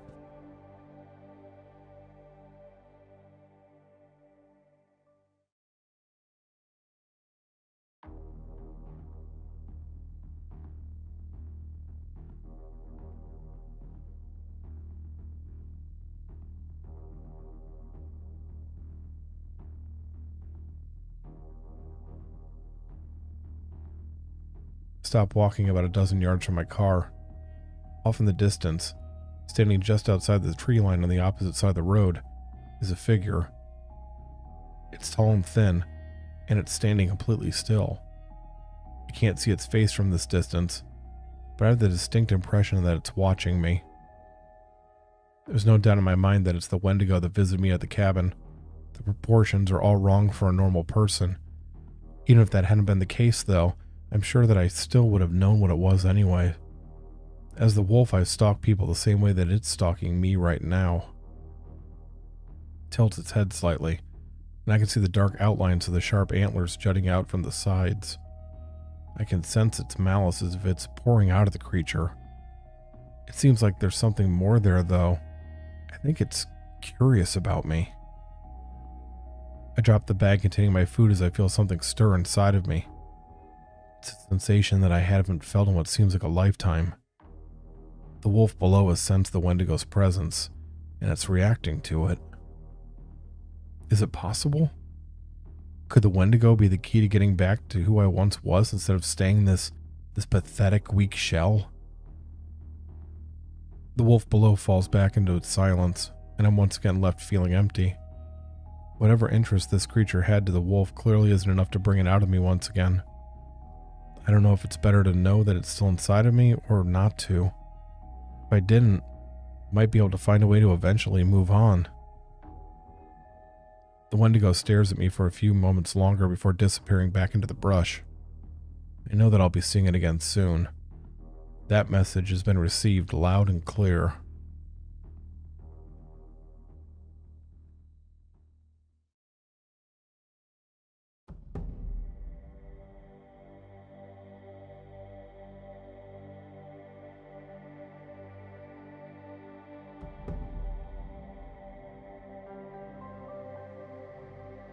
I watch the woods for a minute, satisfied that the creature's actually gone.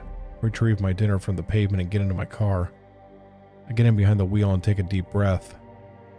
I have no idea why the Wendigo seems so interested in me. Maybe it senses the wolf buried down inside of me and sees it as some sort of rival.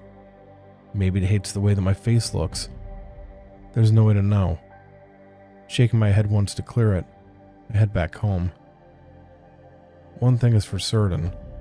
For whatever reason, it has an intense hatred towards me. That means that I'm not going to be safe until I deal with the problem. The smart thing to do is run away. Go back to the cabin just long enough to gather my things, toss them into the car, get as far away from Ram's Head as possible. It's not like I have some deep connection to this town, and based on the history of the reports Tom had presented me with, the Wendigo does. It would be the same as Broken Bend. I get out of the creature's territory, and I'll be safe. I feel my face grow warm with a mixture of shame and anger. Yeah, it would be exactly the same as Broken Bend. There I had turned tail and ran like a scolded dog. And where'd that gotten me? To a town in the middle of bumfuck Montana where I work as a glorified handyman instead of being a god of the hunt that I once was. I shouldn't have run then. I should have stood my ground. I would have been victorious over a great and ancient enemy, or I would have died trying. Either would be preferable to this. Fuck it. I'm not leaving. Let this Wendigo fucker come for me. If I have to do this alone, so be it. It is, of course, much easier said than done. Arriving at the cabin, I get out of the car and immediately head inside. I don't know if the Wendigo is going to visit again tonight, and if it is, I don't know how long I have before that happens. I have to make whatever preparations I can as quickly as possible. there really isn't much that I can do. I make sure that the windows and door are locked, and I scatter knives and other sharp objects around the inside of the cabin to make sure that the one is always close at hand. I also attach a holster to my belt and slide my gun into it. These precautions probably won't make much of a difference, but every little bit helps. Not having much to go off of when it comes to Wendigos, try to think of what would have slowed me down, even slightly, as the wolf. There isn't much in that particular category. Most of the things that might work aren't readily available to me. I take the heavy iron poker out of the stand by the fireplace. I'm just going to have to make do with what I have. Turn off all the lights and sit down on the couch to eat my dinner. I'm sure that I won't be able to hide in the darkness. At least having the lights off will make it more difficult for the Wendigo to see me moving around from outside. That's the theory anyways. I'm just finishing my food when I hear a noise from outside. It's very faint, and after a few moments I start to wonder if it had just been my imagination. A twig snaps. I definitely heard that. Slowly getting to my feet, I leave the poker on the couch and pull my gun out of its holster. As I do so, I notice that I can see my breath in the air. The temperature in the cabin is rapidly dropping. It's here.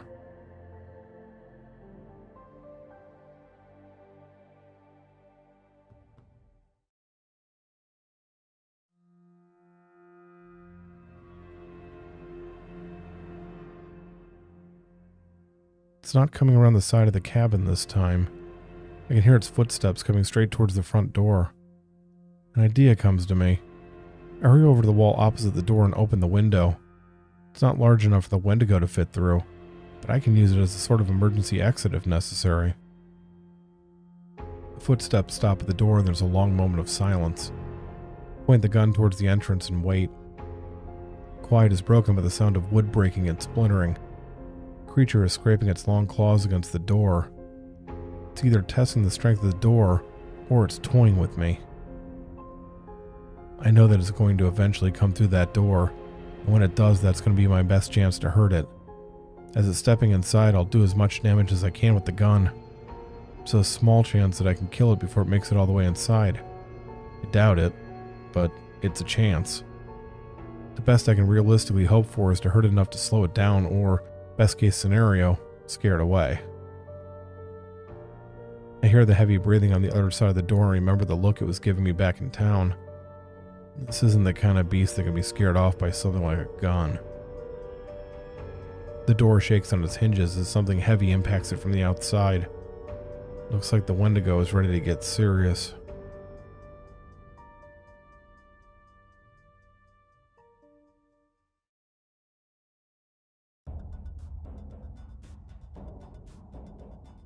The second strike breaks the lock of the door, and it swings open into the entryway.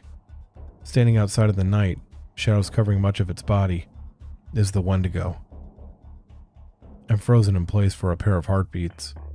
I saw it from a distance earlier, and I read the reports describing it, but I'm still not prepared for what I'm seeing. It's like I'm staring at an artist's interpretation of a demon come to life. Steam is billowing out of its bone-covered snout-like mouth and nose.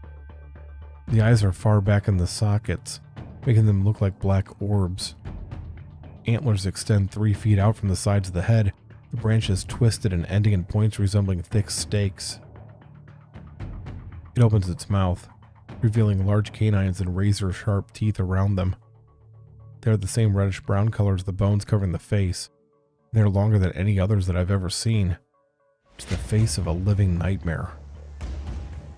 As it bends over to begin to enter the cabin, I snap out of my momentary paralysis and begin to fire the gun.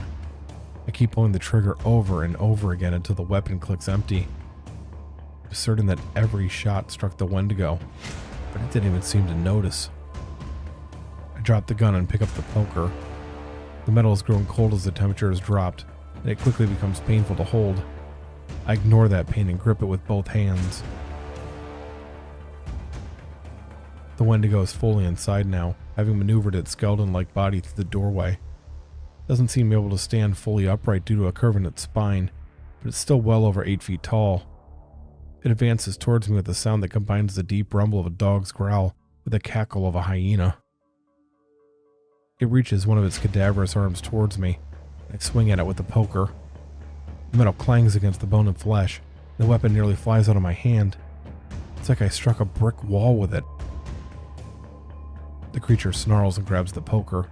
With one motion, it tears it on my grip and throws it out into the kitchen. One of the knives I have scattered around the cabinets nearby. I hurriedly retrieve it and plunge it into the Wendigo's exposed chest. The blade manages to miss the thick ribs, but even though I put everything I had into that thrust, the tip sinks in less than 1/4 of an inch. The Wendigo snarls and ducks its head forward, biting down into my shoulder. Its teeth pass through skin and muscle like they're nothing. It raises its head back, tearing off strips of flesh as it does so. The act knocks me to the floor, and I scramble backwards away from the creature as it devours the skin. Thin streaks of blood run down the sides of its mouth. In that brief moment, its attention isn't on me. My shoulder screams in agony as I push myself back to my feet. There's no way that I can win this fight. It'd have been pure hubris to believe otherwise. I need to get out of here and find help. I make it over to the open window and try to hoist myself through it. My injured arm gives out. The side of my face strikes the wood frame. I taste copper in my mouth. I try again, and this time I manage to force my body outside. The Wendigo screams in frustration just as my feet clear the frame. The long arm comes lashing out of the window after me, and it passes over me as I lay flat on the frozen ground. I hear it crash around in the cabin as it turns back towards the door. At that moment, I realize I'm never going to be able to escape. Not like this. The car is parked out in front of the cabin, the same direction that the Wendigo is headed now. Even if I somehow manage to make it to the vehicle, it will be on me before I can drive away. I'm not going to be able to hide in the woods either. It will be around the side of the building before I'm able to reach the tree line. My only hope is to confuse the Wendigo enough that it makes a mistake and gives me an opening to get away. I use the cabin wall to help me regain my footing before pushing myself back through the window and into the living room. Once inside, I rush over to the far side of the fireplace and press my back up against it, blocking me from the view of the window. I listen as the Wendigo approaches the open window from the outside. I close my eyes and wait. If this doesn't work... It stops walking, and I hear it growl in frustration as it fails to find me where it thought I'd be. I tense as its claws scrape against the side of the cabin. My plan hasn't worked. It's figured out that I'm back inside, and it's going to... My thoughts are interrupted as the Wendigo begins moving again. Instead of coming back around the front of the cabin, though, the footsteps grow fainter as the creature heads towards the woods. I must think that I've made a run for it, just like I'd hoped. I lean up against the side of the fireplace, breathing heavily as I feel the warm blood leaking from my shoulder. The Wendigo's bite had penetrated all the way down to the bone, and had torn a good chunk of flesh from me. My entire arm burns like it's on fire. With each breath I take, the areas at the edge of my vision grow darker. I'm lightheaded and starting to feel like I'm going to pass out. I can't let myself do that. The Wendigo is seemingly gone for now, but it could come back any second. I have to stay awake to get to the car. The darkness is quickly moving inward, though. I'm feeling more and more detached as each moment passes. I barely notice as my body begins to change. It's a fast transformation, not at all like the agonizingly slow one that used to happen when the wolf below would emerge. There's no pain as my limbs stretch out and the skin pulls tight against them. I don't even feel any discomfort as my face shifts into a long snout and the bones of my skull rapidly tear through the top of my head and grow over the flesh. All that I feel is an intense hunger. It's so beyond any hunger that I've ever felt that it's completely immeasurable. The desire to consume overwhelms everything else. It's all that matters. The bite. Didn't I read earlier that day that some of the Wendigo legends said that the curse or spirit or whatever can be passed on to another person through a bite or scratch? The hunger pains push all of the thoughts from my mind. I barely even registered that the antlers have finished growing, or that I'm starting to get to my feet. I have to feed. I have to fill this infinite void of hunger inside of me. Suddenly, the hunger is gone. For a fraction of a second, barely long enough to realize that it's happening, the Wendigo and I are one. I see through its eyes as it takes a step towards the doorway leading outside, and I hear the whispers of the entity that has infected me as it drives my body forward.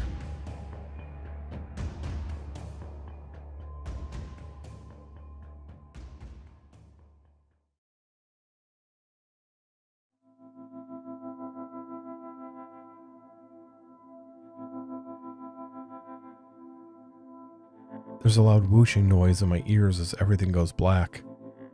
I'm falling through an empty space with no light. I keep going down and down and down and down into the pit. It lasts for so long that I begin to wonder if I'll be falling for eternity. Now I'm at the bottom. There was no transition from the fall to being here. I didn't hit the bottom of the pit or slow down to a stop. I was simply falling, and now I'm standing. It's freezing in this place. I wrap my arms around myself in an attempt to keep warm, but it's useless. I shake uncontrollably in this cold, dark place. I don't know where I am. Maybe I'm somewhere deep inside my own mind, or maybe I've been brought into the Wendigo spirit. Does it even matter? Somewhere out there, the spirit is controlling my body and doing who knows what with it. Well, no, that part I do know, don't I? I know what it's doing. It's doing whatever it can to satisfy its insatiable hunger. Somehow it gets even colder. It isn't just that the place I'm in is freezing. The heat is being actively drawn out of me. My body has already been taken, and now this place is somehow managing to take even more from me. When the wolf and I would merge, we were both a part of it. For all intents and purposes, we were the same being. The Wendigo has invaded me and locked me away. It's violated me. The wolf and I were symbiotic. This creature is a fucking parasite. I grit my teeth as rage begins to build inside of me. This Wendigo spirit comes into my body uninvited and uses me like some sort of living marionette, all while continuing to leech away at what's left of me. It had targeted me with the express purpose of taking away everything from me and locking me in this fucking Arctic prison while it did so. It hadn't counted on something, though. I'm never alone. I know you're out there, I call into the darkness, my voice sounding oddly flat as it finds nothing to echo off of. There's no response. I hadn't really expected there to be. You know what this fucker is doing to me, I continue. Doing to us. Are we just going to let this happen? More silence. I snort. You are. You actually are. You're just going to sit back and let this thing bleed us dry until there's nothing left of us. Jesus fucking Christ. There's still no reply, but I sense that something in the darkness has shifted. This is about what happened in Broken Bend, isn't it? Fuck. You know, I was embarrassed by what happened to us there. Humiliated even. For the first time ever, we came across something bigger and badder than we are, and we ran away like a couple of fucking cowards. It was fucking humiliating. I guess it was worse for you though, because apparently you bent over and let that thing fucking neuter you. There's a harsh snarl somewhere in the distance. Oh, that got your fucking attention, did it? Truth hurts, does it? A deep guttural growling becomes audible from somewhere to my left. I turn towards it, ignoring the cold as the temperature once again noticeably drops. We were glorious together, I say as I keep pushing. The perfect killing machine. How many people do we kill? Hundreds? Thousands? Got to the point where I just stopped keeping track. Then we have one bad day, we get our noses bloodied a little by something that we could never have expected, and you turn into a goddamn coward. The wolf roars, its voice filled with rage. 2 pinpricks of red light appear in the darkness as its eyes lock onto me. The lights grow closer as it advances. I recognize that look. I've seen it so many times in the mirror. It's pure, unadulterated, murderous intent.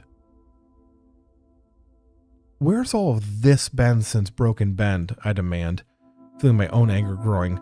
Where the fuck have you been? Because here's the truth, you fucking asshole. I didn't give up on us. You did. The wolf stops moving, and its eyes grow wider. It's like I've reached out and slapped it. Yeah, you heard me. This is on you, not me. Do you have any fucking idea what I've done for you all these years? I've killed, and I've killed, and I've killed for you, all to keep you satisfied and strong until you decide to put in an appearance once every damn month. And I did it with a fucking smile on my face, because you and I have always been in this together. Then you fucking abandoned me, you goddamn prick. The beast remains still. I start to pace as my blood boils. Sweat is dripping from my face despite the cold. You know what? Fine. Fuck you. I don't need you. I don't need anyone but myself. You stay down here and keep cowering in the dark. I stop pacing and look directly forward. And you, I say as a smile stretches across my face. I see you. I reach out with both hands and wrap my fingers around the throat of the entity standing in front of me. I'm not sure when I noticed the black figure in the darkness, or if I've seen it the entire time and just haven't realized it. Whatever the case, I know that what I'm strangling is the spirit of what's infesting my body. It has a physical form in whatever this place is, just like both the wolf and I do. The spirit struggles against my grip, but it's weak, and I'm determined not to let go. In some part of my mind, I realize that this fight is, in reality, some sort of mental struggle against the Wendigo's influence, but it seems real, and I lean into that. This feeling is incredible. It's been months since I've been able to take joy in something like this, and a kill has never been as personal as this one is. I'm actually laughing. I'm trapped in a seemingly endless pit of darkness, and I'm actually laughing. It just feels so damn good. You tried to take everything from me, I whisper as the spirit slowly stops struggling. Now, I'm going to take everything that you have for myself.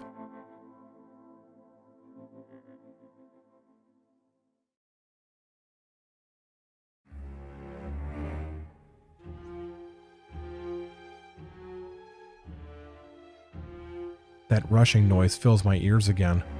A moment later, I'm back inside the cabin. All of the colors seem dull. For some reason, my perspective feels off. I lift my arms and find that they are long and thin, and the skin is pulled tight against the bone and is the color of ash. A sense of elation fills me. I've actually managed to take control of the Wendigo inside of me. It takes me a moment to realize that I'm not overtaken by the Wendigo's hunger. The overwhelming need to consume must have died with the spirit. There's something else. It's not something that I feel so much as I know. It's like an instinct. I'm certain that I can change back at any time that I wish. I close my eyes, and with one painful lurch, my body compresses and reverts to its human form. It's hard to describe, but it's like allowing a muscle to relax. Tense the muscle, and the Wendigo emerges again. I'm no longer alone. I look up and find that the Wendigo that attacked me is standing in the doorway.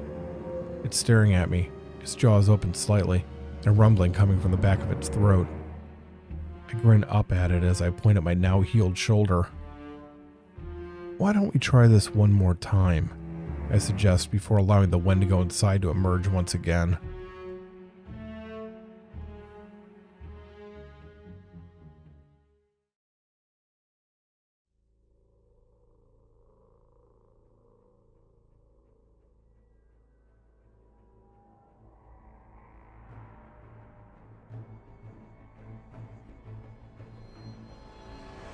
I don't wait for an answer. Instead, I charge straight ahead and crash into it, pushing us both out into the night. I wrap my long arms around it and lift it off of its feet. Even when the wolf came out, I hadn't been nearly this strong physically. I throw the Wendigo into a nearby tree as if it weighs nothing. There's a loud crack as the trunk breaks in half, sending the top of the pine crashing down onto the creature. This feels amazing. The Wendigo tosses the debris aside and gets back to its feet. It doesn't seem to be hurt in the slightest. Apparently our bodies are extremely durable as well. Good to know. I quickly figure out the downside of this form as compared to the wolf. While I'm stronger now, I'm slower and less agile. I'm not able to cross the distance between me and the other Wendigo before it's ready for me. It lunges forward and slams me down to the hard ground before stomping down onto my back. I manage to scramble out of the way before it can do the same thing again, but the damage has been done. It clearly knows how to use its strength and size better than I do. I came into this fight too cocky. I immediately realize that I'm at a different disadvantage as well. The Wendigo shrieks at me with a low, hollow scream and plunges towards me with its jaws wide open. It's attacking with wild abandon, its hunger driving it forward in a frenzy. It's a wild animal. I can't hope to match that level of aggression. What I can do, though, is be smarter. I step to the side and allow the Wendigo's momentum to carry it past me. As I do so, I dig my claws into its left eye socket. The creature squeals and pulls away. It backs up and snarls. I wasn't able to blind it, but the blood flowing down from the top of the socket is enough to impair its vision. I'll take every advantage that I can get. It lowers itself onto all fours and comes at me again. This time I'm not able to get out of the way. It twists at the last moment and clamps its jaws down my upper right arm as it digs its claws into my side. Blood runs out of the wounds. I try to pry it off of me, but it's locked on tightly and I can't get any leverage. The teeth and claws dig deeper. I can feel the excitement and triumph in the Wendigo. It's moments away from being able to tear me apart, and we both know it. I refuse to let it end like this. Thinking quickly, I get my arms under it and lift it off the ground. It doesn't let go, instead deciding to stay locked on to go for the kill. I half carry, half drag it towards the broken tree. I'm only going to have one chance at this. If I screw it up, or if the creature figures out what I'm doing, I'm going to die.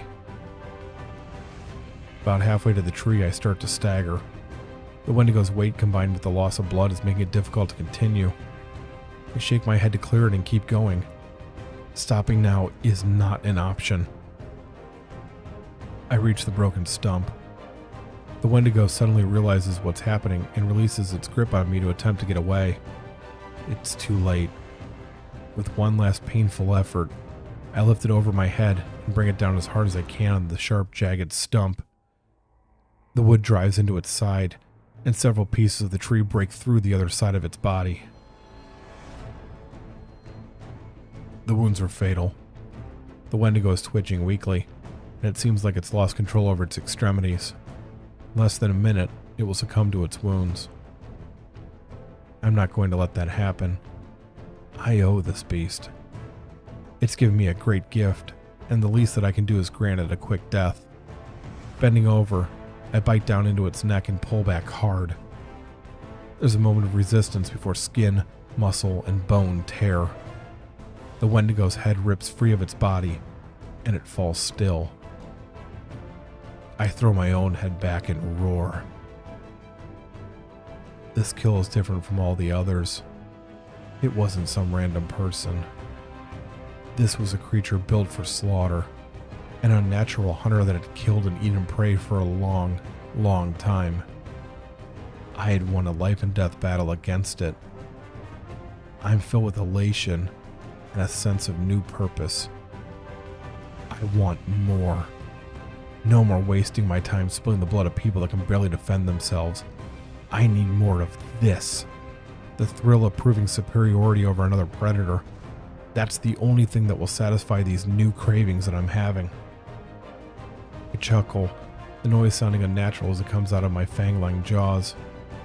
Maybe I haven't fully escaped the insatiable hunger of the Wendigo spirit after all. Maybe my hunger is just of a different nature. Closing my eyes, I ignore the stab of pain as I change into my human form. My wounds are already healing, and the bleeding has stopped. I'm going to take the remainder of the night to rest, and in the morning I'll start making plans. I only know of one place to go to find another predator worth my time. I need to go back to Broken Bend. This time, though, things will be different. I won't be blinded by primal urges. I won't be taken by surprise by what's there. I'll do my research, and I'll learn everything there is to know about the town and the mysterious inhabitant that controls it. Then, and only then, I'll begin my hunt.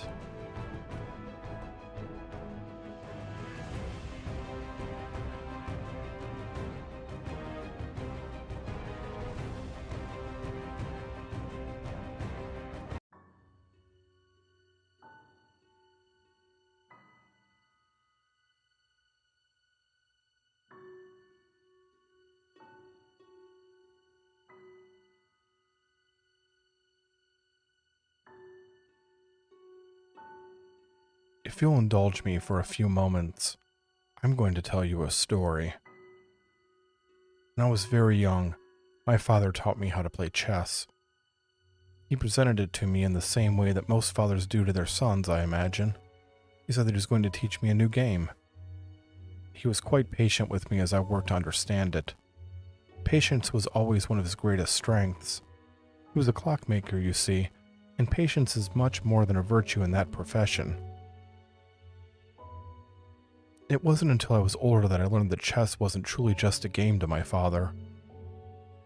While he made sure that it remained fun when he played against me, that was not the case when he played against others.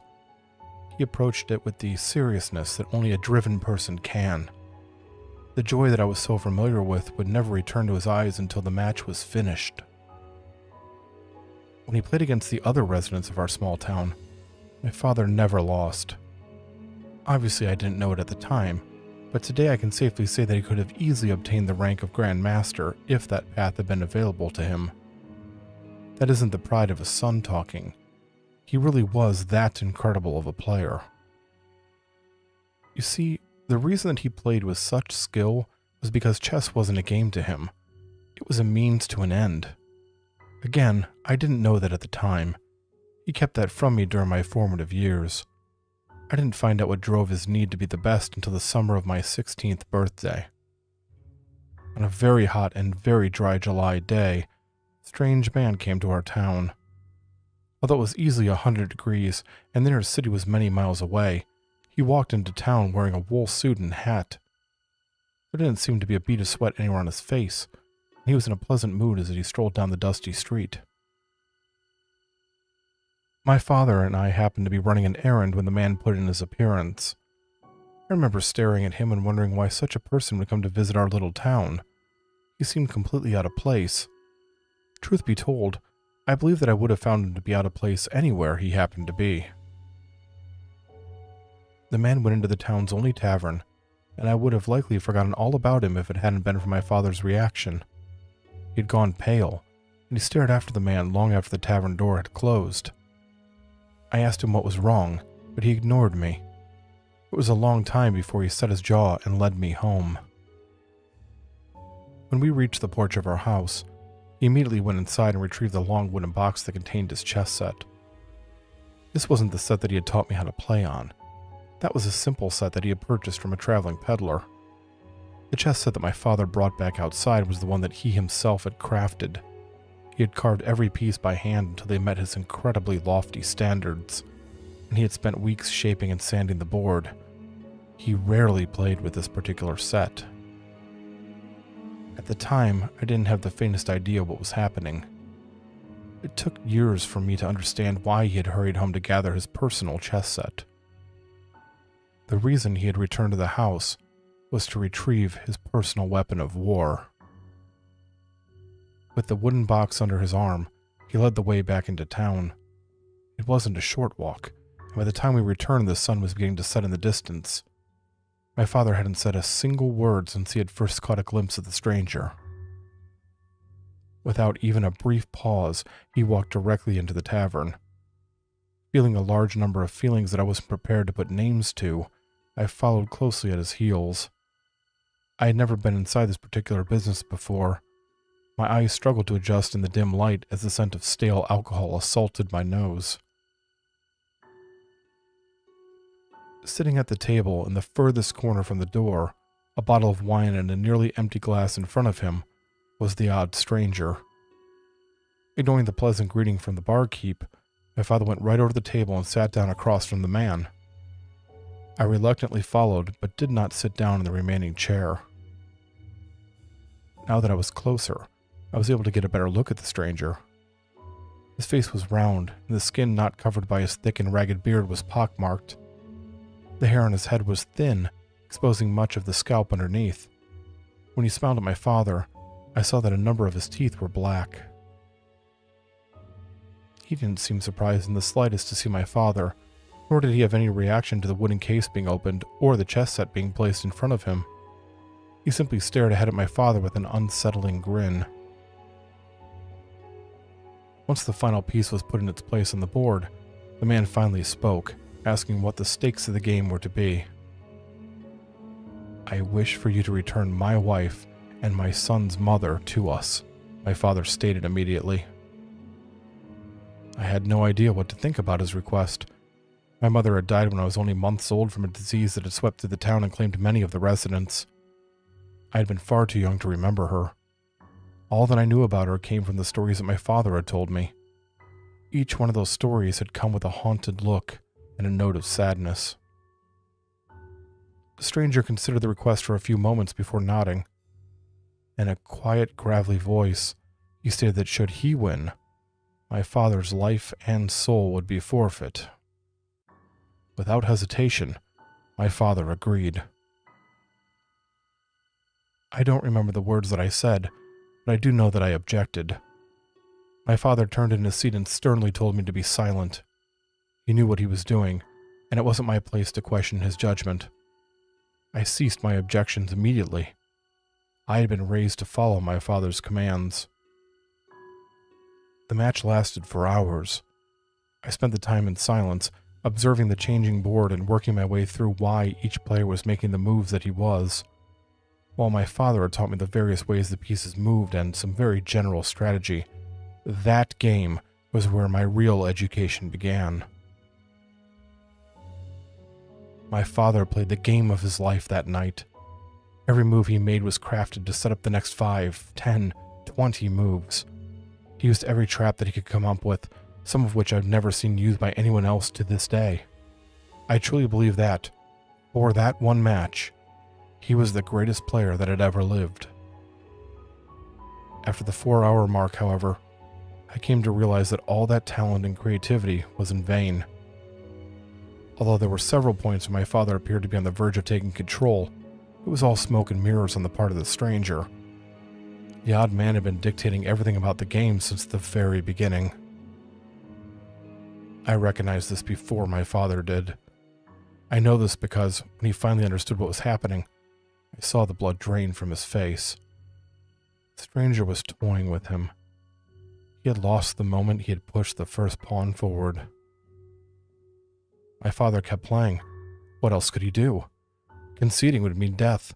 Worse than death, in fact. The ending of a person's life is one thing.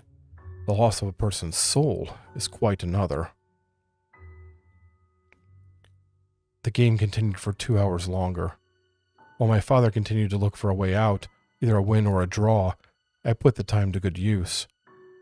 I observed the stranger closely, mentally deconstructing every decision he made, while also making note of even the smallest of movements and facial expressions. It wasn't long before I was able to start predicting what he would do next. To this day, I'm not as skilled at the game of chess as my father was. I'm certainly not as skilled as the stranger he was playing against. When you consider that I'm far better of a player now than I was the evening that this story takes place, it's easy to see how futile it would have been to even consider sitting across that chessboard in my father's seat when the inevitable happened. And yet, I was not only just considering it, I knew that I was going to do so. Eventually, the stranger bored of the game, and with a short flurry of aggressive moves, my father was put into checkmate. He was a proud man, and he refused to show the fear that he had to be feeling. Standing up from his chair, he thanked the stranger for the game, and asked only that he be allowed to have one final drink and a moment to say goodbye to me.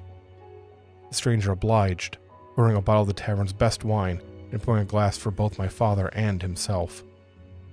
As they drank together, much the way that two old friends would, my father told the stranger that he had seen the man once before, back when he was just a bit older than I was. He had witnessed an elderly woman making a bargain with him that involved a simple coin flip. When she had managed to win that flip, a miracle had happened, and her body had been restored to that of a girl on the cusp of womanhood. That, my father said, was why he had challenged the stranger to the game. He knew that the man had the power to grant his request to bring my mother back from the dead, but he had been unwilling to risk such a thing on a 50-50 chance.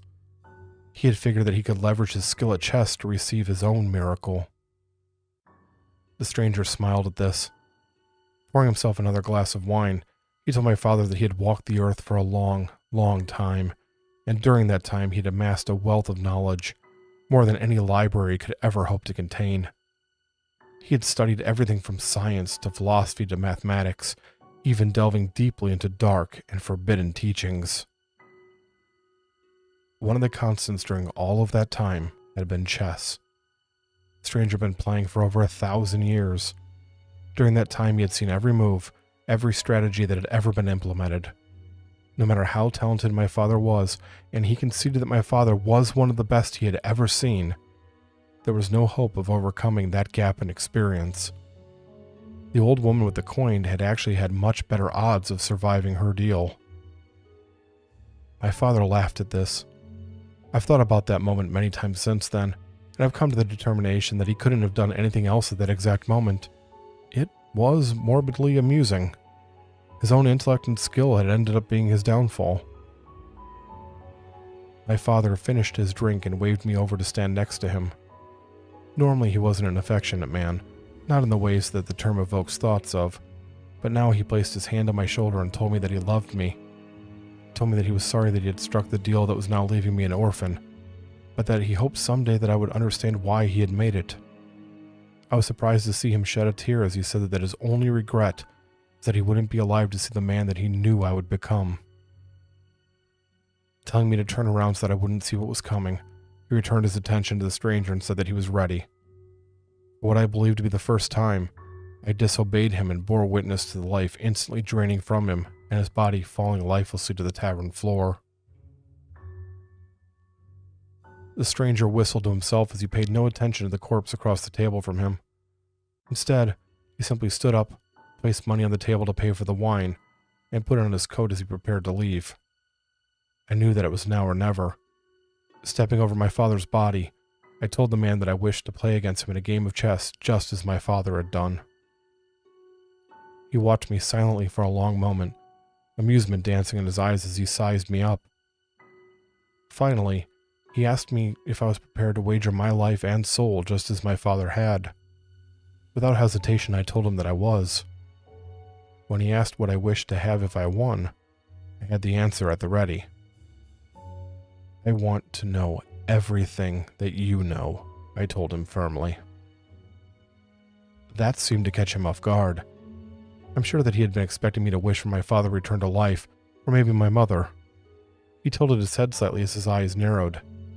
Eventually, however, he agreed to the terms. I informed him that I would need the day to prepare and that he was welcome to meet me at my home when the sun set. This was also agreed to. With the deal struck, I hurried back to the house that I now owned. He likely believed that I was a poor son because I left his body in the tavern for the authorities to deal with. Perhaps I was. I loved my father, and under normal circumstances I would have made laying him to rest my main priority. I convinced myself that the best way to honor him would be to humble the person that had taken his life. Instead of immediately going inside, I went around to the backyard and to the large shed that my father used as his workshop. Sitting on the workbench, a thin cloth placed over it to keep dust from collecting on it, was a small chess clock made of wood and brass. The detailed woodwork wasn't yet completed, but the clock itself was in working order. I collected it and went into the house. I spent the next few hours tidying up the front room and setting up the chessboard that I had been taught to play on. I moved all of the furniture out of the way so the round table was the only thing in the center of the room. When I had finished, I placed the chess clock down carefully next to the board. By the time the knock I was expecting came at the door, I had changed into my formal clothing, eaten a small bit of supper, and had a bottle of my father's best wine uncorked and ready to pour. I opened the door for the stranger. He had the same wide grin on his face that he had earlier in the day. He greeted me politely and accepted my invitation to sit down at the table. Picking up the wine bottle, he examined the label for a moment before pouring us each a glass. He had no argument when I told him that I preferred to use a chess clock rather than have untimed turns. The stranger did, however, raise an eyebrow when I informed him that I only had placed a single minute on each side. If a player's time ran out or that player was placed in checkmate, he would lose and the other person would claim his reward. With what could only be described as uncertainty, the man agreed on the condition that I go first. I nodded once and started my clock, quickly moving a pawn forward before pressing the switch in the clock to pass the turn. As the stranger began to make his move, I reached under the table and snapped a small piece of twine that I had tied there as I had been making preparations. A heavy object dropped onto my hand, and I felt the cool touch of metal against my skin. Pulling the single-shot pistol out from under the table, I pointed directly at the man's face as his hand froze with the pawn between his fingers. When the shock of what had happened wore off, the stranger's face contorted in anger. He yelled that I had no right to threaten him like this, and he demanded that I toss the weapon away so that we can continue our game as two men would. I didn't say anything as I kept the pistol right where it was and stared back at him. This part had been a gamble. There's no way to know for sure that the weapon could harm the stranger. His reaction was all the confirmation that I needed, though. My silence enraged him further. He listed off a number of things he was going to do to me that were quite unpleasant, and I learned quite a few new terms during his tirade.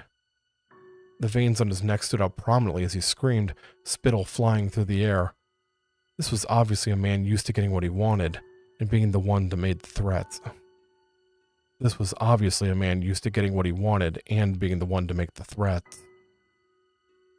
As he was taking a deep breath in preparation to launch into more shouting, the chess clock dinged as his time ran out.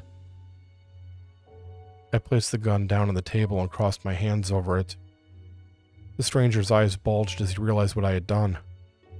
He collapsed down into his chair and stared at me for a long moment, completely dumbfounded. I could see it all over his face and demeanor. He had failed to set any kind of parameters for our match due to his own arrogance, and that had led to his defeat. I have to admit that I felt satisfaction as I watched him come to grips with that realization. The smile eventually returned to the stranger's face as he conceded defeat. He told me that it had been hundreds of years since he had been outsmarted, and bowed slightly as he congratulated me. Reaching out his right hand, he told me that a deal was a deal, and he would now pass on to me everything that he knew. I'm not even going to attempt to describe the feeling of having centuries of knowledge shoved into your mind all at once. A lesser man would have been driven insane by the experience, and I sometimes wonder if the stranger intended that to be my fate. I endured, however, and within the space of 10 minutes I had my prize. It would be years until I was able to fully process all of it and put it all together in a way that was truly useful, but I had the information that I had sought.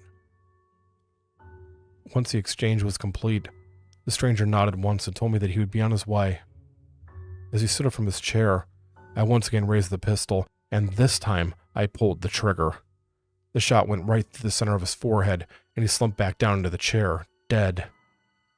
He had, after all, killed my father, and now that debt was paid. I'm telling you all of this because I feel like you need a reminder as to how I approach my affairs. I'm not just a master at the game itself. I play angles that don't even exist in the game, and I always come out the winner in the end. There is a reason why so many people in need come to Silas Pembroke, why you yourself came to me. So yes, Mr. Lewis, I am sure that we're approaching the endgame. I am sure that things are falling into place. I believe that you're reading the signs correctly, and the last piece you need to finally bring this old vendetta of yours to a close can be found in Broken Bend. So now then, shall we get started?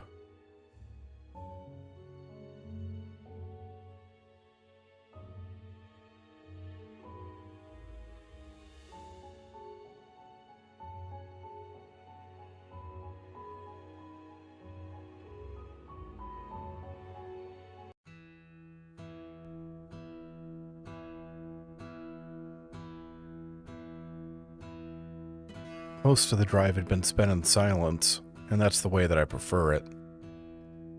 I've known the man sitting behind the steering wheel for many years. He's been there since the beginning, really, at least the beginning that matters. Silas Pembroke was there when a young army corporal arrived at an abandoned French chateau looking for a twisted monster in some misguided attempt to find redemption from an act of cowardice. He guided that same naive boy to the monster he sought, and he had been there to intervene when the boy had failed. He had even given that boy a flicker of hope when the monster had forever changed him. I owe Pembroke a lot. I've done much to repay that debt over the long years, but I still owe him. That doesn't mean that I have to like him. Still, he's the only one that I can trust to get me to where I need to go without asking many questions or raising any red flags. The monster has its head turned towards other things at the moment, and I'd like for it to stay that way. We left the highway over an hour ago, and I know that we're getting closer to my destination. I glance over my shoulder at Eleanor. The large black dog is stretched out across the car's back seat, her head laying on her crossed front legs. She's drowsing, although she isn't actually sleeping. She's extremely calm, just like she almost always is. I turn back around in my seat just in time to see a white sign welcoming us to the small town of Broken Bend, North Dakota. The road is lined with trees on both sides. If there's a town up ahead, there isn't much besides the sign to give any indication of it. After a few minutes, we come to a curve in the road, and in the middle of that curve is a large tree. The road splits around it, going off in different directions. A literal broken bend. Clever. I tell Pembroke to pull the car over next to the fork. I hadn't planned to have him drive me all the way in, and this seems like as good a place as any to part ways. The car rolls to a stop near the tree. I'm opening my door almost before the wheels have finished moving. I hear a click as Pembroke releases the car trunk. Going around the side of the vehicle, I lift it and take 2 bags out. I set the longer of the 2 on the pavement before slinging the old worn backpack over my shoulders. Picking the larger one back up, I close the trunk and let Eleanor out. She steps down out of the car and stretches before yawning. I've barely got the door closed before the car is moving again. Our eyes lock for a moment as Pembroke turns the vehicle around and heads back the way we had come from. He nods once as he passes by, and that's it. I'm on my own. I glance down at Eleanor. Well, not really alone. I scratch her behind the ears before we start walking towards town. It's a pleasant early spring day. There's some of winter's chill left in the air, but not enough to take away from the enjoyable feeling of the breeze on my skin. It's been quite a while since I've been outdoors like this. It's not often that I'm able to go for a long walk or simply move along at a leisurely pace. Normally I'm rushing from one place to another. It feels good to stretch my legs again. After we've walked a little more than a mile, I glance around to make sure that we're still alone before turning to my right and going into the tree line. There's a dead tree with its top half broken off, one that I can easily distinguish from the other trees. I nod to myself as I set the large bag down the forest floor and take off my backpack. This will do.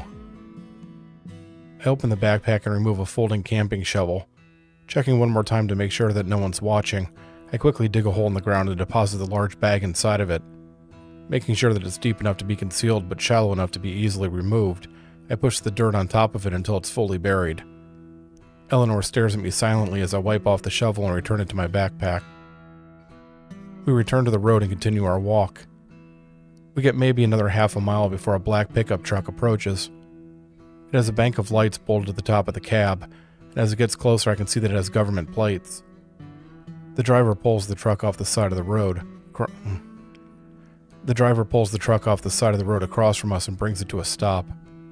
The side door is adorned with the logo of the Broken Bend Police Department. I stop walking and motion for Eleanor to sit down beside me. A man in his late 40s or early 50s opens the door and steps out of the pickup. He's not wearing a uniform, but even if there wasn't a clearly visible badge hanging from his belt, I would still know that he's a cop. Police officers that have been on the job for a long time carry themselves in a certain way. He greets me in a friendly tone and introduces himself as Chuck Carter, Broken Bend's chief of police. He's being very polite, but his smile doesn't extend to his eyes. It's obvious that he's taking my measure as he tries to figure out who this stranger is that's approaching his town. Peter Lewis, I introduce myself, giving him the same empty smile that he's giving me. Carter turns his attention to Eleanor. He and the dog stare at each other for a moment before he states that Broken Bend has leash laws for pets out in public places. I quickly apologize and tell him that I was unaware that there was a local ordinance in place, and that I have a leash in my backpack and that I'd be happy to attach it to her collar. He doesn't care about the leash, of course. We both know that. This is just an excuse to have a formal reason to get more information about me. He assures me that it isn't a big deal, and that as long as I use the leash from now on, it will be fine. Cocking his head slightly, he tells me that he'll just need to see some identification so that he can make a note of the warning. Before I reach for my wallet, I inform him that I'm carrying a handgun in a holster on my waist that is being covered up by my coat. It's best that I'm the one to bring up the weapon, as it makes a statement that I'm not attempting to hide anything. I tell him that my concealed carry permit is in my wallet along with my identification. I then ask him about how he would like me to proceed.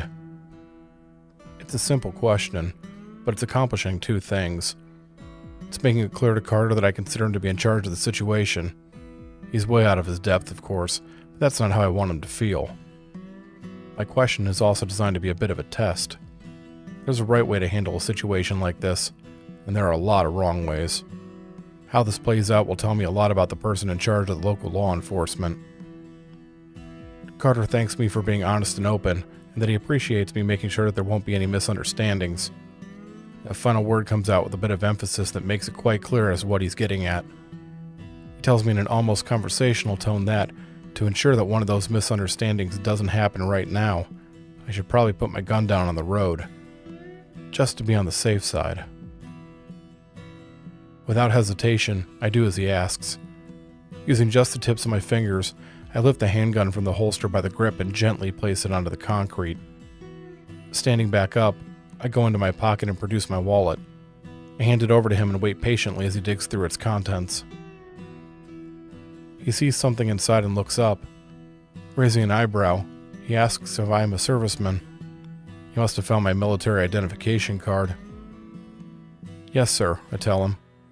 Corporal Peter Lewis of the United States Army. I left to work in the private sector a few years ago. That isn't technically a lie, depending on how one interprets a few years. The conversation turns to the reason why I'm here in Broken Bend. I tell him that, since leaving the Army, I've been feeling a bit disillusioned with civilian life. I smile crookedly as I say that I was apparently never meant to work behind a desk, as I've always had a bit of a wandering spirit. Because of this, I've taken a sabbatical from my job so that I can travel for a while, hiking and camping across some of the northern states while I clear my head and figure out exactly what I want to do with the rest of my life. I sheepishly admit that it's likely some sort of early midlife crisis, something that I feel like I have to get out of my system. All of it is a lie. A well-rehearsed one, but a lie nonetheless. I wonder what he would say if I just came right out and told him why I'm really here. This town he calls home is lighting up like a massive beacon to anyone who knows what to look for.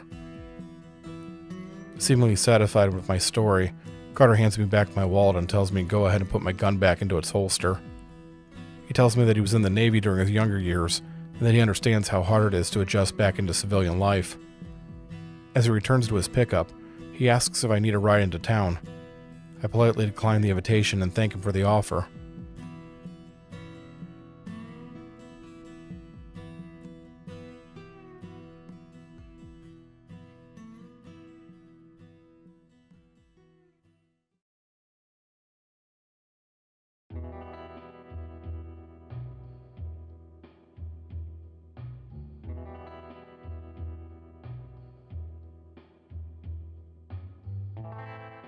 I wait until the truck has disappeared from view before allowing the smile to fall from my face and turning my attention to Eleanor.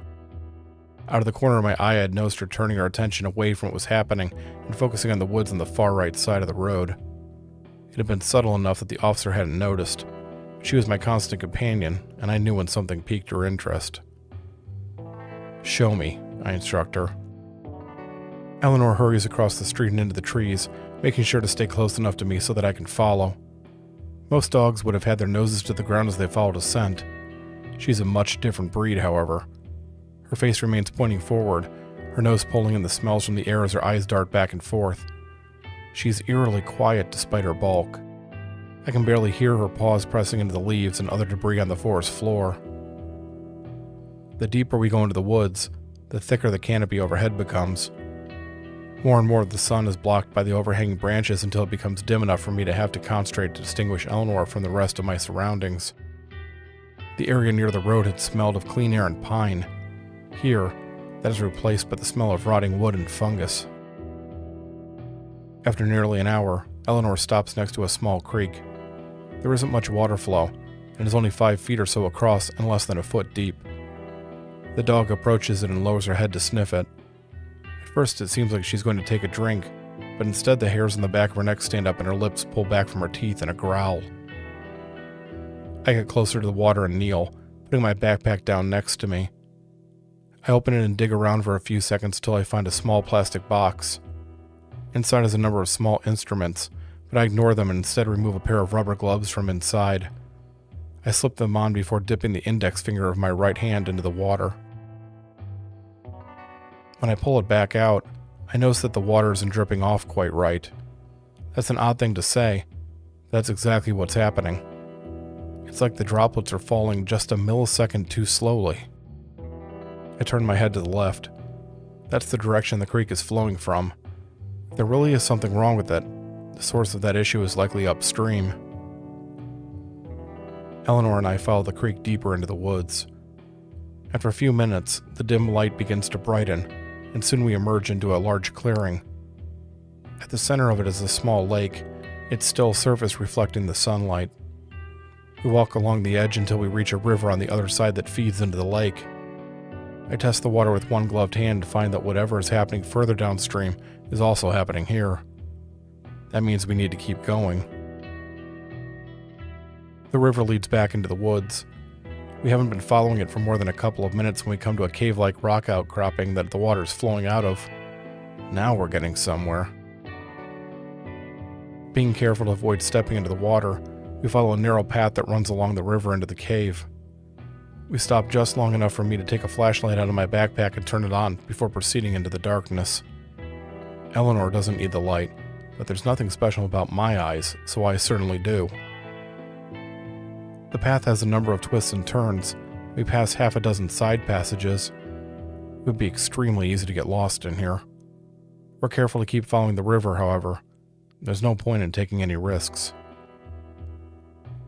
Eleanor begins to growl again. This time it's much deeper and louder. We're getting close to something. We move around a tight corner and find ourselves in front of a large pool. It's roughly 20 feet across. There aren't any other water sources connecting into it that I can see. It must be filled by underground waterways, and it drains out via the river. Eleanor's teeth are bared as she keeps her eyes locked on the pool. She moves away from it slowly until her back is up against the rock wall. I've never seen her like this. My first instinct is to just get the hell out of there, run back out of the cave and put as much distance between it and me as possible. I may not have Eleanor's senses, but I don't need them to know that something is very wrong here. I ignore that impulse. Instead, I move to the edge of the pool and shine the flashlight down into the water. The water is dark, and the beam doesn't penetrate very far down into it.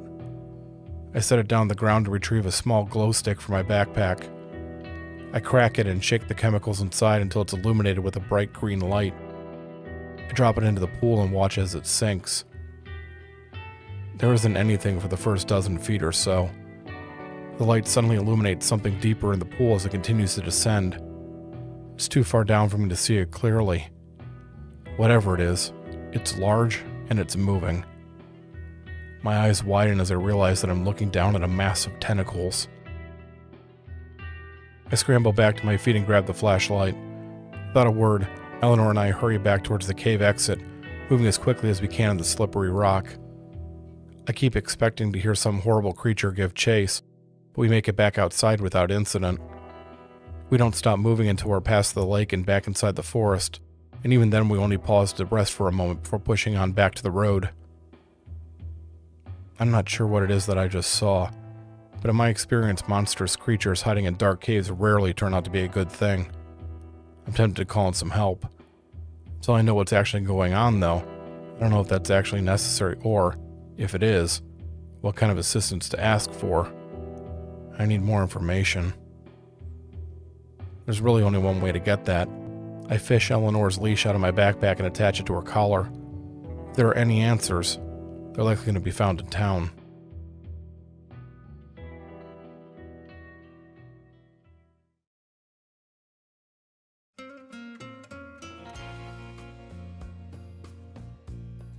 It turns out that we're not very far from civilization. After less than half an hour of walking, we arrive at our destination. Broken Bend is what I can best describe as idyllic. If I was to try to picture a small American town at the base of a mountain, this is exactly the place that would come to mind.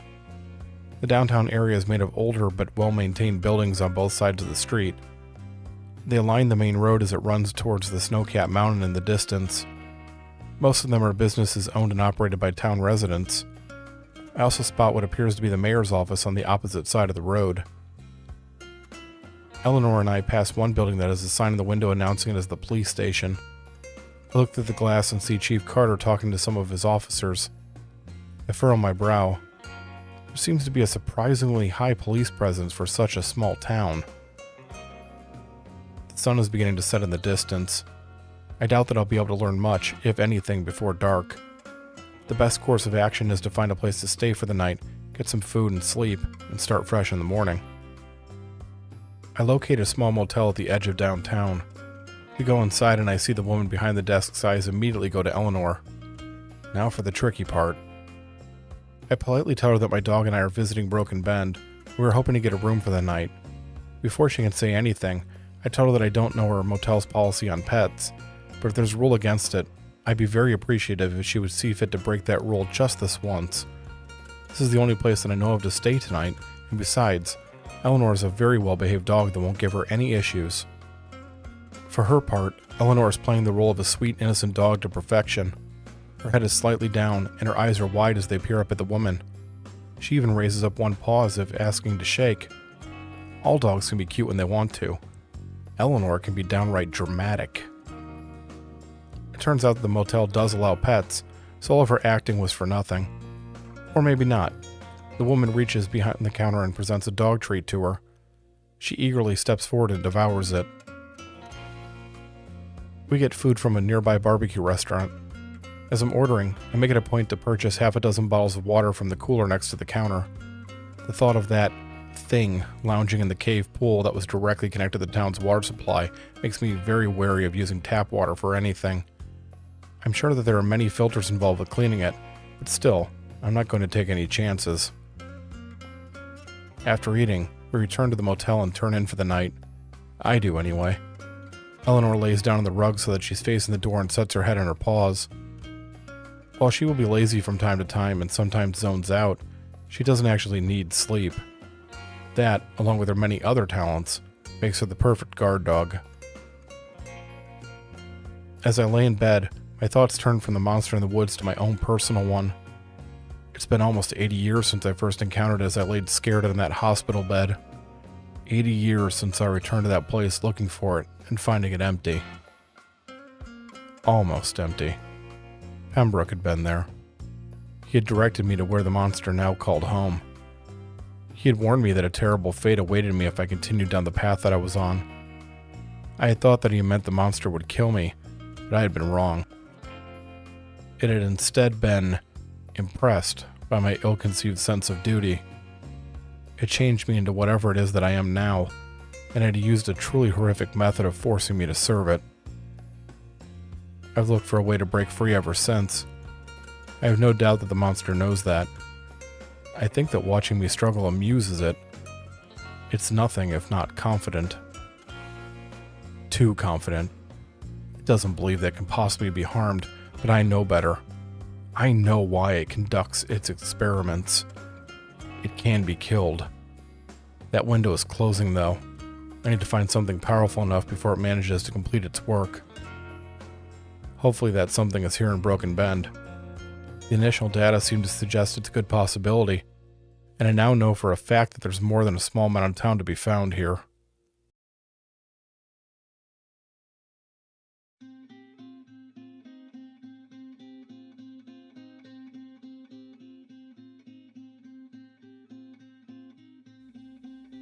I must have drifted off, because I'm suddenly waking up to Eleanor tugging on my hand. Her mouth is around my fingers, but she's being extremely careful not to accidentally push her teeth into my flesh. I immediately snap to full consciousness. It's a habit that I picked up in the war, and I've had it ever since. She leads me over to the motel room window before letting go of my hand. Pressing myself up against the wall next to it to conceal myself as much as possible, I pull back the edge of the curtain and look out. It's dark outside. The only illumination is from a series of streetlights, but the light they produce doesn't reach far. I don't see anything unusual. A man suddenly walks into view. He isn't on the sidewalk, but is instead walking down the middle of the road. There's an odd stiffness to his gait, like his limbs aren't fully used to moving. My first thought is that he's drunk. It doesn't seem right, though. Typically, the movements of a drunk person are more loose than stiff. A moment later, two women appear, going in the same direction that the man is. One of them is on the far sidewalk, while the other is walking with one foot in the street gutter. They're both moving with that same disjointed motion that the man is. More and more people join them. Soon there is what looks like half the town population walking past the window. I can't see where they're headed from my angle, but it appears as if they're all going to the same place. I wait for the street to be empty once again before leaving the window. Quickly getting dressed, I hook my gun holster onto my belt and pull on my backpack. I go over to the door and open it as slowly as I can. Quick glance outside confirms that there aren't any stragglers that have been left behind. The entire procession of people is farther up the street, and none of them appear to be looking back. I look down at Eleanor and instruct her to go get the bag that I buried earlier in the day. She gives me a disapproving look and doesn't move. I assure her that I'll be fine, and that the sooner she gets the bag, the sooner she can come find me. With one last unhappy glare, she runs off into the night. Taking a deep breath, I leave the motel room and follow the people down the street. I stick to the shadows, staying close to the sides of the buildings and out of the reach of the lampposts. It's not difficult to maintain a consistent distance. They're all moving at the same slow yet steady pace. When they reach the edge of town, they don't follow the road as it curves. Instead, the entire crowd walks into the nearby woods. I frown. This just became a lot more difficult. I don't have much of a choice, though. If I want to know what's going on, I need to keep going. I watch as the last person, a child of about 10 or 11, disappears into the foliage before hurrying over to the tree line. I pause for a few moments to listen. It's difficult to hear anything over the crowd trampling through the underbrush. Something catches my attention. I look down to find that a thick fog is starting to pour out of the woods. There's no way that it's natural. The weather conditions aren't right for fog, and besides, I refuse to believe that anything is that coincidental. I enter the woods, being as careful as I can to make as little noise as possible. It's difficult to see anything in the near total darkness, but I can still hear the noise being made by the crowd of people, so I follow that. More than once I nearly fall on my face as I trip over a branch or tree root. Each time I barely manage to catch myself at the last second. I follow the people for what feels like hours, but is probably only about 20 minutes. I start to notice a light up ahead, and silhouettes of stumbling people become visible a dozen yards ahead of me. Crouching down to make sure that I'm not somehow seen, I continue forward until I reach the edge of the trees. I stay concealed in the brush as I stare out at one of the strangest things I've ever seen. Somehow I've been led to the lake that Eleanor and I found earlier. I'm on the other side of it now, though. The crowd is standing at the edge of the water and looking out over it silently. The light is coming from the lake itself. It's difficult to see through the mass of bodies, but I can just make out a blue glow under the surface of the water. The mysterious fog is also billowing out of it and onto the shore. I squint. Everything that's happening in Broken Bend seems to come back to the water supply. I almost jump out of my skin as something touches my leg. My hand going to my gun, I turn slightly to find that Eleanor has caught up with me. She's brought the long bag, and it still has quite a bit of dirt on it. I motion her to follow me as I retreat further back into the woods, picking up the bag as I go. I'm going to need some light, and to do that safely I need to put some distance between me and the Broken Bend residents. Once I'm sure that we're far enough away, I stop and set the bag back down on the ground. I take my cell phone out of my pocket and turn it on so that I can use the flashlight app. As I'm doing so, I notice that I don't have any voicemails or texts. Good. That means that my absence still hasn't been noticed. I unzip the bag and pull it open. Carefully arranged inside are a number of items, but my attention is immediately on the long rifle strapped to the middle. I wince as the Velcro on the straps makes a tearing noise. I listen long enough to make sure that no one heard it before continuing. The weapon is heavy, but I find that weight comforting. It's a Springfield Model 1903, a combination infantry and sniper rifle that I've had and trained with since my days in the Army. Much like me, it's a relic of a bygone era, and most of the parts have been replaced over the years. There are more accurate sniper rifles these days, ones capable of hitting targets from much longer distances while also doing more damage. None of that matters to me. This weapon is an old friend. I know every inch of it, and it's never let me down. I take off my backpack and sling the rifle over my shoulder. Once I've adjusted it into a comfortable position, I open one of the boxes in the bag and take out the magazines inside. I slip them into my pockets. I don't have nearly enough bullets to defend myself against an entire town's worth of people, but my hope is that it doesn't come to that. Feeling much better about my situation, I return to the clearing, Eleanor walking along beside me. The gathered people are still staring at the glowing lake, and as far as I can tell, none of them have moved a muscle.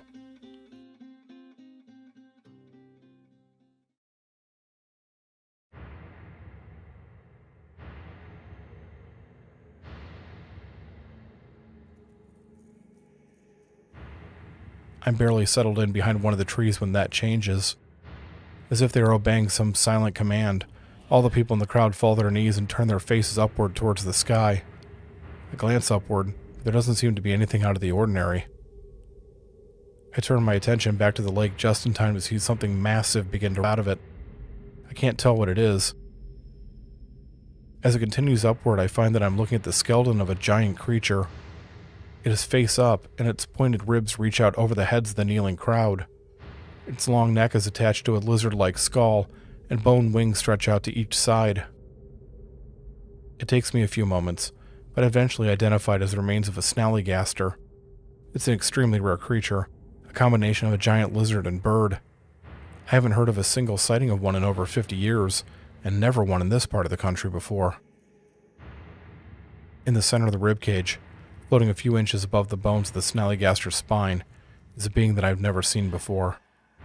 It is thin, almost emaciated, and the gray skin is pulled tightly against its delicate-looking bones. Its two tube-like arms each end in 4 long appendages. Its pair of legs hang down in the air, their 3 toes hovering just above the dead animal's remains. Nearly translucent, leathery wings extend from its back. The head is a perfect sphere.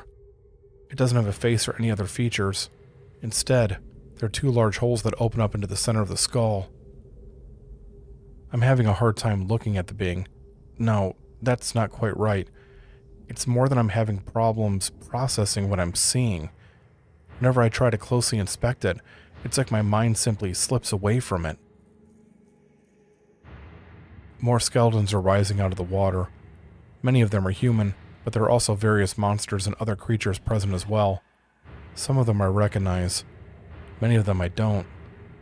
I've never seen so many paranormal creatures in one place. A group of 5 people emerge from the woods on the other side of the lake. They are struggling to pull something free of the brush. Raising my rifle, I look down the scope to get a better view. The people are holding thick chains, and the other end of those chains are wrapped around what appears to be a Sasquatch. The ape-like creature looks terrified, and it is struggling for all it's worth. Its efforts aren't enough, though, and its captors manage to drag it out to the edge of the lake and hold it still. The unknown being slowly floats down from its position over the snallygaster until it is standing over the chained animal. The Sasquatch looks up and suddenly stops struggling. Its eyes and mouth open wide as blood begins to run out of its ears. Bending down slightly, the being moves its head closer.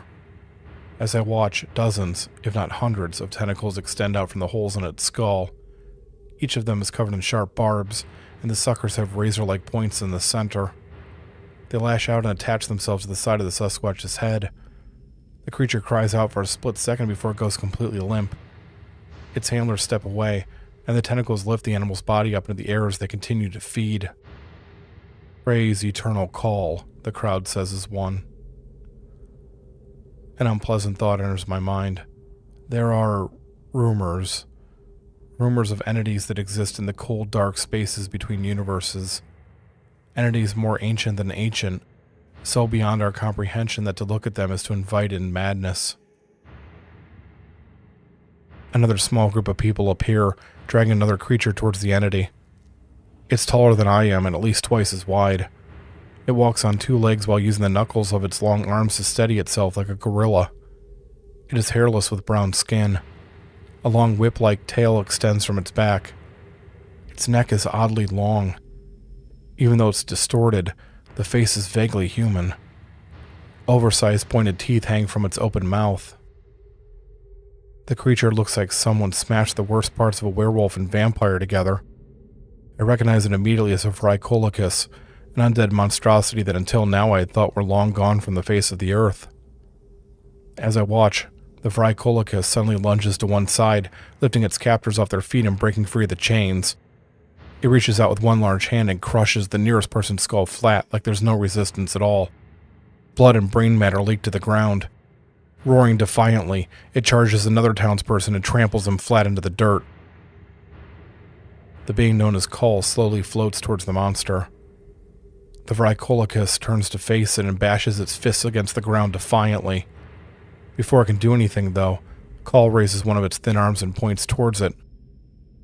The Vrykolakus's body goes stiff, and although it visibly struggles, it doesn't seem able to move a muscle.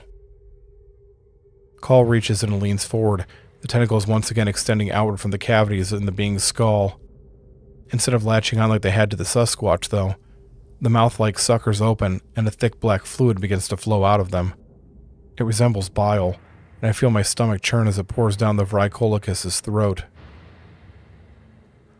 Kull lowers its arms, and the Vrykolakus's paralysis is broken. It makes a choking noise as it collapses, its body going into violent convulsions. Slowly, the seizures lessen until they stop entirely. Haltingly at first, the Vrykolakus gets off the ground and puts itself into the same kneeling position as the human worshippers. Praise eternal call, the crowd chants again. The monster is completely under Kull's control. That black fluid has to be how it's enthralled the entire town of Broken Bend. For it to have done that on such a large scale without word getting out about it seems impossible, though. I have to be missing something. The answer hits me. The water. That's how it did it. It must have released its bile into the local water supply, and the moment the residents had drunk the water, they'd been infected.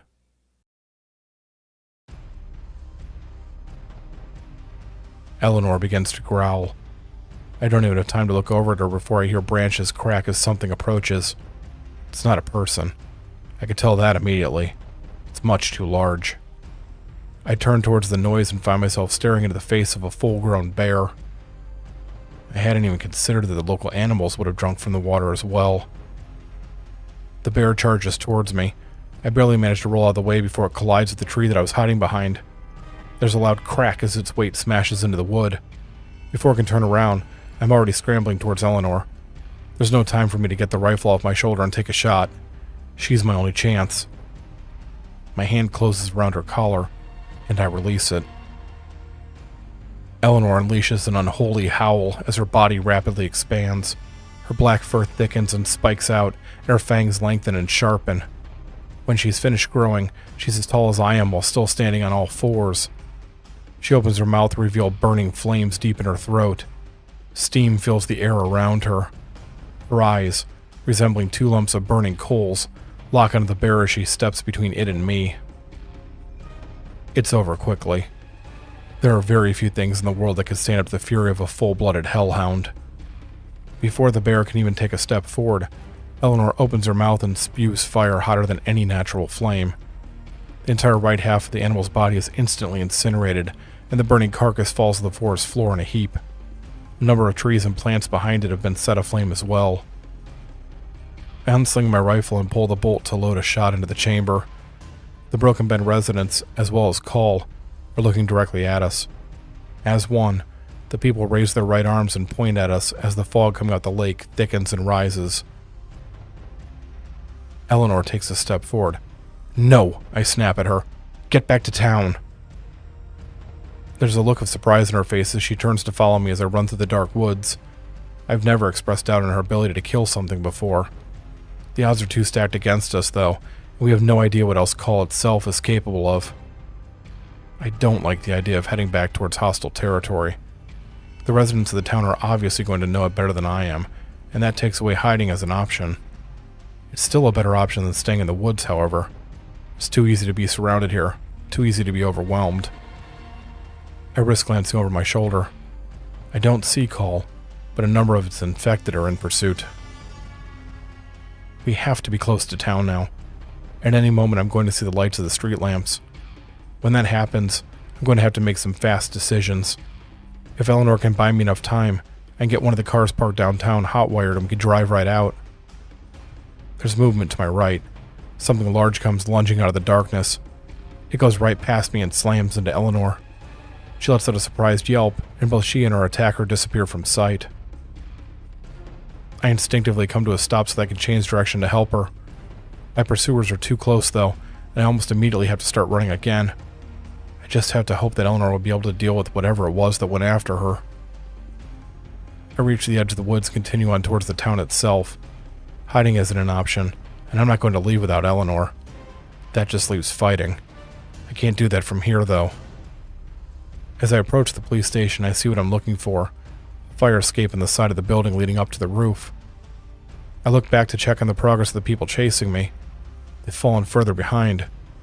It's doable, but it's going to be close. I reach the side of the building. Instead of climbing up the fire escape, however, I continue down the small space between this building and the one next to it. I duck behind a pair of trash cans and wait, hoping that it's dark enough in the alley to conceal me. The small group of people chasing me catch up a few moments later. They rush down the alley and past where I'm hunched down, not noticing me as they hurry by. After they disappear around the corner, I wait a few seconds before returning to the fire escape and climbing up to the roof. If I had simply gone for the fire escape, they would have seen me going up to the roof. Now, though, it will take a while for them to locate me. That gives me a tactical advantage, and at this point I'm going to need every advantage that I can get. I keep as low as I can as I move to the edge of the roof. Setting the barrel of the rifle down on the short brick ledge, I use the scope to scan the trees in the direction I just came from. More residents are emerging from the woods and heading in this direction. I have a momentary internal debate. I don't want to kill any of these people. What's happening to them isn't their fault. If I don't, though, they're likely going to kill me. Right now is my best chance to increase my odds of survival. I put the nearest one in the scope. My thoughts are interrupted when Eleanor suddenly appears. She flies through the air out of the tree line and onto the road. Landing hard, she shakes her head and gets back to her feet unsteadily. She bares her teeth as she watches the woods. A moment later, another beast emerges from the woods. It's the Vraicolicus. Eleanor doesn't wait for the creature to reach her. Instead, she charges forward and sinks her teeth into its shoulder.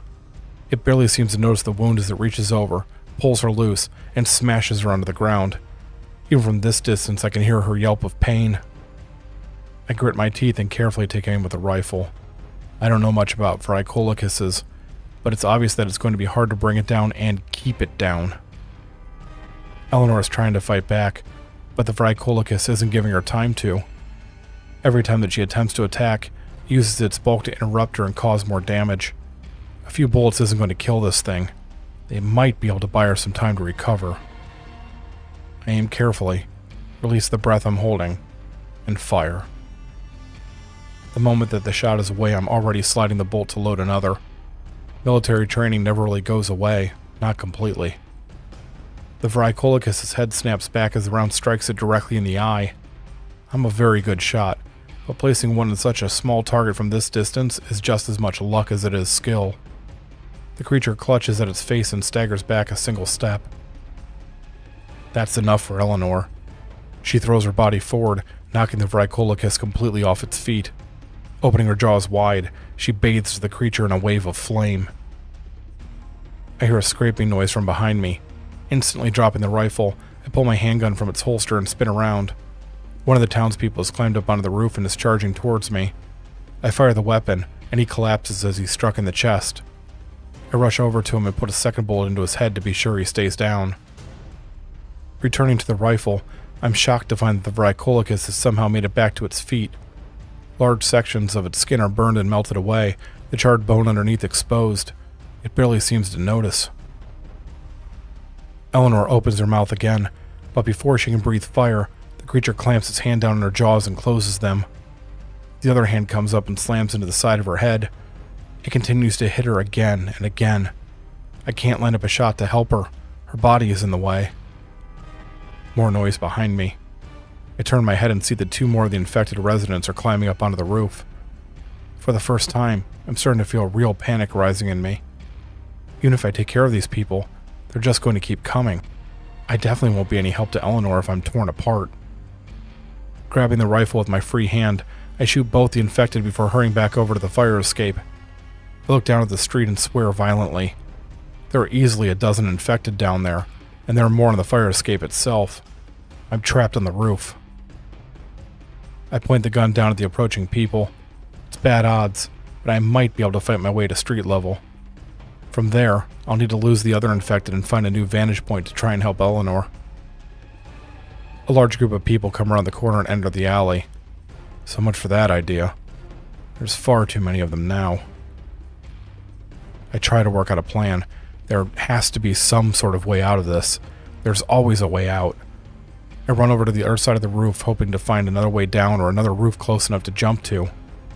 The fire escape is the only way down. I raise the rifle and briefly return my attention to Eleanor. She's lying on her side in the road, panting heavily and not getting back up.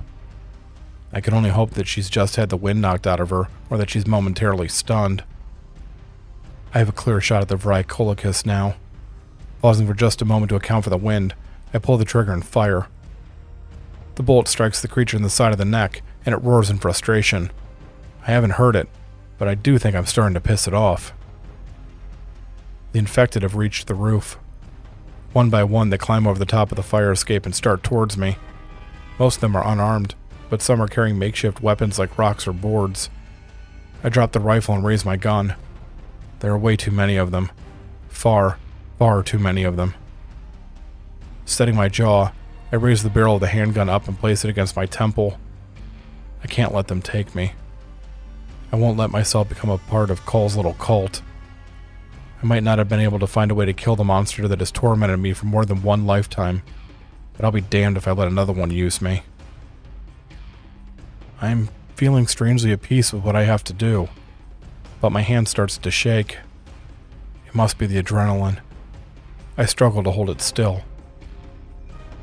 I furrow my brow. No, it's not adrenaline. My hand is shaking because it's cold.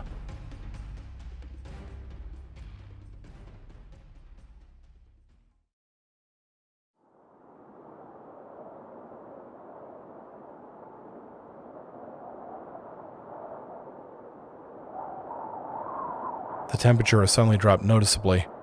Not just by a few degrees either. I can see my breath in the air. The infected stop advancing. As one, they turn their heads to look back towards the woods. There's silence. The only sound is the frigid wind blowing through the streets below. Not sure what's happening. I keep the gun barrel firmly against my head. The silence is broken by a roar. It isn't Eleanor. This sound is more hollow, and it's filled with an eagerness and bloodlust that chills me far more than the cold. All of the infected turn away from me and begin to climb back down the fire escape. I have no idea what's going on. When the last one disappears over the edge of the roof, I slowly lower the gun. Down at the street level, the crowd is moving towards the woods. Shaking myself out of my stupor, I retrieve my rifle and use the scope to get a better look. The Vraicolicus has seemingly forgotten about Eleanor and is looking the same direction the people are heading. There's another of the terrible cries. I place 2 of my fingers in my mouth and whistle as loudly as I can. It's risky, and it might draw the attention of the infected again, but I don't care.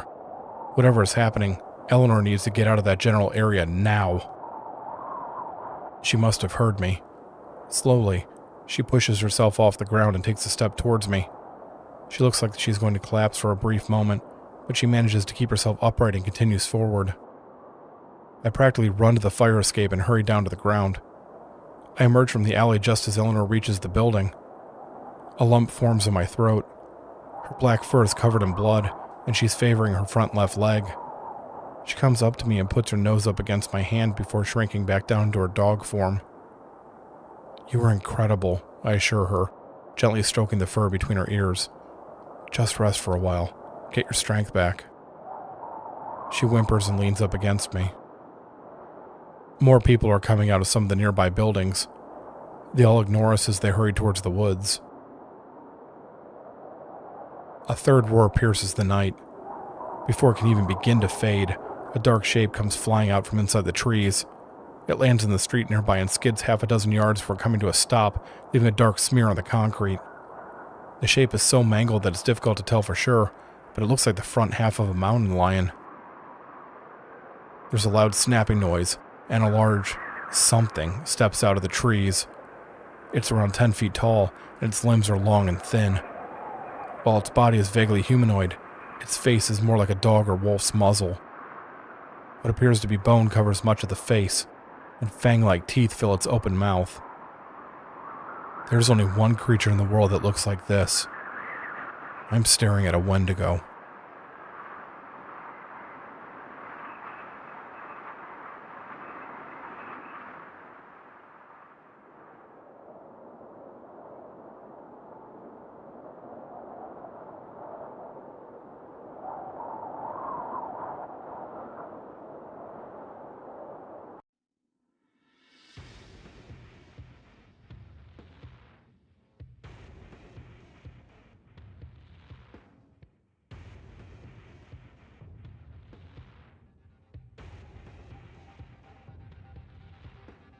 When I had parked my freshly stolen car just outside the Broken Bend town limits a little less than an hour ago, I'd expected that things would get very violent very quickly.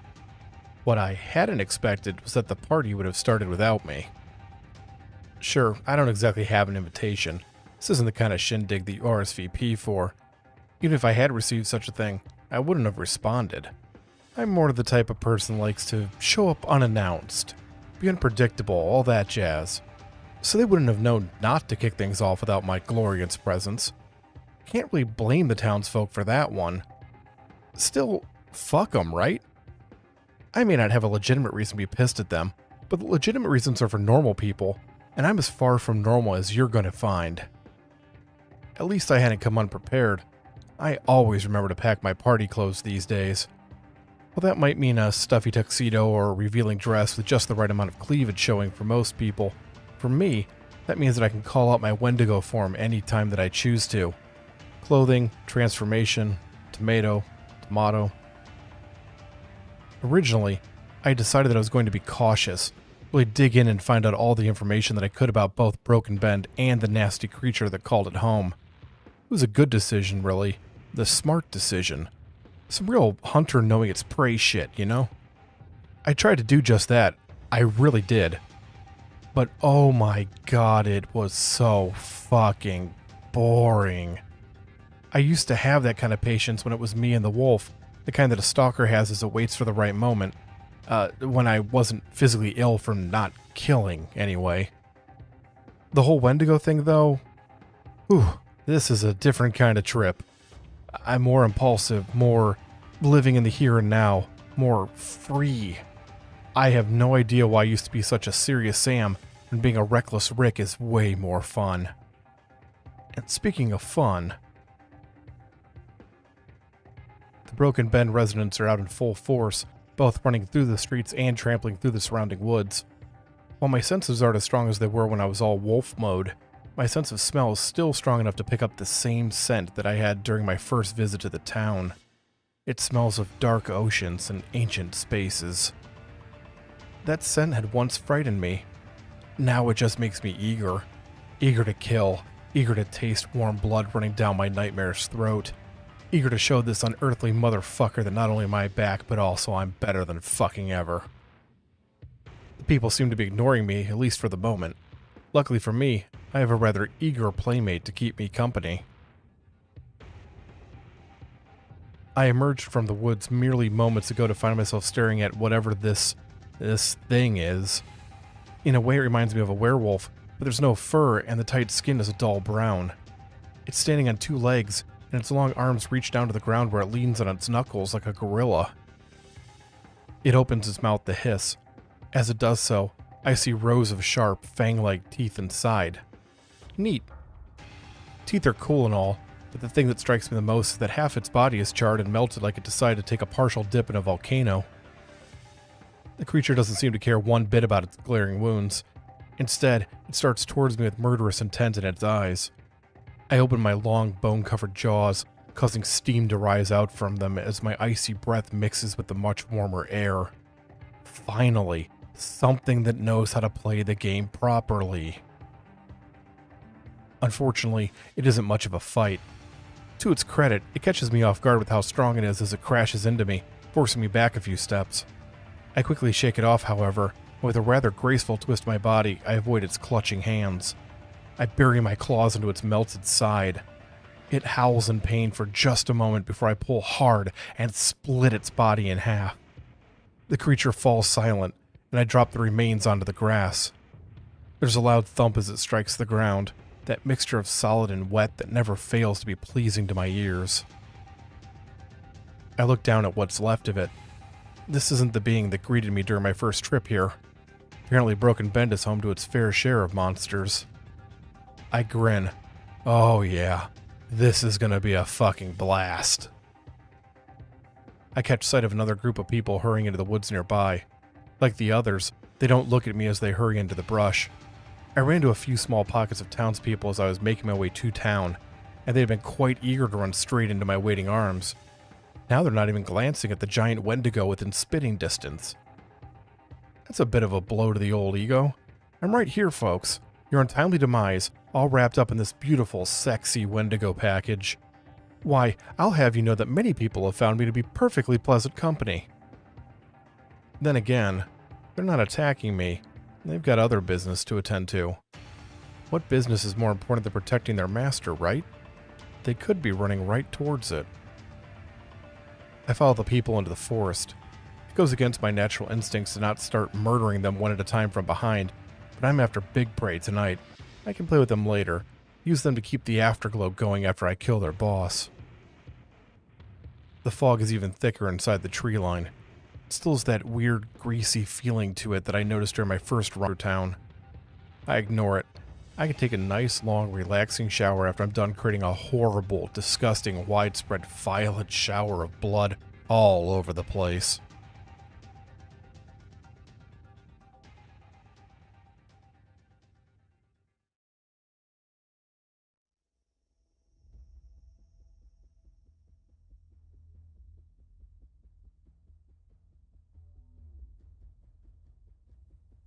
Suddenly, a shape is coming towards me. The scent filling my nostrils rapidly grows stronger. Tingles of excitement run up and down my spine. This is it. The creature that humiliated me so soundly is coming right towards me. Finally. I've been waiting for this moment for so damn long. It emerges from the darkness. I don't know what I was expecting, but it wasn't this. Instead of some hulking beast, it's tall and incredibly thin. Its head is round with two wide holes where its face should be. Wings spread out from its back as it races towards me, one gray arm extended out in front of it. I roar in challenge and lunge forward to meet it. We crash into each other, and to my surprise my momentum is instantly stopped. It leans into me, and despite the strength of my Wendigo form, I'm pushed down to my knees. As its head draws closer, hundreds of black tentacles extend out from the holes in its head. They lash out and scrape against my face. The bone covering protects most of my skin, but flesh is torn away from the areas that they manage to reach. Turning my neck in a way that it likely isn't meant to turn, I manage to lock my mouth around a group of the tentacles and bite down. My jaws clack together as my teeth sever the wriggling appendages. I feel a momentary satisfaction as the creature lets out an oddly metallic shriek. That's right, you asshole. Daddy came to play. That satisfaction turns into disbelief as it clamps down hard on the sides of my head and lifts me completely off the ground. Without any effort, it launches me backwards. I collide with the nearest tree so hard that I break right through it, then through the one standing behind it. Third time's the charm, however, as the next tree manages to remain upright. I painfully slump to the ground and shake my head in an attempt to stop the ringing I'm hearing. Before I can get back to my feet, I feel the first of the hands latch onto me. I painfully turn to the side and see that one of the brainwashed, broken-bent citizens has wrapped their arms around my left leg. Another one does the same thing to my right arm. More and more people emerge from the fog. I'm temporarily weakened from the unexpected beating that I just took. As the people continue to pile on me, I can't summon the strength to force them off. I'm forced flat onto the turf as I'm quickly buried underneath the bodies. I only need a few moments to recover, to get the wind back in me. I might not have that time. They only have to keep me down for a handful of seconds, just long enough for their boss to glide on over. I try to move, but I can't. I can feel the creature getting closer. No way am I going to let it end like this. The bastard got the jump on me, sure, but I'm going to get these meat puppets off of me and...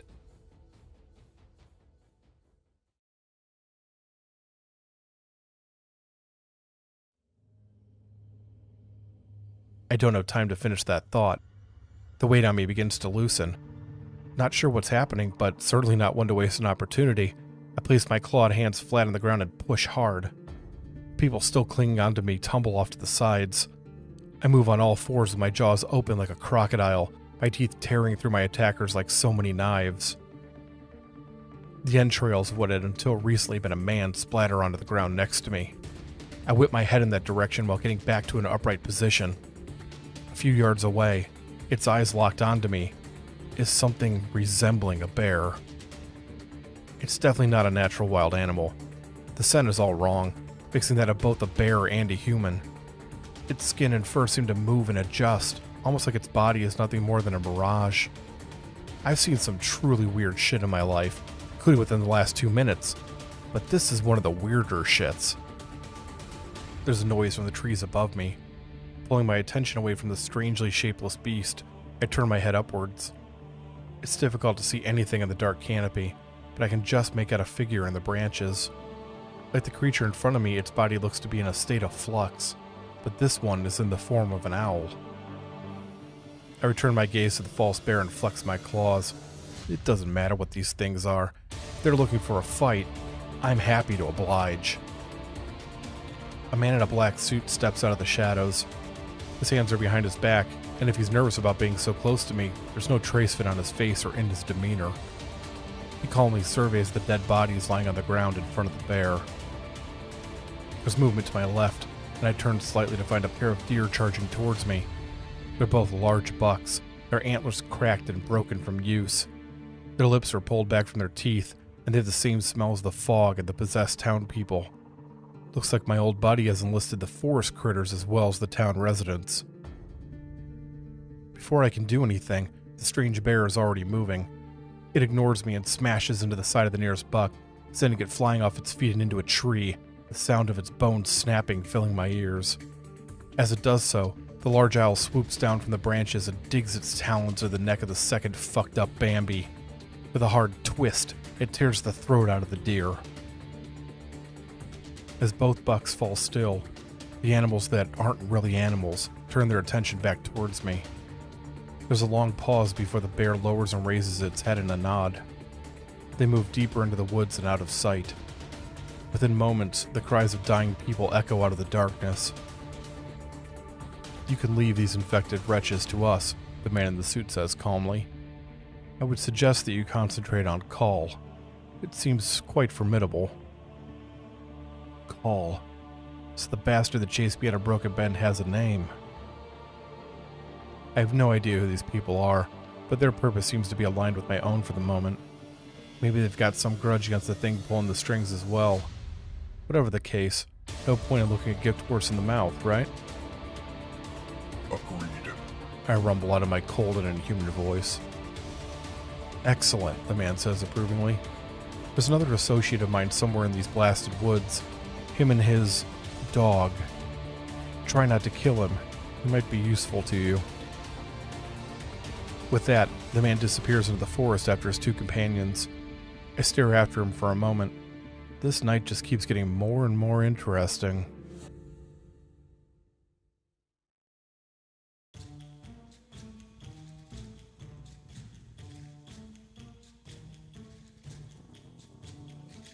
I return my attention to the matter at hand. The stench of the fog is still everywhere, but the sweet smell of blood has become more noticeable as well. I grin. This is everything that I hoped it would be and more. Nothing wrong with a few twists and turns to keep things interesting. I look around. When my body had been used to Paul Bunyan and a few trees, I'd expected the creature, this call, to take the opportunity to try and finish me off. Instead, it's vanished. I take a deep breath. Maybe vanished is too strong of a word. It's still here somewhere. Somewhere close. I can't pinpoint exactly where, though. If the wolf was still with me, I could easily zero in on the scent, but the Wendigo's senses aren't as keen. Well, whatever. I don't mind doing things the hard way. Sometimes I even prefer it that way. Alright, enough with the standing around like a fucking slacker. Let's do this. I know from experience that these woods go on for quite a while. I could be running around for days looking for this floating jerk-off, especially with the fog making it difficult to get a fix on it. What I need is for some way to draw it out into a more open area. There's no doubt in my mind that I can kill the thing on a level playing field. I head back towards town. There's an idea squirming around inside my black brain, one that might just do the trick. Emerging from the trees, I hurry over to the police station and look through the large glass window. There doesn't seem to be anyone home. I'm too large in my current form to fit through the doors, and besides, I'm going to need my hands when I get inside. Luckily, I've been working on a little something for just this type of occasion. With a final glance around to make sure that I'm alone, I revert back to my human form. My fragile, squishy human form. That's not the trick, though. This is. Concentrating, I allow the change back into a Wendigo to begin to happen. After it reaches a certain point, though, I force it to stop. I remain the same size as I am when I'm human, but my bones are hardened and pushed tight against my grayish skin. A streak of wispy black hair runs down my back, and my teeth are elongated and sharp. A sharp bone extends a few inches from each of my knuckles. I'm neither human nor Wendigo, but something in between. It would be stupid to attempt to go up against Colin the Strange in-between form, but it's certainly enough to slice and dice any humans that might get in my way.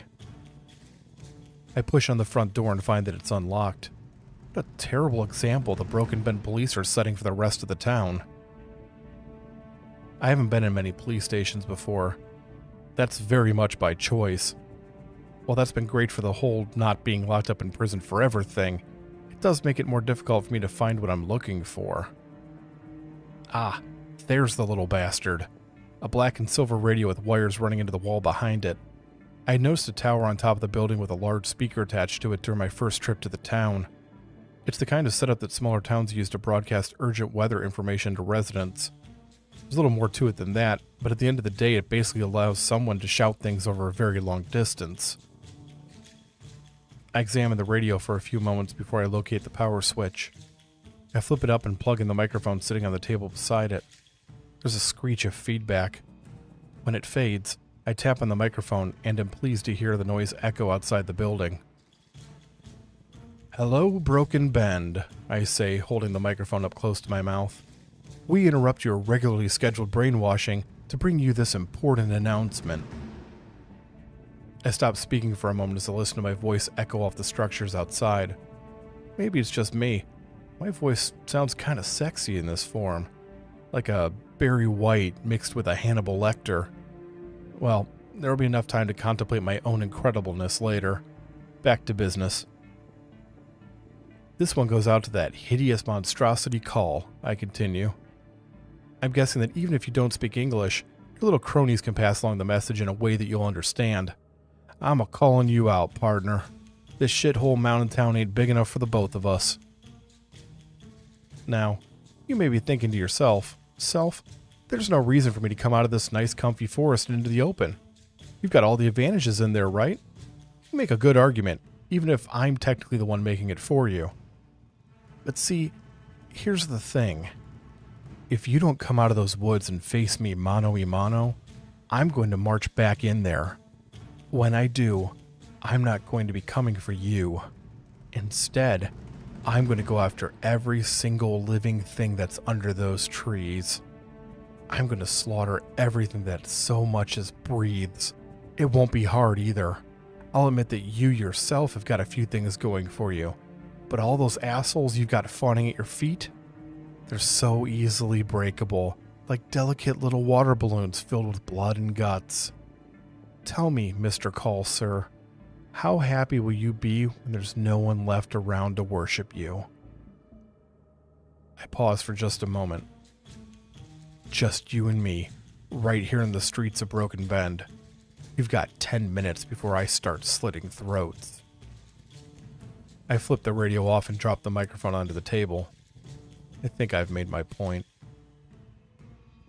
With my message sent, I stroll back out of the police station and into the street. All that I have to do now is wait for an answer. I'm sure that I'll be getting one. I'm just not sure what form it will come in. I wasn't making an idle threat. I'm more than prepared to tear apart each and every resident of Broken Bend if I have to. Anything that gets my hands around Call's throat is worth it. I allow my body to go full Wendigo. Now I'm ready for anything.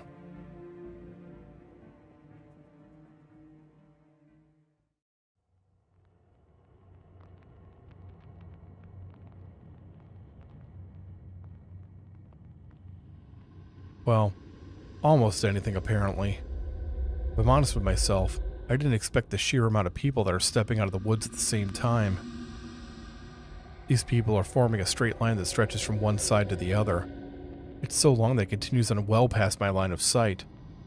Fog is billowing out from behind them and spilling into the grass and road. Looking closer, I find that it's not just people either. There are a variety of animals, as well as monsters that I can't identify, standing with the humans. Call's doing the otherworldly entity version of flexing. Yeah, well, two can do that. I throw back my head and roar in challenge. It's a hollow sound, one that fills the air with its unnatural tone. As I do so, I see my freezing breath in the air. Plumes pour out of my mouth and nostrils like smoke billowing out of a dragon. To my surprise, my challenge is immediately accepted. Call emerges from behind its followers. They part to make way for it, the fog pouring out over it. It spreads its wings wide as it emits an answering call. I thought my roar sounded evil, but I have nothing on this particular sound. I can barely even describe it. The closest I can come to doing so is to say it's like pieces of metal scraped together in a wide tunnel, but that's nowhere near accurate.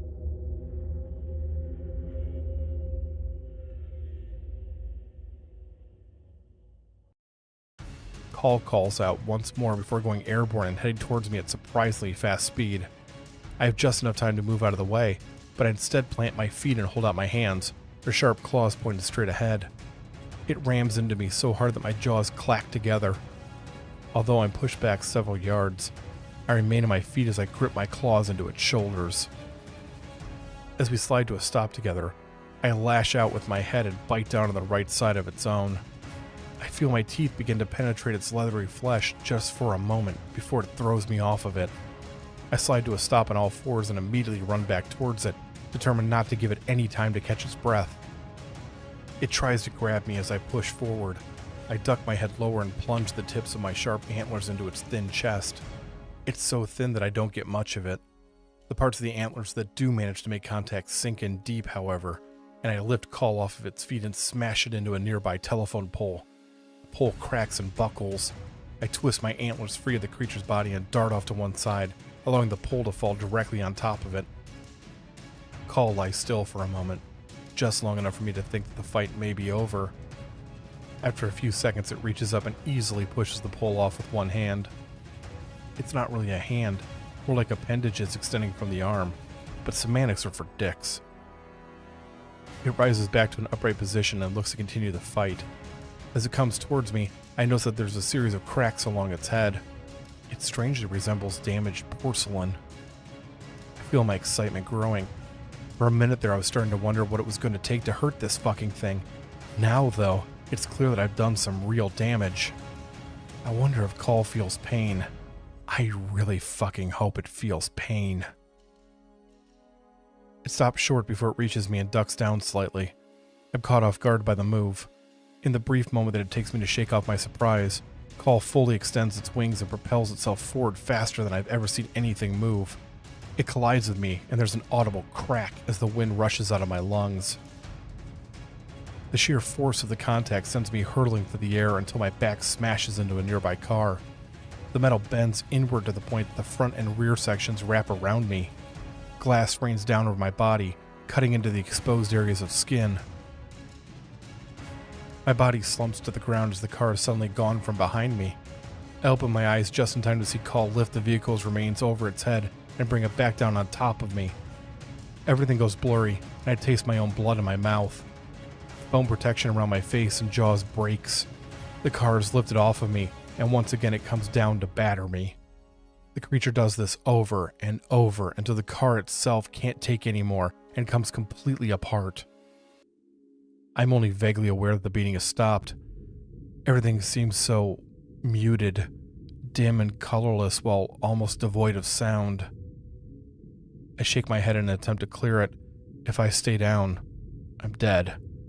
Struggling, I force myself to fight past the numbness and roll over onto all fours. As I do so, the world comes rushing back in, and my senses return. Pain more intense than I've ever felt explodes throughout my body. Bones have been broken, muscles have been torn, and my right arm is limp.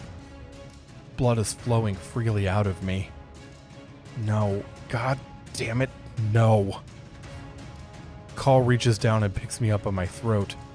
Almost casually, it tosses me into the brick wall of the nearby police station. I strike it at the corner with my back, and I feel discs in my spine snap out of alignment. It's taking me apart piece by piece. Instead of following me, however, Call stands in the middle of the road and simply watches for a long moment. The cracks across its body have grown longer and more pronounced. Call turns its head upward and visibly shudders. The cracks widen for a split second before its body falls to the ground in thousands of pieces. No, not its body. Even through the blood dripping in front of my eyes, I can see that there's still something standing there in the street. What I had thought was its body had only been a kind of covering or shell. I'm now seeing it in its true form. While it still retains its human-like shape, that's just about the only thing that still looks the same. Both the head and the body appear to be constructed of jet black, barbed-covered tentacles wrapped tightly around themselves. Instead of wings, it has 4 larger tentacles extending from each side of its back. The arms end at 4 thin versions of the feelers instead of fingers, and the legs do the same. More of the tentacles run down from its back and onto the ground, creating an almost cape effect. It's a constantly writhing nightmare that should not be in this world. Every moment that I stare at it, my mind slips a little more towards insanity. Suddenly it's on me. I didn't even see it move. 1 second it was standing in front of me, and the next it's picked me up and wrapped its arms around me. Countless tentacles pierce deep into my body. I can feel them moving inside of me as they rip into my organs. A sound escapes me, a pathetic whine of suffering. It's over. Once again, this thing has beaten me. I didn't even make it difficult for it. At this moment, I welcome death. Anything to stop the pain and the shame.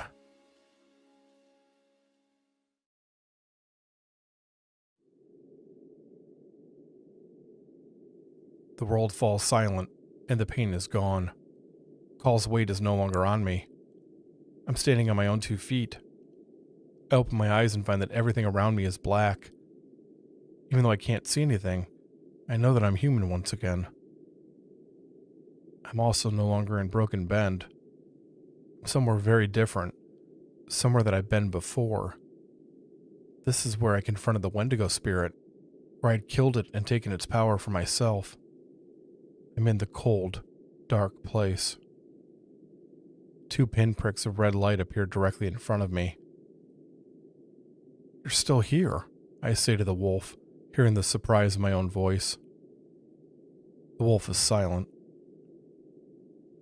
I need your help, I continue as an idea comes to me. If you're here, you know what's happening out there. We can still salvage this together. It doesn't make a sound, but I can feel a shift in the air. Look, I said some things, I admit. Things that I shouldn't have said, and things that I didn't really mean. It's just that you and I were always together. We were one. Then, after what this bastard did to us the last time we were here, we weren't anymore. That threw me off. If I'm being honest, it scared me. No response. Is that what you wanted to hear? I demand, beginning to feel irritated. I was scared. Me. Not you. Me. I'm starting to get really angry now. What else does this bastard want from me? Okay, it doesn't matter. What matters is that we work together now.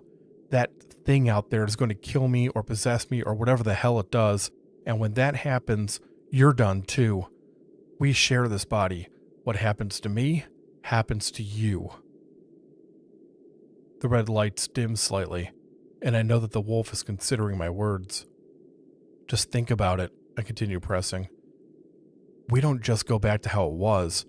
We combine what we have, the wolf and the Wendigo together. There's no way this asshole can stop us. Nothing could. What do you say?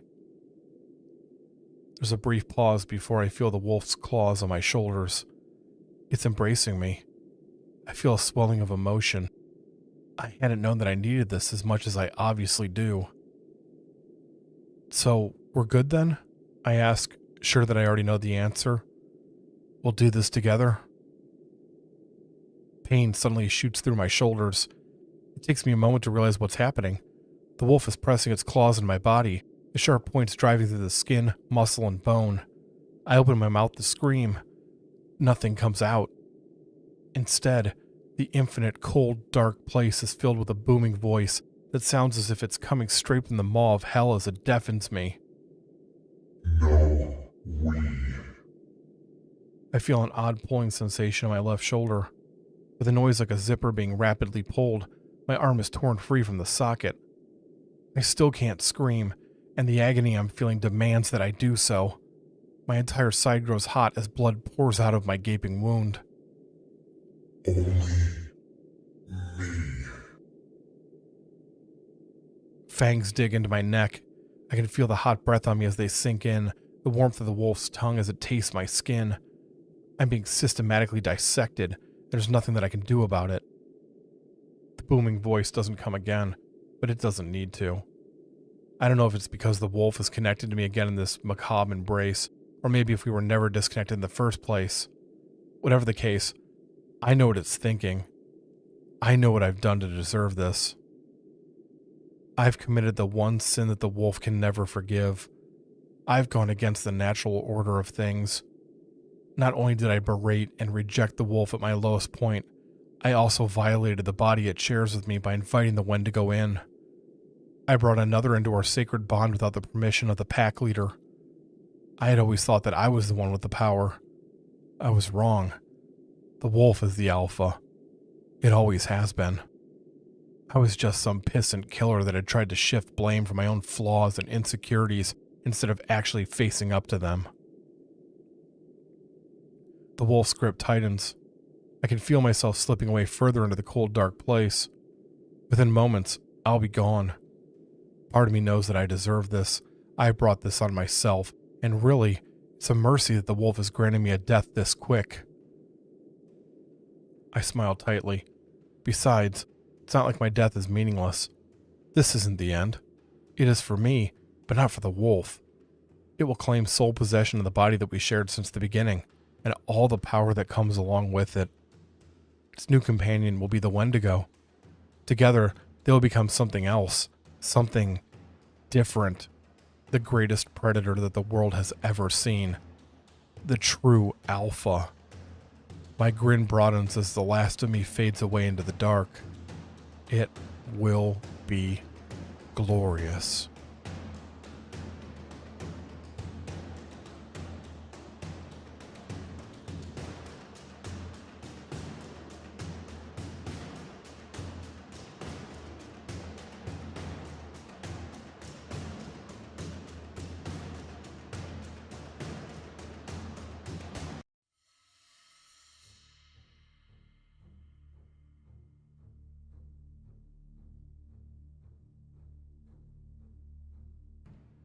Even though I know that I'm far enough back in the alley not to be seen from the street, I still take a few steps back to be absolutely sure. After receiving the text from Pembroke letting me know that he had arrived in town, I'd hidden Eleanor behind some trash cans so that she could recover from her fight with the Vrykokolus without anyone stumbling on her while she rested. I can hear her stirring now, but she still needs more time. Not that I think we could do much about the two monsters beating the hell out of each other in the street. Even a hellhound is out of its league when compared to these two. When I had seen that Pembroke had brought along two people with those possessed masks of his, I had thought that we might just have a shot at pulling off this fight. I had seen how powerful the masks could be in the past, and he had assured me that the bear and owl masks were the two strongest that he had. The second that Cull had shown itself and started its fight with the Wendigo, however, it had been crystal clear that even with all of us combined, we weren't going to be enough. It looks like the Wendigo itself isn't enough either. Cull has shed its outer shell and emerged even more warp, a humanoid mass of black tentacles that is tearing into its opponent. I have to avert my eyes slightly when I look at it. There's something about it that starts to strip away at my sanity when I stare directly at it. This is not something that belongs here. I hear a shoe scuff against the concrete behind me. In one motion, I turn towards the noise and raise my handgun to point directly at the source. When I see the man in the far too expensive suit, I lower the weapon. "I'm pleased to see that you made it back into town," Pembroke says, coming to a stop a few feet away from me. "It was a bit touch and go there for a few minutes, wouldn't you say?" "I'd say that it's still touch and go," I reply, pointing back towards the street. "Where are your companions?" "They're still in the woods. Most of Cull's servants are standing at the edge of the forest, but a few of the, shall we say, nastier ones are still out there. Bear and Owl are making sure that they don't join the festivities." We walk over to the edge of the alley and look out. "It's almost over," I observe, sounding more calm than I actually am. "We need a plan to get out of here." "It would appear so," Pembroke agrees. "I would suggest that... Wait, something is happening." He's right. The Wendigo has seemingly got a second wind. He forces himself back into an upright position and shoves Cull back. The tentacles slide out of his body with a sound that reminds me of suction cups being pulled apart. The Wendigo hasn't just regained some of its strength, however. It's changing before our eyes. Its mass is increasing. It was already tall, and now its body expands to more than 10 feet tall. The bones that cover it like armor shatter and fall away, exposing the entirety of the creature's skin. Long black fur is rapidly growing from that skin, creating a much thicker coat than it had previously. Its jaws and muzzle break apart before reshaping themselves into a more canine configuration. Cull keeps its distance as the transformation continues. I don't know if that's due to curiosity or uncertainty at what it's seeing. A tail tears through the lower back of the animal, covered in the same black fur as the rest of the body. As it does so, bone structures begin to push out through the skin. Unlike the white color that the existing covering had been, these bones are a reddish-brown color, the color of dried blood. The bone forms an armor-like layer over his spine, ribs, and top of his muzzle and head. The antlers snap off with a loud crack and fall to the concrete. The entire transformation leaves me feeling cold and insignificant. The creature opens his eyes, and that's when the fear truly floods through me. Before they had an almost human quality to them, like there was an understandable intellect driving the monster. That is completely gone now, replaced by black orbs with pinpricks of red light in the center. They seem to vibrate with hunger and rage. "He's incredible," Pembroke whispers. I jump slightly. I completely forgot that he was next to me. "What is this?" I ask, in a tone matching his. "Something that has never walked this earth before," he replies in awe. "An apex predator above all others. The Alpha." The creature, this Alpha, throws back its head and howls. I instinctively cover my ears with my hands. The sound is so loud that it causes my entire body to shake as it echoes off the buildings. Pembroke may be fascinated by this new development, but I've already figured out the bottom line. No matter which of these monstrosities wins their territory war, we lose. There's no doubt in my mind that the victor will turn its attention to us next. The Alpha roars again before charging Cull. He moves with a smoothness and grace that I wouldn't have expected from something so large. The otherworldly creature seems to realize that it's in danger and attempts to move out of the way and off to one side, but he reaches out with one clawed hand and catches it by the arm. The tentacles thrash wildly. He holds on tightly and begins to run down the street, the arm still gripped in his hand. He reaches a parked tow truck and whips Call onto the side of it. The force of the blow is incredible. The entire rear end of the tow truck is torn off. The Alpha breaks off the crane section and repeatedly beats Call in the head with it. Black liquid bursts out from the entity and sprays onto the road. As the Alpha goes for yet another blow, Call's chest explodes outward in a flurry of tentacles. They launch the Alpha into the air, and he lands near the alley entrance. Recovering quickly, he charges back into the fight. We can't stay here. I turn to tell Pembroke this only to find that he's already gone. Of course he is. At least I know that he hasn't simply made a run for it. I know him too well to think that. He's off somewhere formulating a new plan to get what he wants out of the situation, whatever that is. Eleanor is awake now, as she pushes away the garbage cans as she stands up and comes over to me. She still looks tired, but her wounds have sealed themselves and she's moving better than she had. Despite the danger, I feel a twinge of relief. Hellhounds are infamous for their ability to sustain damage, but she had been in really bad shape. The Alpha comes flying our way again, and this time the lower half of its body skids into the alley. We barely manage to move out of the way as the legs kick out against the concrete, the nails digging into the cement to stop the Alpha's momentum and propel it into the opposite direction.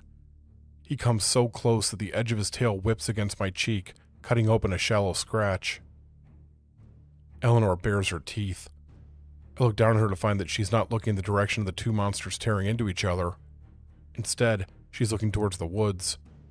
I risk a quick glance around the corner of the alley and swear violently. Call's infected are no longer standing still at the edge of the forest. Instead, they're hurrying towards town, likely to defend their master. Let's go, I snap at the hound, turning around and going further into the alley.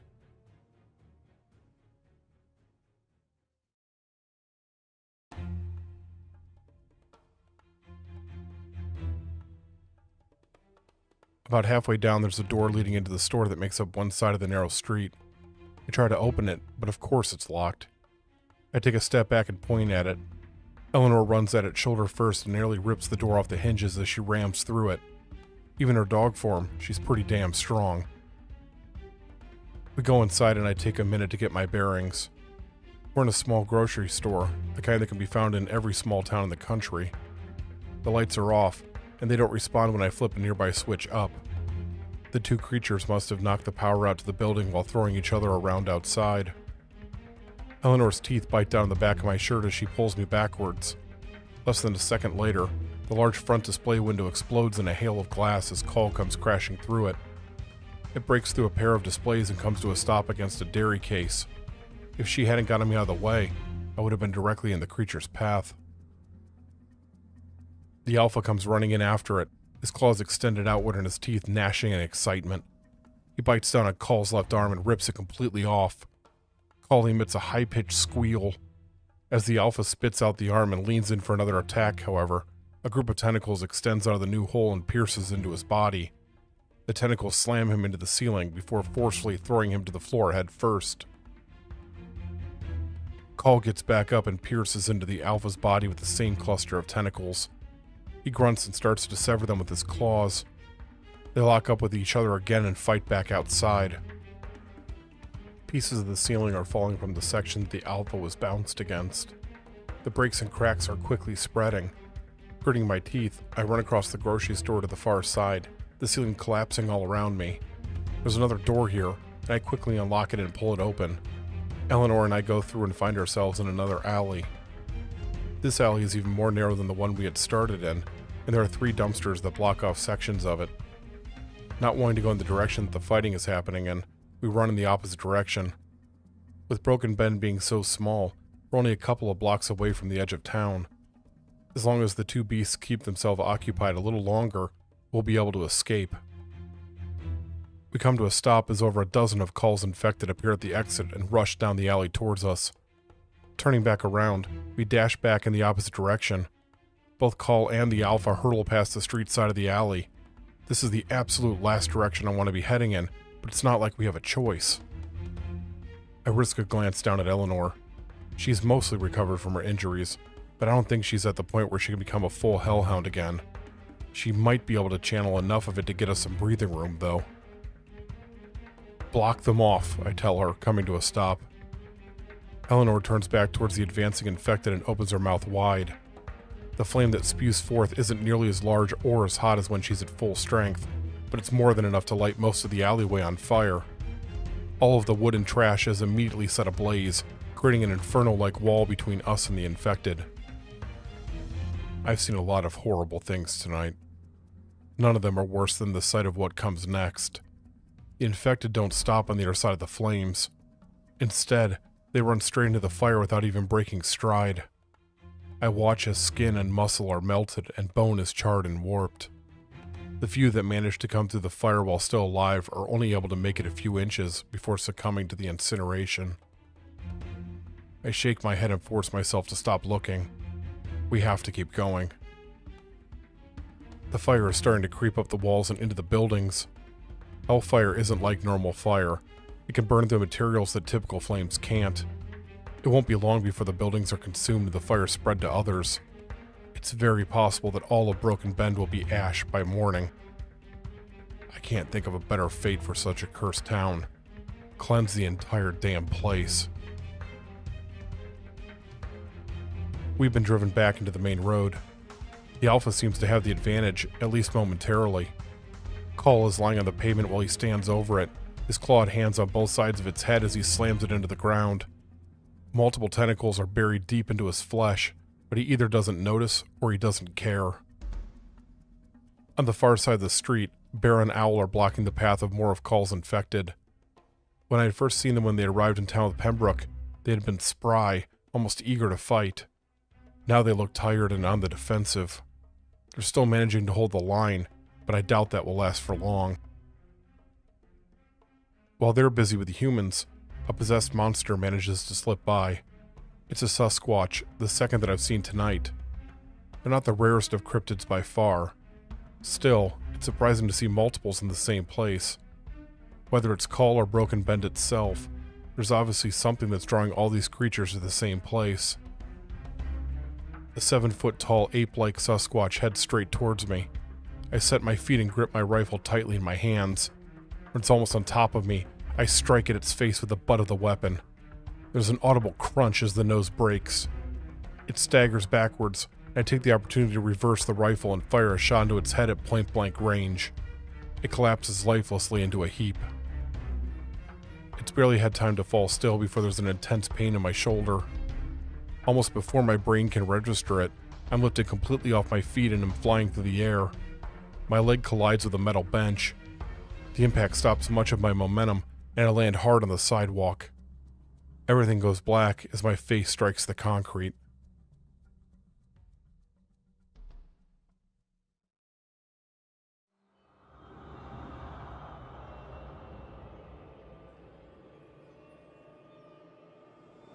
I'm not sure how long I'm out, but it can't be for more than a few seconds. This isn't the first time that I've been knocked out. It happened a couple of times during my days in the military. This time is different, though. Everything around me seems so far away, and I can't seem to fully clear my vision. I have to be concussed. Even through the haze, I can feel a searing pain in my shoulder. After a brief struggle, I'm able to roll over enough to reach it with my other hand. Warm blood instantly covers my fingers. Whatever hit me really tore into me. The arm attached to my damaged shoulder is limp and numb. I can only hope that it's dislocated and not permanently damaged. I raise my head and see that the Alpha is lying on the sidewalk less than a dozen feet from me. He's breathing heavily, and his dark coat is matted down with blood. His eyes are open, and I can see that there's still more fight left in him, but he's also clearly hurting. What had at first seemed like an even fight was now tipping in favor of Call. Our eyes meet for a brief moment. I'm surprised to find that there's intelligence behind his gaze. Primal, yes, but it's definitely intelligence. My view of his eyes is blocked as countless black tentacles wrap around the sides of his face. Call has come to press its advantage.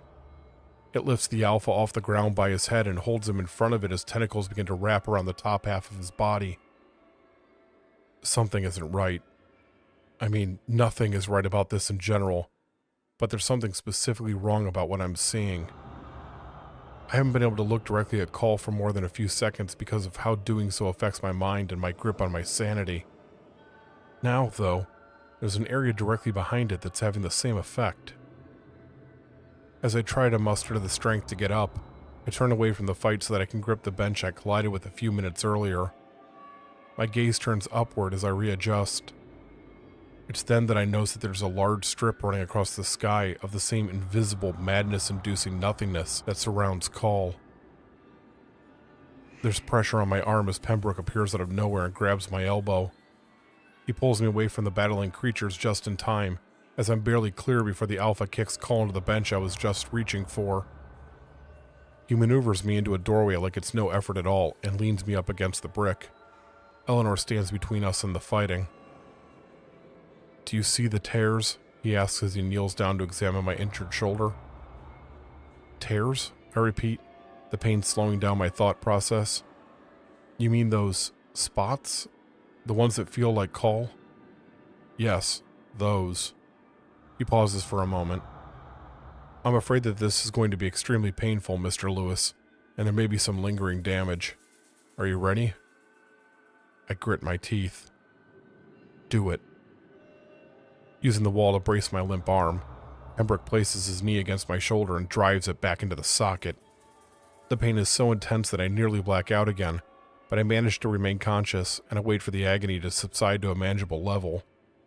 The arm is still a bit numb. I'm able to flex my fingers and move it around though, so that's going to have to be good enough. "What we're seeing is tears in reality," Pembroke continues. "As you know, bleeds are areas in our world where the universal fabric that separates our layer from the other layers and the underlayers has become thin. That allows beings from other layers to sometimes cross over into ours. These are more than bleeds, though. We're seeing places where the universal fabric is gone entirely. This world, this entire reality, is ripping apart." "Is there a way to close them again?" I ask, afraid of the answer I'm sure is coming. Pembroke stops himself before he can reply. My God. I turn my head in the direction he's looking. Beyond the still fighting Alpha and Call, one of the tears has appeared. Something is emerging from it.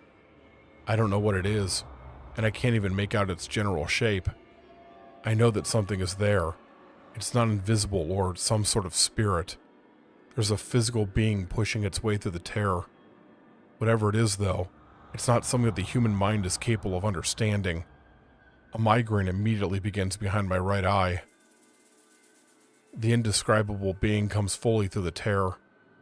It rapidly flashes between its unrecognizable form and pure darkness over and over again as it moves. Our reality is trying to assimilate it, Pembroke says in a voice barely above a whisper. It can't, though, at least not for very long. It comes from too different of a layer from our own. What do we do? I demand. You're really not getting what's happening here, are you? I fall silent. I am, but I don't want to admit it, even to myself. There's no way to stop this thing, or anything else that comes through these tears. They're literally unfathomable. Bear and Owl are closer than we are to it. They turn away from the crowd of infected for just a moment to stare back at something they can't hope to truly see. There's a loud crackling sound like electricity, and both of the masks fall away from their faces and clatter to the ground. Their animal forms instantly disappear. In a panic, the man who was Bear reaches out his hand towards the woman who was Owl. Before their fingers can touch, the infected swarm over them and rip them apart as they lie screaming in the street. It completely destabilized the magic in the masks, Pembroke says, his usually calm voice tense. That's not possible, unless... Unless what? I prompt him. Unless the fundamental building blocks of our reality are breaking down. He turns to look me in the eyes. Existence itself is coming to an end.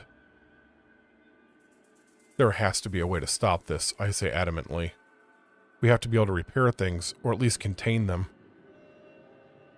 Pembroke looks away. If there is, we're not going to find it here. We need to get some distance between us and Broken Bend, buy ourselves some time. Can you stand? I nod and force myself back up to my feet. We both have to immediately push ourselves further back into the doorway as the Alpha runs past the opening. Despite the world literally unraveling around him, he's still completely focused on his battle with Call. We're lucky that he's so single-minded. We'll help keep all eyes away from us as we make a break for it. With Eleanor leading the way, we hurry in the opposite direction of both the fighting and the being that emerged from the tear. Near the edge of the Broken Bend downtown area is a car that I recognize as Pembroke's. I nearly lose my balance as the Alpha and Call smash into the ground directly in front of us. We skid to a stop just before we collide with them. The Alpha recovers first and mounts Call, fighting off the tentacles striking him as he does so. His claws tear into his adversary's body, sending black chunks flying in all directions.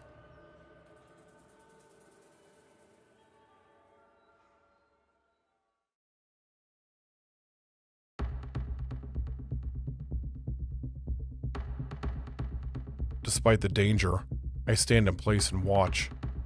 This is it. The fight is coming to an end, and both creatures seem to realize this. The Alpha adjusts slightly and digs its claws into the sides of Call's neck. It squeals and thrashes around, but he easily fends off this last-ditch effort and pulls upward. He strains as hard as he can for a long moment. Everything else around them seems to go silent. There's a wet sucking sound, and it's almost immediately followed by a noise that reminds me of a zipper. Call's movements stop as both the tentacles and the mass underneath that form its head are ripped completely off of its body. The Alpha holds up the head and stares at it.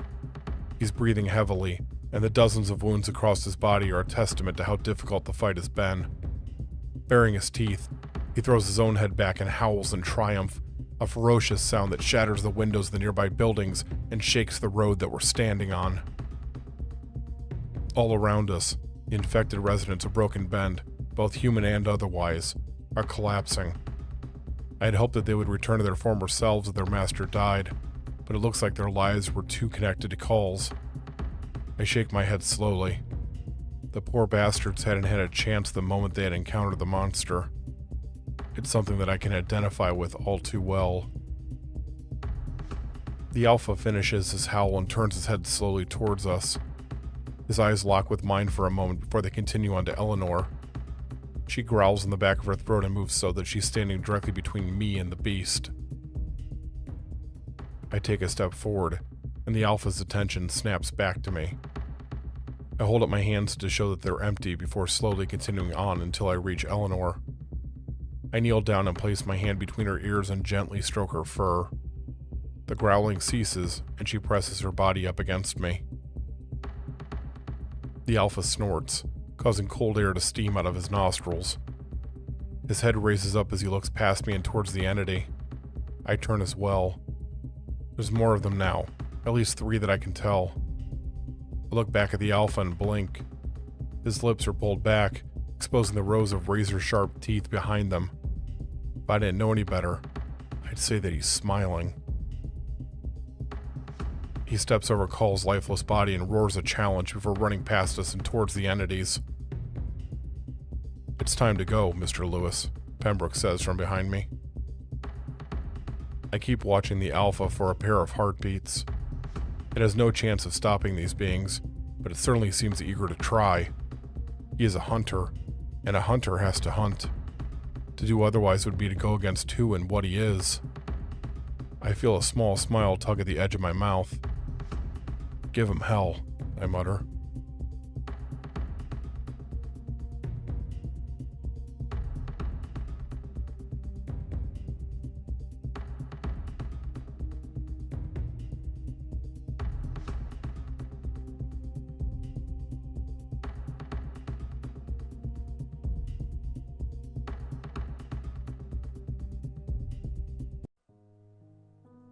It was a man named Ferenzi who told me about the lodge.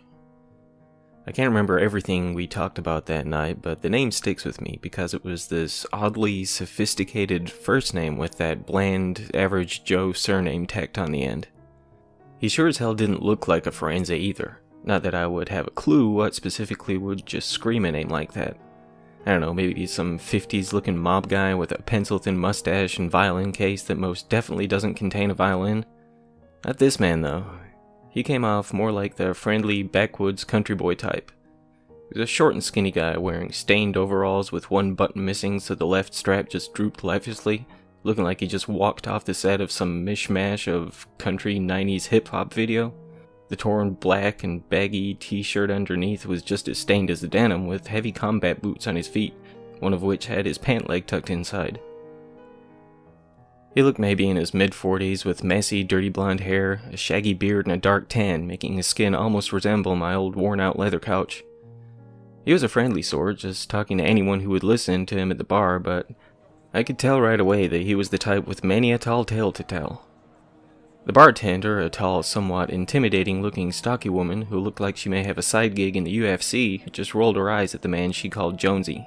She had that no-nonsense, don't-waste-my-time sort of voice and seemed to be quickly losing her patience with the blabbering man.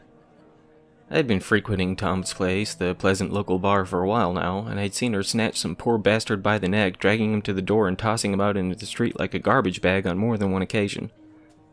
Jonesy seemed like a bit of an attention seeker, but being a writer, I had picked the brain of the occasional fellow patron or three, so I decided to buy the guy a drink before he got himself ejected from the place. Jane Colby, the intimidating bartender, gave me a rare smile of gratitude when I ushered the guy to my table with a pint in each hand. Though I was quite prepared not to believe a single word Firenze said, he had that uncanny ability to spin a well-crafted yarn. I thought that he, or perhaps some of his experiences, could make some fun inspiration, so we talked back and forth for a good while that night. With wide eyes and an enthusiastic tone in his voice, he told me about everything from the family of ghosts who used to haunt his childhood home, to his theories on what the government was hiding about the Phoenix Lights. Yes, every damn word he spoke was layered in 50 shades of bullshit, but I was quite honestly impressed by the creativity of the man. I asked him if he would mind if I took some inspiration from his stories, to which he lit up like a prom queen, getting rewarded with a plastic tiara for popularity. As we began to part ways for the night, the drink and the lateness of the hour taking its toll on my weary bones, he spoke the words that fueled my curiosity more than anything else he told me that night. "You want to write something real good, you should look into The Last Lodge." I had already stood up, paid my tab, thrown my jacket on, and that sentence froze me in my tracks. There was something eerily familiar about it, like I'd heard it before. Not just the name of the place, but the exact sequence of words he spoke. It was the most potent instance of deja vu I've ever experienced. The Last Lodge? I asked, more to myself than the man who still nursed that last half of his fourth pint. "Yep, been there myself. Folks say that once you go in, ain't no coming out, but I did." Where have I heard that before? I asked myself.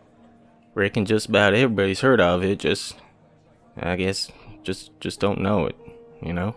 Jonesy said, his voice dropping to a far more melancholy tone than it had since we met. When I turned back to face him, his eyes were fixed on his glass as he swirled around its contents. While he had been bubbling over with enthusiasm throughout every tale he spun that night, there was no energy behind that distant gaze into his beer. "I'll look into that," I said, turning back towards the exit. "You ain't gonna find it on no interwebs," he said, his voice maintaining its lifeless croak. "You'll see the clues, though, now that it's on your mind." As I pushed through the door, making my way out into the night, one final statement almost whispered from the mouth of Firenze Jones. "I'm sorry, partner." When I awoke the next day to a throbbing head and bubbling stomach, my foggy brain hid away almost everything we discussed at the bar, aside from that last topic of conversation. Those last few words lingered heavily on my mind as I nursed some hot tea and forced some breakfast into my churning gut. Once the nausea subsided enough, I began my search for answers to the mysterious lodge. As Jonesy has said, I could find nothing online other than some bed and breakfast or rehab options. That was until I reached page 17 of my inquiry. About 8 or 9 results down, I almost didn't notice the headline of the article at first, given my still thumping head and my growing steadily more skeptical about the search yielding results. The Lodge is Waiting, the title read. The text wasn't any different from any of the other results on the page, but I swear I felt a shiver at the base of my neck when I noticed it. Likely, it was nothing more than the hangover combined with the excitement of my search finally leading somewhere, but it was short-lived at best. As soon as my slightly trembling fingers led the cursor over the bold text, my computer crashed. Well, not right away. The screen flickered and flashed with a collage of imagery my eyes didn't have time to register, filling the screen before it went blank. All I could make out was a red glow blinking into darkness. My laptop is a good 5 or 6 years old, so it's not like this was the first time it freaked out, but the timing wasn't great. When I finally got the damn thing booted back up, panning through my history to see no trace of the link I clicked on before the lights went out, my muddled brain shot a slew of very interesting slurs and curses to my mouth. As I attempted to begin my search again, hoping that page 17 would show me the same results, I can't say I was exactly surprised when it came up short. I tried a few more searches, even down to the precise wording of the link I found before my laptop crapped out, but ultimately I would end up admitting defeat. Perhaps it was as Jonesy said, that I wouldn't find it on no interwebs after all. Over the next few days, I tried to push the thoughts of this mysterious lodge into the back of my mind. While I can't say it was exactly successful, I did manage to get back into my normal routine, only allowing my mind to drift on occasion. As days became weeks, the festering obsession dissipated. Not completely, mind you, but I thought about it less and less, shifting my focus to other things. It was a boring Saturday as I strolled the streets of my small town in search of inspiration that I would once more find that lingering thought springing to the surface again.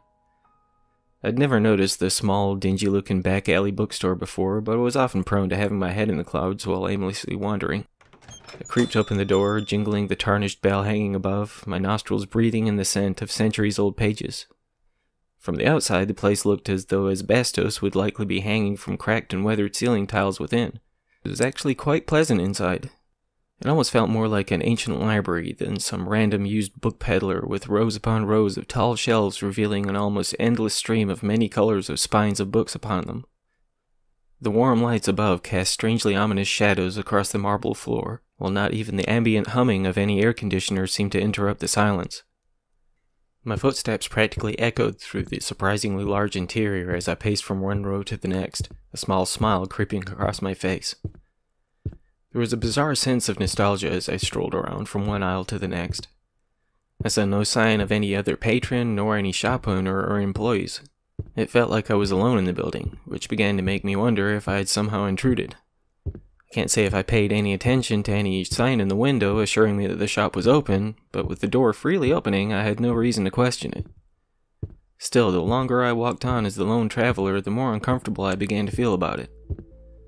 I had just about convinced myself to head back to the door when the bold scarlet text caught my eye.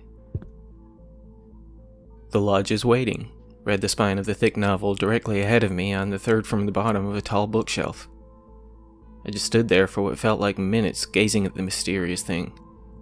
Had it not been the fact that this was the exact same text as the results of my internet search, I may not have been so perplexed at the time. But what are the odds?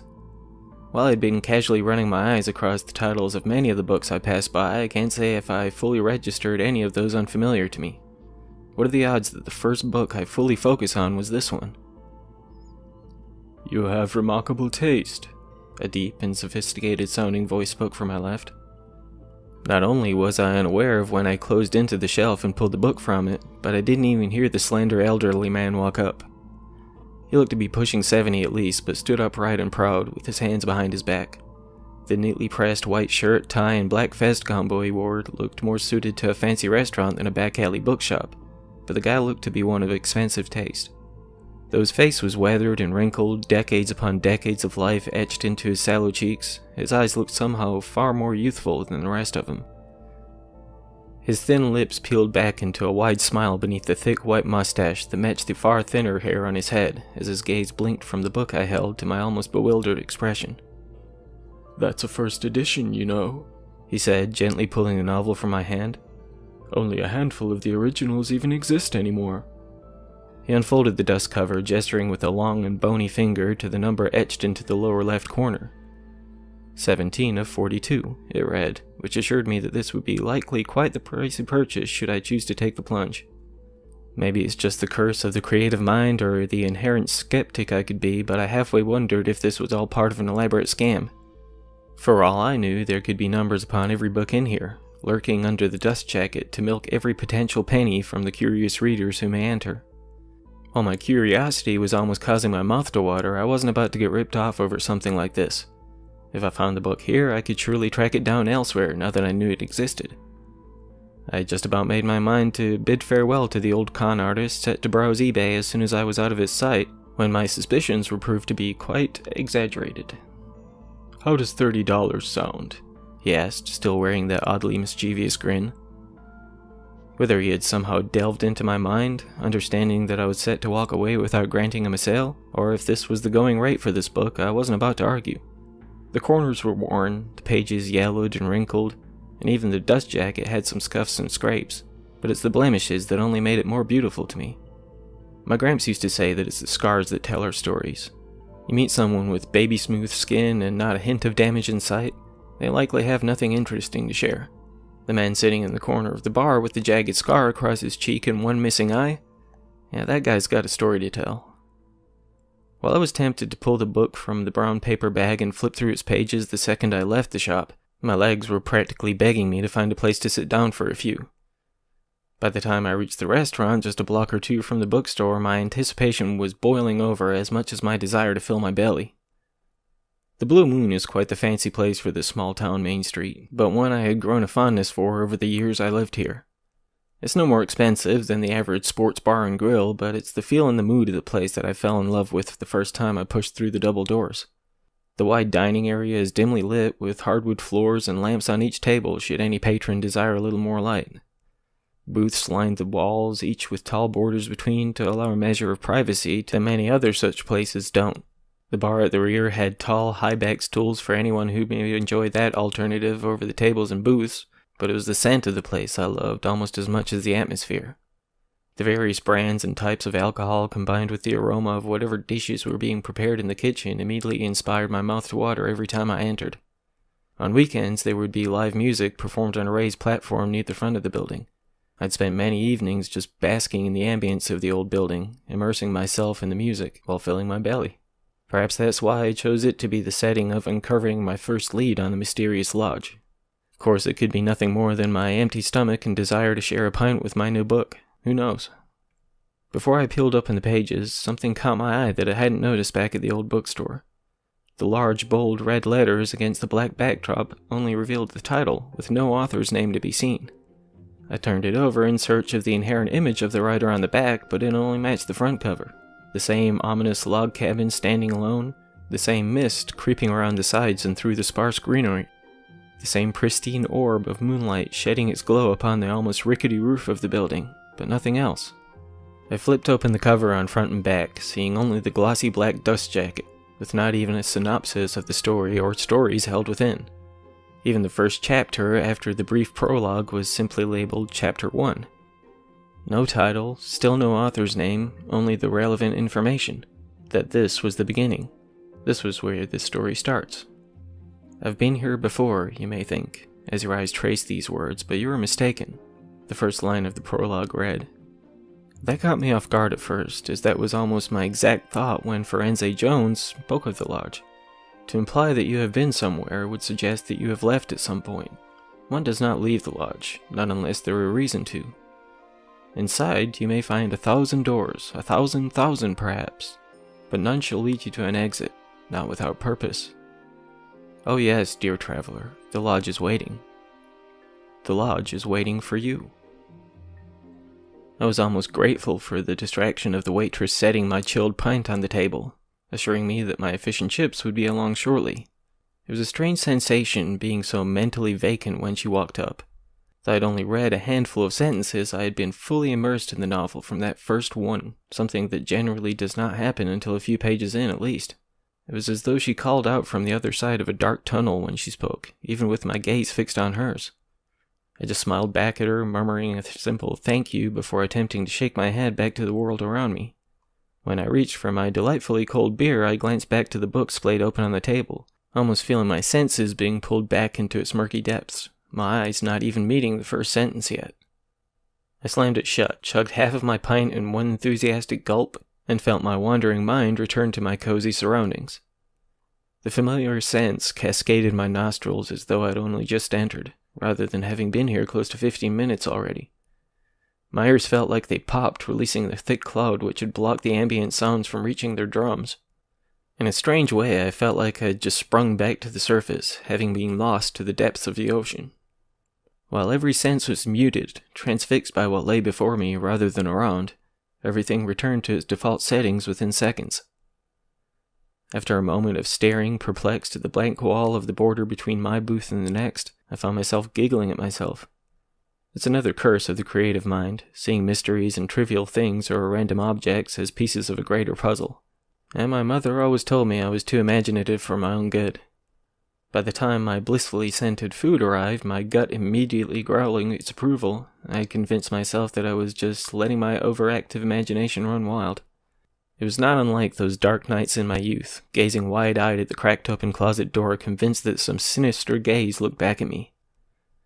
I continued to steal glances back at the closed book I had since slid to the far left of the table, almost daring it to flip itself back open, but these thoughts only made me chuckle more at my stupidity.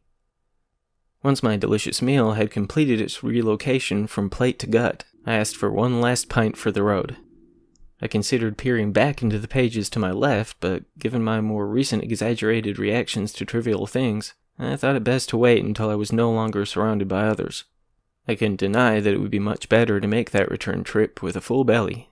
After paying the check, preparing to chug down that last quarter of my beer, and getting ready to walk off some of the booze on my stroll back to my car, I felt that bizarre discomfort of being watched.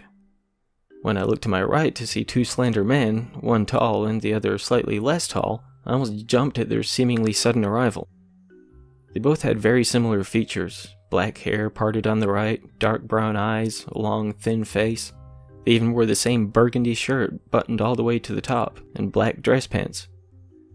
When they slid onto the bench on the opposing side of the booth without saying a word, moving with such fluidity it almost felt choreographed, my puzzled gaze just followed them. You guys can have the booth," I said with a nervous chuckle. "I'm headed out anyway, so..." "That's a heavy read, my friend," the taller of the two said in a light yet monotone voice. "Very heavy indeed," his buddy added. Their eyes moved in unison from me to the book and back to me again. I glanced around as if the answer to why these guys thought this was a perfectly average and acceptable way to introduce themselves was just floating around somewhere in the building. Yeah, I said, sliding the book from the table and inching to the edge of the bench. "So, nice to meet you guys and all, but stay," the shorter one said. "Talk with us," the other added. It felt like every word they spoke, as few as there had been so far, was rehearsed, like this was a bit or some silly practical joke. They both looked to be about in their 50s, if I was to guess, but social media inspired people of all ages to act like fools for the sake of viewers. That was my thought at the time, that they had a friend somewhere I couldn't see with their phone recording this bizarre interaction from a distance. "I don't think so," I said, getting to my feet with the four eyes following me. "Another time," one of them said. "Another time, perhaps," echoed from beside him. "Yeah," I replied, already walking to the exit. "Sure thing." I didn't look back as I pushed through the doors, joining passers-by on the busy sidewalk, but as I rounded the corner, I could swear I was being followed. I reluctantly turned my head, peering over my shoulder behind me, and inadvertently walking into two women walking side by side in the process. "Dude!" one of them exclaimed as we fought to remain standing. "I'm so sorry, just watch where the hell you're going, yeah?" They still muttered back and forth as they pushed around me, speaking loudly enough for me to make out what an ignorant asshole I am.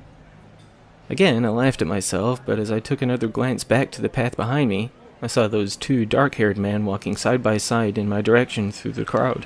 With that, I took off running. Both men were very thin, with nothing physically intimidating about them, but something was incredibly unsettling about them.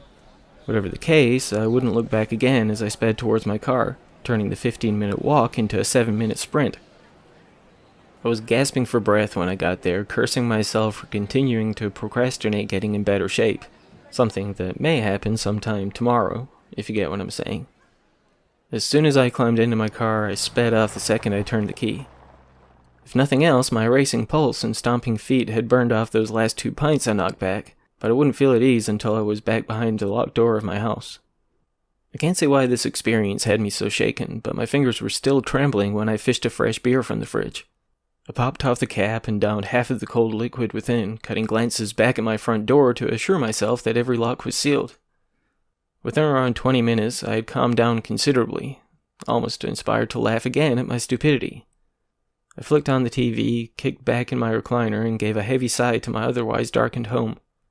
By the time another empty beer bottle or two had found its way into my trash can, my head was blissfully light, allowing the bizarre day to fade away beyond my heavy eyelids. I'm not sure when I dozed off in my cozy chair, but when the sound of glass breaking tore me from whatever dream I had been entertaining at the time, my initial fear was that someone had broken into my house. After pulling my revolver from the safe and checking every window and door, I felt the blood sink from my face to my churning stomach when I realized what I'd done.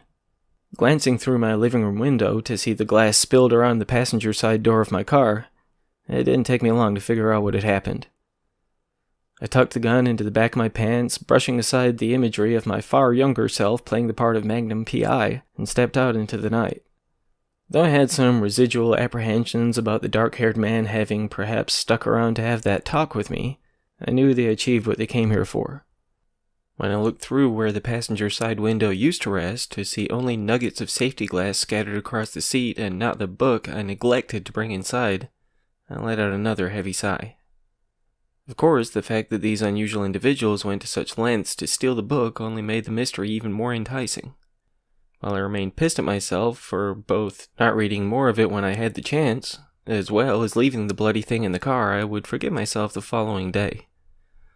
When I made a return trip to visit the shop in which I had purchased the mysterious novel, hopeful that the old man may have another copy, I found myself unable to even get close. While the firefighters on the scene seemed to have gotten the blaze under control, the Pleasant Bookshop and several stores on either side would be unlikely to open their charred doors anytime soon. I would find out a few days later that the owner of the shop had been unable to escape the fire, but the employees of the other businesses that fell had been a little more fortunate. Some had received some light burns and a bit of scarring to their lungs, but nothing terminal. I'm thankful for that, at least. Assuming that the men who had broken into my car were responsible for this, I was far more glad that I had neglected to bring the book inside with me the previous night. Shattered window and $30 lost on a stolen book is nothing compared to what lengths these men seem to be willing to go to. Still, with the shop gone, the book gone, and the internet still refusing to grant me anything of worth, I had no more leads to go on. I attempted to track down another copy of the book, but it may as well have never existed according to my search. In a last-ditch effort, I decided that my only option was to go back to the beginning. Back to the one who sent me on this damned goose chase in the first place. While I had no way of knowing how often Forenzy Jones would end up at Tom's place, it seemed my only shot. It was a late Sunday when I ran into the man again, as I was leaving the bar, having given up for the night. I almost felt like a kid running to the grandfather he hadn't seen in months when I saw him jumping down from the lifted and rusted pickup truck. He seemed so carefree as he strolled towards the building, but something changed the second he saw my face. It was like his dark, tanned flesh turned a whiter shade of pale when I came enthusiastically walking up to him. "Mr. Jones," I said, with my smile momentarily interrupted by the strange expression of dread on the man's face. "Do you remember me?" "Yeah," he said, nodding with a trembling sigh. "I do indeed." "I was hoping we could talk more. I hope you could tell me more about the lodge." "Yeah, I know. Told you I'd been there, didn't I? Told you I got out, too." You did, yeah. I imagine you know more about it than most, given the circumstances." Reckon I do, he said with a strange expression lining his weathered face. "Ain't everyone gets out, you know. The ones that do, sometimes they gotta make a deal to make it happen. Don't last, though. It's more like a vacation than an escape, I suppose." "Is that right?" I said, beginning to wonder whether this was a huge waste of my time. "They don't tell you when you gotta come back, you know. Just get some cryptic riddle or some shit. Maybe something like, the second time you see the one you introduced me to, the time has come for you to return to me. Something crazy sounding and all mysterious like. Yeah, that certainly does sound cryptic. So, can I buy you a drink? Maybe we can talk about it. Sure thing, buddy, he said with a weary smile.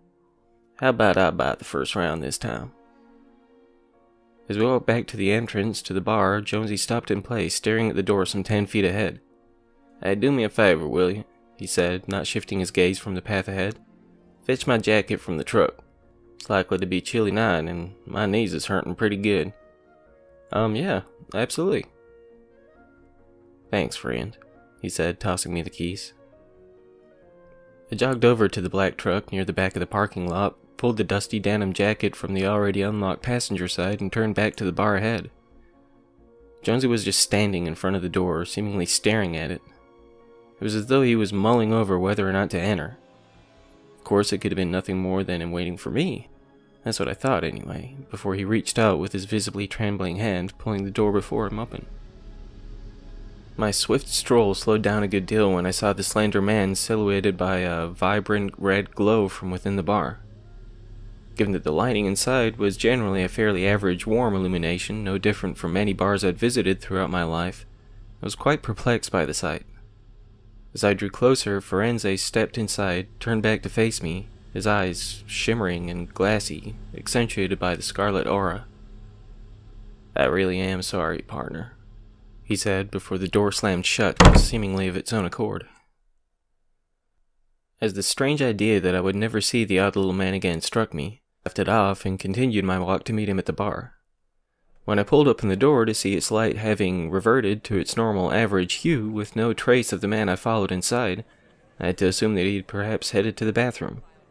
Maybe he'd changed his mind about covering that first round after all, hiding away until I footed the bill. When I reclaimed the table I had left only minutes before, time seemed to trickle by as I awaited Jonesy's return. After a time, I strolled to the facilities to see only an older man leaning up against the wall attempting to guide his stream straight into the urinal. Still refusing to accept something I could barely fathom to be a possibility, I approached the bar to ask Jane if she'd seen where Jonesy got off to. Jonesy? She said, screwing up her face as though this was an outlandish question.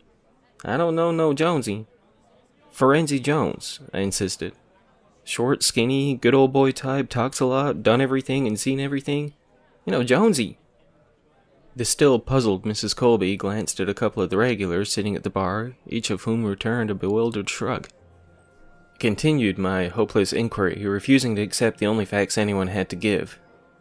When I finally gave up and returned to my home, I still couldn't wrap my mind around not only the vanishing act he pulled off, but how nobody even seemed to know he existed. His truck still sits at the back of that parking lot. Jane has talked about getting it towed, even after I gave her the keys I held onto in the hopes of returning them to their owner. She's considered just parking it around back just in case this mysterious man she's never met comes to claim them, but I get the feeling she can't bring herself to move it. I think that somewhere deep inside she does recall the man whose endless rambling would drive her nuts. I hope she does anyway. Honestly, I'm beginning to wonder if I'm the crazy one. Whatever the case, if I'm losing my shit, inventing people who were never real, I have to find some answers about this mysterious lodge. While I hope to never run across those oddballs who smashed in the window of my passenger side door, I just know they're connected to it in some way. The Lodge is Waiting, the book was titled. One way or another, I'm gonna find out what or who it's waiting for. Even if it's waiting for me.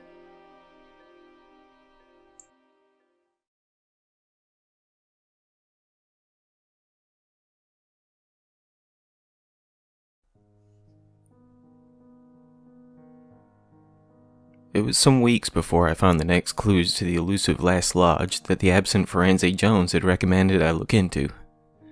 What little he had mentioned about this mysterious place had left me with that much at least, that I would see the clues now that it was on my mind. Yeah, it was most definitely on my mind, even more so after the odd little man blinked from reality in a matter of seconds. I still couldn't wrap my mind around his disappearance, let alone the implications of where he ended up. It took longer than I'd like to admit to accept that it was likely the lodge itself that claimed the long-winded man. Given the repetitions of red that I had witnessed since the beginning of this quest, from the blinking screen of my crashing computer to the book, both found and lost on the same day, then the ominous glow from what I thought to be the familiar bar. Maybe I was just grasping at straws, but I couldn't help but wonder if the number 17 had some relevance as well, given the writing under the dust jacket of the book and the page number resulting on my only lead online. Being only 2 instances, I could easily chalk that up to coincidence, but somehow I had a feeling that coincidence and the mystery of the lodge may go hand in hand. Over the days following the disappearance of Jonesy, I could find no more proof of his existence than the book that was pulled from my passenger seat in the wee hours of the morning. An impulsive purchase from a back alley bookstore being hard to find isn't a tough pill to swallow. A living, breathing, and endlessly talking man seemingly dropping off the face of the earth, however, that I couldn't rationalize. Given the nature of my work, I've made a variety of contacts over the years. Ted Braden, a detective for the local police department, would be the first I reached out to. He's a good guy, perpetually nervous and a bit twitchy, both aspects that make me wonder if he should consider another line of work, but a solid fella nonetheless. He gave me the speech about not abusing what little power or influence he had after I asked him to look into the existence of Forensic Jones, but that was nothing new. I'd asked plenty of favors of him over the year, to which he would speak the same words each time. It never stopped him from caving in, though, especially when he got invested in the story. It was he who reached out to me back in the day, being a fan of my work. He loved to write as well, and would ask me to check out his stuff and give him some honest feedback and tips on how to improve and the like. Our regular chats back and forth gave way to friendship after a while, and he was thrilled to help me out with the research and stuff. After a while, he grew a little more apprehensive after his chief busted him looking into cases that he should have no place in. He didn't get any more than a firm talking to, no warnings or write-ups or whatever the police version of that is, but it didn't help his nerves on the subject. I didn't ask anything of him after that, as the last thing I wanted to do was endanger his livelihood. We still kept in touch and even met up here and there to shoot the shit over a beer, but I didn't want to abuse the friendship. That being said, I had no idea where else to turn on this one. He was hesitant when I asked him if he could bend the rules this one last time, but after I explained the mysterious disappearance of Jonesy, he wanted answers as much as I. Sure, he didn't believe my story at first, assuming that I was just using him for a guinea pig for my latest story or something. Honestly, it wouldn't be the first time I'd pulled something like that, but with some insistence, he understood that I wasn't playing around on this. With his word that he'd see what he could find and get back to me on it later, I was left again to dwell alone on the bizarre events. After some pointless internet searching that I knew would lead to nothing, I headed out for a while to clear my head. While I was halfway tempted to stop by the Blue Moon, I hadn't returned since that awkward meeting with the unsettling dark-haired man. I had no destination in mind when I left my home in the dust, setting my mind on just driving until I came across anything of interest. It was more to kill time until Ted got back with me, even though it would take days in some cases. Whatever the case, I felt uneasy at home since my car was broken into. I had my window replaced a few days after everything that happened, but I had the most bizarre sensation of being watched in my home. Being my sanctuary, I wasn't used to feeling so unsettled there. Between Jonesy's disappearance and the inferno that claimed a surprisingly pleasant bookshop, this mystery had gotten under my skin to the point where I could barely focus on anything else. Maybe 30 minutes after filling my grumbling stomach at the first fast food joint that caught my eye, the theme tune to Hawaii 5-0 echoing from my phone alerted me to Ted's call. I'd only been back on the road for maybe 20 minutes or so I asked the detective to hold on for a second while I pulled into a nearby shopping center parking lot. "What the hell have you gotten yourself involved in, man?" Ted asked. "Yeah, I've been wondering that myself," I replied with a chuckle. "So what did you find?" "Well," he said, "I could only find one Forensic Jones on record. That's not saying much, as even if there is anyone else out there by that name, it don't mean they're on the books, you know? According to this, though, if this is the guy you had a beer with, he's been missing since '92. "Huh? Yeah, surely that's not the same guy. Do you have a picture or anything?" "Yeah, give me a sec," Ted said, the sound of clicking keys and murmuring voices coming from the other end of the line. "I'm sending you the image. This is the picture his brother gave to the cops back then. He's the one that filed the report." My heart skipped when the slightly out-of-focus photograph came through, the sensation of a nail being hammered into my chest at the sight. Not only was this indeed the same short and skinny man who told me about the mysterious lodge, but it looked exactly the same as when we had met. You still there? Ted asked, snapping me out of my pensive stare-off with the phone. Yeah, sorry. This is him, Ted. I mean, this is... How long ago was this? Supposedly around July of 92's. So, 30 years or so? That's impossible, I said, still glaring at the somewhat blurry image. He had to be in his 40s when we met, 50s at most. How can... It gets weirder, the detective said. If this report is true, yeah, a lot weirder.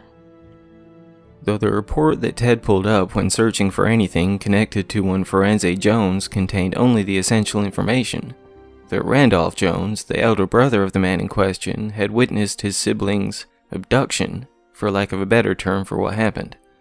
It was far less cut and dry than that. The detective placed a few phone calls to those involved with the investigation, as well as an unsuccessful attempt to touch base with Randolph. He did, however, manage to connect with the son of retired Captain Nolan Chase, the man who led the investigation. According to Detective Parker Chase, his father had been almost obsessed with the mysterious disappearance and would talk about it often, even to this day. Parker, having been inspired to join the force by his father, was seemingly more than accommodating to Ted's inquiry after he'd explained his reasons for looking into it. Nolan Chase, a detective at the time, interviewed Randolph Jones about what he witnessed that night some 30 years ago, a conversation that he recorded. Parker told Ted that he may have to slice through a little red tape to get his hands on the footage, but after my friend told him about my most recent experience with Jonesy, he seemed just as interested in hearing my account of things as we were about his. If you got time, Ted said, he wanted me to ask you if you'd be down for a conference call. He's supposed to call me back, though, if he can get his hands on the tape. So if you got the time, hell yes, I said, my enthusiasm inadvertently cutting off the detective's words. Should I come to you? You can head this way if you want, but there's no telling when he'll... Wait. Shit, that's him now. Give me a sec. I kept my phone clutched in my hand as I ran to the coffee shop I saw just at the corner of the shopping center I was parked in front of. Not only was I trying to distract my overactive imagination with the prospect of getting some answers, but I had a feeling this was going to be quite the lengthy call. Ted called back as I was heading back to my car with a latte and a 20-ounce of dew. You somewhere you can talk? Yeah, I pulled into a parking lot. Ready whenever you guys are, I said, sitting back down in my car. He hung up again, calling back on a three-way video chat moments later. Parker Chase, who looked both young and aged at the same time. His dark hair was speckled with gray, as was his neatly trimmed beard. If I were to guess, he looked to be in his late 20s or early 30s, but his hazel eyes looked a decade or two ahead of the rest of him. We went through the obligatory introductions, after which point I held up my end of the bargain, explaining everything I had encountered since meeting the elusive Forense Jones. While I was almost hoping that my recollection of the two dark-haired men would spark some recognition from the detective, I wasn't exactly surprised to see their involvement only raising an eyebrow. Once my tale was told, Chase appeared to be lost in thought for a bit, snapping back to the here and now with Ted's less than subtle phony cough. Tell you what, Detective Chase said, his eyes still appearing quite distracted. How about we meet somewhere? I mean, if you have the tape with you, is that really... I do, Chase said, looking more unsettled by the second. But I just think this would be better in person. Ted sighed, appearing almost defeated by the idea of waiting any longer, but I couldn't help but agree with Chase. Not only would the footage likely be out of focus and hard to see through video chat, but I was never my best on the phone, not compared to a face-to-face meeting anyway. Okay, Ted said, easily reading where my head was at the time. When and where? Chase went on to say that he had some vacation time built up, and he tried to arrange to take the next few days off. He was located a few states south of us, but assured us that he'd get the first available flight if he could get the time off on such short notice. Braden, I'll call you as soon as I know something and we'll go from there. Cool? I'll be waiting, Ted said, still looking slightly annoyed. With that, we said our goodbyes, and I was left sitting alone in my silent car. I knew that I would probably be pretty restless until I got the answers the briefer-than-expected phone call had teased me with, but I thought it best to at least attempt to seek out some distractions for the time being. When I cranked the engine, turned up the radio with the hope of giving my mind something else to focus on, and prepared to get back on the road, I noticed something that I hadn't before. Something that inspired my jaw to unhinge as I sat frozen in place. The large window of what appeared to be some sort of art gallery or possibly some mixed media store had several framed pictures displayed behind the glass. There was only one that caught my eye, though. I barely even realized I'd shifted back into neutral, cut the engine, and climbed out of my car. I was only vaguely aware of the steps I was taking as I paced towards the building, surrounded by other shops and eateries. All I registered at the time was the all-too-familiar image.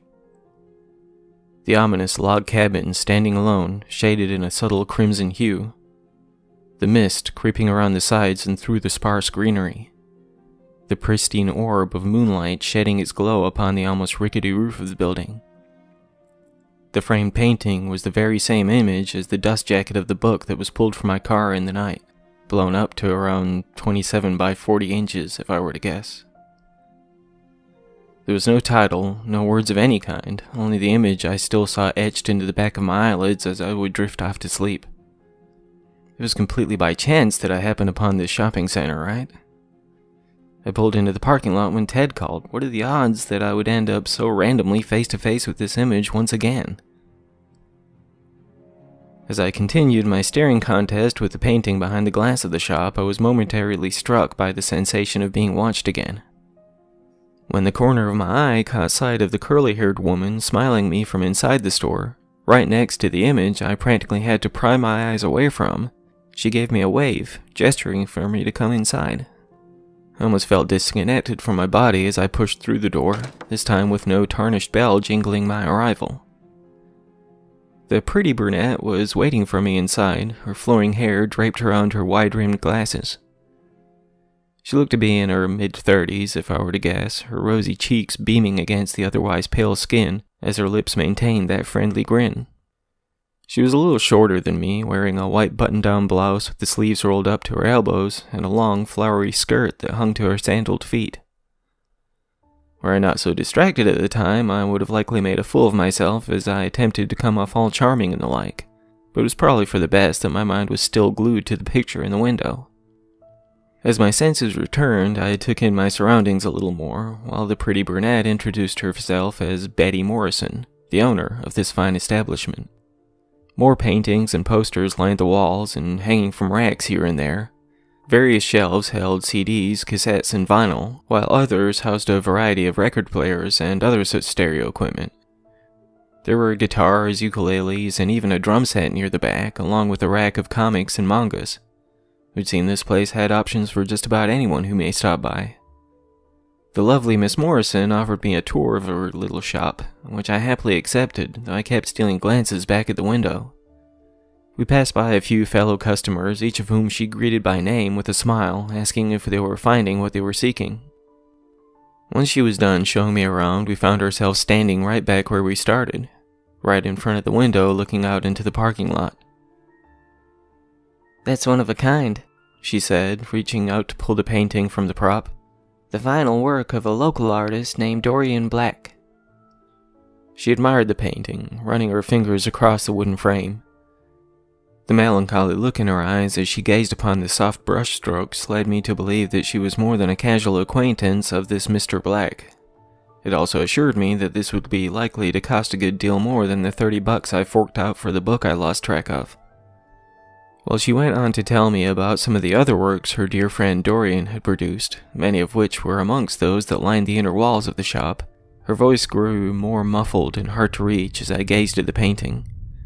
It was a sensation not unlike what I had felt as my eyes traced the words upon the pages of the book, but more potent in a way. "Hey," Betty said with a chuckle. "You still in there?" "Oh, yeah, is this for sale?" We talked back and forth for a little longer as I allowed my gaze not to be transfixed by the painting, to immerse myself in the company of the witty and charming shop owner. After a time, she made me an offer of $170. Given that this was the final work of a treasured friend, I could tell she was hesitant to part with it. As I left the quaint little shop with the painting under my arm, a soft bedsheet wrapped around it to keep it as safe as possible on the journey back to my home, I gave a wave to Betty Morrison, assuring myself that I would revisit the store very soon. Not only did I hope to check out a little more of what other treasures it held, but I had a feeling I would enjoy spending a little more time in the company of its owner.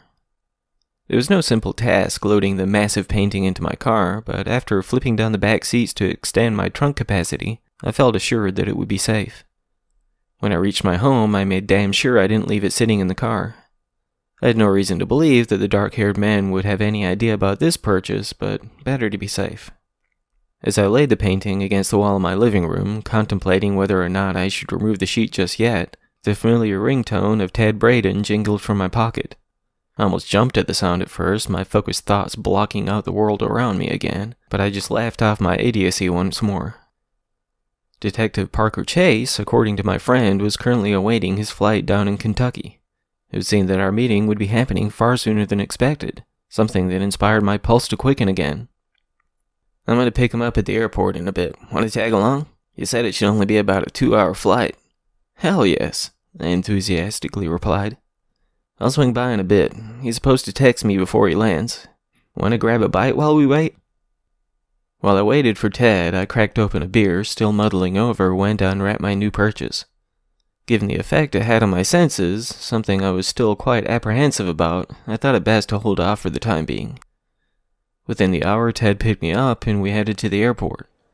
It would still be a while before Parker Chase would arrive, but we thought it best to just hit up one of the restaurants there rather than wait for the text message to battle traffic. I could tell that my friend was just as anxious as I was to get some answers, but I had this nagging feeling that something would prevent us from getting them. It seemed that every potential lead I had come across had been whipped away from me only moments after it presented itself. Perhaps I was being irrational about the whole thing, but given everything that had occurred since the night I met Forense Jones, anything rational may as well have gone up in the blaze that claimed a pleasant back-alley bookshop. We chose not to discuss what we were there for as we nursed a beer and an appetizer while we awaited the detective. It had been a couple of months since we had last spent any time together, so we just caught up for a bit. He did give me a knowing smirk when I mentioned my meeting with the lovely Miss Betty Morrison, leaving out what drew me to the shop in the first place. He chuckled like a teenager hearing all the juicy details of a nerdy friend's hopeless crush on a popular girl. But that's just one of the things I always liked about hanging out with Ted. He had an uncanny knack for making me feel at ease, even if it was in a somewhat childish fashion on occasion. It was only an hour or so after we arrived at the airport when my friend received the message that Chase would be touching down any minute. While he had assured Ted he would give him plenty of notice to head this way, he had fallen asleep on the plane, not waking up until the stewardess alerted the passengers to buckle up for the landing. To my surprise, not only did Parker show up sooner than expected, as his plane had landed without a hitch, but he was not alone when he came strolling through the gate. The man walking alongside Mr. Chase looked 3 times his age, with a cane in one hand and the detective's arm sporting the other. At first, I thought it may be his retired father he had brought along for the ride, given his fascination with the Jones case, but no. While he was decades older than the missing man in question, his eyes carried that same mischievous spark as his younger brother, far younger by this point. As I said, Parker said after our initial introductions, I thought it best if we met in person. How did you arrange this so quickly? I asked while Ted gave me a questioning frown. I mean, I'm not trying to be rude or anything, but how did you set this up, get vacation time, and track down Randolph Jones within a matter of hours? His pop kept in touch with me over the years, the elderly man said, a smirk crossing his thin lips. Always swore he'd let me know if anything came up on Ramsey. Yeah, Parker said. I called Dad after I got off the phone with y'all. Everything came together quickly after that. Well, thank you for coming all this way, Mr. Jones, Ted said, still giving me a side-eyed look. No, Randolph said. Thank y'all. I've missed Ramsey something awful all these years. When Nolan called me and told me you'd actually seen him, wasn't nothing gonna keep me from coming. I'll do anything I can to get him back. Ted offered to let the two stay at his place while they were in town. With his marriage having come to a fairly messy end some years back, he was left with a decent-sized house with plenty of room for all of them. With that destination in mind, we loaded up in his car and headed back that way. While the anticipation of hearing Randolph's side of things was practically knocking the wind out of me, the ride allowed us all to get all of the precursory conversations out of the way. Parker said that his father desperately wanted to come along as well, but he was wheelchair-bound these days and had never been a fan of air travel, so he decided to sit it out. Once we arrived at my friend's place, we gathered up on the oversized back deck with a round of fresh drinks. It was a beautiful night outside, and he hoped some creature comforts would ease the old man's heavy heart while he recounted the events that led to his brother's disappearance. Forense was always the creative one in the family, Randolph began, keeping his gaze fixed on the chilled bottle in his hand. I won't say I was the smart one or nothing, but I was a facts and figures kind of guy. I was almost jealous of his wild imagination when we was kids. While I'd be at my studies, he'd be far off in some wondrous place that only he could see, soaring through space or battling against some monster out in the yard. I'd join him sometimes, but even when he'd try to paint a picture of whatever he was seeing, I couldn't even imagine what the world looked like through his eyes. Even with our differences, we was as close as brothers could get. Hell, I reckon we did just about everything together, outside of work anyways. He took to calling me Dolph after we watched Rocky IV with the old man. Last thing we ever did as a family before he passed. We was as close to him as each other, on account of him being the one that raised us after Mama died when we was just kids. That broke us all back then, but none of us more than Pop. Could have gone either way after that, but when he said he was done grieving, we'd only talk about it when he did. No matter what he said though, I reckon he grieved his wife until the day he joined her. Renzi didn't remember her all that well since he was around 4 when the good Lord called her home, but me and Pop did. Swear to God he called out to her on his deathbed. Said he could see her clear as day. Reckon it was nothing more than the drugs they had him on to dull the pain messing with his head. But my little brother said he could see her too. I figured that was just something he said on account of Pop's fragile state in the end, but I never called him on it. Many a tall tale Renzi had, but like I said, I could never see what he saw. I glanced over at Ted while Randolph spoke, wondering what this personal history had to do with the price of a room at the lodge. He returned a subtle shrug, seemingly wondering the same thing, but Parker looked just as immersed in the story as the old man did as he spoke. It'll all make sense soon enough, Randolph said, apparently having noticed my restlessness. I do tend to drone on, especially when I can convince anyone to listen, but just hang in there, kid. I felt my face flush slightly as he gave me a knowing wink accompanied by a smirk. Chase and Ted both laughed along with him, while my awkwardness inspired me to chug down the remains of my beer. My friend pulled another from the cooler by his side, popped off the cap, and handed it to me. The thing is, even though I still wore the scars of losing both parents, Renzi took Pop's passing back in '86 harder than anyone.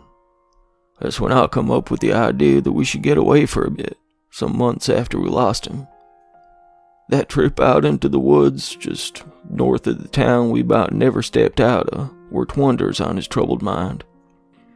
We fished and hunted, got drunk and cut up, laughing and joking about the fun times of Pop. By the time that week come to a close, my baby brother was about back to where he was before things went south for Daddy. He'd still drift off from time to time, caught up in the melancholy of life, but we made damn sure to take that trip every year, right around the anniversary of the first. We checked out a few other spots over the years, but it wasn't until we returned to that same one just north of our little hometown that things took a turn. It all started the first day we arrived at the cabin, well, that night anyway. We spent most of the day settling in, picking up supplies for the week and whatnot. Before we turned in for the night, I noticed that Renzi was acting all kind of weird. We was just sitting around drinking and killing time, both of us bait from the drive and such, when he just took to looking out the window. We'd been talking back and forth, but when I noticed how distracted he was, almost looking like something had him spooked, I tried to pull his attention back from whatever he saw out there. He didn't so much as twitch, even after I called out his name, just kept staring on through the glass. I shifted over beside him, trying to see whatever he was looking at, but all I could make out was the trees and the darkness. Finally shook him by the shoulder, making him damn near jump out his skin. He blew me off when I asked what had caught his eye, talking about he was just tired and kinda zoned out for a bit. We ended up turning in soon after, but I still couldn't shake the feeling that something wasn't right with him. Given my body being tuckered out, I ain't never been in the best shape, I just drifted off before I knew it. I don't know what it was, but something sprung my eyes back open sometime in the middle of the night. I was in a cold sweat and my heart was racing something awful. I headed to the bathroom to wash my face in cold water and drain the vein a bit. It wasn't until I headed back to my room I noticed Renz's door was open. He'd always been a bit restless, my brother. He wasn't never a leave the light on kind of kid, even when he was small, but he would never sleep with the door open. He'd make for damn sure the closet was closed too before he'd go to sleep. Always talked about how he'd feel like he was being watched if the door was so much as cracked in the night. I almost tried to shake it off and just fall back into the bed, but between how he'd been before we turned in and now this, I knew I wouldn't sleep right if I didn't make sure. I snuck into his room worried he'd think the boogeyman had done found him if he saw me there, but wasn't no trace of him inside. The blanket was pulled back on the empty bed. I called out his name, feeling my skin start to tremble and throwing open every door in the cabin until I saw that the front door wasn't latched neither. I thought he might have sleepwalked or something. Maybe he wandered out into the wilderness, not even knowing what he was doing. But when I saw him out there just standing by the tree line, I almost felt my heart jump into my throat. I just run out there, not even giving a second thought to the fact that I was in nothing but my skivvies. He had his back to me when I come upon him, but when I reached out to turn him to face me, I couldn't even budge him. It felt like I may as well have been trying to spin one of the trees around. When he just turned his head, side-eyeing me with an almost blank stare, I swear to the good Lord I damn near hit the dirt when he spoke. "He ain't dead," he said, with his voice as dull and lifeless as his eyes. "Daddy ain't dead, Dolph. He's coming back to us." I just backed away from him, figuring he was still asleep and dreaming after all. I'd always heard that you don't want as wake a sleepwalker, but whatever this was, it didn't feel like it was my baby brother that was looking back at me at the time. A minute later, he turned on the spot, wandering back into the cabin and into his room, not closing the door behind him. He just dropped into the bed and was out before I knew it. I tried to settle myself back in after shutting his door and leaving mine open, hoping I'd come to if I took it upon himself to leave again, but didn't nothing else happen that night. The next day, he didn't act no different from normal, claiming he didn't even know what I was talking about when I brung up what happened. I just shrugged it off, taking it to mean that he had been sleepwalking after all, though I hadn't ever known him to do nothing like that. We did some fishing the next day, carrying on like we always did on these trips. We drunk and laughed, cutting up like a couple of school kids. But when night come, he just took to staring out the window again, all quiet and such, like before. I tried to get him to talk about it like I did before, but he just blew me off again, claiming he was just tired, walking off into his room a few minutes later. I stayed up that night, hoping I could follow him out if he took to leaving again. Sure enough, around 2 a.m., he come creeping out his room, paying no mind to me still sitting on the couch. He walked out the door, heading back towards them trees he was staring down before, except this time he kept going right past him, not so much as looking back. I stayed a ways behind him as we zigged and zagged between the trees, his arms just hanging limp to his sides while he did. I could barely see a damn thing with the moonlight hidden behind the brush above my head, but he didn't so much as stumble or trip as if the sun was still beaming down around him. We was walking for some time when we finally come up on a clearing in the woods with another cabin standing some 30 or 40 feet ahead. with my brother just staring at the door from the foot of a couple of steps leading up to it. Damn near felt my legs give out when that door creaked open with an eerie red glow coming from inside. It wasn't that got me though, but the man standing in the open doorway, waving to Renzi. My heart was fit to burst right out of me when my brother started walking up the steps, still barely reacting to seeing Pop standing there. I swear he looked younger than I'd ever seen him, as if the years he spent grieving for Mama hadn't aged him so much. I tried to run towards him, but my legs felt like they was fighting quicksand at the time. I hadn't a chance of getting to them before Florenzi walked in, with Pop just smiling at him as he walked on by. He was still smiling when he turned to face me, freezing me in my tracks. There was something in his face, something more than just that youth I'd never seen in him. Can't quite put my finger on it, but damn near stopped my heartbeat short, causing me to shiver like a leaf in the wind. We just stood there, him looking at me and me just staring back, almost shell-shocked by the sight. I could still see my brother's back, but nothing else besides that red glow. When my old man frowned, that grin still plastered on his face. I just knowed it wasn't really him, not by a damn sight. I took to running again, forcing my jelly legs forward, but when I reached the steps, he slammed the door shut. I pulled at the knob, kicked at the door, and even tried to put my shoulder into it, but the damn thing felt more like a brick wall than a shabby-looking cabin would. I beat against the windows, not even making a scratch on them. I even gathered some rocks and tried to break them in, but when none of that worked, I took off back to the cabin to get my gun. I was beating myself up for not thinking to bring it in the first place, but it didn't take me long to reach the cabin again. Somehow, I had no trouble finding my way around, even without Renzi leading the way back. I grabbed my rifle and a handful of shells and took off back the way I come. Suppose it won't be too hard to figure out what happened next. Even though I knowed I was following the same path, it was pretty much a straight shot, aside from the trees in the way. I couldn't find no other cabin, no matter how hard I looked. I spent just about all night searching them woods, not so much as tracking down any clearing, let alone one that had a damned cabin in it. I was still looking when the sun come up, shining light down on the trees all around me.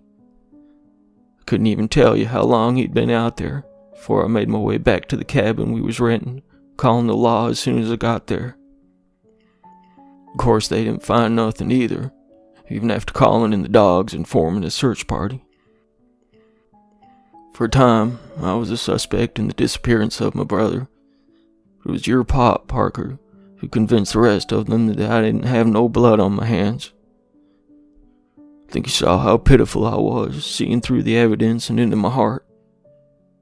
He knowed I hadn't done nothing to Renzi, and Lord knows I wouldn't have never hurt a hair on his head. My baby brother was the only family I had.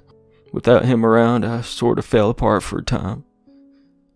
I turned to drugs and liquor to get through the days. But it was Nolan what set me straight again. He didn't ever stop looking for Renzi, and neither did I. Hell, we could never track down that damn cabin again, let alone the one it took from me. Randolph Jones began to weep by the end of his tale, the young Parker Chase wrapping an arm around him in an attempt to ease his troubled thoughts. We steered the conversation to less unsettling topics after that, all of us attempting to bring a smile to the weathered face of the man who had lost his brother some 30 years ago.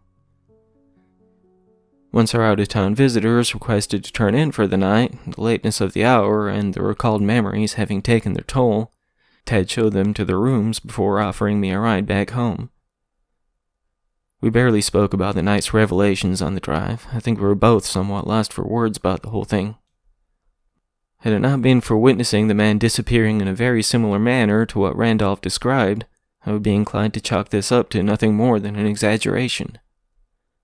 Given everything I had experienced since meeting the absent Mr. Jones, I took every word that was spoken as the truth of things, as hard to believe as they were. Once my friend dropped me off, stating that we would discuss more of this tomorrow, I headed back into my home, absent-mindedly fishing a beer from the fridge after locking up for the night. I dropped down in my favorite chair, gazing deeply into the darkness of my living room, attempting to ease my scattered thoughts to allow me to rest soon. I don't know how long I'd been sitting there in the dark, zoned out due to my wandering mind, still reeling from Randolph's tale, when the sound of a creaking door snapped me back to reality. Suddenly gripped by the idea that the dark-haired man had found out about my most recent purchase, something I hadn't even thought about until that very moment, I ran to my gun safe, not so much as inspecting the locks on the entrance to my home. When I hesitantly walked back into the room with my pistol in hand, two things struck me at once. The first was the fact that the door was still sealed and locked. The second, which inspired the gun to shiver in my hand as though I held a block of ice, as opposed to the textured grip of my revolver, was the painting hanging on my wall. The bedsheet I had left it wrapped in was in a bundle on the floor where I left the picture propped. Not only was the painting now displayed so that the subtle light of the street lamps peering through the curtains illuminated the haunting image, but it was not entirely the same one that I purchased at the pleasant shop owned by the lovely Miss Morrison. The same pristine orb of moonlight shone down on the rickety roof of the lone cabin. The same subtle mist drifted around the sides and through the sparse greenery. But the door that led into the mysterious building was now cracked open, with an eerie crimson light beaming from within. I was almost paralyzed by this sight, my senses once more being enraptured by the image I could not break my gaze from. I felt myself being drawn to it, perhaps into the heart of what lay beyond that door, inviting me to witness the wonders within. My rational mind was begging me to look away, to turn and run from this mesmerizing thing and never return. It was as the two sides of my brain battled against one another, when the vibration of my phone in the confines of my pocket, accompanied by the theme tune to Hawaii 5-0, caused my senses to collide with reality once more. "I'm heading back that way," Ted said in a trembling voice as I turned from the painting to flip the light switch. "Is everything alright?" I asked, suddenly scared that my friend was in some sort of trouble. I don't know, man. I just got a call from Parker Chase. "Parker, has something happened with Randolph? Is he okay?" The line went silent for a minute, causing my pulse to race with the possibilities. Chase said he couldn't get away. Something came up. Something happened." "Huh?" "Couldn't get away, but he couldn't leave. He never got the flight out here." "What? But what the hell? Who's at your house, Ted? Who did we pick up at the airport? What the—" "That's not all," Ted said, his harried voice matching my own. "It's Randolph Jones, Cameron. They discovered his body in his home 3 hours ago." "What?" Shay said it looks like it's been days. Like he's been dead for days. But they don't know what caused it. Not yet, anyway. I got back home and nobody's there, Cam. I don't know what's going. I'll be there soon." As the line went dead, the phone slipped out of my hand, falling to the hardwood floor, as my head grew light, almost dropping me beside it. I staggered over to my chair, my violently shivering fingers attempting to grasp the bottle on my coffee table. Before Ted arrived, after I regained control of my still trembling limbs, I pulled the painting from the wall, covering the alluring sight with the bedsheet once more. I stashed the damn thing in the basement for now, unlocking my front door in preparation for my friend's arrival. We talked a good deal that night, achieving little more than allowing this mystery to grab us both by the throat, holding us hostage, not unlike the grip that painting had on me. Ted is going to be sticking around here for a bit, utilizing my guest bedroom in the same way he had yielded his own to his guests, whoever or whatever they were. I think neither of us wants to be alone right now. In many ways, I just want to drop this whole thing, burn that damn painting, and never even think about this bloody lodge again. Somehow, I get the feeling I don't have a choice in that. Not anymore.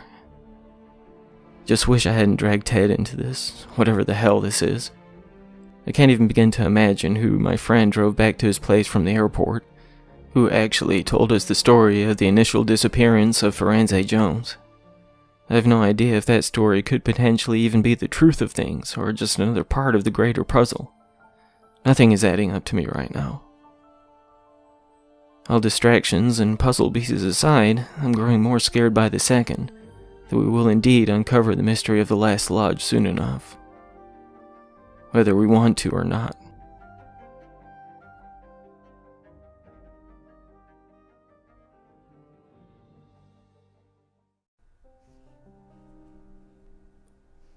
The day after we were told the story of how Firenze Jones disappeared, Ted and I did a lot of talking about where to go next. We were both haunted by the revelations of Randolph's tale, and even more so by the truth of his death some days before we met. Like me, my friend wanted to drop this just as much as I did, fearing that this whole thing would claim our sanity by the end, but I think we both knew it wouldn't be that simple. When he arrived back in my home the previous night, I reluctantly showed him the painting. I was apprehensive about it, not wanting him forced any deeper into the hole I'd buried myself in. He was a part of this now, whether I liked it or not. The door to the cabin in the picture was still cracked open when I pulled it from the basement to show him. I tried my best not to look at it, feeling my senses being pulled back in the second I wrapped my trembling fingers around the wooden frame. While Ted agreed that something was unsettling about the image, he didn't seem to be as enraptured by it as I was. He said that looking at it made him feel uneasy in a way, but nothing more than that. I didn't pry too much about any sensation of being dragged unwillingly into the haunting image, as I didn't want to come off any more nuts than I was feeling. Ted said he would look into this Dorian Black, the man whose final work seemed to be unraveling my sanity when he returned to work. He mentioned that it may end up a dead lead, given that some painters change their moniker for their work, just as writers do. With the fact that I do not write under the name Cameron McConnell, I had to agree on this. After some binge drinking and a little uncomfortable silence once I stashed the painting back in the basement, I suggested that we try to get some sleep. The following morning found us both quite groggy, the drinks we knocked back while discussing everything we had seen and heard, along with those facts making falling asleep no simple task. Parker Chase called again while we were eating some breakfast at a nearby diner, still discussing whether or not to let this go. I almost felt like the detective reaching out to Ted once more was almost on cue, as if to remind us that the lodge was not about to let us go. My friend looked troubled as he spoke with Chase, replying in single words after long moments of silence on his end. I was practically going crazy while watching Ted's expression drift through varying stages of anguish, with my imagination running wild over the possibilities. When he lay his phone back on the table, staring down at it like it had insulted him in some way, I was trying my best to be patient, to allow him a moment to process whatever Parker had told him. "What'd he say?" I asked after a few minutes, unable to hold it back any longer. "They found a puncture wound on the back of Randolph's neck," Ted said, his voice as distant as his blank stare. "The talk screen came back and he was poisoned, Cam. Randolph Jones was murdered." Jesus, who'd want to kill an old man? No telling. It wouldn't be the first time, you know. If there's one thing I've learned on the job, is that the sickos of the world don't always need a reason to kill. I could tell that his mind was in the same place as mine, and this was not some random crime, but somehow that the lodge had its hand in this. "I'm going to try to get some time off and head down there," Ted said, still looking mentally vacant. "I gotta get some answers, you know. I need to know if the story we heard yesterday is the truth. I gotta make sense of all this." "I can come along. I mean, no. You need to find out more about that painting. Even if I'm out of my jurisdiction down there, I can likely go places you can't. There's not much you'd be able to do around a crime scene. Please don't take this the wrong way, but it'd make things easier if it was just me." If I didn't know Ted as well as I do, I'd almost be inclined to think he was blowing me off, but I couldn't deny that he was right. Likely I'd just get in the way, going nuts while awaiting answers. While I wasn't exactly keen on the idea of being on my own again, with all that's been happening, his logic held up. We could potentially get more answers if we split up. I'll swing by the office and see if I can get a few days off, and I'll look up the painter if I get a chance, Ted said when we arrived back at my home. I'll call you when I know something. Over the few days leading up to Ted heading down to Kentucky, we looked into a few things. While his initial search on one Dorian Black came up short, I had done a little internet browsing on the man. There were a variety of sites he had posted his art to online, some images of his work and a quick bio about the guy, but there was little information about who he was in life. It took me some digging, but I finally managed to track down the obituary of Simon Dorian, the birth name of the artist in question, linked on a forum discussing his work. He had a small but passionate following, many of whom were quite gutted about his passing. The obituary itself contained only the relevant information.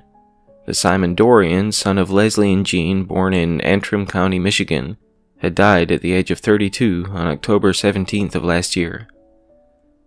While that didn't tell me much, it didn't take long to find an article concerning the apparent suicide. According to the link, Dorian was found hanging by the neck in the living room of his home he shared with his girlfriend, Penelope Slate, just a few miles from the shop in which I discovered his work. From what his girlfriend of 3 years said, Simon had been in a bit of a rut those past few months. After a bout of some brutal artist block, something I can very much relate to, he began to produce a number of very disturbing paintings. While the article didn't get into the specifics of these works, it would seem that his girlfriend had grown quite concerned about his fragile mental state, recommending that he seek out some kind of help. While she hated to leave him alone during this time, she didn't have the luxury of working from home like he did. She'd often find him fully immersed in one painting or another when she would return. That inspired me to look more into the work he had posted online, though most of it was just digital art, as opposed to the painting, which was his greater passion. There were plenty of fantastical and imaginative pieces, beautiful fantasy-inspired landscapes, and stylized, brightly colored abstract work, but nothing especially jarring to the senses. From what I could tell, though, he hadn't published anything on the internet since around 6 or 7 months before he died. Ted looked him up again once he had his real name to go on, finding nothing more than some fines for graffiti a good decade ago, and an instance of underage drinking when he was 17. The driver's license picture he pulled up showed a slender man with a pale complexion, shoulder-length, dirty blonde hair, thick beard stubble, dark eyebrows, and bright green eyes. He looked about as content as anyone could in such photographs, likely exhausted from waiting in line for his turn to renew, uncertain whether to smile or remain neutral. The image was from a good 2.5 years before his suicide, so perhaps whatever personal demons pushed him over the edge hadn't taken root just yet. When I drove my friend to the airport for his flight down south, where Detective Chase was set to pick him up on arrival, I grew silent, the memories of our last visit to the place still haunting me. I could tell that Ted felt the same, unable to put into words how to rationalize meeting up with people who were not really there. "You think I should flash my badge and try to get a peek at the security footage from that day?" Ted asked as we walked towards the terminal. "I don't know, man. Would that be crossing any lines? I don't want to get you into any more trouble." We both left it at that. I suspect we were on the same page, apprehensive about what any footage may show. I'm not sure if my still reeling mind could handle the sight of us standing in the bustling terminal conversing with nobody. It may honestly be worse if it did show Chase and the deceased Randolph Jones. Yeah, if that were the case, it would give us some concrete proof that a dead man had somehow arrived that night. What would that mean, really? As it was, I felt like I was teetering on the brink of madness, uncertain what was real anymore. The last thing I needed was to take one step closer to a padded room in a straitjacket. When Ted boarded the plane, I headed back into town with my head floating somewhere alongside him. I planned to head back to the pleasant little shop in which I had purchased the eerie painting, but not until I was in a better frame of mind. I wanted to learn more about Dorian from someone who actually knew the guy, but I didn't want to come off like a nutcase to the lovely Betty Morrison either. Sure, I shouldn't be thinking about any sort of potential romance with everything else going on, nor did I even know if the attractive shop owner was involved, but hey, I'm a guy. What can I say? Even faced with the most bizarre circumstances, a pretty girl has a way of setting some sort of seed in even the most otherwise occupied of minds. I ended up settling on heading back to my house after a brief stop-off at the local post office. I maintained a P.O. box for any mail related to my pen name, mostly to keep a certain degree of anonymity at home. I'm not especially well known, but I have a decent, if somewhat humble, following. Even if my work should somehow blow up exponentially, I never liked the idea of not being able to enjoy a meal in peace, so I try to keep the two sides of my identity as disconnected as possible. There were a few friends I had made over the years through some of the places I post my work to, along with a handful of books I've released, but many of them only know me by my writing name. Ted is a rare exception given that we live in the same town, along with the mutually beneficial nature of his work. Sure, when I would regularly hit him up for research purposes and the like, it could be argued that I benefited from this far more than he did. But he enjoyed the brainstorming process as much as I did during those times until his supervisor put his foot down. I still consider him a dear friend, and though I still feel awful about dragging him into this, I do feel a lot better with him by my side.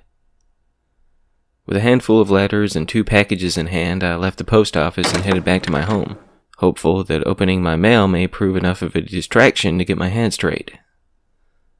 When I arrived, grabbing a cold soda from the fridge and flipping on the television, I dropped onto my couch, groaning from the tension in my back and neck. The TV provided some ambient background noise while I tore into my letters, my mind still not fully escaping the bizarre events of the last weeks. One of the packages was from a friend overseas, a book they had tracked down concerning some Finnish folklore I'd expressed interest in researching for a story. Flipping through the pages brought a smile to my face and a much-needed topical shift to my mind. When I absent-mindedly reached for the other parcel, glancing at the TV to see the burnt man in the striped sweater having successfully lured another unsuspecting teenager into his nightmare, I let out a sigh from the tension in my neck having finally eased. I pulled up the box on my lap, my eyes still fixed on the screen and a smile on my face at the wonderfully campy 80s horror movie. I can't even tell you how many times I've watched this one, but it never got old. Whether or not I'll be able to view it again with the same glee on my face, though, I can't honestly say.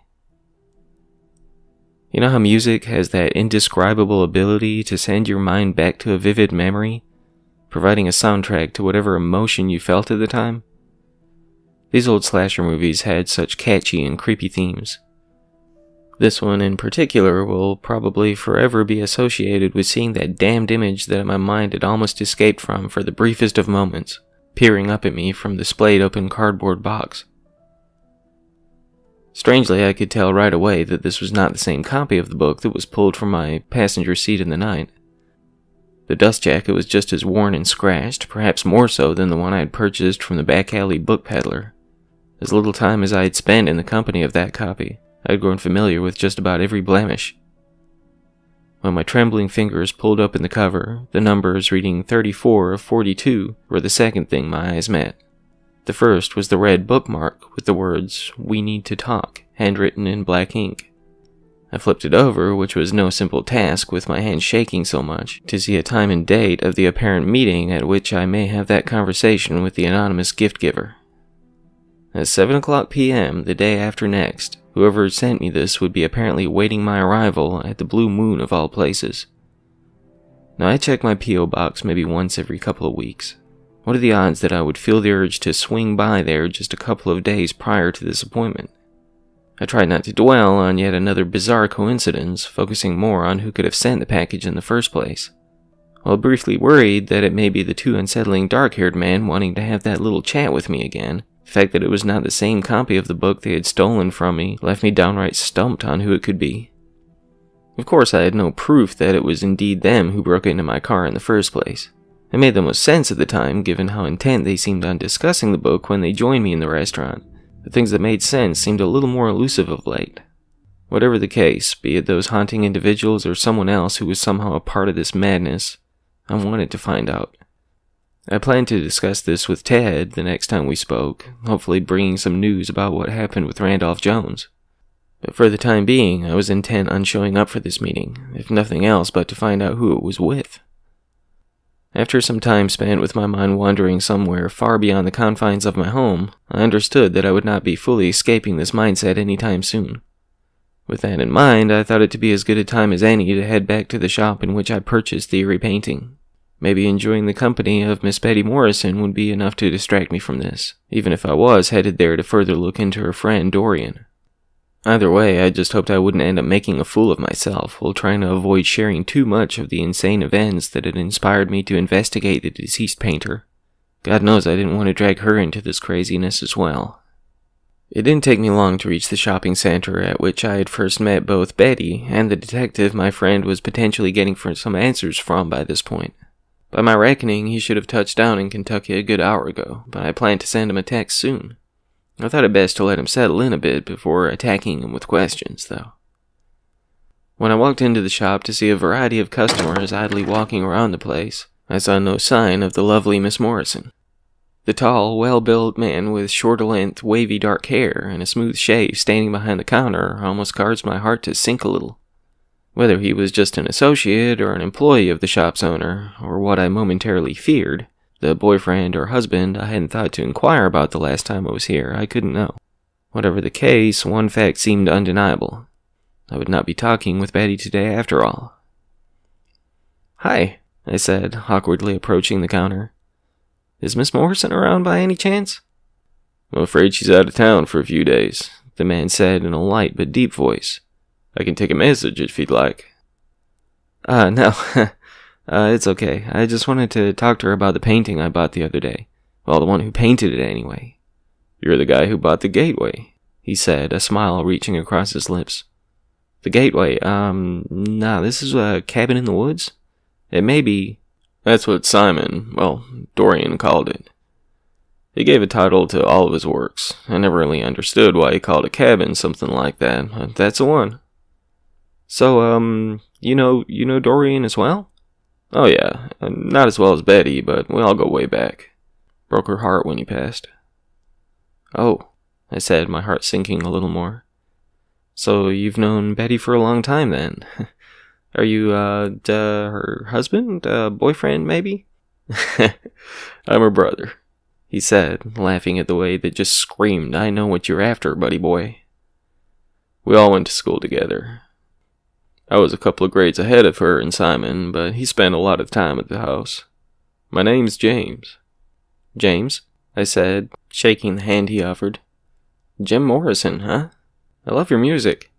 Yep, he said with a sigh, clearly having heard this before. "That's sort of how we came up with the name for the place.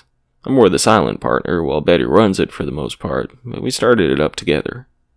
Though I'd previously paid no attention to the name of the shop, I now noticed the sign above the counter that matched the one on the exterior wall. The other side definitely fit, given the moniker of one half of its owners. Hopefully nobody feels the urge to break on through to the other side," I said, joining him in a chuckle. "Yeah, I hope they don't light my fire either." For a second, I felt my distracted laughter catching in my throat, my mind flashing back to the blaze that consumed the bookshop, but I shook it off to the best of my ability. The last thing I wanted was for this guy to think I was some kind of weirdo, especially with my all-too-obvious desire to get to know his sister better. "So what did you want to know about Dorian?" he asked, still smiling. It wasn't until this point that I realized I hadn't planned this far ahead. In a nutshell, I wanted to know specifically what inspired him to paint that same damned image from the dust jacket of the book, but I wasn't entirely sure how to approach that without coming off like a bit of an oddball. "I guess anything you feel comfortable sharing. I'm a writer myself, so it's always fascinating to me how an artist's mind works in different mediums. I suppose I'd just like to know a bit about the guy, especially with how incredible his work is." It almost felt like a cop-out statement, just a blanket "who is this guy?" but I hoped it would at least ease into things I really wanted to know, specifically the subject of his final work. "He was always quiet, Simon. His home life was a bit of a wreck during his school years, so he wasn't the most social back then. Betty took to him pretty quickly when they first met, him being the new kid. They were sweet on each other for a bit, but that just turned into friendship after a while. He told her once that he loved her too much to be in a relationship with her, whatever that meant, but she seemed to understand what he was getting at." "Was he always an artist, like even back then?" "Oh yeah. It was all he'd talk about. It'd get old to me fast when he was hanging out at the house, but Betty lapped it up like a thirsty dog. She's more musically inclined, plays the cello, some guitar, and ukulele, but she says art is art, no matter if it's on a canvas or the strings. I wouldn't know much about that, though. I love listening to music and looking at art, but I wouldn't know a thing about making it." "I guess that's the nature of things. If anyone could do it, it wouldn't be all that interesting, I said, hoping to speed the conversation along. So, I don't mean to pry, but, what happened? How did he, I didn't want to fully reveal that I'd been almost obsessively looking into how he died, but I hoped it wouldn't be crossing any lines by veering the conversation this way. Yeah, Simon had been going through some stuff towards the end. Apparently it was suicide. Oh my god, I said, faking my best impression of someone shocked by a revelation. Why? I mean, what led him to that? I couldn't tell you personally. He'd still come by the shop or the house on occasion over those last months, but mostly Betty would head to visit him and Penny, his girlfriend. She had introduced them a few years back, Penn being a college friend who moved out this way. They both got concerned with how distant Simon had grown, but they didn't think he'd go this far. Did they have any idea what drove him to that? That I couldn't tell you. All I know is that it messed Betty up. I think she cried for a solid week when... It may be best for you to talk to her about this stuff. I mean, I knew the guy well enough, but I don't know about what inspires or breaks down the artists of the world. I was a little less than thrilled that this got me no closer to the truth of things, but I couldn't argue with Mr. James Morrison. It likely would be best to hear this from someone who knew the guy better. Not that I needed any extra reason to chat with his sister more, but if I didn't get any answers soon, my already exhausted mind may explode any second. How about you leave your number and I'll have Betty call you when she gets a chance, he said. Yeah, that works, I replied. He handed me a pen, sliding an open notepad across the counter. She's single, by the way, he said with a smirk as I slid the book back to him. Oh, I didn't mean to. She might have more than just mentioned the guy who bought the painting. You left quite an impression on her. Is that right? I asked, trying to sound more casual than the excited teenager dancing around in my head. I'll tell her you stopped by, he said, holding his hand out again. She'll be back in a few days, but if I hear from her before then, I'll let her know you were looking for her. Thanks, I said, shaking his hand. It was nice to meet you, Jim Morrison. Stay safe, man. You know, people are strange. Yeah, especially when you're a stranger. He chuckled as I walked to the door, a smile etched into my previously unsettled face. Though my quest for answers hadn't been satiated by my visit to the other side, I ended up with a most welcome distraction. Perhaps, given everything of late, this is what I needed far more than some more puzzle pieces to play with. As I opened the door to my home after driving back with my head in the clouds again, Ted's familiar ringtone jingled from my pocket. It looked like the report was falsified, he said, sounding somewhat defeated. Jones died of natural causes, a heart attack in his sleep. Huh? Why would anyone... This seems to be just another dead end. No pun intended. There's not much more I can do down here, jurisdiction and all, so I'm gonna catch a flight back tomorrow morning. The line was pretty staticky, making it a little more difficult to hear what he was saying, but the news of essentially no news made me sink into my chair feeling deflated again. Still, be it from exhaustion or just having traveled all that way for nothing, Ted didn't sound like himself at all. What about the story Randolph told? Did Chase let you see the tape? Yeah, they wouldn't let me see much else, but I got that at least. So was it? It was just like he told it. Well, whoever told it, you know. Almost verbatim. What about Chase? Did you tell him about? I'll send you a text when I know time and flight number, he said, cutting me off once again. Will you be able to pick me up? Yeah, I'll be there. Maybe we should try to get a look at the airport security footage after all? You think? Alright, man. I'll hit you up when I know something. With that, the line went dead. Well, it wouldn't be difficult to chalk up my friend's attitude to being drained from this experience. I had the strangest feeling he wasn't telling me everything. He was never one to be so short in a conversation unless he was overly excited about something. He could be like an enthusiastic kid sometimes, getting carried away when his story took root in his mind. But this wasn't like him at all. Maybe I was just looking too deeply into just about everything of late, but I couldn't shake the feeling that something was off with him. It was very possible, of course, that if I had static on my end, he may have had a hard time hearing me too. I continued trying to distract myself over the following hours, resisting the urge to fish a beer from the fridge. I halfway wondered if the amount of booze I'd been knocking back these past few weeks had taken a toll on my mindset. I just grabbed a chilled soda and tried to kick back and relax, surfing Netflix in search of anything to send my scattered brain anywhere else. A few hours later, as Ted had said, I received a message with the flight information. I replied, asking about trying to check out the footage at the airport again, getting a dismissive, "Maybe, I'll see you tomorrow," in response. Again, I tried to chalk it up as nothing to worry about. Perhaps the lateness of the hour, the exhaustion of the day, and getting no answers after traveling so many miles had him feeling a bit down. It made enough sense to allow me to push aside my concern for the most part. The book I had gotten in the mail still sat on its box in the couch, but I wasn't about to get pulled into that again. I even avoided the other package like it was sitting too close to a giant spider or something.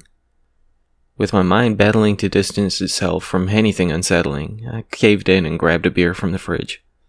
I needed to settle down my erratic thoughts, even if another hangover may be awaiting me in the morning.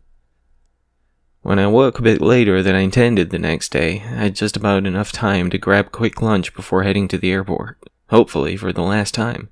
Well, the last time related to this damned investigation anyway. As I sat waiting for my friend, gazing blankly through the window, my phone's vibration almost caused me to jump. I've been so on edge lately that any distraction, even planes drifting across the runway, was enough to leave me completely zoned out from the world around me. Why the sight of an unknown number on the screen of my device caused my hand to tremble again, I can't say. It's not like I'm not fairly constantly plagued by relentless telemarketers intent on offering me a better deal on my car insurance or to sell my home for a remarkable deal. I was almost paralyzed as I gazed at the phone. When I felt a tap on my shoulder, I almost jumped out of my seat, fumbling to keep my phone from hitting the floor. I hadn't even noticed the new arrivals walking through the gate, let alone my friend strolling up to where I sat, looking almost exhausted. "You alright, man?" I asked, tucking my phone back into my pocket and grabbing one of his bags to lend a hand. Didn't sleep much last night. "Did anything happen?" No, I just tossed and turned. Crazy dreams, you know. I think this thing is getting in my head." "Yeah, I know what you mean." With that, we headed for the exit. I thought about pushing the idea of checking out the footage again, but I could tell that Ted was not remotely in the mood. If nothing else, I hope that this experience may allow him to step away from this completely. As much as I felt more at ease having him by my side on whatever was going on here, I still felt awful for bringing him into it. While I was quite aware that I no longer had a choice in seeing this through to whatever end it had in store for me, I wouldn't ask any more of him. We didn't speak much as we headed back to my place where his car was still parked. I had questions I would love to be answered, but with what he had said on the phone, he had no answers to give. After a little small talk upon arriving at my home, Ted gave a tired goodbye, heading to his car and back to his house. I considered recommending that he stick around long enough to at least get some sleep, but I wasn't about to force it on him. I know all too well how someone's sanctuary can help set a troubled mind at ease. I didn't tell him about the little information I had learned about Simon Dorian. If anything, I avoided the topic of the lodge completely, hopeful that he may indeed see fit to get back to his normal routine. Though it was only early afternoon, my body felt as though I had hiked up one side of the mountain and down the other, my head softly pounding with a dull ache. At some point, while I rubbed my temples in an attempt to fend off the oncoming migraine, I passed out in my cozy chair, my pulsing heartbeat providing a soft lullaby. When my phone, vibrating in my pocket, pulled me back to awareness, I was momentarily foggy and a little lost. With my vision still blurry from being half asleep, my eyes blinking rapidly as I slipped the phone from my pocket, my weary chest began to thump at the unfocused sight of that same unknown number glaring up at me from the screen. It felt irrational to be so worked up over something as trivial as a random phone call, but I had the strangest feeling that I shouldn't answer. As it was, my curiosity ran ahead of my common sense, swiping my thumb upwards, holding the device to my ear and uttering a drowsy, "Hello?" Hi. Is this Cameron?" a familiar voice said. Yeah, it is. Chase? Parker Chase? Is everything alright?" "That's what I'm hoping you can tell me," he said in a slightly nervous voice. "I couldn't get in touch with Ted. It took me a bit of searching to find your number, but I wanted to check in and see if everything was okay." "Huh? Yeah, I picked him up a few hours ago." "Picked him up? What happened?" Yeah, from the airport, I said with a perplexed chuckle. The airport, but that's what I'm calling to ask you about. I waited for him at the airport here, but he never showed. I didn't hear anything from him, and he didn't answer when I called to check in, so... Wait. What? I'm back up a bit. He didn't show? I said, rubbing my sleepy eyes, attempting to wrap my mind around what he was saying. I dropped him off yesterday. I watched him board the plane. How could... He didn't show? Yeah, I still waited for him for a while after his plane touched down. When everyone cleared out, flight crew said that nobody else was on board. Tried to call him a few times even after I headed back to the office, but... Are you absolutely certain he boarded? I mean, he walked through the gate with the other passengers. He called me from out your way yesterday. He said that you wouldn't let him cross the yellow tape due to his lack of jurisdiction. He said he saw the autopsy report that Randolph died of a heart attack. How could... No, that's not right. Randolph was poisoned. The case is still ongoing. Honestly, I shouldn't even be telling you this much, but there were clear signs of a break-in, Cameron. Ted never arrived in Kentucky. He did not see any report, nor did he even come close to the crime scene. And where the hell did he go? I asked, almost to myself. This doesn't make any sense. No, it doesn't, Chase said, his voice sounding as unsettled as mine.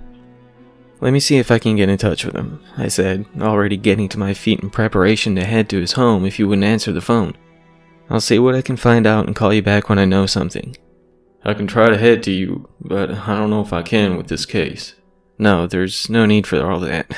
You keep doing what you can on that end, and I'll get to the bottom of this here, I said, choosing not to get into what happened last time we made these same plans. What aren't you telling me? Chase said, sounding slightly apprehensive. Nothing that makes sense. Not yet. I'll call you back when I know something. He seemed reluctant to let it go at that, but didn't argue. I almost dread to think what he thinks may be going on here, but I couldn't even begin to rationalize any of this. The only thing that made any sort of sense